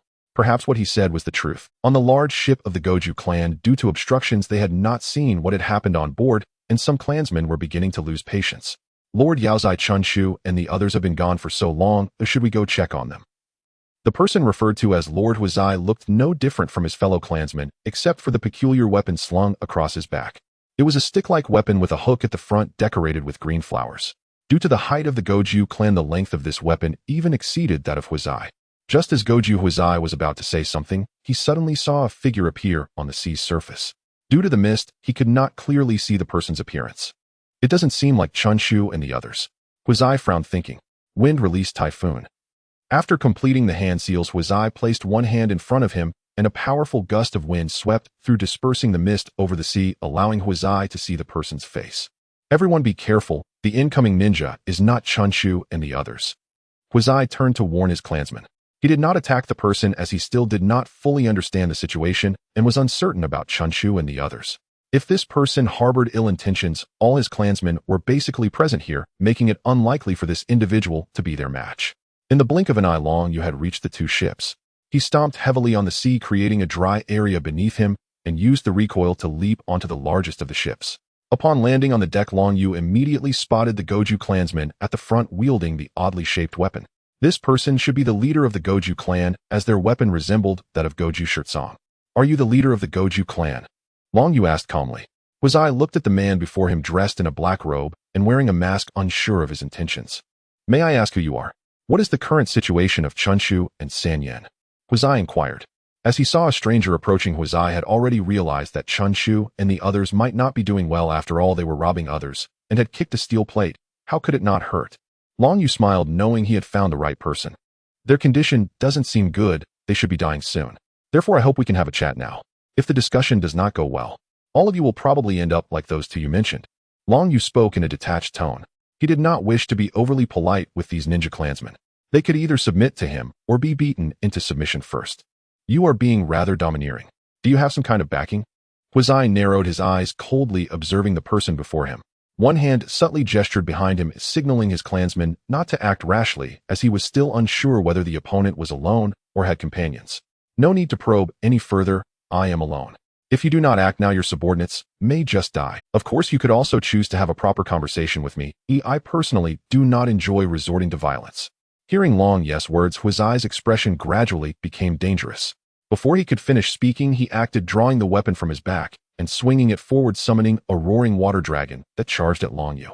Long Yu was slightly surprised upon seeing the water dragon. It wasn't that the jutsu was particularly powerful, but rather that a member of the Goju clan had executed a brank jutsu without hand seals. This was not the era where one could just clap their hands and shout for a jutsu to happen. Being able to use a jutsu without hand seals was impressive. Was it because of that peculiar weapon? Long Yu noticed that the water dragon originated from the green flowers on them. Long Yu made no move as the roaring water dragon approached him, passing right through his body. What? Huizai looked at the scene before him in disbelief, while the other Goju clansmen were equally shocked. One must admit the phasing ability of Shinwei was unparalleled in its capacity to intimidate compared to any other jutsu. Attack! Kill him! Although Huizai was stunned by this ability, he did not lose his composure. With a flick of his hand, the Goju clansmen began to assault Long Yu. However, these cannon fodder were clearly no match for Long Yu, who had entered the state of Shinwei. Those who approached him often found themselves incapacitated by a single punch or kick. Some Goju clansmen, realizing Long Yu's formidable close combat skills, began to distance themselves and launch ninjutsu from afar. However, what left them in despair was that all their attacks ultimately passed through Long Yu's body, with some even accidentally injuring their own clansmen. Hiding behind Goju, Huizai observed for a while and discovered a flaw in Long Yu's ability. He noticed that once this person entered the state of evasion, he seemed unable to attack others. This person's ability to evade attacks cannot be used simultaneously with his attacking ability. Let's launch our attacks in batches. Despite having a childlike face, Goju Huizai's wisdom and maturity were undoubtedly on par with that of a normal adult, if not surpassing it. Upon hearing Huizai's command, the Goju clan members began to launch continuous attacks on Long Yu in battle. Surrounded by numerous foes, Long Yu felt a bit disheartened. He realized that the opponents he faced seemed quick to analyze the flaws of Shinwei and devise countermeasures. This was true of Hanzō before and now of Goju Huizai, making him envious of Obito, who seemed to have encountered few who could swiftly analyze Shinwei's abilities. However, even if you analyze it, what use is it? The gap in strength cannot be bridged by a little wisdom and the number of cannon fodder. Since you are unwilling to have a proper conversation with me, then let's talk after I subdue you. Long Yu formed a cross seal with his index and middle fingers. Multi-shadow clone technique. This was a ninjutsu Long Yu had exchanged from the system Maul long ago. Being able to create so many clones depended on this technique. Now using it in actual combat, its effect was equally significant. With the massive chakra of the Uzumaki clan and the amplification from Duman, Long Yu easily produced a number of shadow clones equivalent to that of the Goju clansmen. This was also because he feared that the ship might not withstand too much weight, otherwise he could have let all the Goju clansmen experience the feeling he had just given them. As soon as the shadow clones appeared, the Goju clansmen surrounding Long Yu were immediately blocked, creating a clear space between him and Goju Huizai. Now it's time for you to show me your dance as the clan leader. Long Yu's triangular sickle in his eyes began to rotate, slightly the spirit of a middle schooler igniting fiercely. A pitch-black vortex manifested behind Goju Huizai. A deep blue sphere materialized from the vortex behind Huizai. This was the shadow clone of Long Yu that had just appeared from the Shinwei space during his casting of the multiple shadow clone technique, now emerging unexpectedly behind Huizai. A gentle whirlwind stirred Huizai's green hair at the back of his head, and he immediately reacted, raising his weapon behind him as a water barrier sprang up to block the spiral sphere launched by Long Yu's shadow clone. Very alert, aren't you? After the failed sneak attack, Long Yu was not discouraged. Instead, he felt even more exhilarated. This surging passion captivated him, a former Shuden, and he could even hear his own heartbeat. Huizai swung his weapon backward, shattering Long Yu's shadow clone. Now his gaze toward Long Yu had turned significantly more cautious. From the recent attack, Huizai deduced that the person before him possessed one of the most bizarre space-time abilities in the ninja world. This ability was particularly troublesome. The second Hokage traversed the ninja world effortlessly using space-time ninjutsu. He never expected that an ordinary person he had casually captured would also possess such power. This is unfortunate, but I absolutely cannot let him escape. Otherwise, the consequences of the hidden mist village learning about our presence would be unimaginable. Huizai fixed his gaze on Long Yu, his staff-like weapon pointed at him. Despite the battle having started, he had yet to form any hand seals, and this time was no different. Water-style water shockwave. Huizai shouted, sending a slender column of water flying towards Long Yu like a white ribbon. As a clan leader, is this all the power you possess? Long Yu completely ignored the water column, rushing towards him, and executed the phasing technique, charging straight at Huizai. Unexpectedly, as Huizai saw Long Yu charge at him, instead of retreating, he pressed forward. His attack hadn't fully passed through Long Yu when it reached him. This distance is sufficient. Long Yu estimated the gap between himself and Huizai, as well as the time it would take for the water shockwave to pass through his body. He believed that this time he could just transform into a solid form during his attack. He extended one hand towards Huizai's neck. From their previous exchanges, he noted that the Kuju family's physical techniques were weak, although Long Yu couldn't comprehend why Huizai dared to charge at him. However, he would win. Long Yu's hand was about to touch Huizai's neck when Huizai finally moved, suddenly taking a small step back and positioning his staff in front of him. A water mirror formed between them, clearly reflecting Long Yu's figure. However, the Long Yu in the mirror had not activated the 8 gates and was simply in a normal state. So this is the technique he intended to use. Long Yu finally understood Huizai's intention in approaching him, but looking at his own imminent reflection in the water mirror, he felt no panic. Instead, he was curious to see how much of his power this technique could replicate. The shadow emerging from the mirror seized Long Yu's hand that was reaching for Huizai's neck, while its other hand formed a spiral sphere aimed at Long Yu's chest. Simultaneously, Huizai, using the water mirror technique to replicate Long Yu, was now aware of the true nature of Long Yu's abilities. So this is how the ability to evade attacks works.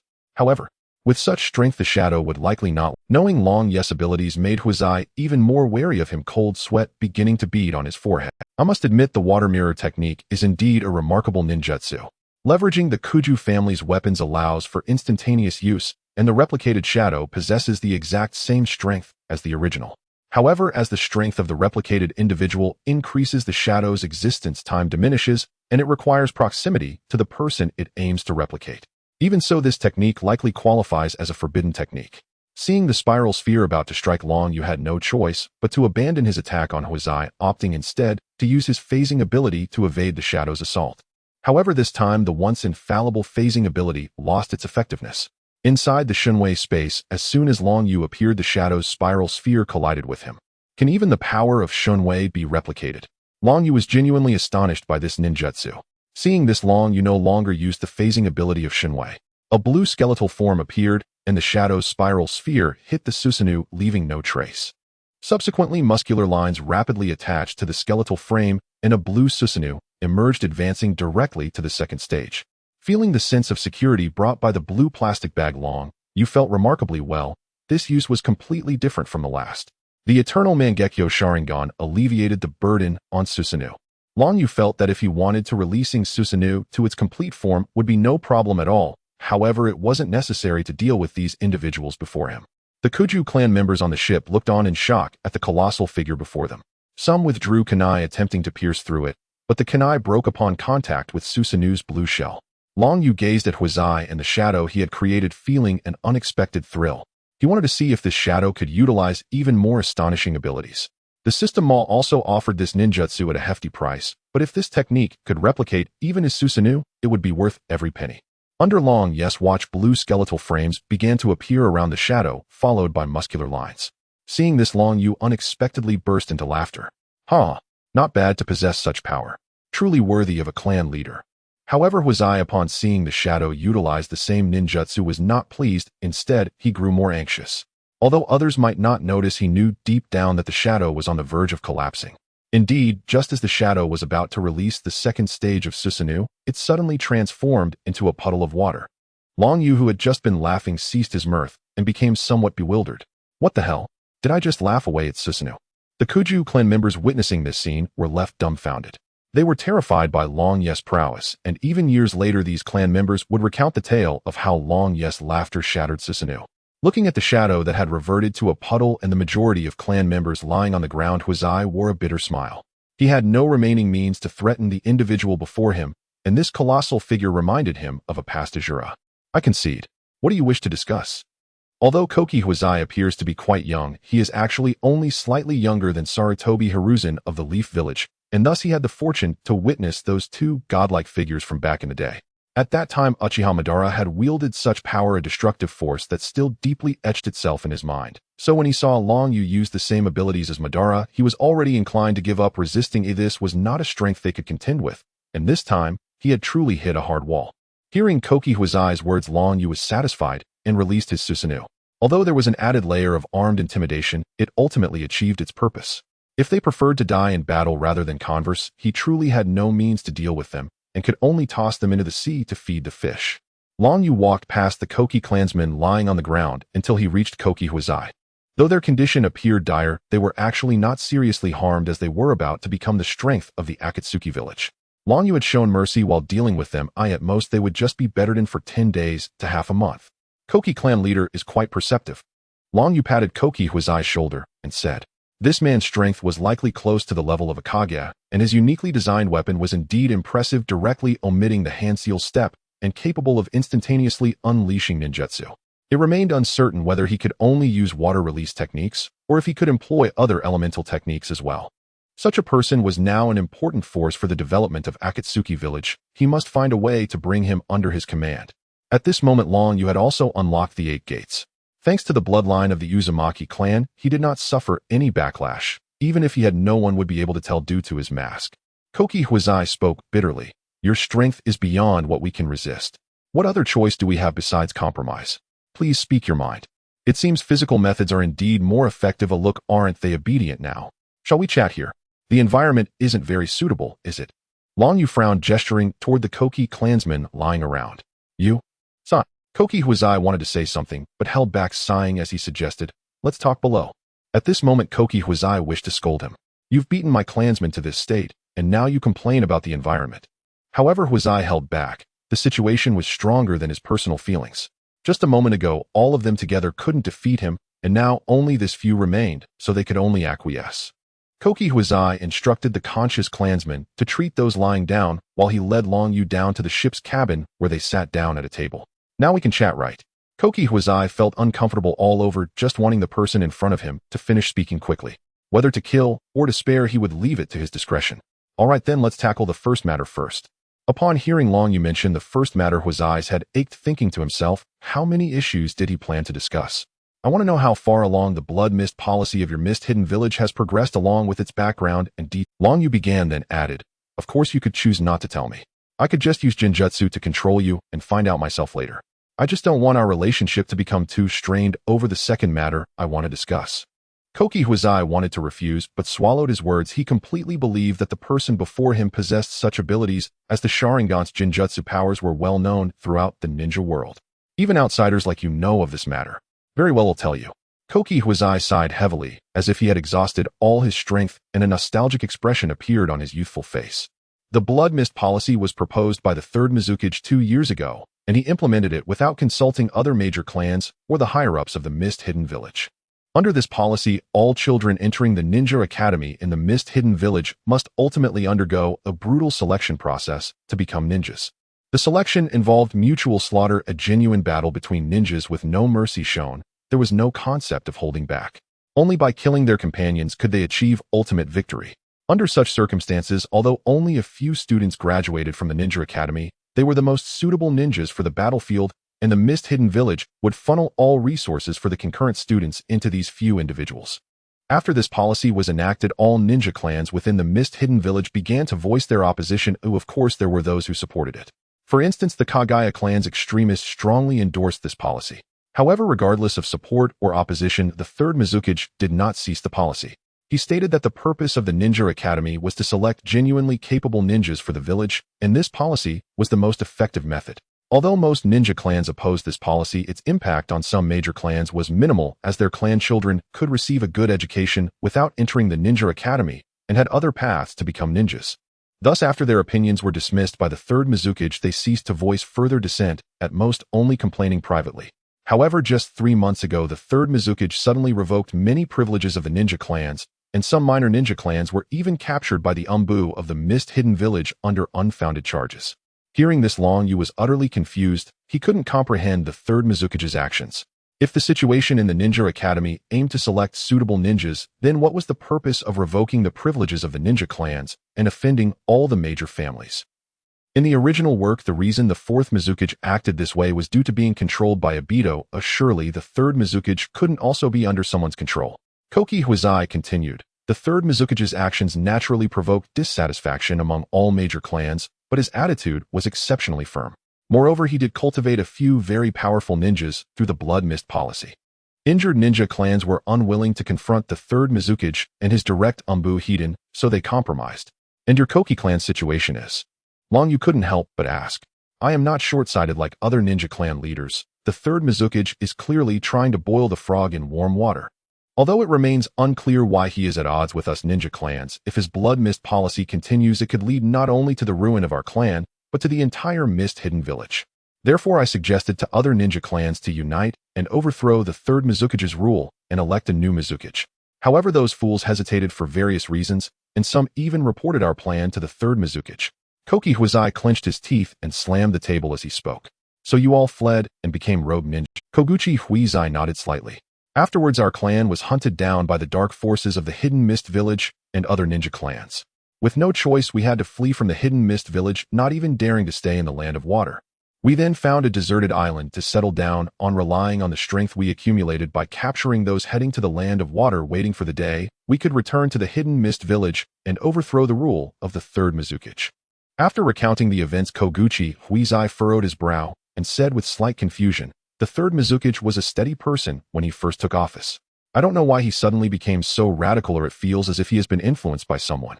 Koguchi Huizai's words caused Long Yu to fall into deep thought. As the shadow of a village, such actions were indeed illogical. Upon hearing the term influence, a name immediately surfaced in Long Yu's mind, Black Zetsu. This 1,000-year-old prodigy is a master at swaying people's hearts. Both Indra in the past and Uchiha Madara now can be said to have been influenced by him. Currently, Black Zetsu should still be disguised as the will of Uchiha Madara. Is it possible that the situation in the Hidden Mist Village is related to Madara? The more Long Yu thought about it, the more plausible it seemed. Madara's current body is already unable to walk, and he can obtain intelligence from the ninja world through White Zetsu, but relying solely on White Zetsu makes it impossible for him to accomplish many things. For instance, a series of coincidences during the Third Great Ninja War. Minato just happened to leave his team to carry out a mission, and Obito and Kakashi happened to encounter a formidable enemy, leading to Noara Rin being captured. Then Rin was implanted with the three-tailed Isabu, and when Kakashi rushed to rescue her, she willingly collided with Kakashi's Chidori to avoid dragging Konoha into it. This scene just happened to be witnessed by Obito, who arrived shortly after. So many coincidences could not possibly have been orchestrated by Madara alone. Therefore, it is likely that Madara still has allies or puppets in the ninja world, and this person must hold a significant position, otherwise these events could not have taken place. The Mizukage of the Hidden Mist Village is clearly the most suitable candidate. The Hidden Mist Village is located on an island which can be considered isolated from the world, making it difficult for anything happening inside to be known outside. This greatly benefits Madara in hiding himself. Thinking in this way, perhaps this third Mizukage knows of Madara's existence, and may have even formed a cooperative relationship with him. Do you have any other questions to discuss? Koguchi Huizai asked, helplessly noticing Long Yu had been keeping his head down without speaking. You better not think about returning to overthrow the third Mizukage rule. There may be an old monster behind him left over from the Warring States era. Even if you succeed, the losses would be tremendous, and there's a possibility that the people behind him could take the opportunity to control the newly appointed Mizukage. Long Yu did not immediately propose capturing them. Instead, he wanted them to understand that they could no longer stay in the Hidden Mist Village even if they overthrew the third Mizukage. Koguchi Huizai felt somewhat speechless after hearing Long Yu's words. The Warring States era. If I had to say, I too am a remnant of that era. Long Yu was a bit stunned. Whether while watching anime or now, he had always thought the Warring States era seemed very distant and had never calculated it seriously. Now that he thought about it, the Warring States era seemed to have been just 40 years ago. If so, then in that sense Madara should also be of an age similar to that of an ordinary long-lived person in the real world. Although I look relatively young, I am almost 50 years old now. Is there anything strange about having experienced the Warring States era? Koguchi Huizai assumed Long Yu was puzzled about his age. Although Long Yu knew that the actual age and appearance of the Koguchi clan members might not match, he didn't expect it to differ so much. He had thought this clan leader was at most in his 30s. However, with such a physique, many people in the real world would likely desire it. Coming back to his senses, Long Yu continued to reveal a bit of information to him. Since you have experienced the Warring States era, you should know the two ninjas who ended it right. Upon hearing Long Yu's words, Koguchi Huizai immediately displayed a shocked expression. He had witnessed the greatness of those two individuals. Are you saying one of those two is still alive and currently stands behind the third Mizukage? Koguchi Huizai asked incredulously, then shook his head. This is impossible. The member of the Uchiha clan died in the Valley of the End battle long ago, which is confirmed by all 5 great ninja villages. The member of the Senju clan also fell seriously ill and passed away after that battle. How could they possibly still be alive? Could it be that there exists a technique that allows one to come back to life? Long Yu thought to himself that he had guessed correctly. There indeed exists ninjutsu that can bring one back to life, and not just one. You should be able to tell which clan my ability comes from. Just like that person's ability. Koguchi Huizai spoke with difficulty, realizing that this person before him could easily kill him and should not be lying. Could it be that what he said was true? But why would he tell me all this? Are you representing Konoha? Why are you telling me this? Koguchi Huizai easily assumed that Long Yu was from Konoha. He speculated that Konoha must have told him this to unite against that person. After all, he had once wanted to destroy Konoha. No, I am not from Konoha. As for my ability, it was acquired through certain means. If I wanted to, I could also bestow such abilities upon you, but that brings us to the second matter. Long Yu shook his head and said, this time he intended to capture the Koguchi clan, and using the identity of Konoha might lead to some drawbacks in the future. As for the latter 2 sentences, they were meant to entice. Let me give you a taste first. Long Yu said as he prepared to place his hand on Koguchi Huizai's forehead. Bestow such an ability upon me. Upon hearing Long Yu's words, Koguchi Huizai was puzzled, just as Long Yu stood up to place his hand on his forehead. Instinctively, he wanted to retreat, but stopped himself, recalling the strength of the person before him. Once his hand was placed on Koguchi Huizai's forehead, Long Yu opened the system store. He intended to test the abilities mentioned by the system. This clan leader from Koguchi was clearly suitable as experimental material, but he had to choose the ability he would bestow carefully. He couldn't allow him to gain sudden strength. It also had to be identifiable and not something he originally possessed. Soon Long Yu found a suitable choice: seduction technique. After spending 5,000 merit points, the system issued a prompt. Ding. The host has purchased and bestowed the seduction technique to Koguchi Huizai. So this Koguchi clan leader is named Huizai. In fact, if one were to consider it, the art of seduction could only be regarded as an advanced application of a rank ninjutsu transformation technique. The reason it cost Long Yu a brank ninjutsu price is due to the seed resources required for certain accompanying transformations. Several hundred T, an absolute bargain. Soon Koki Hozai's face began to flush. The images flashing through his mind were incredibly vivid and numerous, overwhelming even this man in his 50s. Long Yu looked at Koki Hozai with a hint of confusion. Could it be that this fellow is a virgin? Just a single seduction technique has rendered him this way. If Long Yu were to know the truth, he would probably regret his current ignorance. You should have already received the abilities I bestowed upon you, right? Long Yu inquired. Koki Hozai struggled to regain his composure from the several hundred T swirling in his mind. Ahem, this ability is indeed quite impressive. Koki Hozai felt a slight warmth in his nose. This is merely a very ordinary ability. If I desire, I could bestow upon others the Sharingan of the Uchiha clan, the Byakugan of the Hyuga clan, or even the wood release of Hashirama Senju. Long Yu said temptingly.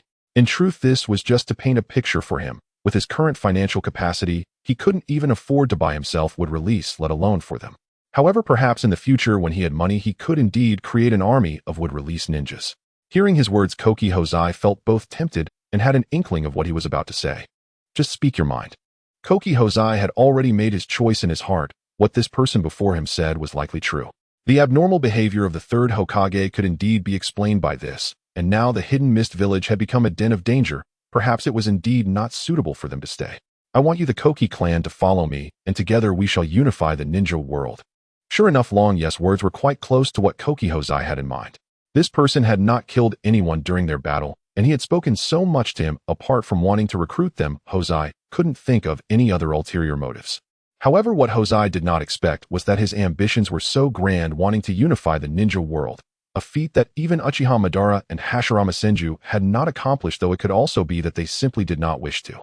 The entire ninja world has been fragmented for too long, with constant wars among the great nations. Suffering and calamities occur at any moment, and hatred continues to spread.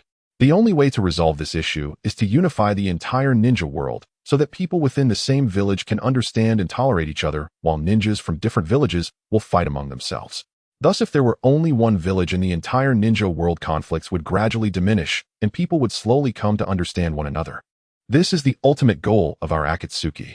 Long Yu expressed his ideals with a touch of embellishment, and then looked at Koki Hozai. So what do you think? Have you made your decision? I won't force you, but now that you know of my existence and our purpose, if you do not agree, I certainly will not spare you. Hearing Long Yu's statement, Koki Hozai was somewhat shaken.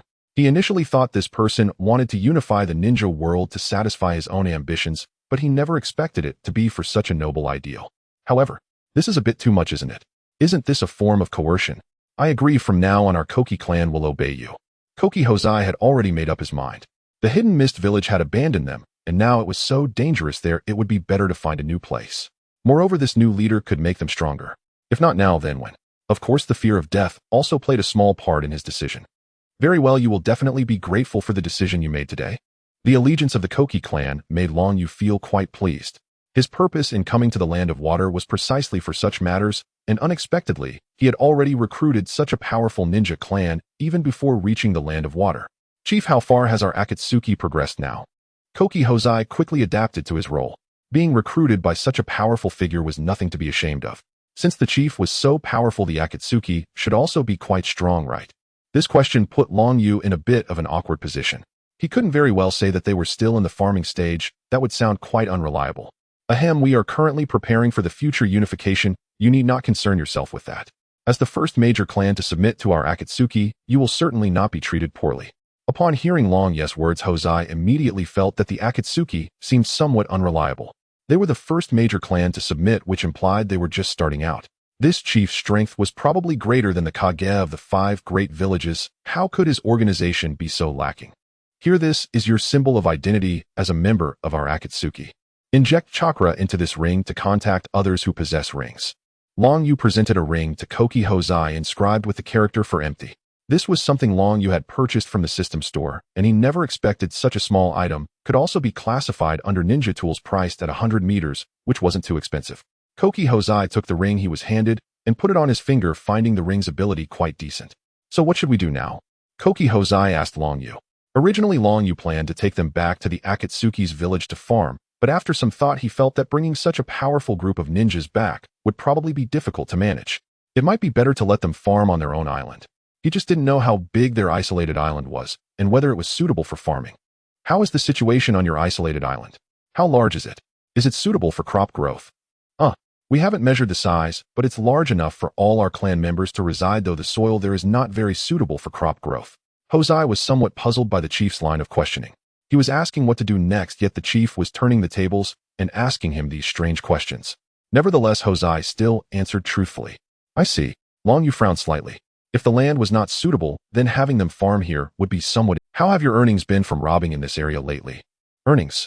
Not very good, barely enough to sustain. For some reason, Koki Hosei felt that this chief wanted to rely on them to make money. Long Yu sighed deeply. As a ninja clan, how could they not even know how to earn money?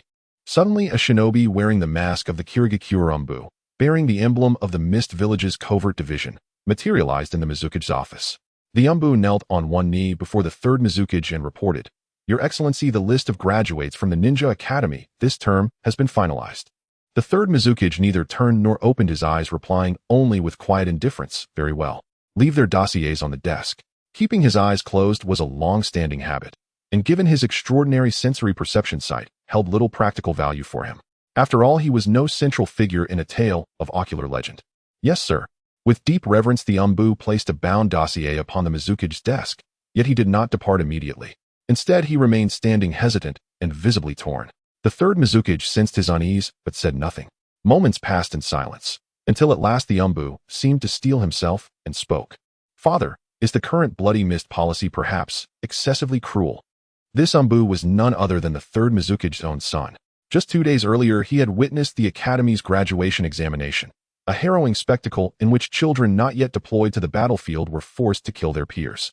The sight had stirred profound sorrow within him. Compounded by mounting grievances among the clans toward his father, that sorrow emboldened him to voice his doubt. Cruel. Dying swiftly and painlessly at the hands of comrades is still far preferable to enduring unspeakable torment at the hands of enemy shinobi later on. An increase in numbers inevitably dilutes quality. A single elite warrior outweighs an entire legion of mediocrities.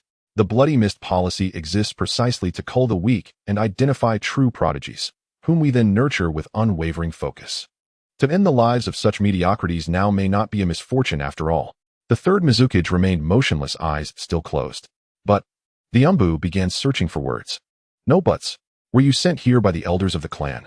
The third Mizukage cut him off sharply. Yes. The Umbu bowed his head. He could not lie to his father. Those elders care nothing for the Academy's graduation exam. They care only for their own interests. Yet the village is a unified whole, not a mere coalition of bloodlines. For its survival, clans must yield their privileges. Ryushu, your compassion has been exploited by them. Withdraw. You need not bear this burden. The third Mizukage turned slightly, though his eyes remained tightly shut. Yes, Mizukage-sama. Ryushu lowered his head in resignation. Even before speaking, he had known persuasion would be futile. Yet he could not bear to watch former students slaughter one another for the mere chance to become shinobi. So urged on by several clan elders, he had resolved to try once more. The third Mizukage turned away again. As Ryushu reached the doorway, he paused. Father, that black entity does not seem trustworthy, and Uchiha Madara's words carry little weight. I beg you to reconsider this alliance. His father had not always been thus. Ever since meeting that elderly man 2 months prior, he had grown increasingly radical, deaf to counsel, blind to caution. Ryushu, having overheard their conversations while serving at his father's side, knew the elder's identity, Uchiha Madara, one of the pivotal figures who ended the Warring States era. Though the man promised cooperation, an aid in conquering Konoha to elevate Kirigakure as the foremost shinobi village, Ryushu sensed a perilous bargain akin to negotiating with a tiger. One misstep and annihilation would follow. You do not understand. You have only heard of his deeds. You have never beheld his world-shattering might. Even in his twilight years, his power remains beyond our comprehension. He has no motive to deceive. Death already looms near. The third Mizukage had witnessed Madara's strength firsthand during the Warring States era. The colossal 1200 metal giant still seared into his memory. Thus, when that same aged man approached him 2 months ago, he was genuinely startled.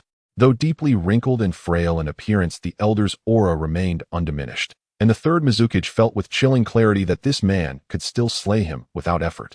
What astonished him most was that this on-Sesikan strongest shinobi in the world sought him for alliance, claiming his sole purpose was vengeance against Konoha. Though puzzled as to why Madara did not pursue vengeance himself, he accepted the offer intelligence on rival villages in exchange for minor operational support. Recently acting upon intelligence provided by the shadowy entity Kuratsuchi, he intercepted a group of Cloud Village shinobi moments before they infiltrated Kirigakure, an act that solidified his commitment to the Alliance and renewed his awe at Madara's reach. Even with such physical decline, the Elder perceived every tremor across the shinobi world, his depth unfathomable, his foresight absolute. Moreover, following Madara's strategic counsel, Kirigakure had already cultivated 3 elite jonin, whose prowess might yet ascend further. This very success justified the Bloody Mist policy. Forging a single elite jonin demanded sacrifice few villages could afford. Hearing his father remain unmoved, Ryushu sighed deeply and left the Mizukige's office. Once he was gone, the third Mizukige rose and picked up the dossier from his desk. Hibari Juzo Kaki, same Kuragari Raiga, exceptional talent and strength. Perhaps each may one day wield a sword of the 7 swordsmen. A secluded forest on the outskirts of Konoha. Yahiko and Kakashi stood apart, poised for combat. Kakashi gripping a chakra-infused short blade, Yahiko holding his signature longsword. Since their chance encounter, the two had met daily at this spot, training swordsmanship, testing techniques, sparring with relentless rigor. Though Yahiko began training a day earlier, Kakashi's chakra affinity proved markedly more conducive to blade mastery, granting him a distinct edge in technique development. Yet Yahiko had already mastered 2 sword arts glimpsed in his dreams, those taught by the charcoal-burning youth. While Kakashi led in technical innovation, Yahiko retained superior raw power, his chakra reserves vast and formidable. In their spars, Kakashi had yet to claim victory. Still, considering his younger age, his progress marked him as a genius among geniuses. I am initiating the assault. Kakashi's terse declaration coincided with the sudden flare of cobalt-white lightning along his short blade, a low, resonant thunder vibrating in the air. Then come. Mayahiko felt the chakra surging and clear water began to flow continuously from the long knife in his hand. Just after Mayahiko spoke, Kakashi suddenly pushed off with his right foot, launching his body like a bullet. Even without the Sharingan, Kakashi's physical abilities were remarkable. Seeing Kakashi charging towards him rapidly, Mayahiko did not sit idly by. He swung his long knife horizontally, hoping to leverage a slight advantage in attack distance. As Kakashi's long knife came crashing down on him, he parried with his short sword, then aimed to deflect the force of the strike, while continuing to close the distance to Mayahiko. He relied on the flexibility of the short sword, which could only shine when the distance was close enough. However, he clearly underestimated the power behind Mayahiko's strike. Mayahiko naturally possessed significant strength, and as he swung his knife, he reinforced its power with water attribute chakra surrounding the blade. Kakashi's lighter weight caused him to be sent flying by the blow, yet he did manage to gain some advantage in the lightning chakra from Kakashi's short sword was transmitted through the water chakra of Mayahiko's long knife, sending a tingling sensation through Mayahiko. While it did not render him paralyzed, it nonetheless impacted his movements, preventing him from pursuing Kakashi immediately. After so many sparring sessions, that lightning chakra is still such a nuisance, Mayahiko thought to himself. Kakashi, after being sent flying, landed steadily on the ground, quickly forming hand seals while holding his knife. Lightning released lightning strike. A bolt of lightning appeared above Mayahiko's head, and he dared not resist, hurriedly dodging it. After completing his jutsu, Kakashi immediately charged towards Mayahiko, arriving right in front of him as Mayahiko just barely evaded the lightning strike. Lightning released lightning slash. The arcs of electricity surged wildly around Kakashi's short sword, which gleamed even more brightly as the sword shone, with lightning slashing towards Mayahiko's neck. This was a newly developed sword technique of his which enhanced the destructive power of the short sword by accelerating the flow of lightning attribute chakra, easily capable of severing a tree large enough for 2 people to embrace. Indeed, one cannot let their guard down, even for a moment, Mayahiko lamented, admiring Kakashi's talent and strength. He also tightened his grip on the long knife, his expression becoming serious. Water release, spiraling vortex. Mayahiko increased the flow of chakra, and a massive amount of water attribute chakra surged from the blade of his knife. Following this, he twisted his long knife upward, creating a spiraling current that whirled around him.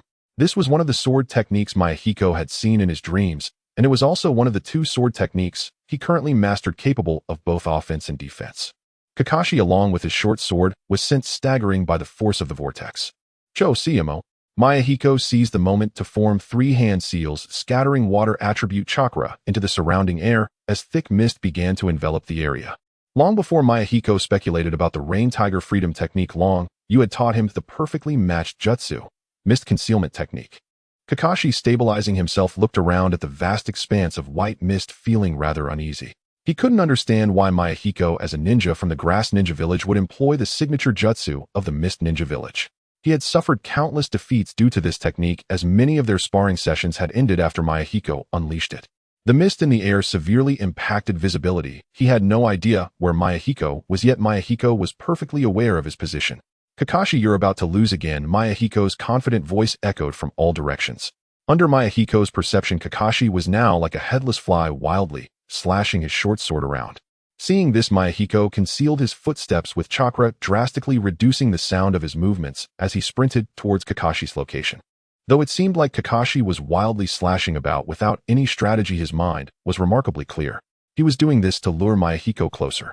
Having suffered so many setbacks due to this technique, how could Kakashi not seek a solution? Now the timing should be just right. Kakashi thought to himself, a hint of excitement glimmering in his otherwise expressionless eyes. Suddenly, Kakashi dropped his short sword, and his hands formed seals at an almost imperceptible speed. Though he could form seals while holding the short sword, the speed was nowhere near as swift as when his hands were free.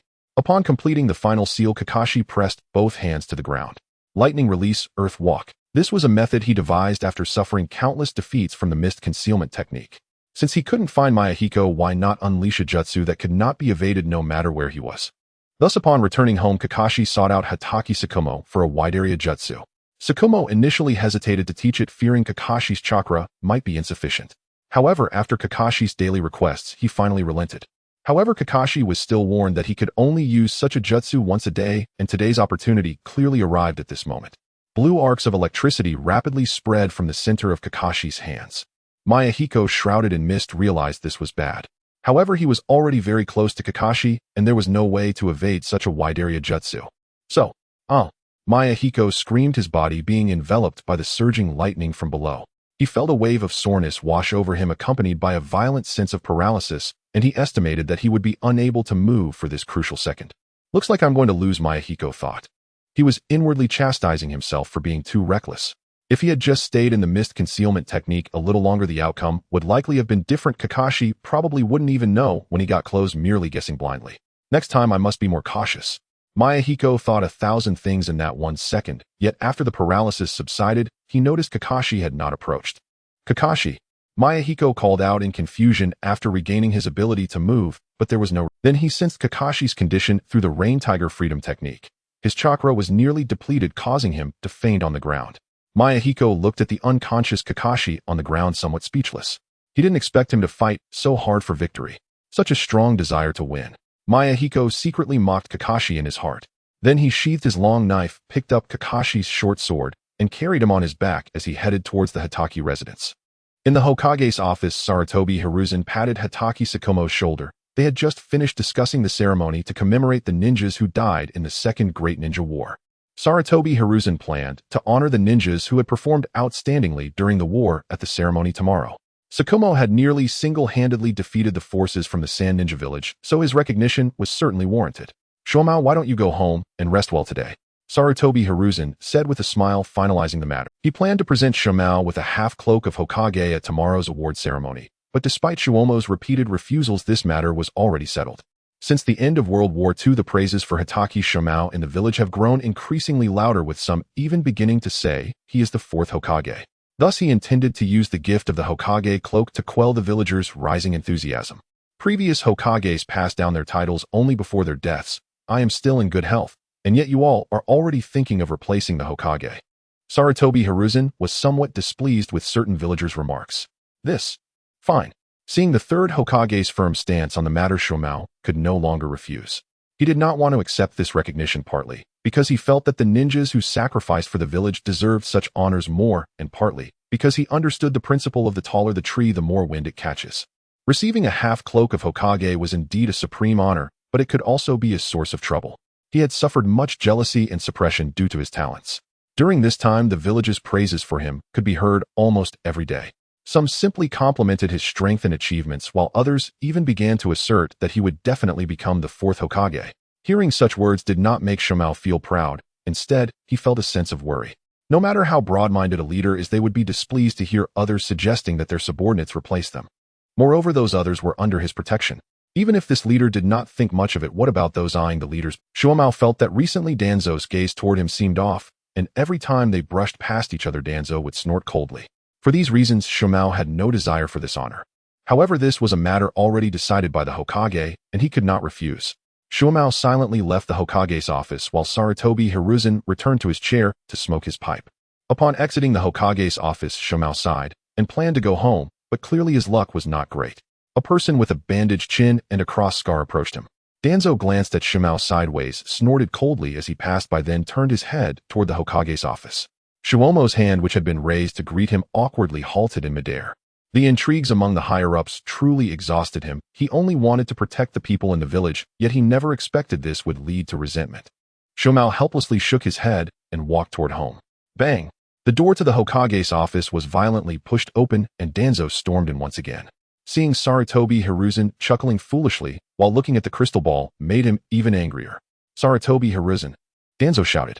Hiruzen was startled by the shout and hurriedly put away his crystal ball. Cough cough, it's Danzo. What? Everyone outside is already saying you want to change Hokage, and you can still sit here watching this so leisurely. Cough cough. Hiruzen quickly coughed twice upon hearing Danzo's words, and then signaled him with his eyes. Although those in the Hokage office were trustworthy individuals who would not leak what they heard, this was still his personal embarrassment. He did not want anyone to hear it. Looking at his old friend, Danzo ultimately decided to give him some face. These trivial documents. Danzo slammed his cane on the ground, making a loud clang. Hiruzen sighed in relief upon hearing Danzo retract his words. Isn't that from your root? Hiruzen looked at Danzo with some suspicion. Danzo felt extremely indignant upon hearing Hiruzen's words. I just helped you keep a secret, and now you turn around and pin the blame on me. Danzo would never falsely accuse anyone of wanting to become Hokage. If I were to accuse someone, it would be myself for wanting to become Hokage. Speaking of which, he had previously dispatched Root to spread rumors about himself wanting to become Hokage, but who knew not a single person spread the word. Some even asked, who is Danzo? Who is Danzo? Danzo am the leader of Root, the shadow of the ninja world, and a disciple of the second Hokage aspiring to become Hokage. How could there still be people who do not know who I am? This is simply an egregious crime. Returning to the main topic, this is the burden Danzo least wants to bear, so he directly pointed out its true culprit. Isn't all of this you're doing? Ever since you announced this morning that you would present Shumao with a half-cloak of Hokage, the villagers have started saying that Shumao is your chosen fourth Hokage. This old friend of mine doesn't even discuss matters with me anymore, though I've borne the brunt of blame for you for so. Sarutobi Hiruzen took a puff from his pipe and frowned. He hadn't expected his actions would not only fail to quell the villagers' passions, but actually fuel them further. However, he was not too worried. These villagers would just be talking. Given his health, he could serve as Hokage for several more decades without issue. Let them talk. This time Shumao truly achieved great merit. When my body can no longer endure, passing the Hokage position to him would be fine. After all, he possesses the will of fire. Danzo wanted to say, what about me when you're gone? But he held back. Hiruzen's words deeply hurt his heart. This buddy had little affection left for him and had long since found someone else. Since that's the case, then don't blame me for being ruthless. Danzo's mood calmed down as he said to Sarutobi Hiruzen, since you as Hokage do not care, then I shall say no more. After saying this, he turned and walked toward the door, already having a plan in mind. Wait, Danzo. Just as Danzo was opening the door, Sarutobi Hiruzen called out to him, and Danzo turned his head in confusion. Hiruzen's gaze shifted elsewhere, scratching his face with some embarrassment as he said, please don't let today's matter leak out. Upon hearing Hiruzen's words, several black lines appeared on Danzo's forehead, but he still replied, understood. After coldly saying this, Danzo walked out of the Hokage's office, slamming the door hard behind him. Meanwhile, Hatake Shumao arrived at his doorstep and saw Yahiko carrying Kakashi approaching his home. Kakashi fainted from excessive chakra depletion during our sparring session. Yahiko also noticed Tsukumo and hastily explained, fearing a misunderstanding. Thank you for bringing Kakashi back. Would you like to rest indoors for a while? As he spoke, Tsukumo gently took Kakashi from Yahiko's back. Having trained together frequently of late, Kakashi and Yahiko had grown close. And so too had Tsukumo and Yahiko. No thank you. It's already getting late, and I need to hurry home for dinner, Yahiko replied with a smile. Yet one unspoken thought lingered. If I'm late again, Konan will worry. With that, Yahiko dashed off toward the Tsukiyomi residence, while Tsukumo carried Kakashi back inside. The next morning, nearly every villager of Konoha gathered solemnly at the Memorial Stone Garden, honoring the shinobi who had fallen in war. Even the academy had organized student attendance. Clans stood in distinct groups. Academy students formed their own cluster, and Umbu operatives lined the periphery, silent and watchful. Hiruzen Sarutobi stood beside the flame monument. Nearby stood Konoha's celebrated veterans of the Second Shinobi World War, Tsukumo, Hatake, Orochimaru, and Tsunade, alongside a framed photograph of Jiraiya held reverently in Tsunade's hands. Since Jiraiya remained in grass country and could not attend, Orochimaru had provided his photograph. Tsunade had placed it in a frame, holding it aloft as his symbolic presence. Before the hushed, expectant crowd, Hiruzen, robed in the Hokage's mantle and crowned with its hat, began his address. Where Konoha leaves its mark, fire burns evermore. After a grueling battle, Konoha's shinobi secured victory, preserving our village. This triumph came at great cost. Many valiant souls laid down their lives for the leaf, like falling leaves burning fiercely to nourish the soil. Yet their sacrifice was never in vain. They shielded the village and those they cherished. Their spirits shall become the roots of the great tree, feeding new buds as they rise strong and unwavering. Hiruzen concluded his abridged oration. Clad in black, the villagers bowed their heads in silent mourning for the fallen. 3 minutes passed before heads lifted once more, and Hiruzen began the next segment of his speech. In this war, exceptional shinobi emerged, leaders whose prowess guided Konoha to victory. Today, a murmur rippled through the assembly as villagers whispered of heroic deeds. First among them, the White Fang of Konoha, Tsukumo Hatake, who led our forces to triumph on the Sand Village front. Hiruzen himself bestowed upon Tsukumo half of the Hokage's ceremonial sleeve. The crowd erupted, cheering Tsukumo's name with thunderous pride.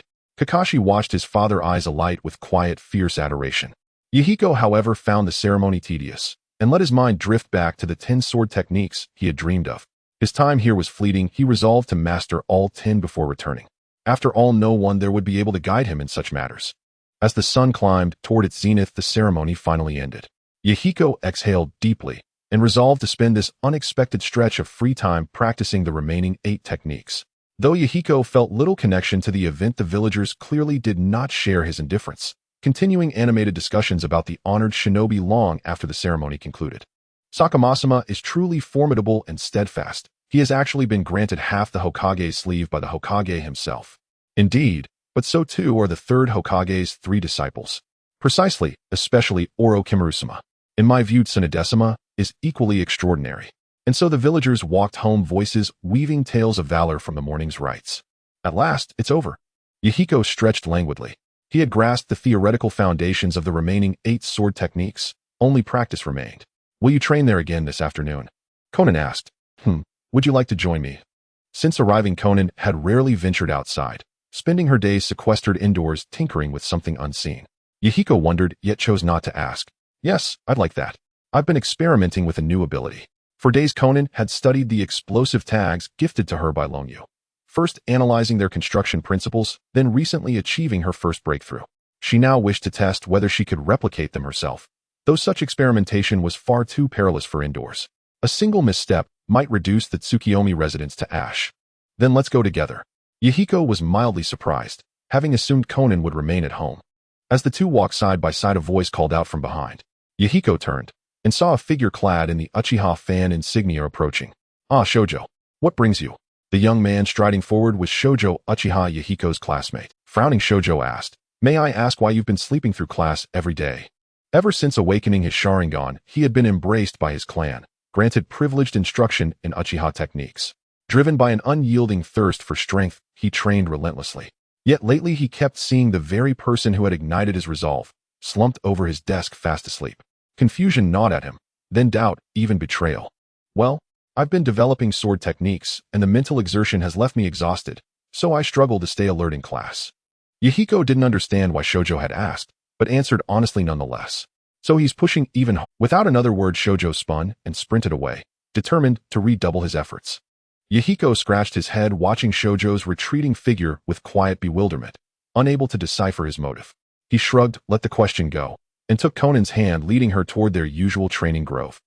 Meanwhile, Minato had mastered the Rasengan, and now worked alongside Longyu to explore its nature transformations. After all, Minato himself had originally conceived the technique. Collaborating with him ensured swift synergistic progress. Success would yield a brand new Shrank Jutsu, surely a reward worth pursuing. As for Jiraiya, he had become utterly entranced, leaving each dawn and returning each dusk, nose stuffed with tissue swaying unsteadily. By now his blood must have cycled entirely. This baffled Minato deeply. He too had bathed in grass country's hot springs, yet never experienced such effects. Nor had he ever glimpsed Jiraiya in the men's bathhouse. At the entrance of the hidden mist village in the land of water, 2 mist ninjas guarding the gate were idly checking the few villagers who came and went.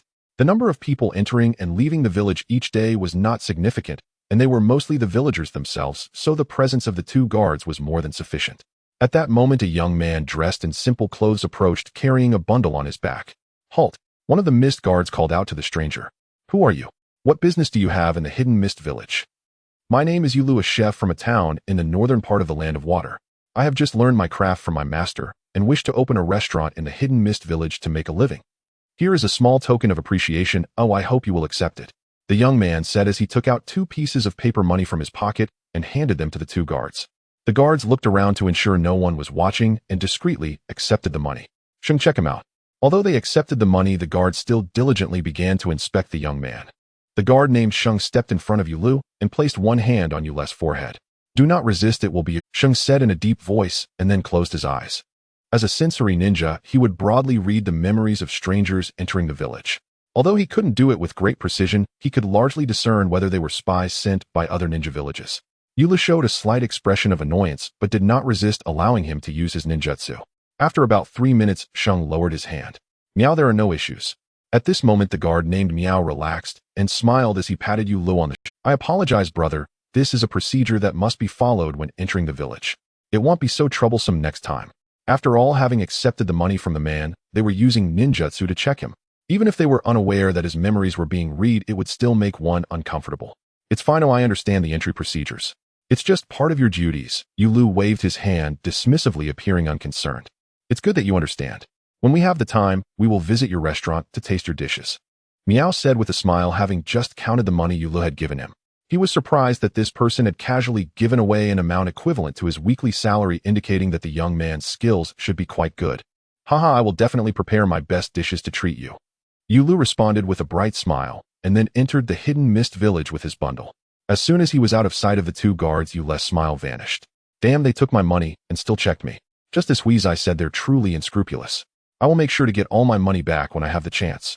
Long Yu cursed in his heart. Fortunately, the items sold by the system were quite useful, otherwise he might not have been able to enter the village properly. After settling the Kuzu family in the Land of Grass, Long Yu came alone to the hidden mist village. He first asked Kuzu Huizai about the procedures for entering the hidden mist village. Then he purchased a special outfit that could block chakra from the system shop and exchanged the secret techniques of the mountain clan to slightly modify his memories, allowing him to evade the guard's scrutiny. He intended to open a restaurant in the hidden mist village to gather information about the various ninja clans within. Now that the blood mist policy was not severe, the situation among the ninja clans should still be relatively stable. He wanted to see if he could subtly sow discord between the ninja clans and the hidden mist village, and then reveal his true identity to subdue them when the ninja clans could no longer remain in the village. It's no wonder Long Yu has been keen on the hidden mist village. The situation there is simply too suitable. After all, in the original work, very few of these bloodline clans remain, and what he is doing is ultimately for their benefit. Yule's identity was likely to stay in the hidden mist village for a long time, so he needed to buy a house first. Additionally, it would help him observe where to open his restaurant. Long Yu's ideal location was next to the Mission Assembly Hall in Hidden Mist Village.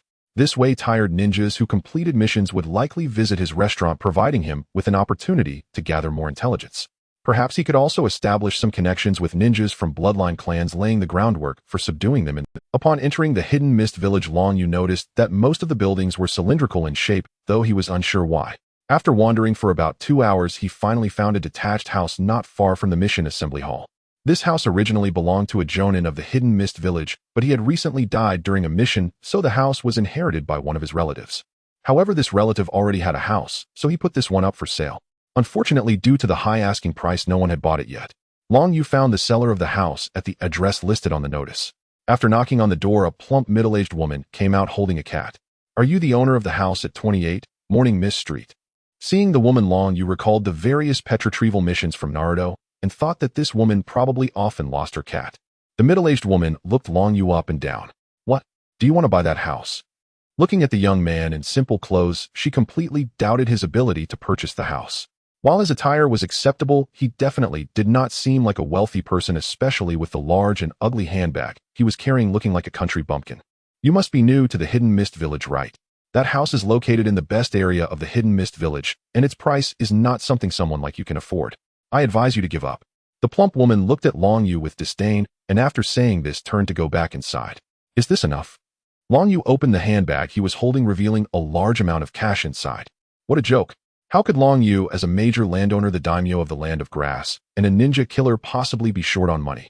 Hearing Long Yu's words, the plump woman's eyes inadvertently glanced back. Initially, she thought this young man might only be able to produce a few thousand ryo, and she was about to mock him. However, upon seeing the amount of money in his handbag, her attitude completely changed. The woman turned around shocked, covering her mouth, causing the cat in her arms to fall. "This is 10 million ryo, I think that should be enough, right?" Long Yu asked calmly. Seeing the astonished expression on the woman, he felt puzzled. Wasn't this just less than a third of a summa? Was it really that surprising? Enough? Of course it's enough. He'll go back right now and get the key to that house for you. The plump lady exclaimed repeatedly, as if afraid that Long Yu would change his mind. She hurried back to retrieve a key and handed it to Long Yu, then snatched his handbag and slammed the door shut. Long Yu stared blankly at the key in his hand, thinking that the speed of this lady just now could rival even the Flying Thunder God technique.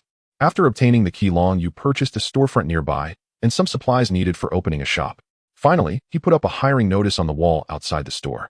Being an orphan, he learned to cook at a young age. After earning money from streaming Naruto, he self-studied various cooking methods at home. After all, as a homebody, if he wanted to eat well every day, he had to cook for himself. It was only at night that Long Yu finally made his small shop look somewhat presentable. To accomplish this, he even issued a drank mission and hired 2 ninjas for assistance, as he couldn't reveal his ninja identity at the moment. 1 month later, at the entrance of the mission assembly hall in the Hidden Mist Village, 2 mist ninjas had just completed their mission and exited the hall. "It's already noon. Let's go to Ulu restaurant for some dumplings." One of the ninjas stretched lazily and said to his companion. Hearing his words, the other ninja asked, puzzled, "Is that the newly opened restaurant in the Hidden Mist Village? Why haven't I heard of it? And what exactly are dumplings?" The first ninja slapped his forehead as if recalling something. "Oh, I forgot. You've been out on a mission for over a month and haven't heard about the new Ulu restaurant." He then began to enthusiastically introduce the restaurant to his friend. "This restaurant opened a month ago. The food inside is not only delicious, but they also frequently introduce many new dishes, and it's just a few steps ahead. As for dumplings, they are my favorite and a unique new dish at Ulu restaurant. The outer layer is made of dough, and it's filled with meat or vegetable stuffing. One bite brings pure happiness. Nothing tastes better than dumplings." As he spoke, his saliva nearly dripped from his mouth.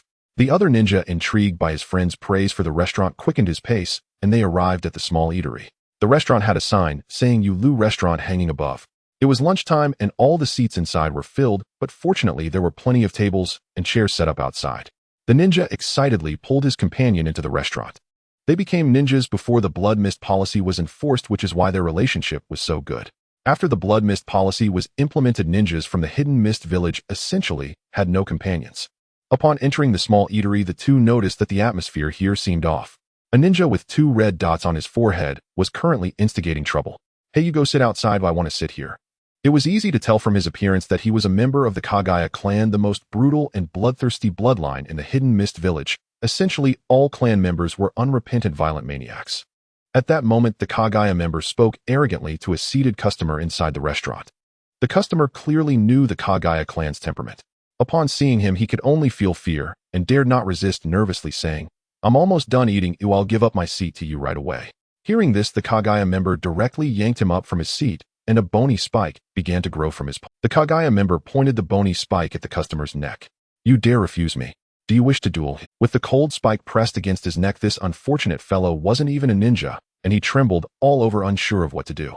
"Since it's a duel, then it doesn't matter if you die, right?" The Kagaya member grinned wickedly, his eyes wide as the spike slowly pushed forward, blood red appearing at its tip. "Stop! No fighting in my restaurant." At this moment, Long Yu stepped forward. He sensed that some umbu from the Hidden Mist Village were nearby, so he decided to show some goodwill. Even if it wouldn't make much difference, it might still attract a few more customers. Upon hearing the shout, the Kagaya member turned his head and released the customer. "Since you want to die first, then I'll grant your wish." The Kagaya member, frenzied, charged at Long Yu with the bony spike in hand. Just as the spike was about to pierce Long Yu, a kunai blocked it. 2 masked umbu suddenly appeared, restraining the Kagaya member and taking him away. After seeing this, Long Yu felt that he might not even need to provoke a conflict between the Kagaya clan and the Hidden Mist. These Kagaya members have completely lost their minds. Even with the blood mist policy in effect, they are still so arrogant. But this is also good. Although none of this clan, except for Kimimaro, are suitable for subjugation, they could still be useful as a group of combat machines in the future. Once the Kagaya member was taken away by the umbu, the restaurant returned to harmony. "Eula boss, bring me 2 plates of dumplings." "Coming right up." At the training ground in Konoha, tomorrow Yahiko would leave Konoha. He had fully mastered the 10 sword techniques he saw in his dreams and had already integrated them. Thus, Tsukikage intended to test his strength today. Go all out against me, no need to hold back, Tsukikage said coldly to Yahiko. In truth, even without him saying it, Yahiko would do so.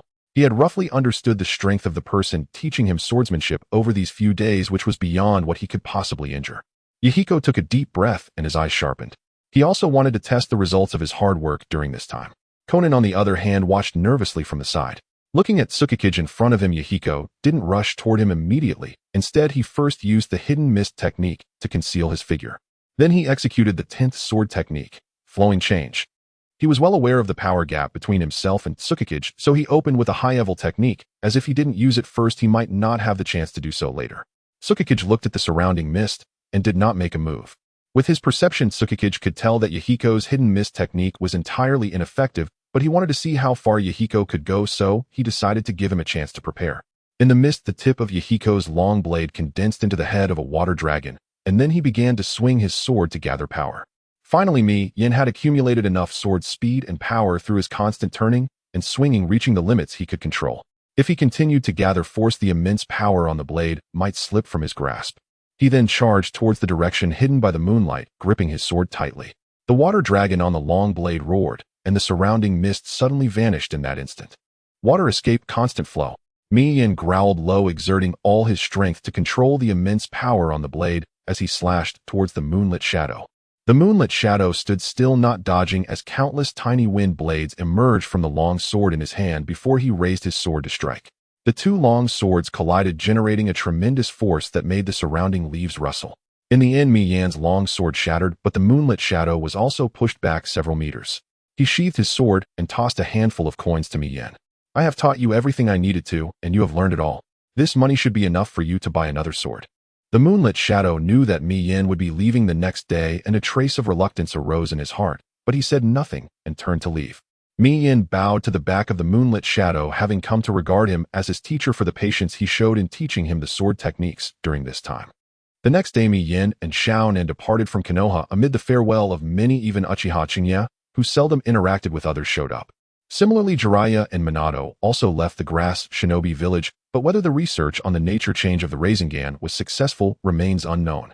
On a sunny afternoon, it was not mealtime, so the Yule restaurant was not busy. Long Yu sat at the entrance, integrating the recent information in his mind. After observing for some time, Long Yu found that the current blood mist policy seemed to indeed have some effect on the development of the mist-hidden village. The blood mist policy, in simple terms, has taken away some resources from the major clans in the village to nurture the geniuses discovered in the Ninja Academy.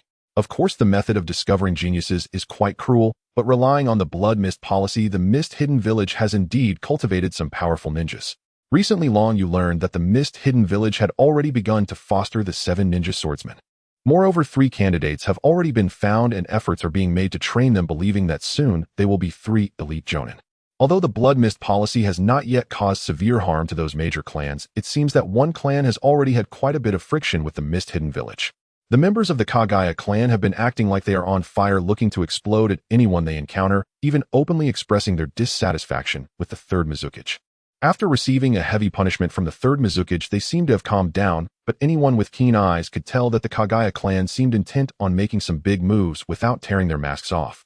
According to the original work, the Kagaya clan should have instigated the rebellion only after Orochimaru's defection, yet there is still considerable time before the 3rd Great Ninja War. Unexpectedly, those fools are quite patient. Should I add fuel to their fire? Get lost. Monster, stay away from us. As Long Yu was contemplating his next plan, several children's voices interrupted his thoughts. However, why do those words sound so familiar? After a moment's thought, Long Yu realized these were words often heard by Naruto. Could it be the Jinchuriki of the mist-hidden village? With excitement, Long Yu looked up and saw 3 small children throwing stones at another child who had his back to Long Yu, preventing him from seeing who it was. However, judging by the treatment, it must be a Jinchuriki. Thinking of this, Long Yu stood up and shouted at the group of unruly children, "What are you doing? How can you bully your companion?" Then he walked towards the group. The 3 children scattered when they saw Long Yu approaching. "Are you all right?" Long Yu smiled as he walked up to the child and asked with concern. Not sure if he was the 3-Tails Jinchuriki or the 6-Tails Jinchuriki. As Long Yu pondered, the child turned his head, causing Long Yu's smile to freeze instantly. Because what the other children said was indeed true, this child really looked like a monster. With a shark-like face and beady eyes, he would probably scare someone into fainting if encountered on a dark road. Long Ye's feelings were quite complex at the moment. While it is true that the future strength of Kisame Hashigaki will surpass that of most tailed beasts, his appearance does not quite align with Long Ye's aesthetic, so his feelings cannot be described as excitement, nor can they be called disappointment. He was even a bit curious about what Kisame's parents looked like, feeling a chill creeping up his spine. Such a level of attack cannot harm me at all, the shark-faced child said in a bland tone. It felt so cringeworthy. Long Yu indeed did not expect that the future murderous Kisame Hashigaki would have a personality somewhat similar to that of the second son, yet what he said was not wrong. With his physical strength, those children indeed could not hurt him. Why did you scare them away? If it weren't for you, I would have already pinned them to the ground and beaten them up, the little Kisame asked Long Yu expressionlessly. Goo goo. As soon as the little Kisame finished speaking, his stomach growled, making his words sound less. Long Yu smiled and patted Kisame's head, saying, Of course I believe you, but how about coming into my shop for a meal? It's on me. Now Long Yu was like the warm-hearted elder brother of the Yule restaurant, caring for the hungry children. All right, but I won't let you pay for it. I will pay you back later, Kisame said calmly. He was an honest person and couldn't owe anyone money. Long Yu did not mind his stubbornness. After bringing him into the Yule restaurant, he made him a bowl of braised noodles. Soon Kisame finished the large bowl of noodles, looking quite satisfied. Thank you. I will pay you back later, Kisame said as he left after expressing his gratitude to Long Yu. Watching him leave, Long Yu asked the two waitstaff who were tidying up the tables, who was that child just now? The boss is referring to that child from the Hashigaki clan, right? These two waitstaff were hired a month ago, both ordinary people from the mist-hidden village. One was named Chinya and the other Ian. Hashigaki clan. Why have I never heard of them? Is there such a prominent clan in the mist-hidden village? Long Yu asked in confusion. When he read the original work, Kisame Hashigaki seemed to be alone and did not mention his family's background, so Long Yu thought that his appearance was an exception. However, now it seems that the waitstaff's words contradicted his assumptions. It is not surprising that the boss has not heard of it. Even those who have lived in Wuin village since childhood may never have seen a member of that clan. It is said that the members of the dried persimmon clan live underwater year-round and do not easily appear on land. The child just now should be the only member of the dried persimmon clan visible in the village at present. One wonders what reason he has for living on land. Chinya explained to Long Yu. After listening to his explanation, Long Yu began to understand, and he could not help but marvel at the numerous families in Wuin village. Unfortunately, most of them had been wiped out by Abido. However, now that he was here, their fate would be different. After a day of toil, Long Yu returned home to Wuin village. Today is the beginning of the month, and there is a habit of conducting 10 consecutive draws at the start of each month. However, since drawing the 8 gates of Duanjia, he has not drawn anything useful. Today his luck was evidently good. A flash of red light appeared, and a small vial appeared in his hand. Congratulations, host, you have obtained Hashirama's active cells maximum activity. System, what does maximum activity mean? Long Yu certainly knew about Hashirama's active cells. In the original work, it was quite a cheat. After Abido transplanted Hashirama's cells, he could use wood release. Madara quickly cultivated many white Zetsu with it, and even Danzo could use it to balance the power of the Sharingan, making it a very useful item, just not particularly rare. Long Yu had felt that the ranking of Hashirama's active cells in the lottery was a bit high considering that such things were plentiful in Konohagakure. However, it seems that the system's Hashirama's active cells were somewhat different. Ding! The products of the system are all high quality. This Hashirama's active cells are from the peak moment of Hashirama's sage body. If the host operates it properly, he might even obtain Hashirama's sage body. The explanation from the system instantly ignited Long Yu's passion. Hashirama's sage body could be considered the most powerful body in the ninja world, possessing not only remarkable regenerative abilities, but also enhancements to various sage techniques. Perhaps Uchiha Madara evolved his eternal Mangekyo Sharingan into the Rinnegan precisely because he acquired the power of Hashirama's sage body. Now it seems that the urgency to transplant Hashirama's cells has become paramount, and after the transplant it is likely that no one in this era's ninja world could pose a threat to him, not even Uchiha Madara. However, Orochimaru probably has not yet begun researching this. He should have started studying immortality only after the Third Shinobi World War ended. The death of Shotan was likely just a trigger for him. It seems necessary to find a way to make Snake Uncle start believing in science quickly. Long Yu's mind began to race, analyzing the reasons why Orochimaru sought immortality in the original work. He remembered that Orochimaru's parents had passed away when he was quite young.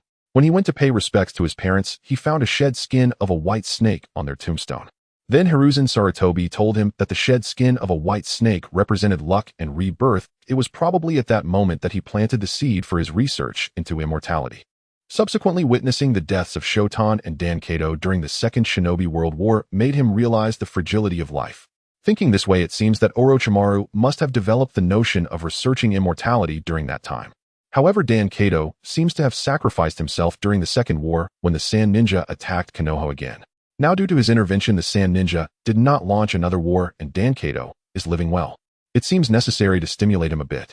Since stimulation is needed, why not go for something drastic? Yahiko and the others have already returned to Grass Village, and now there are no concerns in Konoha Village. Perhaps this time it could also speed up the Uchiha clan's progress. Longius' expression changed from uncertain to ruthless. He planned to summon the Nine Tails in Konoha Village and then eliminate Hiruzen Sarutobi. Hiruzen Sarutobi, as Orochimaru's teacher, should still be quite important to him.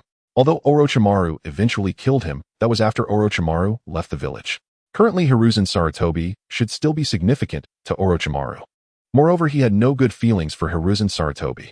After finalizing the plan, Longyu began to consider the implementation of the plan. The Nine Tails should still be within Kushina's body, but it should soon be moved to Kushina. That would be the best option. So, should he infiltrate Konoha to gather intelligence? With that thought, Longyu sent out a shadow clone to stay here, while his main body used Kamui to disappear from the spot. Inside Konoha Village, after 3 days of travel, Minato and Jiraiya returned to Konoha Village. Unlike when they left, Jiraiya now had 2 tissues sticking out of his nose. As soon as they returned, Jiraiya saw an astonishing scene. Tsunade was walking with a man with light blue hair, and they were chatting and laughing. Jiraiya, angered, immediately expelled the 2 tissues from his nostrils and ran towards Tsunade. Jiraiya Sensei. Minato stood awkwardly on the spot, unsure of what to do. Shouldn't they be reporting to the Hokage immediately? But his teacher had run off, and he couldn't go alone. Tsunade, who is he? Jiraiya ran up to Tsunade and pointed at the man beside her. At the same time, he shot a warning look at the man, but to his surprise, the man actually smiled at him. Provocation. It must be provocation. It's Jiraiya. You're back. Come, let me introduce you to each other. Tsunade noticed the sound and realized that Jiraiya had returned. This is Dankato from the Kato clan, a friend I just met. If it weren't for him yesterday, my proposal for the medical team probably wouldn't have passed, so I plan to treat him to a drink today. Since you're back, let's all go together. Tsunade introduced the man beside her to Jiraiya. This is Jiraiya. I suppose he doesn't need an introduction. Since the names of the 3 had already been well known among everyone in Konoha Village, Tsunade did not introduce Jiraiya to Dankato. Of course not, Lord Jiraiya, one of the legendary Sannin. I have heard of your name for a long time. Dankato smiled and extended his hand to Jiraiya. Nice to meet you. I look forward to working together. Jiraiya grunted and did not shake hands with him. Dankato showed an awkward expression as he withdrew his hand and rubbed his hair. It seems that Lord Jiraiya is not in a good mood today. Maybe I should just head back for now, Dankato said, somewhat helplessly, feeling inexplicably awkward. Jiraiya, that's quite rude of you, Tsunade said, frowning at Jiraiya. She remembered that Jiraiya was not like this with others. Oh, why has he changed today? Could it be that the trip to Grass Village did not go well? Jiraiya said nothing, pulling Tsunade along as they left. Tsunade did not react in time as Jiraiya pulled her away from Kato-dan. What exactly do you want? After distancing herself from Kato-dan, Tsunade crossed her arms and looked at Jiraiya with a puzzled expression. However, now Jiraiya found himself at a loss for words. He had instinctively felt upset and angry seeing Tsunade with another man, but after bringing her here, he did not know what to say. Oh well. Jiraiya scratched his face to ease the awkwardness, unable to look Tsunade in the eye, his mind racing for a suitable excuse. Alright, I wanted to ask if anything significant has happened in the village lately, considering I've been gone for so long. After thinking for a moment, Jiraiya finally came up with what he deemed a relatively appropriate reason. The only significant event would probably be the Second War Commendation Ceremony about a month ago, where Shomo was awarded half a Hokage cloak. The 3 of us also received our rewards, but you weren't back then, and I've already spent your prize. Tsunade said without blushing, and then looked at Jiraiya suspiciously. Why did you want to avoid Kato-dan when asked? With him around, wouldn't you know more details? You wouldn't be. Tsunade chuckled lightly at this point. Are you? After hearing Tsunade say this, Jiraiya found himself speechless, his usually thick-skinned face turning. He indeed liked Tsunade, having started to feel that way since they were young. He even once had Orochimaru help him stage a hero saving a beauty scenario, but the beauty was so powerful that before he could make his entrance, Orochimaru, playing the villain, was already sent flying. He had continued to harbor feelings for Tsunade all these years, yet he had never said anything. On one hand, it was because war could break out at any moment, and he had long made up his mind to sacrifice his life for the village. If they were to confirm their relationship, and he were to perish, Tsunade would surely be heartbroken. On the other hand, he simply felt too shy to express it.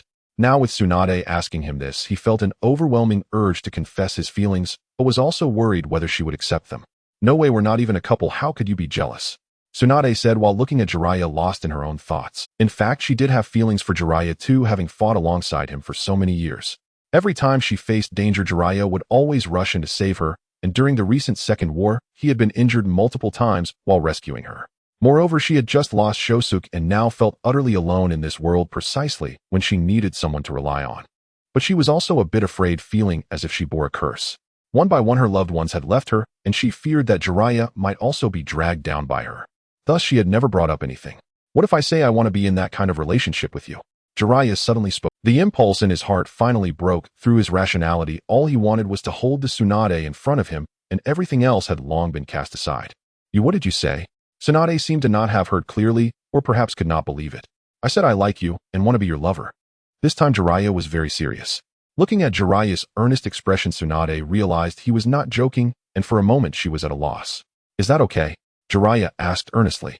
I have to say Jiraiya was quite good-looking. He usually acted a bit silly, but when he got serious he was genuinely handsome. At that moment Tsunade felt a bit flustered, but she was willing as she just didn't know how to express it well. She had no experience in this area, especially when the one confessing was her longtime friend. So, she threw a punch at Jiraiya. Jiraiya couldn't dodge in time, and was sent flying to the ground by the punch. After throwing that punch, Tsunade instantly felt much better. Sure, but if you ever do anything like peeking at the women's bathhouse again, I will make sure your later years are spent. Tsunade declared assertively, hands on her hips, solidifying their relationship. Lying on the ground, Jiraiya was unsure whether to be happy or sad, and could only sit up and awkwardly laugh. Hee, I definitely won't do that.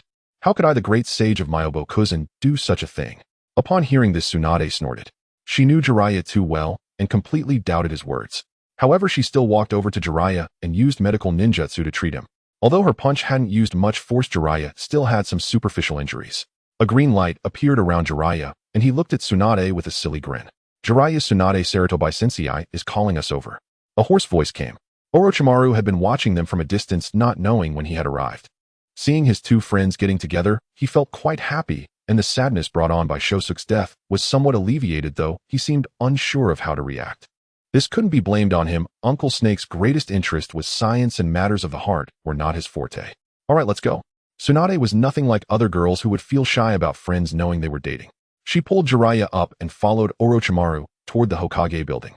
At this moment, Jiraiya was already blowing his top, continuously cursing Sarutobi Hiruzen in his mind, and Orochimaru was also caught in the crossfire.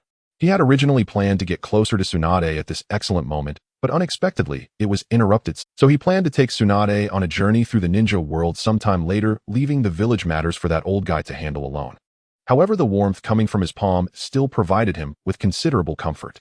The three of them arrived at the Hokage office, and as soon as they entered, Jiraiya immediately began to shout loudly. Hey old man, what do you want with us? He then feigned surprise. It's rare to see. You didn't even look at that crystal ball. Sarutobi Hiruzen, who was smoking, choked on Jiraiya's words and began coughing loudly. This rebellious disciple actually dared to expose my secrets.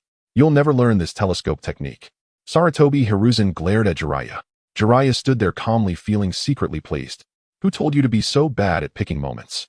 Tsunade and Orochimaru actually already knew about their teacher's habits and did not react. Tsunade merely snorted, thinking all men were the same. Cough cough. Jiraiya, how was the trip to the grass village? How valuable is the ninjutsu you learned? Sarutobi Hiruzen opened his mouth to ask Jiraiya. This question caught him off guard, as he had hardly been by Minato's side during his time in the grass village. He had merely left a mark on him to sense danger and wandered off, lacking a deeper understanding of the value and power of that jutsu. He should ask Minato. Wait, where is Minato? Jiraiya suddenly remembered he had left Minato. Knock knock knock. Lord Hokage, I have returned to report. Hearing this voice, Jiraiya felt as if he had found a savior and hurriedly opened the door. A child with yellow hair stood outside the door, looking at Jiraiya with a face full of joy. Teacher Jiraiya, you're here too. Minato had waited at the village gate for a while, but not seeing Jiraiya, decided to come report to the Hokage himself. Jiraiya quickly pulled Minato inside and pushed him forward. Minato, you're just in time. The Hokage was just about to ask you how the Rasengan Jutsu is coming along. The other three people in the room were speechless at Jiraiya's audacity, and Tsunade covered her face, looking as if she didn't know this person. Minato, unaware of the situation, believed Jiraiya's words, thinking that Jiraiya had informed the Hokage about the race. I came to see the Hokage for this matter too, Minato said as he took out a scroll. This is the method I organized for learning the Rasengan along with details about its power and form transformations. If people in the village follow this to learn the Rasengan, they should be able to progress faster. Minato said as he handed the scroll to Sarutobi Hiruzen, which he had compiled during his spare time, learning the Rasengan in the grass village. After receiving the scroll, Sarutobi Hiruzen continued, the Rasengan is an incredibly powerful jutsu, strong in many aspects. It can be said to be the pinnacle of chakra form transformation. Firstly, the Rasengan is a jutsu without hand seals, and it can be launched almost instantaneously. Its power reaches the level of A-rank jutsu, making it a significant trump card in real combat. This is just the ordinary Rasengan. The Rasengan is a non-attribute jutsu, meaning it can still incorporate chakra nature transformations. Upon hearing Minato's explanation, the eyes of the others in the room instantly brightened. It was well known that the power of a non-attribute jutsu enhanced with nature transformation would be elevated to a whole new level. If this technique has the power of an A-rank jutsu in its normal state, wouldn't it become an S-rank forbidden technique with nature transformation? Have you tried incorporating nature transformation? Sarutobi Hiruzen couldn't help but ask. I have completed one nature transformation with the daimyo of the land of grass. Minato said confidently with a smile. We completed the wind nature transformation of the Rasengan, and I named it Wind Release Rapid Cutting Explosive Rasengan Type 1. Amid the expectant gazes of the others, Minato was the first to speak the name of this jutsu, which he was most. When he and the daimyo finished developing this jutsu, they were just about to set off, and the daimyo said that he contributed more to its development and should name it. However, he hadn't thought of a good name at the time, so they set off. Thus, on the way back, he kept pondering the name of this jutsu, and ultimately chose the one he was most satisfied with. After hearing the name of the jutsu, everyone fell silent. Minato, the name you came up with. Is it too long? Jiraiya raised his concern with a serious expression, already imagining a scene where Minato would finish using the jutsu, but not finish calling the name. Really? I think this name is quite good. I racked my brains to come up with it. Moreover, I plan to use this template for naming all jutsu that incorporate other nature transformations. Minato said blankly, not understanding why they were unsatisfied with such a great name.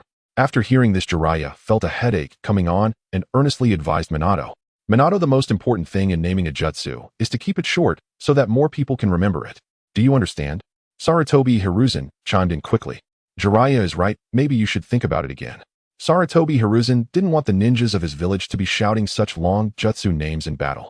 But I saw in a book before that there was a jutsu developed by the first Hokage called the Ultimate Body Technique, Super Fire Release Illusionary Great Shuriken Two-Stage Technique. Isn't that name very long too? Minato furrowed his brows, feeling puzzled. He thought that name was very cool when he first saw it, and vowed that any techniques he developed in the future would also have a cool name like that. Ahem, Minato, maybe we should discuss the name of that jutsu later. Sarutobi Hiruzen spoke up. He couldn't refute Minato's point. He couldn't say the first Hokage was wrong, so he had to avoid the topic. The reason I called you three here is that I have an important matter to notify you. Also, this matter concerns you, Minato, so listen carefully. Sarutobi Hiruzen's expression grew serious, and the three ninjas and Minato fell silent. Lord Mito is nearing her end. Sarutobi Hiruzen said gravely. The three ninjas clearly understood what this meant, their expressions turning serious as well. Minato, upon hearing this, felt a complex mix of emotions.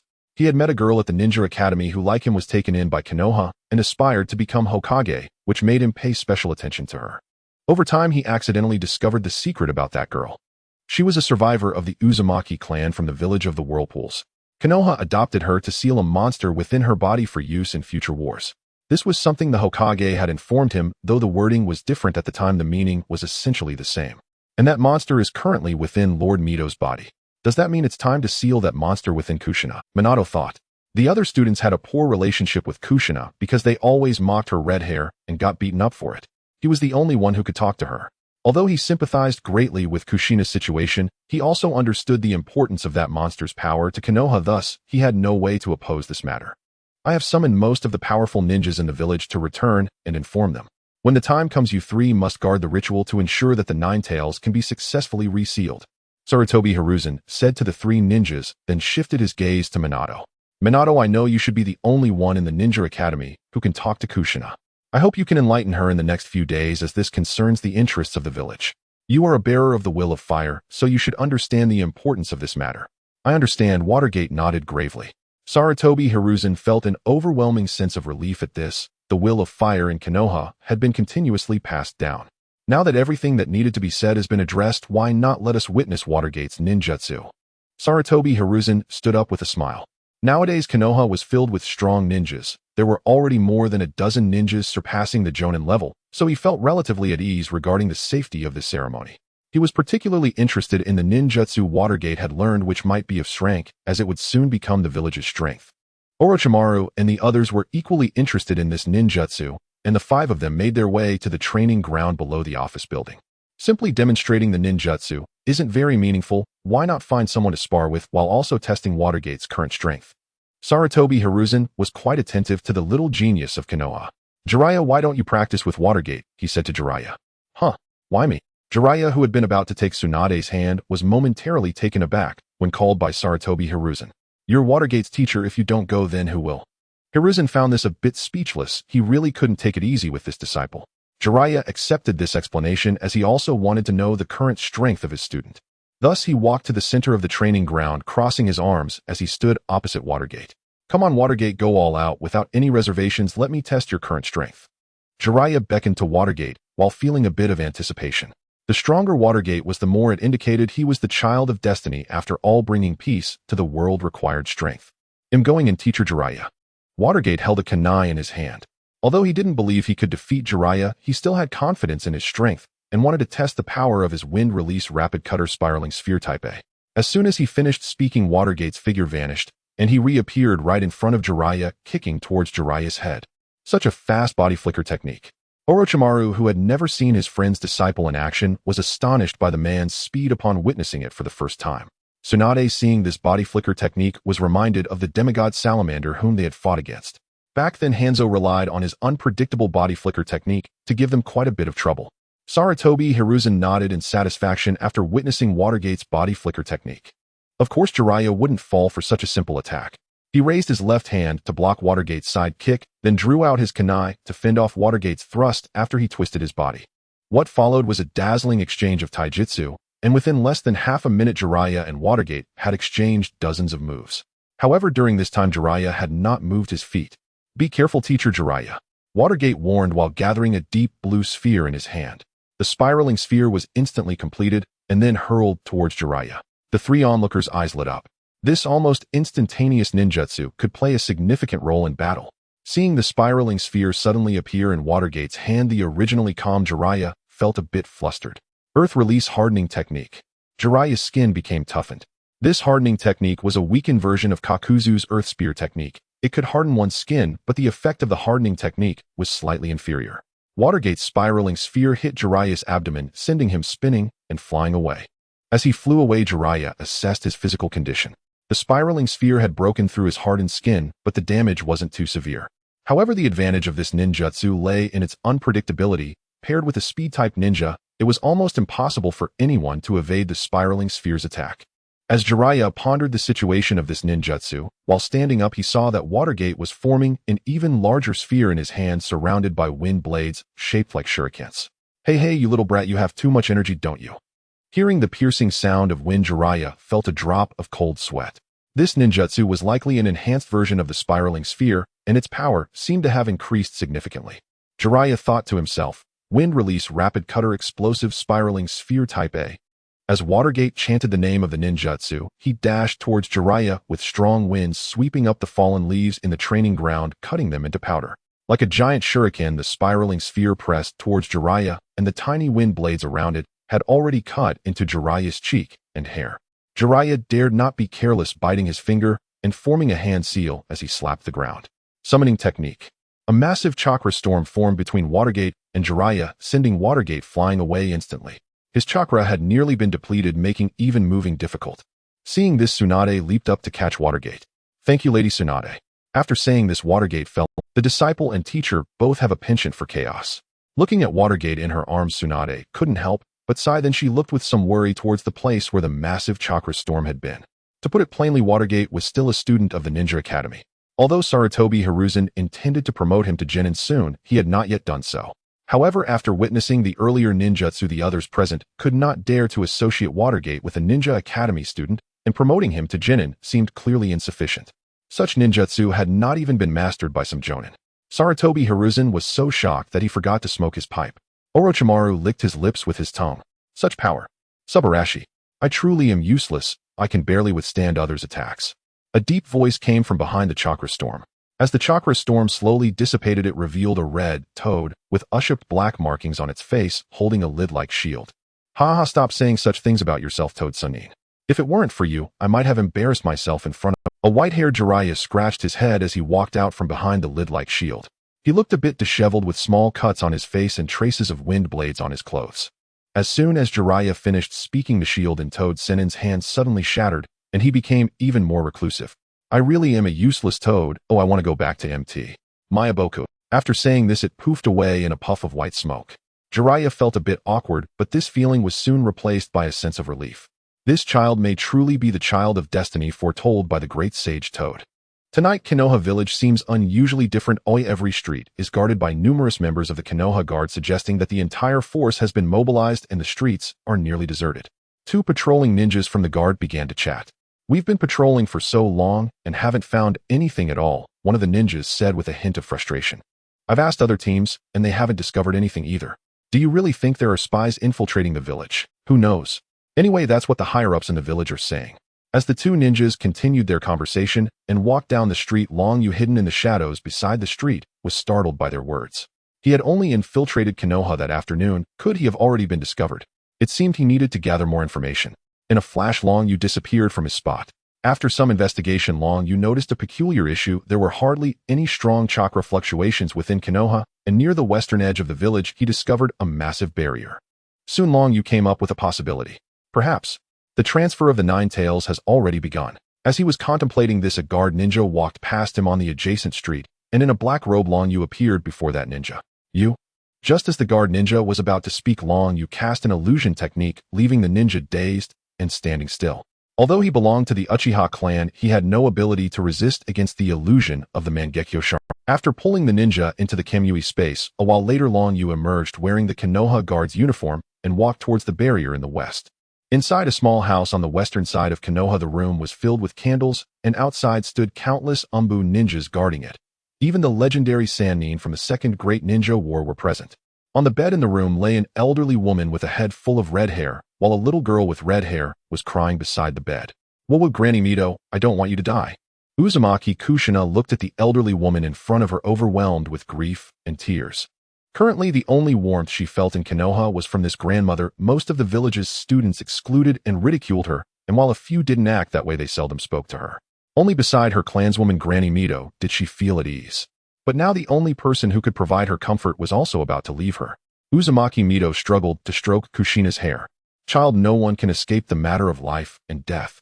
I have lived long enough. Now I can go find Hashirama, which can be seen as a form of liberation.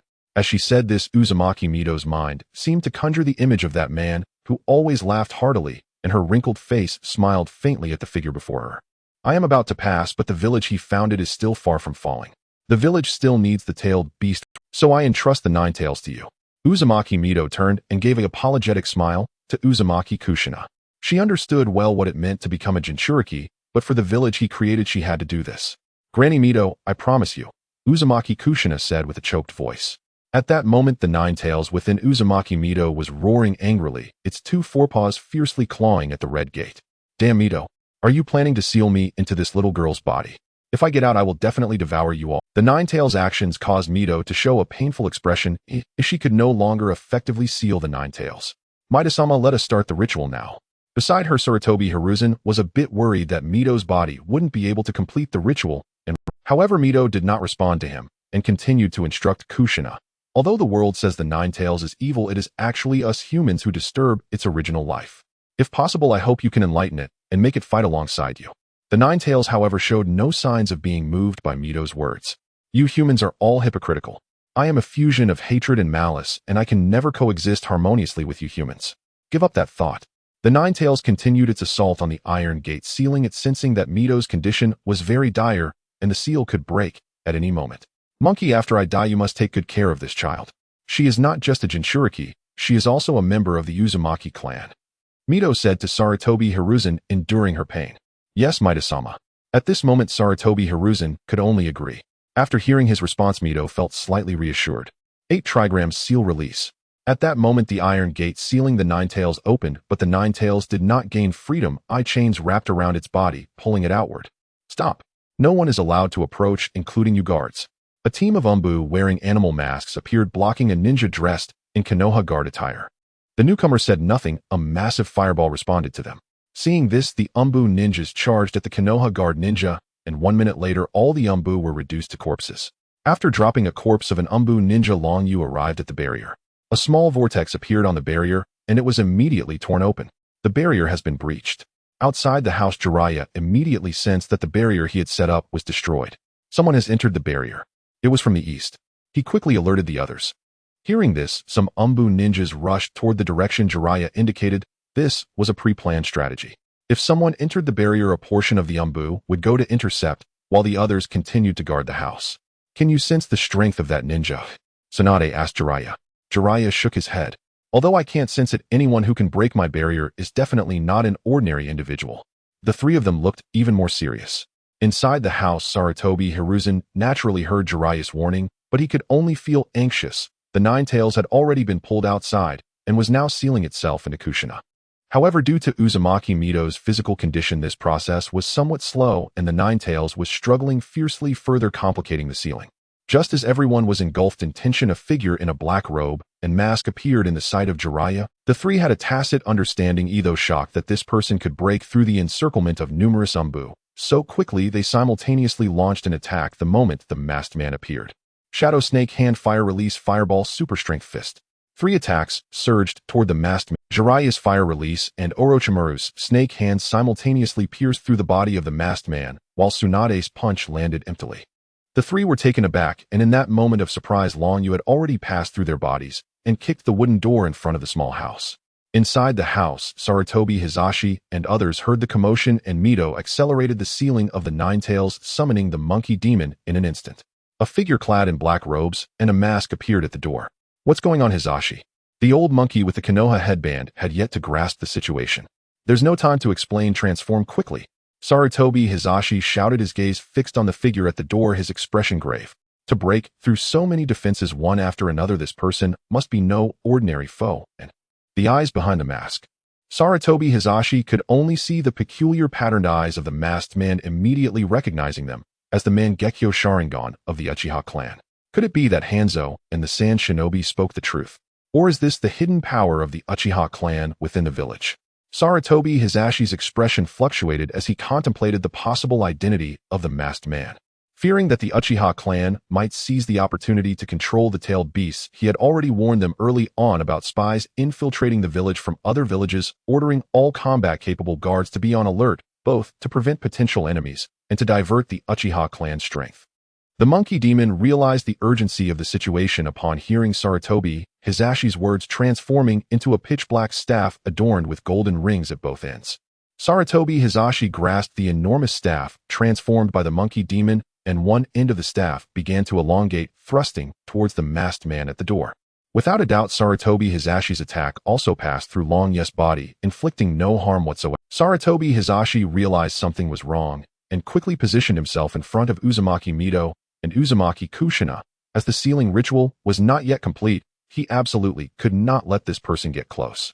However, he had clearly underestimated the masked man's abilities.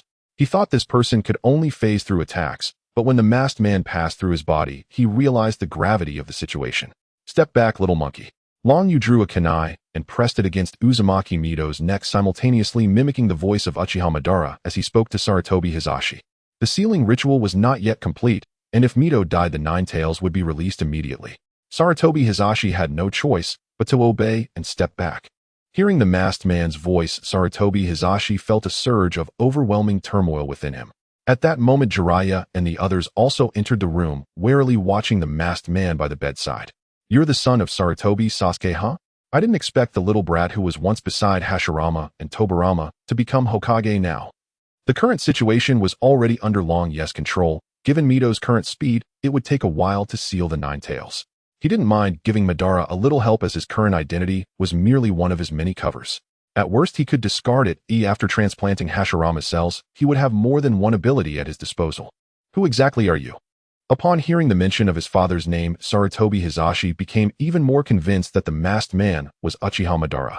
However, he needed to buy as much time as possible to allow Mito to seal the Nine Tails. Long Yu was about to say a few more words only to realize that the speed at which the Nine Tails was being sealed was now rapidly increasing, nearing completion. The Nine Tails currently being sealed had sensed the power of the Mangekyo Sharingan, forcing it to recall the person who had once controlled it with a mere gaze. Thus, it stopped resisting completely, even assisting Mito in sealing itself within Kushina. What the hell? What speed? Long Yu was taken aback and dared not act recklessly anymore, casually throwing the kunai towards Hisashi and the others, then swiftly changing his hand signs. 8 trigrams sealing release. Although Uzumaki kunai had taken a copy of the village's sealing techniques, when escaping the village it did not include the 8 trigram sealing. This was something Long Yu had purchased from the system store specifically for this moment. Seeing Long Yu's actions, Sarutobi, Hisashi, and the others felt an immense urgency, yet they had no way to intervene. Though killing Mito and Kushina now could prevent the Nine Tails from appearing, that would also mean that Konoha would be without tailed beasts for a long time, a consequence they could not bear. Therefore they preferred to allow the Nine Tails to be released. In truth, the Nine Tails had hardly played a significant role in the wars of Konoha, but it served as a powerful deterrent, which is why it was so important. A massive orange fox appeared, shattering the roof of the small house, Nine Tails swirling around, its red vertical pupils filled with brutality and murderous intent. Then it spoke its first voice, not a domineering roar, but rather, the Nine Tails knew it could not resist the power of the Mangekyo Sharingan. So the moment Long Yu released the 8 trigrams, sealing it ceased all resistance, but it would not submit, boldly cursing a few times before being controlled by the Jinjutsu. However, this did not spare it from the fate of being controlled by the Jinjutsu. Long Yu's Sharingan was instantly reflected in the Nine Tails' pupils. Uzumaki Mito was already on the brink of death, and now that the Nine Tails had fully separated from her, she quickly lost her vitality. However, Uzumaki Kushina was unharmed at this moment, as the Nine Tails had not yet been sealed within her. She had not yet become a Jinchuriki, so when Long Yu released the 8 trigrams sealing, she was fine. The moment the Nine Tails appeared, Jiraiya acted swiftly, immediately rescuing Uzumaki Kushina. Take the last member of the Uzumaki clan in the village to safety. Jiraiya hurriedly handed Kushina over to a nearby Umbu ninja, who left with her upon receiving the... Seeing this, Long Yu did not intervene. His goal was not focused on her. Kushina's escape might even aid his future plans. Awoo. The Nine Tails, controlled by the Mangekyo, let out a long howl, its 9 tails swirling, with some Umbu even being killed by its tails. Let me see what remains of Konoha without Hashirama. Long Yu's eyes gleamed red, and the howling 9 tails behind him elevated his presence, overpowering the 4 opponents. Fire release, great fire destruction. A massive wave of flames surged towards Long Yu, targeting Sarutobi, Hisashi, and the others. With the immense chakra drawn from the vortex bloodline, this ninjutsu was unleashed with power rivaling that of Uchiha Obito. Earth-style Earthflow Wall. Adamantine Staff, extend. Formation of 10,000 snakes. Long Yu faced formidable opponents. All 4 were future cage-level ninjas. Although the 3 Sannin had not yet reached that level, their strength was already approaching it. Thus Long Yu's ninjutsu was immediately countered, and a black rod along with countless snakes surged out from the flames. You really never learned such attacks are useless against me. Long Yu did not dodge, allowing all the attacks to pass. Moreover, the greatest danger now is not here. As Long Yu's words fell, a black orb began to gather in the mouth of the Nine Tails, surrounded by many dark small orbs. Sarutobi Hisashi recognized what was forming in the Nine Tails' mouth. His heart sank, and he thrust the adamantine staff towards the Nine Tails' chin. Simultaneously, the 3 Sannin coordinated their attacks on Long Yu, trying to disrupt his movements, preventing him from stopping Sarutobi Hisashi's assault on the Nine Tails. Although they knew their attacks might still pass through that person's body, they had no better options at the moment. As expected, all the attacks once again passed through Long Yu's body, and then blue bones began to appear around him, while a blue arm emerged to grasp the adamantine staff of Sarutobi Hisashi. The tailed beast bomb was finally launched. Boom. A tremendous explosion echoed as the tailed beast bomb struck Konoha, obliterating that area, transforming it into a sea of flames. Crying and screaming erupted, and the once quiet village became a cacophony. Quick! Quick! The village is being invaded. The Nine Tails has been released. The Umbu had already relayed the message to the village. Countless ninjas were awakened from their sleep, grabbing their gear and heading towards the Nine Tails. Hatake clan. At this moment, Hatake Tsukumo had already donned his gear with the white fang short sword strapped to his back. Kakashi, stay at home. He'll be back soon. Tsukumo ruffled Kakashi's hair and resolutely stepped out of the house. Underground of Konoha. This was the headquarters of Root. At this moment, a number of Root ninjas knelt on one knee before Danzo, awaiting his orders, fully aware of the current situation. Lord Danzo, should we assist the Hokage now? We have not received any message from the Hokage. There is no need for rash action. Danzo spoke flatly. As soon as he finished speaking, an Umbu ninja rushed in hurriedly. Lord Danzo, the Hokage commands you to. Wind-style vacuum great sphere. Before the Umbu ninja could finish, he was cut to pieces by the alluring sun. We have not received any message from the Hokage, understood? Danzo said coldly. Yes. The root ninjas lowered their heads in understanding their lives were entirely at the mercy of Danzo, so they naturally dared not resist. Hizashi, you are too weak. The Konoha under your leadership is a weak village. Only under my leadership can Konoha thrive, so. I'm sorry, old friend. Danzo closed his eyes. His bond with Hizashi was indeed profound, but for the sake of his dream to become Hokage and to mold Konoha into his desired form, these were sacrifices he was willing to make.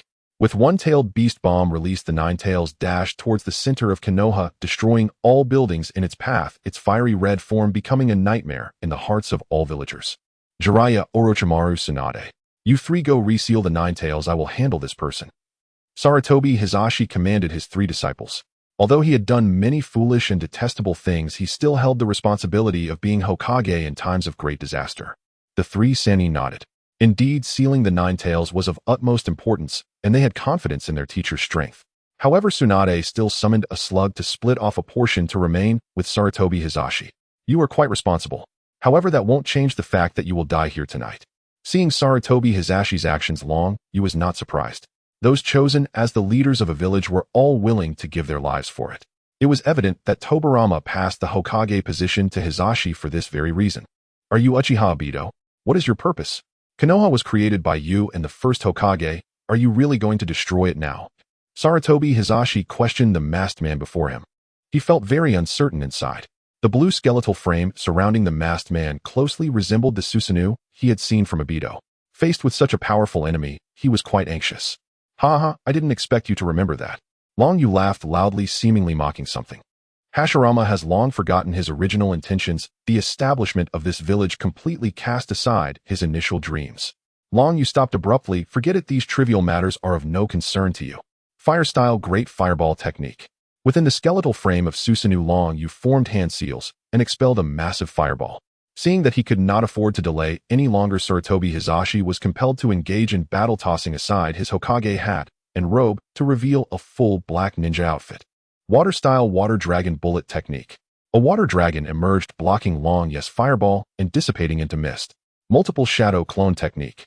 Sarutobi Hizashi formed hand seals again, and 4 shadow clones appeared around him. He dared not underestimate his enemy and immediately entered a state to maximize his combat power. Earth-style Earth Dragon Bullet. Fire-style Fire Dragon Flame Bullet. The Earth Dragon spewed forth mud ignited by the Fire Dragon and flew towards Long Yu.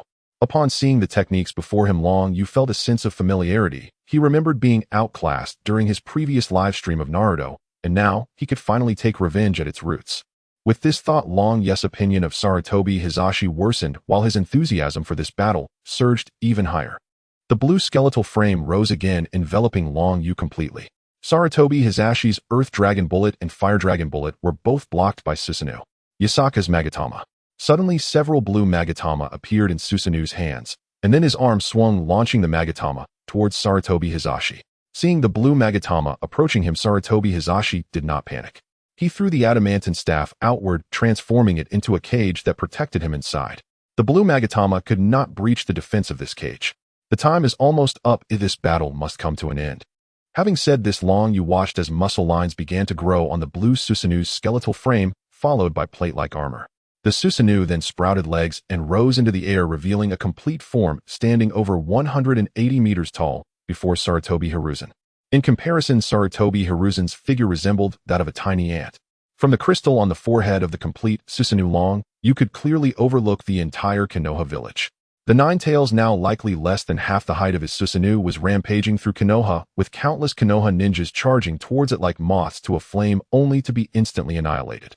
At this moment, Konoha was in chaos, with teachers from the Ninja Academy and some ninjas escorting the elderly women and children to emergency shelters. Ninjas from the guard team attempted to join the battle, but were stopped by root ninjas. The 3 legendary ninjas arrived before the Nine Tails, aiming to prevent it from advancing further into the heart of Konoha, joining forces with Shikamaru and others to block the Nine Tails, even managing to inflict some injuries on its body. Consequently, many Konoha ninjas began rushing towards Sarutobi Hiruzen. Sarutobi Hiruzen gazed at the complete Susanoo without showing any signs of fear as 4 shadow clones, including his main body, began to simultaneously unleash 5 different elemental ninjutsu. 5 elements, great multidirectional bomb technique. Flames, hurricanes, lightning, tidal waves, and mudslides surged toward the crystal atop the Susanoo. Long Yu merely controlled the wings of the complete Susanoo to close in front of him, and suddenly a tremendous explosion erupted, obscuring the blue Susanoo with white smoke. Breathless Sarutobi Hiruzen stood his ground. Although he was not old, yet he was not in the same state of infinite chakra as when he was reanimated during the 4th Great Ninja War, and casting this ninjutsu placed a significant burden on his body. Did it work? Sarutobi Hiruzen anxiously stared at the cloud of dust before him. As the dust settled, it was evident that part of the Susanoo's wings had indeed been destroyed, but this was not a serious injury. It merely consumed a bit of Long Yu's ocular power, which he could now recover on his own. Due to the size of the complete Susanoo, Long Yu could not use the Kamui's phasing ability while maintaining the Susanoo, as it would geometrically increase the consumption of his ocular power. However, no one could break through the Susanoo's defenses at this time. It was evident that even the combined efforts of the 5 Kage during the 4th Great Ninja War could only break the 2nd stage of the Susanoo. The wings slowly retracted. Sarutobi Hiruzen, witnessing this scene, felt cold sweat rolling down his forehead, and in his heart a spark of despair began to grow. Such power! It seems I can only resort to that technique. However, before he could think for long, a gigantic blue hand reached out towards Sarutobi Hiruzen. Quick! The Hokage is here, attack this blue monster. At that moment, a squad of Konoha ninjas arrived, and although they felt fear and despair in the face of the Susanoo, they overcame their terror and launched an assault on Long Yu, unleashing a torrent of shuriken ninjutsu towards the Susanoo. Noisy. Kamui shuriken. 6 gigantic black shurikens suddenly appeared in the Susanoo's hand. Long Yu temporarily abandoned his attack on Sarutobi Hiruzen and hurled the 6 Kamui shuriken. The approaching Konoha ninjas hurriedly dodged, but after evading the shuriken, a black vortex suddenly appeared at the location of the 6 Kamui shuriken. Oh! Countless chilling screams erupted as that squad of Konoha ninjas was torn apart by the distorted space. After dealing with the incoming Konoha ninjas, Long Yu turned his attention back to Sarutobi Hiruzen. At this point, all 4 of his shadow clones had dissipated, and Long Yu easily captured the exhausted Hokage. However, to his surprise, Sarutobi Hiruzen showed no signs of panic. Instead, he began to laugh. Soon Long Yu understood why he was laughing. A massive white figure appeared behind Sarutobi Hiruzen. With white hair, holding prayer beads and a knife clenched in his mouth, it was none other than the Shinigami. Let's go to hell together, Uchiha Madara. With a loud roar, Sarutobi Hiruzen's soul left his body at that moment, bound before the Shinigami. Subsequently, a spectral hand extended from Hiruzen's body, reaching towards Long Yu, who was located within the crystal atop the Susanoo. Upon seeing the Shinigami, Long Yu was slightly moved. He had no understanding of matters related to the soul. Although Orochimaru could toy with the Shinigami, he lacked Uncle Snake's knowledge. Thus, he had to be cautious in facing this entity. The spectral hand emerging from Hiruzen's body instantaneously pierced through the Susanoo's form. Just as it was about to grasp Long Yu, his figure suddenly vanished, and at that moment, the blue complete Susanoo also dissipated. This is spatial time ability. At that moment, Sarutobi Hiruzen finally understood the masked man's power, but he knew he was already doomed. The Shinigami, having caught nothing, displayed an expression of dissatisfaction and seized Sarutobi Hiruzen's soul, beginning to shove it into his belly. At that moment, another squad of Konoha ninjas rushed in. Hokage-sama, the leading jonin, shouted as Sarutobi Hiruzen was falling to the ground, his soul already halfway consumed by the Shinigami. Cough cough, spatial time ninjutsu. The enemy's ability is spatial time. In midair, Sarutobi Hiruzen coughed up blood twice, and after uttering these 2 sentences, his soul had completely entered the Shinigami's belly. His pupils began to lose focus, and before him appeared the figures of the 1st and 2nd Hokage. First Hokage-sama, teacher, I'm sorry, I couldn't protect the village. The leading jonin jumped up to catch the falling Sarutobi Hiruzen, but at that moment, he had already lost his breath. The Konoha ninjas fell silent, and some had already begun to shed tears. Record the last information left by Hokage-sama, the battle is not yet over. The leading jonin, suppressing his grief, closed the eyes of the 3rd Hokage. Leave 4 people to escort Hokage-sama's body to a safe place. The rest proceed to the battlefield by the 9 tails. The captain jonin issued his orders in a deep voice, while 4 ninjas remained behind, and all others rushed towards the direction of the 9 tails. At the moment Long Yu entered the Kamui space, the 9 tails' eyes transformed back into their original slit form. The illusion could not be maintained outside a shared space. Just awakened, the Nine-Tails felt intense pain as countless wounds covered its body with relentless attacks, still raining down upon it. Owl.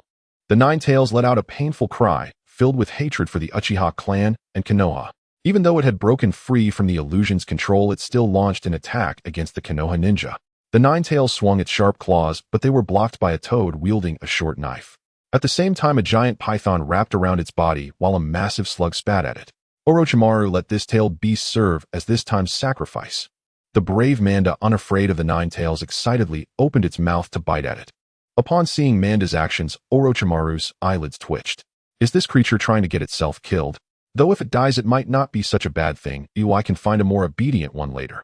Hearing Manda's words, the fury and killing intent in the Nine-Tails' pupils intensified. Reptile, be turned to ash. The Nine-Tails turned its head, and a chakra cannonball shot out from its mouth, striking Manda's head directly. The release of a tailed beast ball requires careful attention to the balance of yin and yang chakra, necessitating a charge-up. However, this chakra cannon is instantaneously fired, similar to the cannonballs Naruto unleashed when transforming into a form with 4 or more tails, but the chakra cannonball released by the Nine-Tails is significantly more powerful. What? Manda looked at the massive energy cannonball in panic. Although it had always heard of the tailed beasts, it had never witnessed one before, so it did not truly understand their power. After being summoned by Orochimaru and seeing the Nine-Tails being harmed by humans, it thought the tailed beasts were nothing special. However, when the energy cannonball shot from the Nine-Tails hit, its perspective changed. Boom. The red energy cannonball instantly reduced Manda's head to ashes. Without its head, the giant python's body fell limply to the ground. Seeing this, the Nine-Tails shifted its attention away from Manda, turning to face the toad and the slug. However, just as the Nine-Tails turned its head, another snake resembling Manda, but slightly smaller, suddenly emerged from the remaining body. Orochimaru, how dare you make me face such a dangerous creature? Next time you summon me, prepare double the sacrifices. After saying this, Manda transformed into a puff of white smoke and vanished, not wanting to stay there for enough. Having used the shedding technique, its strength was reduced significantly, and it would need time to recover, leading it to harbor resentment toward Orochimaru, who summoned it. Orochimaru, as expected, watched the giant snake disappear, having predicted the outcome of its earlier. At this point, the Nine-Tails had shifted its target to the few of them. Jiraiya, Tsunade. Orochimaru suddenly called out to Jiraiya and Tsunade. The three Sannin exchanged glances and nodded simultaneously. Tsunade, positioned atop the giant toad, suddenly leaped high into the air above the Nine-Tails. Die! Tsunade shouted fiercely, her fist enveloped in blue chakra as she smashed it towards the Nine-Tails was knocked somewhat off balance by the punch, its body leaning forward, while Tsunade used the recoil to jump back. At this moment, Orochimaru clapped his hands to the ground. Manda's formation. Countless snakes surged from the ground, forming a massive cylindrical pile of snakes that enveloped the Nine-Tails' head. Bunta! Jiraiya shouted, and the toad Bunta understood immediately. Fire release toad oil flame bullet.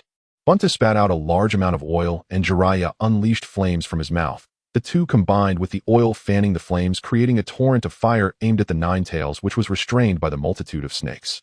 Part of the Nine-Tails' form was instantly engulfed by flames, prompting a portion of the surrounding Konoha ninja to cheer. Long live the three Sannin. However, before they could continue cheering, a pitch-black spherical cannonball suddenly broke through the torrent of flames, heading straight for Jiraiya. The flaming snake column dissipated entirely, revealing the Nine-Tails' head slightly burned as it let out a roar. Seeing this, Jiraiya broke out in a cold sweat and quickly used the body replacement technique, while Bunta dismissed the summoning technique and returned to Mount Myaboku. The tailed beast ball that Jiraiya dodged flew far away, crashing into the most prominent place in Konoha village, the Hokage Rock. It completely shattered the face of the third Hokage and half of the second Hokage's face. How could this happen? The Konoha ninja who had just been cheering instantly fell to their knees, as if mourning. In their hearts, the Hokage Rock, etched with the faces of every Hokage, was something sacred and solemn to the village. Now that it had been shattered by a single-tailed beast ball, they felt a profound sense of despair, as if their faith had been crushed.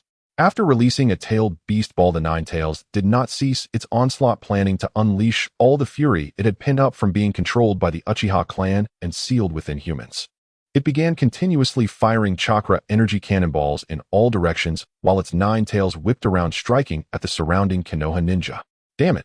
Seeing the torrent of energy cannonballs, Jiraiya and the others felt immense pressure. Jiraiya once again performed the summoning technique, summoning two toads, one being the previous toad Bunta, and the other a green toad carrying twin short swords. Buntagama helped block these chakra cannonballs. Jiraiya instructed the two toads while he himself began releasing ninjutsu to counter the attacks, with Tsunade and Orochimaru doing the same. Although I'm not very useful, I'll do my best. Bunta, now equipped with a large bowl-shaped shield, dashed forward to block an energy cannonball with his shield. Gamma, on the other hand, wordlessly brandished his twin swords to slice at the energy cannonballs. However, even with their simultaneous efforts, they could not block all the attacks. One chakra cannonball flew towards a group of Chunin in Konoha. Having just attacked the Nine Tails, they were exhausted and had no strength left to resist the incoming assaults, their faces showing a mixture of despair and calm. Just when they thought they were about to die, a bolt of white-blue lightning tore through the night sky, cutting through the attacks. A figure with silver hair wearing a green vest and holding a short knife appeared before them. After exhausting your chakra, retreat and eat some soldier pills to recover before stepping back into battle.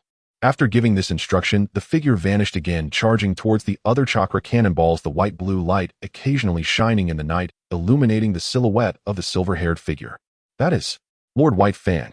As the lightning flickered, another figure emerged from the darkness, seemingly blending into the shadows unnoticed by everyone, until one of the Nine Tails' tails was severed, letting out a cry of pain.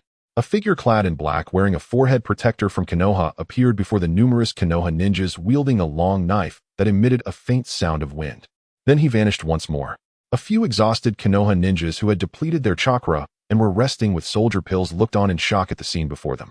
Was that dark figure also a ninja from Konoha? Such strength is likely on par with Lord Tsukumo, isn't? Of course, that is the Konoha Black Blade known alongside Lord White Fang. If he wishes, he can silently approach anyone without being detected. Even if he stands beside you in broad daylight, you might not notice him. In the dark of night, enemies often fall without even seeing the flash of his blade. Now enough resting, let's continue on for the sake of our village. After the captain finished his introduction, he stood up and ran towards the Nine Tails with the other ninjas following. The sealing team will be here soon. Oh, we need to wear down the Nine Tails first. After fending off the Nine Tails' latest attack, Tsukumo swiftly moved beside the three ninjas, speaking sternly to them. Jiraiya and the others let out a sigh of relief upon seeing Tsukumo. They had expended considerable energy holding off the Nine Tails for so long. Against such a powerful tailed beast, it was difficult to inflict effective damage without high-level combat strength. Tsukumo's arrival provided them much-needed reassurance. The three nodded at Tsukumo. With his support, holding off the Nine Tails became considerably easier, and the injuries on the Nine Tails were steadily worsening, making its actions more frantic. However, with the situation now set, as high-level combat strength joined in, the Nine Tails had no chance to gather its tailed beast ball, though other attacks were ineffective, and by the time Konoha's sealing team arrived, it would be left with little stamina. The resealing of the Nine Tails was all but guaranteed. In the Kamui space, Longyu observed the situation. With the third Hokage now deceased, his goal was halfway accomplished. Whether he would ultimately succeed depended on the resolve of Lady Snake. Yet Longyu had no intention of leaving. With the death of Hiruzen, the position of Hokage was now vacant, and Konoha would soon need to select a new Hokage. Based on popularity, Tsukumo was the most likely candidate for Hokage, but Longyu felt that he would not attain. Tsukumo was too honest. Such a person would not be adept at political maneuvering. Ironically, the most likely successor to the Hokage position was the scheming Danzo. Tsukumo could not outplay Danzo, otherwise he would not have been driven to suicide by rumors in the original work. This was clearly Danzo's method. Although who succeeded the Hokage did not directly impact Longyu, if Danzo took the position, Konoha's strength would likely decline a tier. He was quite adept at persecuting his own village. Currently, Longyu needed a relatively balanced strength among the 5 great nations to develop quietly. Moreover, with Hiruzen's death, the likelihood of war was significantly high. His land of grass was still allied with Konoha. If Konoha grew too weak, it would be difficult to cope in the event of war. Longyu exited the Kamui space once more. In the underground room, Danzo was still hiding there, having not yet received news of Hiruzen's death. However, he believed that Hiruzen was now certainly doomed. The root members on the ground had seen the blue giant. He had witnessed such power before. There was no way Hiruzen could withstand it. However, given his strength, that enemy would not fare well either, and they might even end up perishing together. This was the outcome he most hoped for. However, this time he clearly underestimated the situation, as a figure clad in a black cloak suddenly appeared in the underground room. Dirty rat. Longyu snorted coldly, then unleashed Kamui, creating a black vortex beside Danzo's head, distorting his entire face with spatial power. Lord Danzo. The surrounding root members immediately launched an attack against Longyu. The blue Susanoo framework rose up, blocking the chaotic attacks from the root members.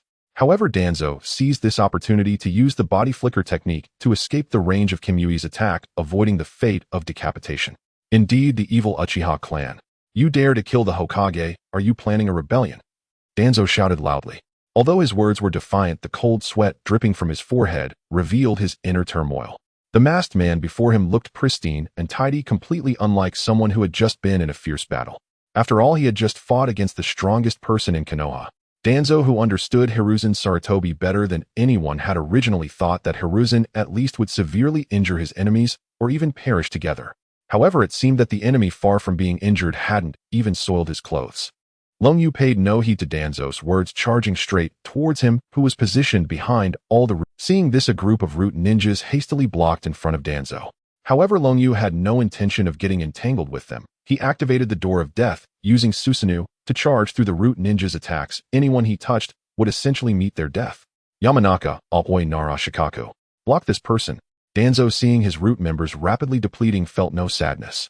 After issuing a quick order to his two subordinates, he turned to flee towards the rear of the underground room. Although Danzo was in the underground room, he was fully aware of the situation outside. The Nine Tails was about to be resealed. With Konoha's strength, it was impossible to fend off a single person, not to mention that his roots were not to be underestimated. Perhaps he could leave a mark here, gaining a bit of reputation for himself.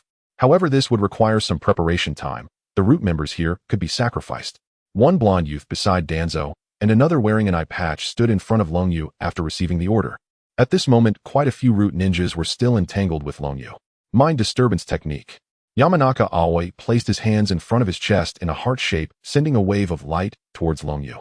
Yamanaka Aoi remained expressionless, showing no signs of pain from being abandoned or fear in the face of a powerful enemy. He simply complied with Danzo's orders, as did the oil girl beside him. The oil girl released a swarm of dense black insects, quickly surrounding Longyu and attempting to restrict his movements. At the same time, the ninjutsu released by Yamanaka Aoi was about to strike Longyu. Uncertain if Susanoo could withstand a mental attack, Longyu dispelled Susanoo and entered a phasing state, causing Yamanaka Aoi's attack to miss, but the oil girl's insects still swarmed around him. More than half of the root ninjas in this area had already been eliminated by Longyu. Danzo retreated to the back of the underground room and set down a stone door. Phew, it seems I need to deal with these annoying bugs first.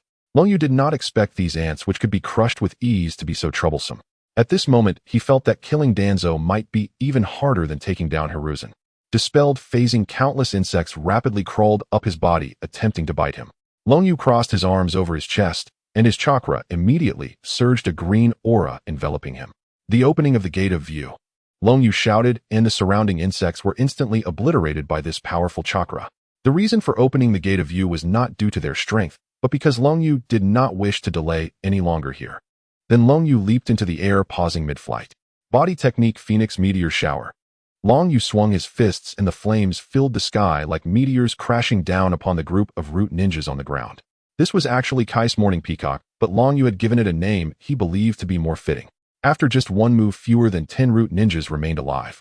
Moreover, the few that were left were in poor condition, unable to even stand, with only Yamashiro Ching and Yunyu still barely able to fight. Kneeling on one knee, Yamashiro Ching panted heavily, his eyes filled with resolve as he gazed at the approaching masked man. I won't let you get close to Lord Danzo. Die for me. Yamashiro Ching tore off his clothing, revealing black streaks that began to appear on his skin, and the other root ninjas did the same. Longyu sensed a tinge of danger and recognized the jutsu they were about to use, the four-symbol seal. This forbidden technique was powerful enough to seal a great bridge. Longyu secretly admired Danzo's brainwashing abilities. These people were clearly being oppressed by him, yet they were willing to sacrifice their lives for him. Longyu even felt that even without the curse seal of tongue destruction, these people would still act the same way. The four-symbol seal. Almost 10 root ninjas simultaneously used the four-symbol seal, and black liquid erupted from their bodies. It was as if their bodies exploded, transforming into black liquid that splattered throughout the entire chamber. Although the display from these root ninjas was grand, the outcome was not much different from Danzo sealing a bridge. Longyu calmly stepped out of the Kamui space, and the ground of the chamber had already sunk, having been dragged into the underworld by the few of them. How tragic. Longyu sighed slightly before kicking the stone door in front of him, shattering it into pieces, revealing a dark and long corridor behind. Longyu thought that Danzo must have escaped to the back, so he directly pursued deep into the corridor.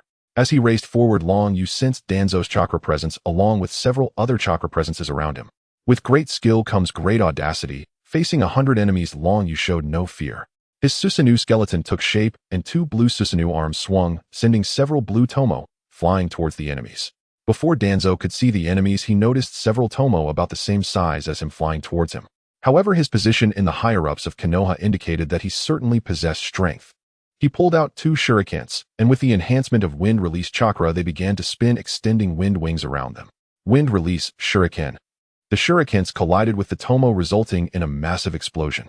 At the same time, Danzo bit his finger, drawing a line of blood on his other hand, and then pressed it to the ground. A large beast, brown and beige in color, suddenly appeared in the chamber. The beast had a trunk slightly shorter than an elephant's, with a white cloth wrapped around its head for some unknown reason. "Makujin, unleash a great storm forward," Danzo said calmly. At this moment, he no longer appeared panicked, instead radiating a confident determination, perhaps bolstered by the presence of all the root members around him. Makujin's trunk ejected 2 long rainbows, and then it opened its massive mouth, creating a giant vortex of storm that began to suck in all objects before it. Due to the narrowness of the corridor, Long Yu had nowhere to escape, and was instantly drawn to Danzo and the others by Makujin's storm. However, Long Yu himself was unharmed. His Susanoo armor was not like Sasuke's, which could be compromised after 3 attacks. Under the protection of the Susanoo armor, he suffered no damage. In his view, Danzo's actions had actually helped him reach them faster. In midair, Long Yu quickly adjusted his stance, and the Susanoo skeleton's hands clasped together as they smashed towards Makujin. Ow! Boom! The tremendous force caused Makujin to let out a cry of anguish before vanishing into white smoke. "To be honest, I admire your courage," Long Yu said, brushing off the dust from his clothes. He believed that with the intelligence capabilities of the root, Danzo couldn't possibly be unaware of his own strength. Yet he still dared to confront him, which surprised him a bit. Regardless, he did not believe Danzo had the strength to defeat him. Or perhaps this is the grave you chose for yourself? Hearing Long Yu's words, Danzo actually laughed. "This will indeed be a grave, but it will certainly contain your corpse," Danzo said with certainty, then signaled to the surrounding root ninjas. "Secret technique, void." Over 100 root ninjas shouted in unison, and a black box-like barrier suddenly appeared, enveloping Long Yu, Danzo, and all the root ninjas within. "Your abilities are related to space-time, aren't they?" This barrier was specifically developed to counter space-time abilities, and no one within can use their space-time powers to teleport. "So rest assured, and die, you parasite of the Uchiha clan." Danzo sneered as he had just received the latest intelligence from the root ninjas on the ground, learning some information about the person before him, leading him to gather all the root members and set this trap. Upon hearing Danzo's words, Long Yu tested it himself, and found that, as he said, Kamui could indeed no longer be used. However, Long Yu was not overly concerned. Instead, he calmly replied to Danzo, "Does a tuskless elephant not trample ants? Perhaps I have weakened now, but that does not mean you have grown stronger, nor does it imply that you possess the ability to resist." As soon as he finished speaking, Long Yu's Susanoo entered its second stage, and he threw a punch. Although Danzo dodged, some of the nearby root members were still affected, being knocked into the ground. The previous chamber and corridor were too narrow for the Susanoo to fully unleash its power, but this chamber was like an underground training ground, spacious enough for him to unleash his abilities. "I will make you pay for your actions. For the sake of Konoha, perish here, Madara," Danzo shouted, and then the surrounding root ninjas simultaneously lunged at him, their bodies beginning to show black streaks, the same markings Long Yu had just witnessed, the 4-symbol seal. This time the sealing was on a scale far greater than the previous group of fewer than 10, and black blood quickly spread throughout the barrier. However, Danzo, who was within, did not appear overly panicked.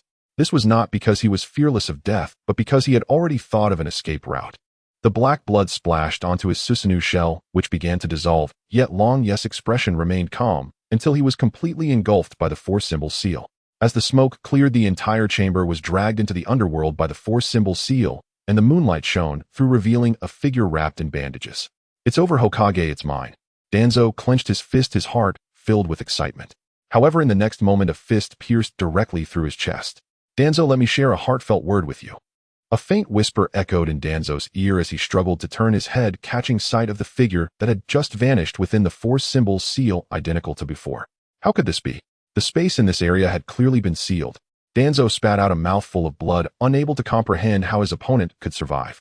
His own survival depended on the power contained within the eyes left behind by his former companion Uchiha. During the First Shinobi World War, they fought alongside the Second Hokage, only to be surrounded by the elite forces led by the Lightning Village's Kin and Jin. Their squad suffered heavy casualties, including the genius of the Uchiha clan, Kagami. In his final moments, witnessing his comrades fall one after another, Kagami awakened a new ability, the Mangekyo Sharingan. Using its ocular techniques, he successfully saved himself and others, including Hisashi, but at the cost of his own life due to his injuries. The ocular technique of Kagami's Mangekyo Sharingan was both simple and powerful, Takumi could allow a designated person to completely escape this world for 3 seconds, not through spatial transfer, but through total separation from reality. In this world, nothing could affect the person designated by Takumi. One could say that during those 3 seconds the chosen individual was invincible, in every sense impervious to harm. However, the drawback of this ability was also evident. It had a cooldown period of a full decade. Even so, it remained a formidable ability which Danzo could not let go of. However, lacking the Uchiha bloodline, he could only utilize one eye, and the most he could designate with Takumi's power was a single individual. With this ability in hand, he dared to use himself as bait, luring the masked man here for a mutual demise, yet he never anticipated that even then he could not kill this masked man. Why are you still alive? What you see isn't necessarily the truth, Danzo of the shinobi world. Ryu slowly withdrew his arm, causing Danzo's body to collapse to the ground. Danzo's eyes began to dim, and the scene from that night reappeared before him. In this situation, only one person can feign an attack to draw fire, while the others make their escape. To act as bait. It would certainly lead to death. Who would do it? In that instant, time froze. He had clearly prepared himself to sacrifice for the village as a ninja, but he hesitated. He fought a long internal struggle, but still could not step forward. I will be the bait. The most familiar voice rang in his ears like thunder, calming his tumultuous heart, yet it transformed into endless regret and remorse that would haunt him. Hisashi. This time, we go together. Danzo's eyes suddenly brightened for a moment, as if receiving a flash of light. He could not let such a person live. Even if he could not achieve that, he must at least prevent him from obtaining Kagumi's eyes. Even though Danzo had already fallen to the ground, he surprisingly managed to prop himself up again, and Ryu was just about to deliver a finishing blow, only to find Danzo clutching his leg. Without a moment's hesitation, Ryu raised his other leg and stomped down on Danzo's head. The black markings reappeared, employing the same move as before, but this time the spatial barrier had long since dissipated without the support of Roots ninjas. Ryu's raised foot did not descend further, but immediately entered the Kamui space. Once the four-symbol seals technique began, it could not be halted. In no time, Danzo's body exploded, yet in the moment before his death, his eyes revealed a sense of release. After a while, Ryu emerged from the Kamui space, confirming Danzo's demise before departing. This operation could be considered a complete success. Whether or not it would yield the desired outcome depended on the subsequent developments. After all, while one can plan, success lies in the hands of fate. In truth, Danzo's fear of Ryu seizing Kagumi's eyes was entirely unfounded. Ryu had no idea that Danzo possessed such a pair of Sharingan. To him, it appeared that Danzo had escaped death through Izanagi, but he overlooked that Izanagi was likely an ability Danzo acquired only after the Uchiha clan was exterminated, though this detail was inconsequential. The reason he dodged that last attack was thanks to the peculiarities of Kamui. Within the spatial barrier, he could not use Kamui, but he had already slipped into the Kamui space the moment he was caught among the root ninjas, leaving only a shadow clone behind. With this matter concluded, Ryu's main body did not return to the Mist Village, but instead returned to the Land of Grass. Before undertaking this operation, he had already analyzed that the consequences of his actions might very well lead to war, hence it was wise to prepare early. Within Konoha village, the Nine Tails had vanished, and Minato, carrying the unconscious Kushina, escorted her back to her dwelling under the protection of a team of Umbu ninjas. His large ball had also played a significant role in this battle.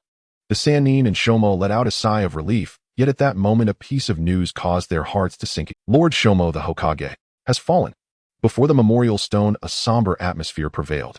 Just moments ago, that figure dressed in the Hokage robe had led them in mourning the fallen heroes, yet now he himself had become part of this memorial. Everyone was clad in black, their expressions filled with sorrow mingled with quiet sobs. The villagers' grief this time was even greater than before. As daylight waned, fewer villagers remained by the memorial stone. Standing before the memorial stone, Orochimaru gazed at the tombstone of Sarutobi Hiruzen, feeling a deep sorrow, yet his mind was more occupied with contemplating the meaning of life. Why is life so fragile? What significance does a life that can so easily perish hold? Will I also meet such an end one day? The image of Shoma's death flashed through his mind, a life brimming with vitality, one moment suddenly extinguished, the next leaving only a necklace behind. If Jiraiya's and Tsunade's lives are also as fragile, and perhaps mine is as well, then what meaning is there in our birth into this world? With these thoughts, is there still a chance for me to learn every ninjutsu in the world? A flurry of thoughts raced through his mind, ultimately coalescing into a frenzied idea. Only by attaining immortality could all these answers be found. Orochimaru's vertical pupils flickered as a small white snake suddenly appeared in his line of sight, slithering up to coil around Hiruzen's tombstone. Legend has it that white snakes symbolize luck and rebirth. Perhaps Lord Sarutobi has been reborn into this world. Rarely did Jiraiya refer to Hiruzen as teacher. Who knows? Orochimaru crouched down, extending a hand towards the white snake, which obediently slithered into the palm of his hand. Then its body quivered, a small slit appeared at its mouth, and a tiny head poked out. Rebirth, perhaps. Inside the Hokage office, Mito Minion and Torian Koshiro were discussing the next candidate for Hokage. Originally Danzo was a suitable choice, but unfortunately, he also perished in this battle. Torian Koshiro sighed. Indeed, I originally thought that Danzo had hidden away out of fear, but it turns out he encountered a formidable enemy and even lost his life. Mito Minion took over the conversation. Both of them felt a sense of lament as their former companions from that small team had died one after another, and now even the two most outstanding among them had fallen, leaving only the two of them. After a moment of silence, Torian Koshiro returned to the main topic. Considering everything, the only suitable candidate now is Kakashi Hatake. Upon hearing her words, Mito Minion frowned. But Kakashi is the captain of the Umbu, and he has such a high reputation in the village. If he becomes Hokage, no one will be able to constrain him. Mito Minion expressed his concerns. There's no other way. Currently, he is the only one in the village capable of being Hokage. The Sannin will need a few more years to perhaps have that power, but right now they are still a bit immature. Moreover, I think that even if Kakashi becomes Hokage, it won't be a problem. His power can be managed. I believe we can have Orochimaru succeed as the Umbu captain. His calm and rational thinking is most suited for that position, and Kakashi won't have much to say about it. With his talent, he might stand on equal footing with Kakashi in a few years. Torian Koshiro presented her view, and after thinking for a while, Mito Minion nodded. You make a valid point. Knock, knock, knock. Kakashi had just returned home when a series of knocks sounded at the door. Upon opening it, two familiar faces came into view. What brings you two here? Kakashi asked politely. The curiosity in him led him to step out and put down the book he was holding. We plan to recommend you to the daimyo as the fourth Hokage. Mito Minion dropped a bombshell. Kakashi showed no surprise, but his eyes widened in astonishment. The village is currently facing numerous troubles. Shouldn't we postpone this matter? Kakashi frowned, stating that the village had just gone through a great war and the reconstruction was urgent. He felt it was more important to focus on this matter. He wasn't greedy for the position of Hokage, but if the village needed him, he would be willing to lead it towards prosperity. It's precisely because of the many troubles in the village that we need to quickly select a Hokage to take charge. Prepare yourself. In the next couple of days. There will be plenty of mess to clean up in the village, and you will likely be very busy. All right. Hearing Minion and Koshiro say this, Kakashi could only nod in agreement. Originally, the higher-ups in Konoha believed they had time to tidy up the mess in the village, especially after the Second Shinobi World War had just ended. Logically, there shouldn't be another war in the short term provided that the village's situation remained unknown to the outside world. To this end, the higher-ups issued a strict order: no one without commands from 3 or more higher-ups could leave the village. However, they still overlooked some things. In the Raikage's office in Kumogakure, the third Raikage's eyes lit up after hearing his subordinate's report. Are you saying that the Jinchuriki from Konoha has encountered problems, and the Nine-Tails was accidentally released, causing Konoha to suffer heavy losses? Exactly. We had originally planned to break through Konoha's barrier as scheduled, but 2 nights ago we saw a huge orange fox with 9 tails suddenly appear in Konoha, causing immense destruction. Even White Fang and the Sannin were deployed. The Chunin wearing the Kumogakure forehead protector reported the scene he witnessed to the Raikage. Since Konoha had never used tailed beasts in the war, these ordinary ninjas weren't aware that it was Konoha's tailed beast. However, their commanding Jonin recognized it immediately and promptly ordered him to inform the Raikage, while the others stayed outside Konoha's barrier to gather information. Ha ha ha, great. I didn't expect Konoha to make such a big mistake. Yagami AI excitedly slammed his fist on the desk, causing the office desk to shatter. A female ninja dressed as a secretary helplessly rubbed her forehead. Raikage-sama, this is the 3rd time this month that you've broken a desk. The village has already consumed a lot of funds to develop the chakra cannon. I hope you can refrain from adding to the village's financial burden. The third Raikage felt a bit embarrassed and scratched his light yellow hair, calming down. Perhaps we should switch to a stone desk next time. Wooden things are too fragile and break at a touch. Then he looked at the reporting Chunin. You did well this time. Although you haven't completed the task assigned to you, the intelligence you gathered is extremely important. You can choose a rank ninjutsu from the Ninjutsu Scroll Pavilion. Upon hearing this, the reporting Chunin immediately displayed a look of joy, bowing deeply to express his gratitude to the Raikage. Thank you for your support, Raikage-sama. I will certainly protect our village with my life. Although in the original work, high-level ninjutsu often appeared at a moment's notice, making it seem like advanced ninjutsu was commonplace, in reality, ordinary ninjas found it very difficult to access high-level ninjutsu. Most jonin might not even know a rank ninjutsu. So this reward could be something this average qualification ninja who did not come from a prominent family, could hope to achieve in his lifetime, especially since he could also select in a rank ninjutsu suitable for himself. Originally, such a level of task should have been undertaken by more elite ninjas, but since they could only break through a small range of barriers and could not allow ninjas with too much chakra to enter lest they be discovered by Konoha, he had the opportunity to participate in this task and unexpectedly gained a bonus. This might also be the reason why Minato could charm girls under the moonlight back then, and after all at that age Minato could hardly take on a few jonin alone. Alright, go down and receive your reward. AI waved his hand, and the reporting Chunin left with Raikage-sama, should we inform the other ninja villages about this news? Of course, not just the major ninja villages, but also the Rain Ninja Village must be informed. Right now is a time when Konoha is weak. The grievances between them and Konoha are not small, and it's a good opportunity to test how much Konoha's strength has been reduced. We will then decide on our course of action. By the way, tell them that Hiruzen has been seriously injured in this turmoil and cannot participate in battle, and that half of Konoha's ninjas have died or been injured. If we only tell them that the tailed beast in Konoha has gone out of control, the other ninja villages might wait and see. However, if they learn that even Konoha's Hokage has been seriously injured because of this, there may be more who cannot hold back. But will they believe it? The secretary hesitated. Don't worry about whether they believe it or not. Yagami Ace words were interrupted by a hurried Kumogakure ninja bursting into the Raikage's office. Urgent report. Raikage-sama. The third Hokage Sarutobi Hiruzen is dead.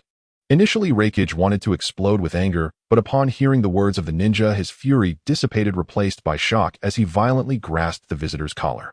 What did you say? Because of the imposing stature of the third Raikage, the ninja was lifted off the ground by the force of the grip. He swallowed nervously and trembled as he repeated himself. The third Hokage Hiruzen Sarutobi is dead. Where did you get this information? I noticed the ninja's anxiety and released him to ask. The Yunin took a breath. After receiving the order yesterday, he had rushed to the village without stopping. To reach here faster, he had been using the body flicker technique, and by the time he arrived, he was already exhausted. If it weren't for his good physical condition, he probably would have collapsed after being yanked by Raikage. Yesterday morning, Lord Roy accidentally discovered that Konoha's White Fang and some high-ranking officials had gone to the Land of Fire's daimyo's residence.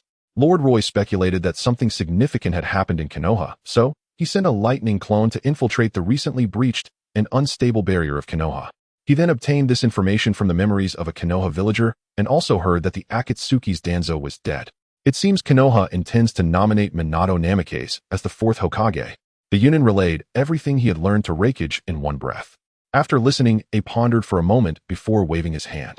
Set off. Attack Konoha. Less than a day later, the news of the Nine-Tails rampage and the Hokage's death spread throughout the ninja world. After receiving the news, several major ninja villages began to prepare in silence, and the ninja world became more tranquil, but everyone knew this was merely the calm before the storm. It wouldn't be long before chaos ensued again. However, the Rain Village, which also suffered losses in the last war and received the news, made no moves. The first to lose patience was the Cloud Village. After learning of the third Hokage's death, the third Raikage changed his original plan. Now that Konoha had already suffered significant losses, if they still intended to sit back and reap the benefits, they might end up with nothing in the end. Thus, while conveying the news to other villages, he also gathered troops to launch an attack towards the northeast of the Land of Fire. Minato, who had just returned to Konoha after being appointed by the Land of Fire's daimyo, received the news of the Cloud Village's attack before even holding the succession ceremony. He had no choice but to alter the 3 on the Hokage robe to 4 and announce it to the village as a formality. Afterward, Minato began handling the situation regarding the Cloud Village's attack. At the door of the Hokage office, he was about to knock when a ninja dressed in black and carrying a long sword suddenly walked out. Lord Kage. Minato lowered his head slightly to greet Yukigakure, who nodded and left without speaking. He was dispatched to confront the forces of the Cloud Village. Originally, his abilities were not suited for such direct confrontations, but Konoha was currently stretched too thin. Moreover, Yukigakure's abilities were quite effective against the lightning-type chakra of most Cloud Village ninjas, and he had decent leadership skills. Therefore, Minato formed a unit composed mainly of wind-type chakra users under Yukigakure's command to resist the approaching Cloud forces. Minato entered the office and saw Minato Namikaze sitting at the desk looking haggard as he rubbed his temple. Recently, the village's affairs had been overwhelming. Even with his excellent physical condition, he was struggling. He hadn't rested for days and had been sitting at his desk all this time. Lord Hokage. Minato approached the desk and bowed to Minato. The latter put down his hand and smiled. "Ah, Minato, you're here. How have you been recently?" "Not bad. It feels like every day is quite fulfilling." Minato was still a bit confused, completely unaware of why he had been summoned, and the fourth Hokage seemed to know him very well. I've been busy with the reconstruction of the village these past few days. Thank you for your hard work. Minato sighed. It's what we should do. Minato scratched his head and replied. Minato then said, you probably still don't know why I called you here, do you? Without waiting for Minato's reply, Minato continued. The main reason I called you here is for two matters. The first is that I plan to promote you to Jonin. Minato was taken aback by this sudden announcement. At his current age of just 12, becoming a Jonin at this age would likely be unprecedented in the entire ninja world. Minato instinctively wanted to humbly decline, but considering the current situation in the village, he held back. Minato noticed Minato's silence and nodded inwardly. Your strength has long surpassed the need to stay in the ninja academy. I remember the third Hokage mentioned letting you graduate early, but you rejected it because you didn't want to miss the ninja academy's courses. However, times have changed. Konoha is facing unprecedented challenges. Besides the Cloud Village, the Sand Rock and Mist Villages will likely not let us pass through this crisis easily. Konoha needs manpower now, and your abilities qualify you to be a Jonin.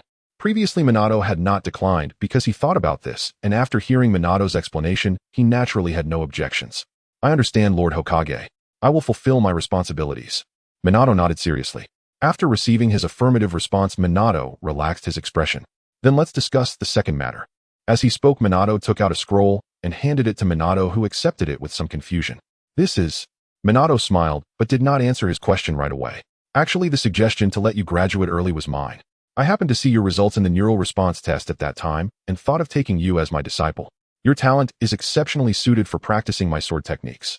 I then proposed to the third Hokage to let you graduate early, but you didn't agree, and I forgot about it due to being too busy. Who would have thought that by the time I remembered, Jiraiya had already taken the lead?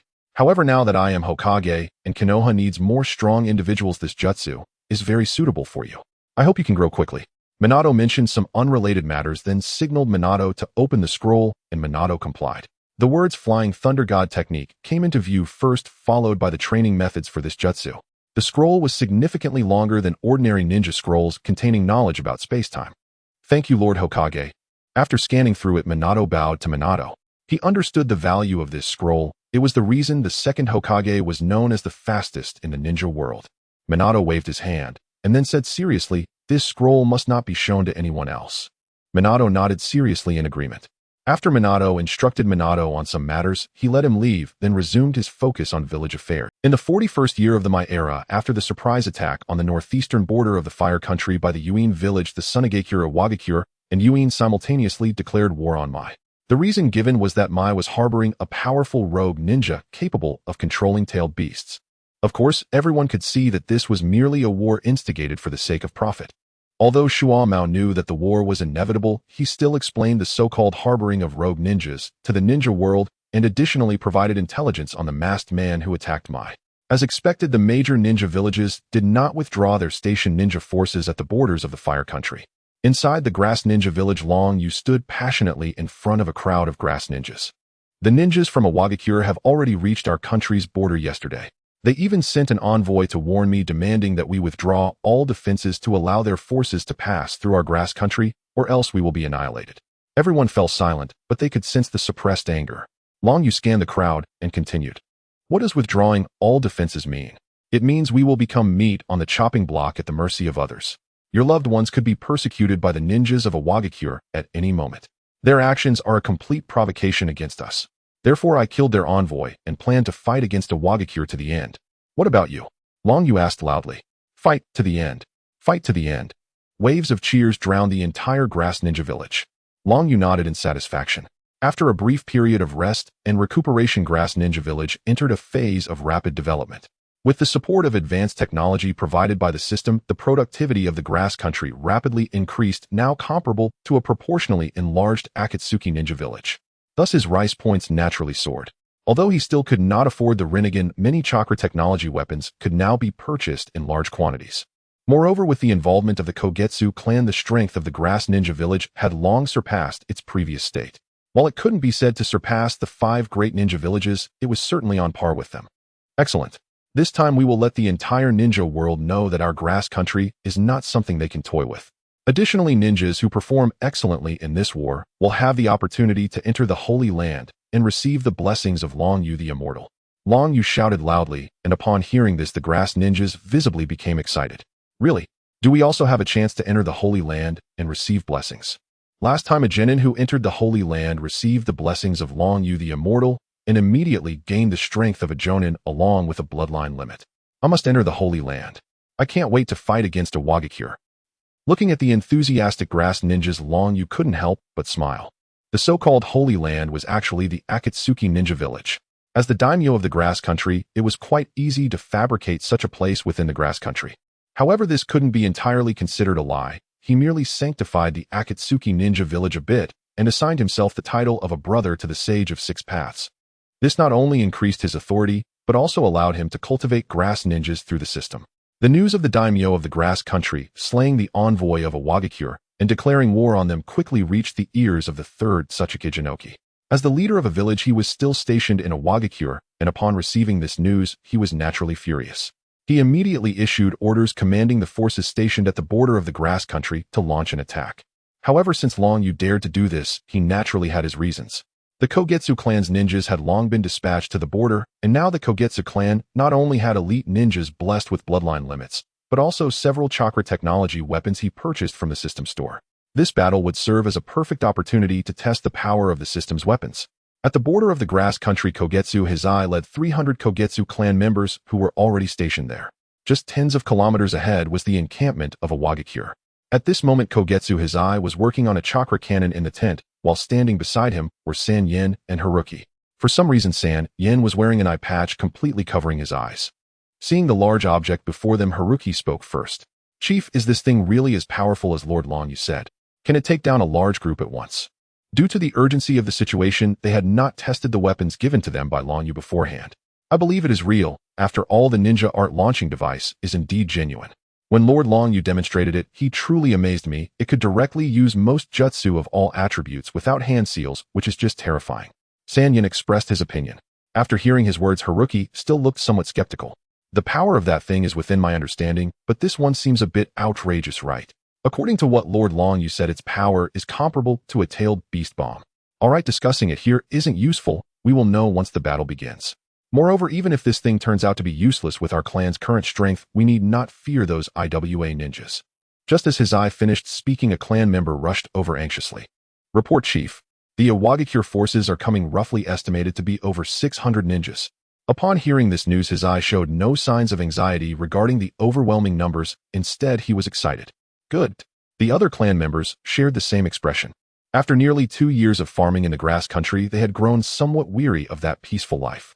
Although the Kogetsu clan wasn't as warlike as the Kagaya clan, they still preferred a life that stirred their blood. After having the 5 chakra cannons pushed to the front line, Hizai also rushed over. He wanted to witness the power of this weapon firsthand. The Wagakure forces rushed toward them in great numbers, and even before they arrived, they began throwing kunai and shuriken at them. However, the Kogetsu clan's ninjas did not move. They simply defended against the thrown projectiles. Before the 100-strong army Kogetsu, Hizai waved his hand. "Fire!" The 5 chakra cannons simultaneously activated, and the bluish light first gathered at the cannon mouths before transforming into orange-red beams shot toward the IWA ninjas. The Wagakure forces that were running and caught off guard were struck by the beams and instantly turned to ashes. Even using Earth Release Earth Wall could not block it.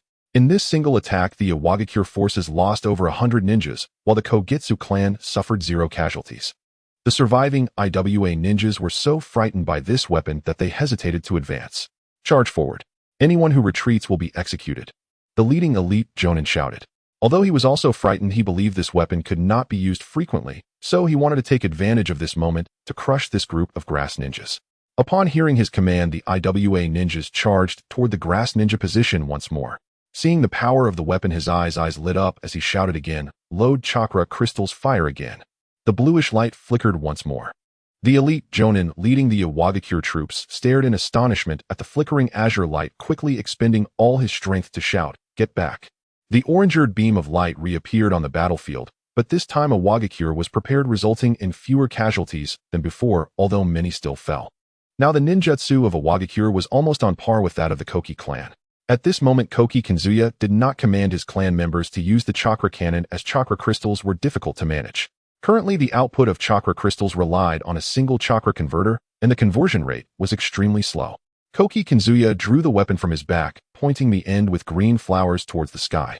The green flowers on the strange staff began to emit clear water, which coalesced in the air into a massive water mirror, then crystallized into light blue ice. Ice release 10,000 kills water feather. Koki Kazuya was slightly excited since obtaining the ice release bloodline limit from Ryu. He had rarely used it, as there had not been an opportunity like this in the Grass Ninja Village. The ice release bloodline limit had long been a desire of his. Back in the Mizugakure, he envied the abilities of the Mizukage clan, never imagining that one day he would possess such power. He had to be grateful for the decision he made back then. With the acquisition of ice release, his overall strength had seen a significant increase, and his signature ninjutsu water mirror technique had become even more formidable. On the battlefield, the sharp ice shards constantly flew out from the ice mirror released by Koki Kazuya, hurtling towards the Iwagakure troops. The leading Iwagakure ninja's pupils constricted sharply. Such a large-scale ninjutsu was not easy to deal with. Everyone, defense. Without him reminding them, the Iwagakure ninjas had already begun to cast the earth-style wall for defense. Fortunately, the piercing power of these ice shards was not too strong and could not penetrate the earth-style wall. However, some unfortunate souls with slower reflexes were pierced through the heart by the myriad of ice shards. Before the Iwagakure troops even encountered the enemy, they had already suffered over half casualties. Apart from the initial attack with shuriken and kunai, they had been forced to evade and defend, their morale completely depleted, creating utter chaos. In contrast, the grass ninjas were full of fighting spirit and seemed almost impatient. Attack! With Kazuya's command, 300 Koki clan members wearing grass ninja headbands charged towards the enemy. As the two armies clashed, the battle was overwhelmingly one-sided, with most Iwagakure ninjas having lost their fighting spirit, and upon seeing the approaching grass ninjas, their only thought was to flee. However, how could the Koki clan equipped with scientific ninja tools allow them to escape? The Koki clan merely needed to raise their arms, and powerful ninjutsu would be unleashed from their hands, leaving Iwagakure no time to defend or evade. Monsters. This group of grass ninjas are monsters. They can use ninjutsu without hand signs. A bewildered Iwagakure ninja witnessing such a scene was overwhelmed with fear and ran back, tossing away the kunai in his hands. However, he was soon struck by a blue-white Rasengan, shattering his heart, and he collapsed to the ground. The leading jonin, having exerted considerable effort to eliminate a few grass ninjas, then noticed the rapid decline in his own forces, realizing they were utterly defenseless. Understanding the power disparity between the two sides, he finally issued the retreat order. The surviving Iwagakure ninjas felt as if they had been granted a reprieve, using all their strength to escape. Kazuya observed this and focused on the elite jonin leading the Iwagakure troops, intending to deal with him first. Ice release, ice dragon bullet technique. Kazuya swung his weapon and an ice dragon emerged from the front end, roaring as it charged towards the leading Iwagakure jonin. The elite jonin turned to look upon hearing the noise, only to see the ice dragon right before him. Earth release, earth flow city wall. Considering the tremendous power of the ice release ninjutsu, he reluctantly employed a more chakra-consuming defensive technique. A massive rock wall resembling a city wall appeared before him, blocking the incoming ice dragon, but his ninjutsu was also shattered by the ice dragon. After breaking through the wall, Kazuya charged at him with his weapon. Realizing there was still a considerable distance between them, the elite Iwagakure jonin began to retreat again. He was now only thinking about relaying the information back, having clearly seen the gap in strength between him and Kazuya after the latter's two attacks.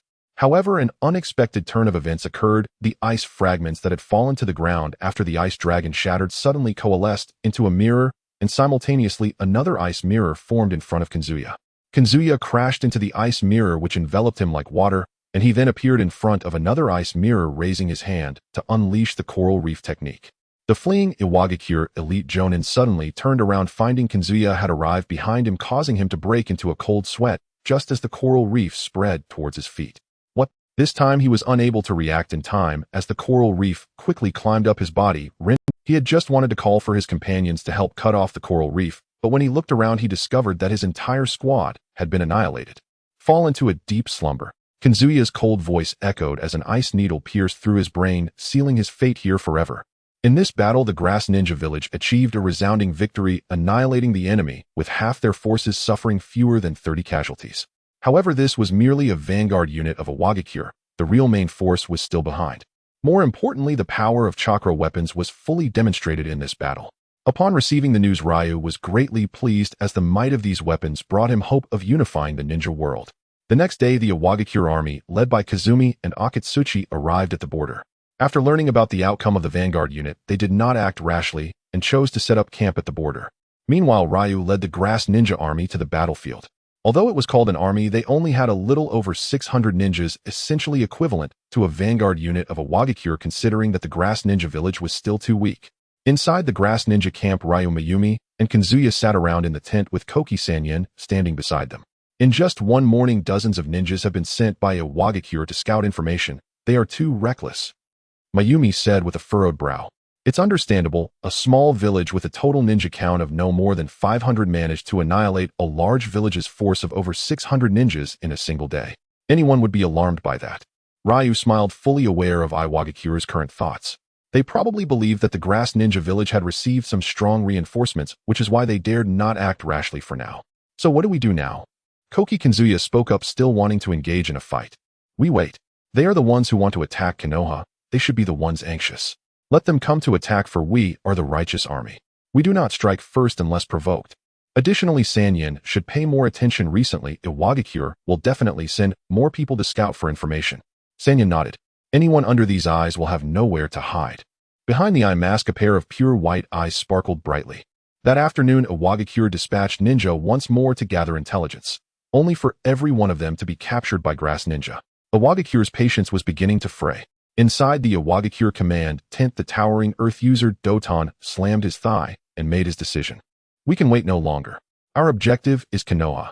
How dare a mere grass village impede our advance? A red-cloaked ninja beside him spoke in a low, somber voice laced with concern. Yet we still have not uncovered the cause of our vanguard's total annihilation.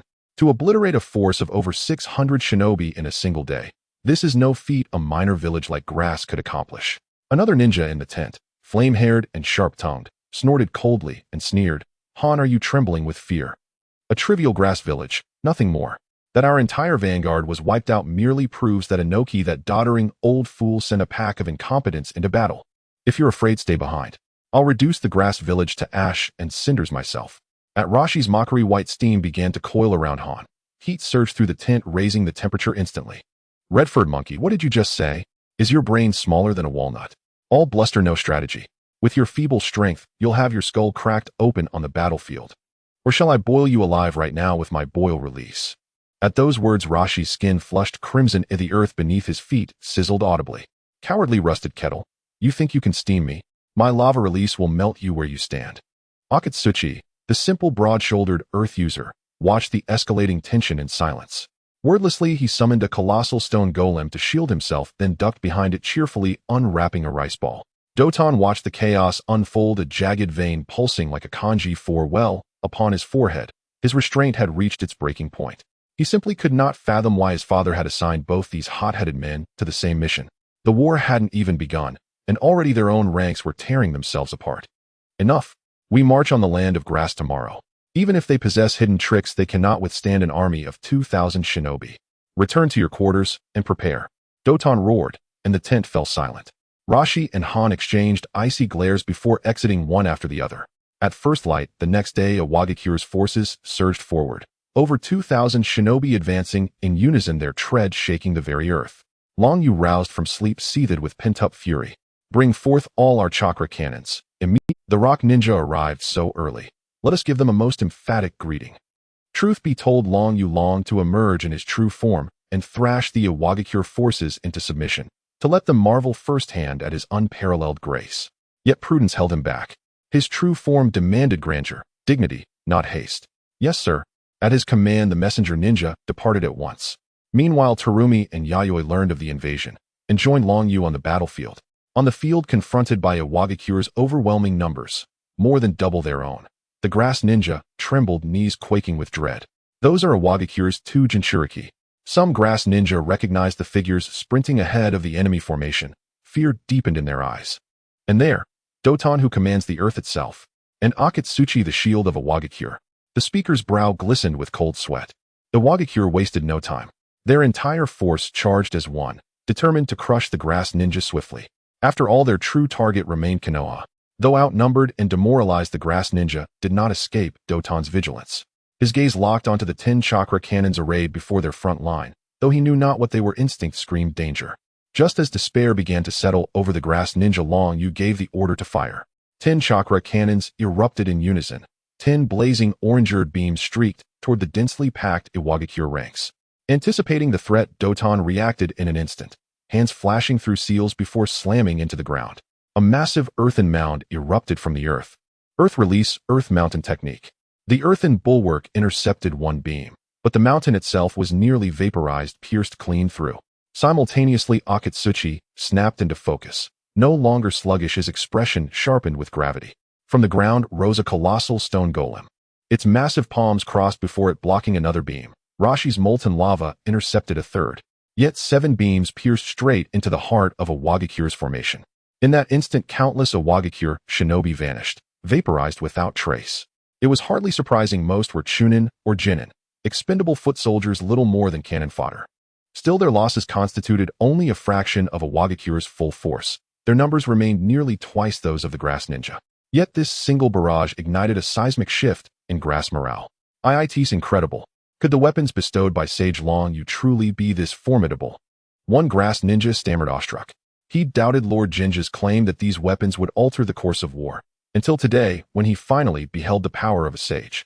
I must prove myself worthy, to earn the honor of pilgrimage to the sacred land and the blessing of Sage Long Yu himself. This vow bloomed simultaneously in every grass ninja's heart, fear receding, replaced by fervent resolve. Repel Awagakure, defend our homeland. Grass ninja, charge. At Long Yu's command, the entire grass force surged forward. Long Yu still possessed enough chakra crystals to fire a second volley, but weighing practicality against strategic advantage, he withheld it.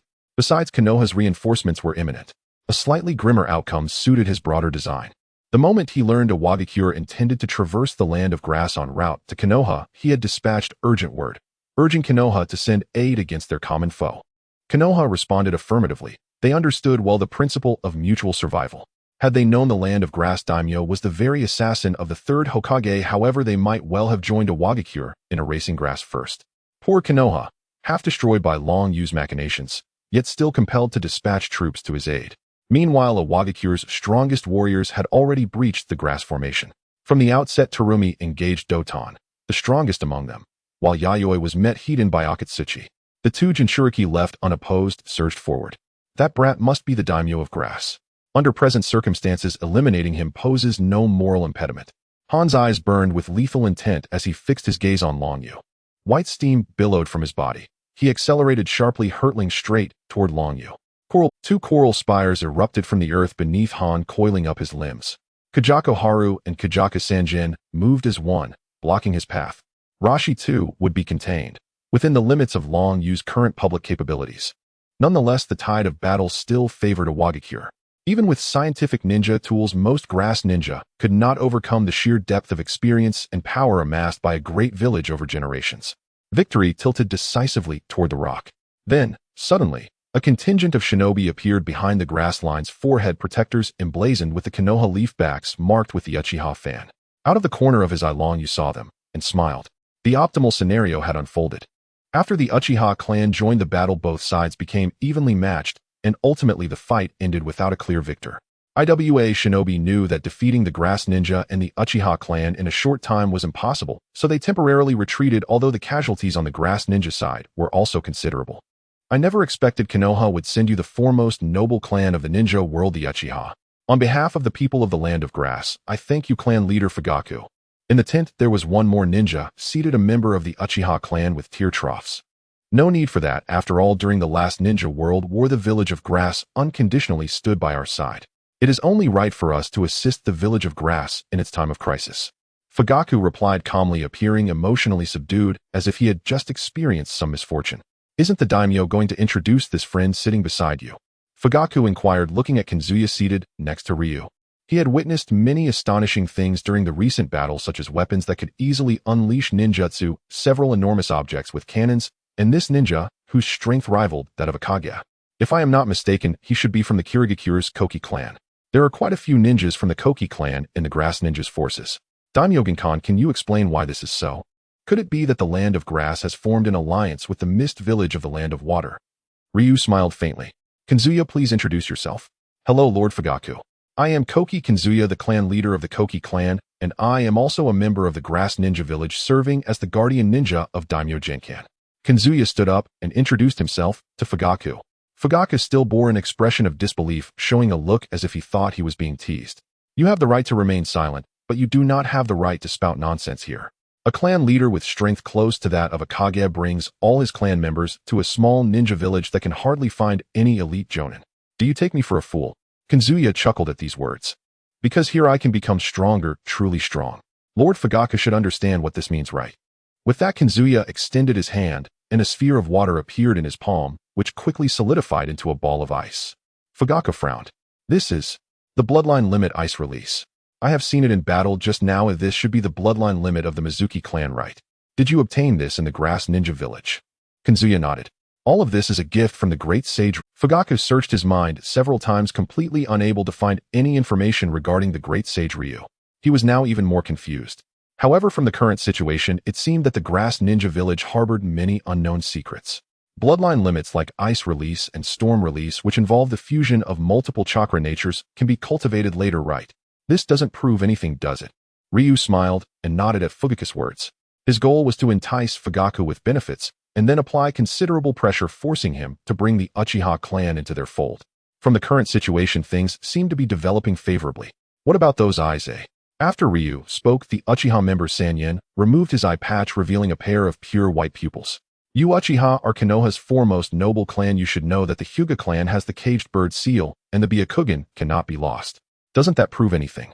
Fugaku looked at Sanyen's Byakugan, his expression revealing shock.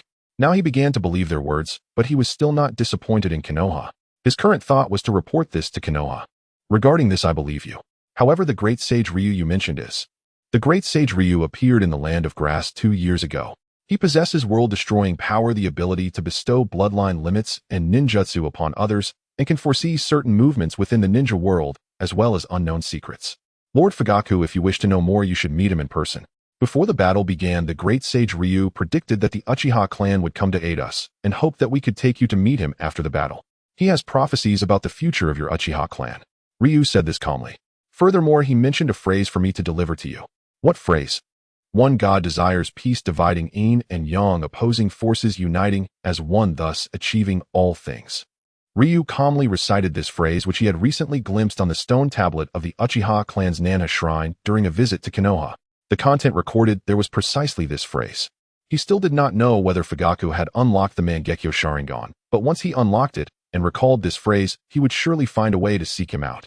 After hearing this phrase, Fugaku's pupils constricted, and he recalled the record he had seen on the stone tablet in his clan not long ago, which matched perfectly with what this person had just said.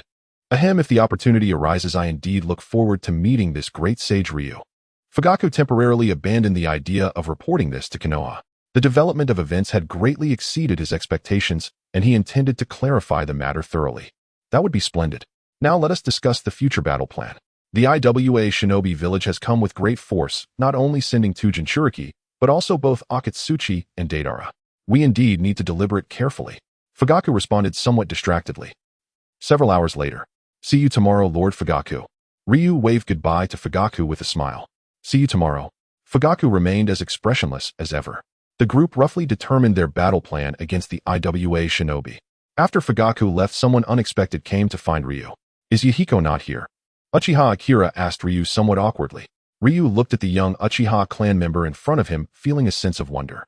It seems Yahiko really does have the qualities of a protagonist. A trip to Konoha even managed to win over the proud Uchiha. Surely these two won't develop a relationship like Naruto and Sasuke, right? After all, their personalities are quite similar. Yahiko was chosen by the great sage Ryu and is currently training in the Holy Land. By the time he comes out, he should at least have the strength of a Chunin. Ryu replied. He hadn't brought Yahiko and Konan to this battle partly to avoid any mishaps for the future two cage-level forces, and partly because Yahiko's swordsmanship still needed time to solidify. To be honest, he was quite startled the first time he saw Yahiko return to demonstrate his swordsmanship. He even thought Yahiko had a system as well, and to this day, he still had not figured out where Yahiko learned the water-breathing technique. Is that so? I didn't expect him to be so hard-working. In that case, I must work twice as hard. Next time we meet, I will definitely defeat him. Akira displayed a look of admiration upon hearing Ryu's words, and became even more motivated then, without saying anything else, he dashed away. Amidst the nightfall, echoes of wild laughter reverberated through the homes of Sharon village as Long Yu excitedly gazed at the red fruit in his hand, unable to suppress his laughter. Now all the arrangements have become unnecessary. There is nothing in this world that can limit him anymore. This fruit will make him the sole six paths in the current ninja world. Today marks the beginning of the month again. Long Yu, as per his usual habit, came to draw 10 consecutive times, not expecting to hit the jackpot and draw a chakra fruit.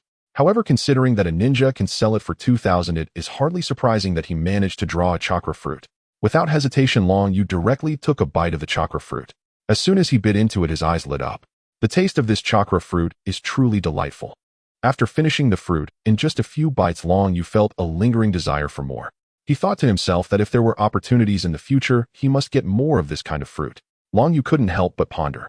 Subsequently, an endless stream of chakra surged within his body. His eyes transformed from the eternal Mangekyo Sharingan into the Rinnegan. His hair began to turn white, and an outfit adorned with the Six Paths Tomo began to manifest on him. The Six Paths staff appeared in his hand, and 8 truth-seeking balls floated behind him. Long Yu grasped the staff, feeling an infinite power surging through his body, while various summoning contracts began to materialize in his mind. Is it the Outer Paths demon statue? Long Yu had some idea of what these summoning contracts were, but for him, now these powers were essentially superfluous. It is time to unify the ninja world. Long Yu soared into the sky and directly dismissed all his shadow clones outside. At the Yule restaurant in Kiri no Sato, In and Aoi had just finished their work. Boss, you were heading back. The two waved goodbye to you. I was planning to head back for some rest too. Remember not to be late tomorrow. Before you could finish his words, he vanished in a puff of white smoke. The two who witnessed this were left stunned, staring blankly. In an underground currency exchange in the land of T, a black-robed assassin placed a corpse on the counter. The staff behind the counter took out a small booklet for comparison. A trader from Konoha Bay Lu who an elite Jonin bounty 35 million. The staff looked at the assassin with slight surprise, then retrieved a briefcase and handed it to him. The black-robed assassin opened it, nodded, and just as he was about to close the case, he suddenly vanished in a puff of white smoke. Long Yu stood above the Iwagakure camp, extending his right hand as a jet-black sphere appeared before his palm, which then shot out and fell into the Iwagakure camp. Boom! A small mushroom cloud rose and half of the Iwagakure camp vanished. The surviving IWA shinobi awoke and rushed out of their tents. Long Yu did not waste words with them. With a single universal pull, he drew the 2 Jinchuriki who were standing closest to him towards him. Old Z. Huh. Huang Tu shouted, immediately conjuring 2 rock arms to grasp the feet of the 2, but the immense force tore his rock arms apart. Damn it. Get up. The old Z, controlled by the gravitational pull, erupted with magma, wrapping himself in it, and then waved his hand as 2 balls of magma flew toward Long Yu. Long Yu did not even glance back. A truth-seeking ball shot out from behind him, striking the 2 magma balls and instantly rendering them into nothingness. At the same time, the tailed beasts within the 2 Jinchuriki felt a surge of fear upon seeing Long Yu, yet they could not think of any means to counter him or escape. Faced with this immense crisis, old Z and Han had no choice but to release the seal and let the tailed beasts take control of their bodies, as they were not yet perfect Jinchuriki. However, contrary to their expectations, the tailed beasts who were eager to come out were adamant about not emerging. The 2 soon flew in front of Long Yu, who reached out and grasped their necks directly, using the hungry ghost path's ability to absorb their chakra to the point that they could barely sustain their lives. This way you have no ability to resist. A black vortex appeared, sending the 2 into the Kamui space, and the Rinnegan did not cause his Kamui ability to fade, but rather enhanced his ocular power. You must be the commander of the Iwagakure forces. After dealing with the 2, Long Yu turned his gaze towards Huang Tu below. Now you have 2 choices: either voluntarily join my ninja village, or be passively controlled to join my ninja village.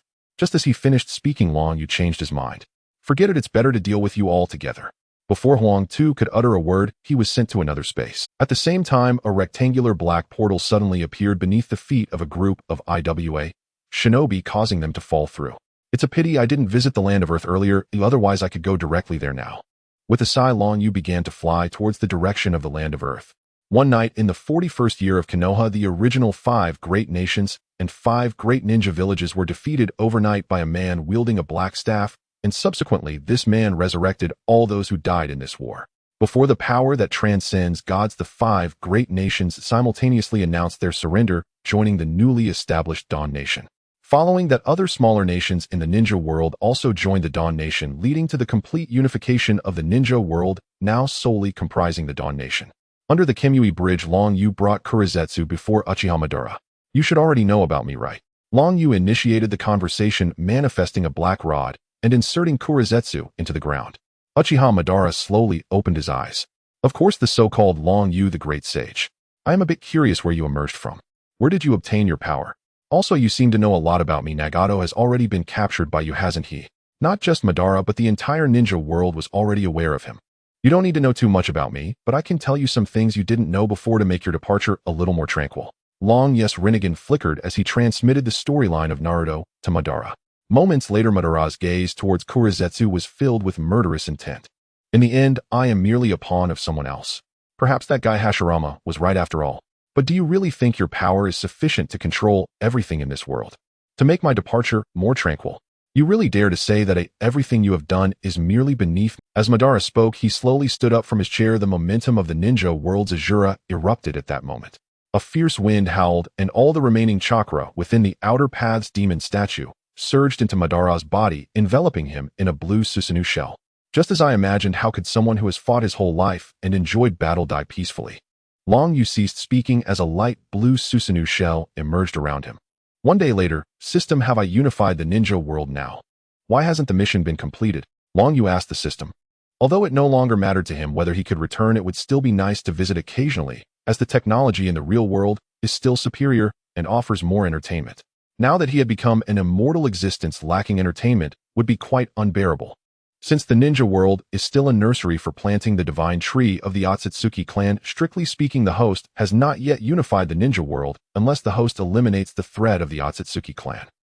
In the 51st year of Konoha, after 10 years of rapid development aided by the system, the technological strength of the ninja world had surpassed that of the real world, with magnetic levitation cars, space shuttles, space technology, and android technology all being highly advanced. To eliminate the threat of the Akatsuki clan, Long Yu dispatched space shuttles to locate the planet where the Akatsuki clan resided. Then, under the barrage of thousands of space shuttles and countless six-paths level powers, the Akatsuki clan was annihilated except for a few members who were not present. In a tall building in Dawn City, Coco extended her arms to embrace Long Yu. Are you leaving again? Yes, but I will be back soon. Long Yu patted her arm as the system had just notified him that the ability to freely traverse both worlds was bestowed upon his Rinnegan. He planned to take a tour in the real world. All right then. Hearing this, Coco obediently released her grip. Remember to come back early. I will Long Yu smiled as he said. Then a vortex appeared in front of him, and Long Yu stepped inside.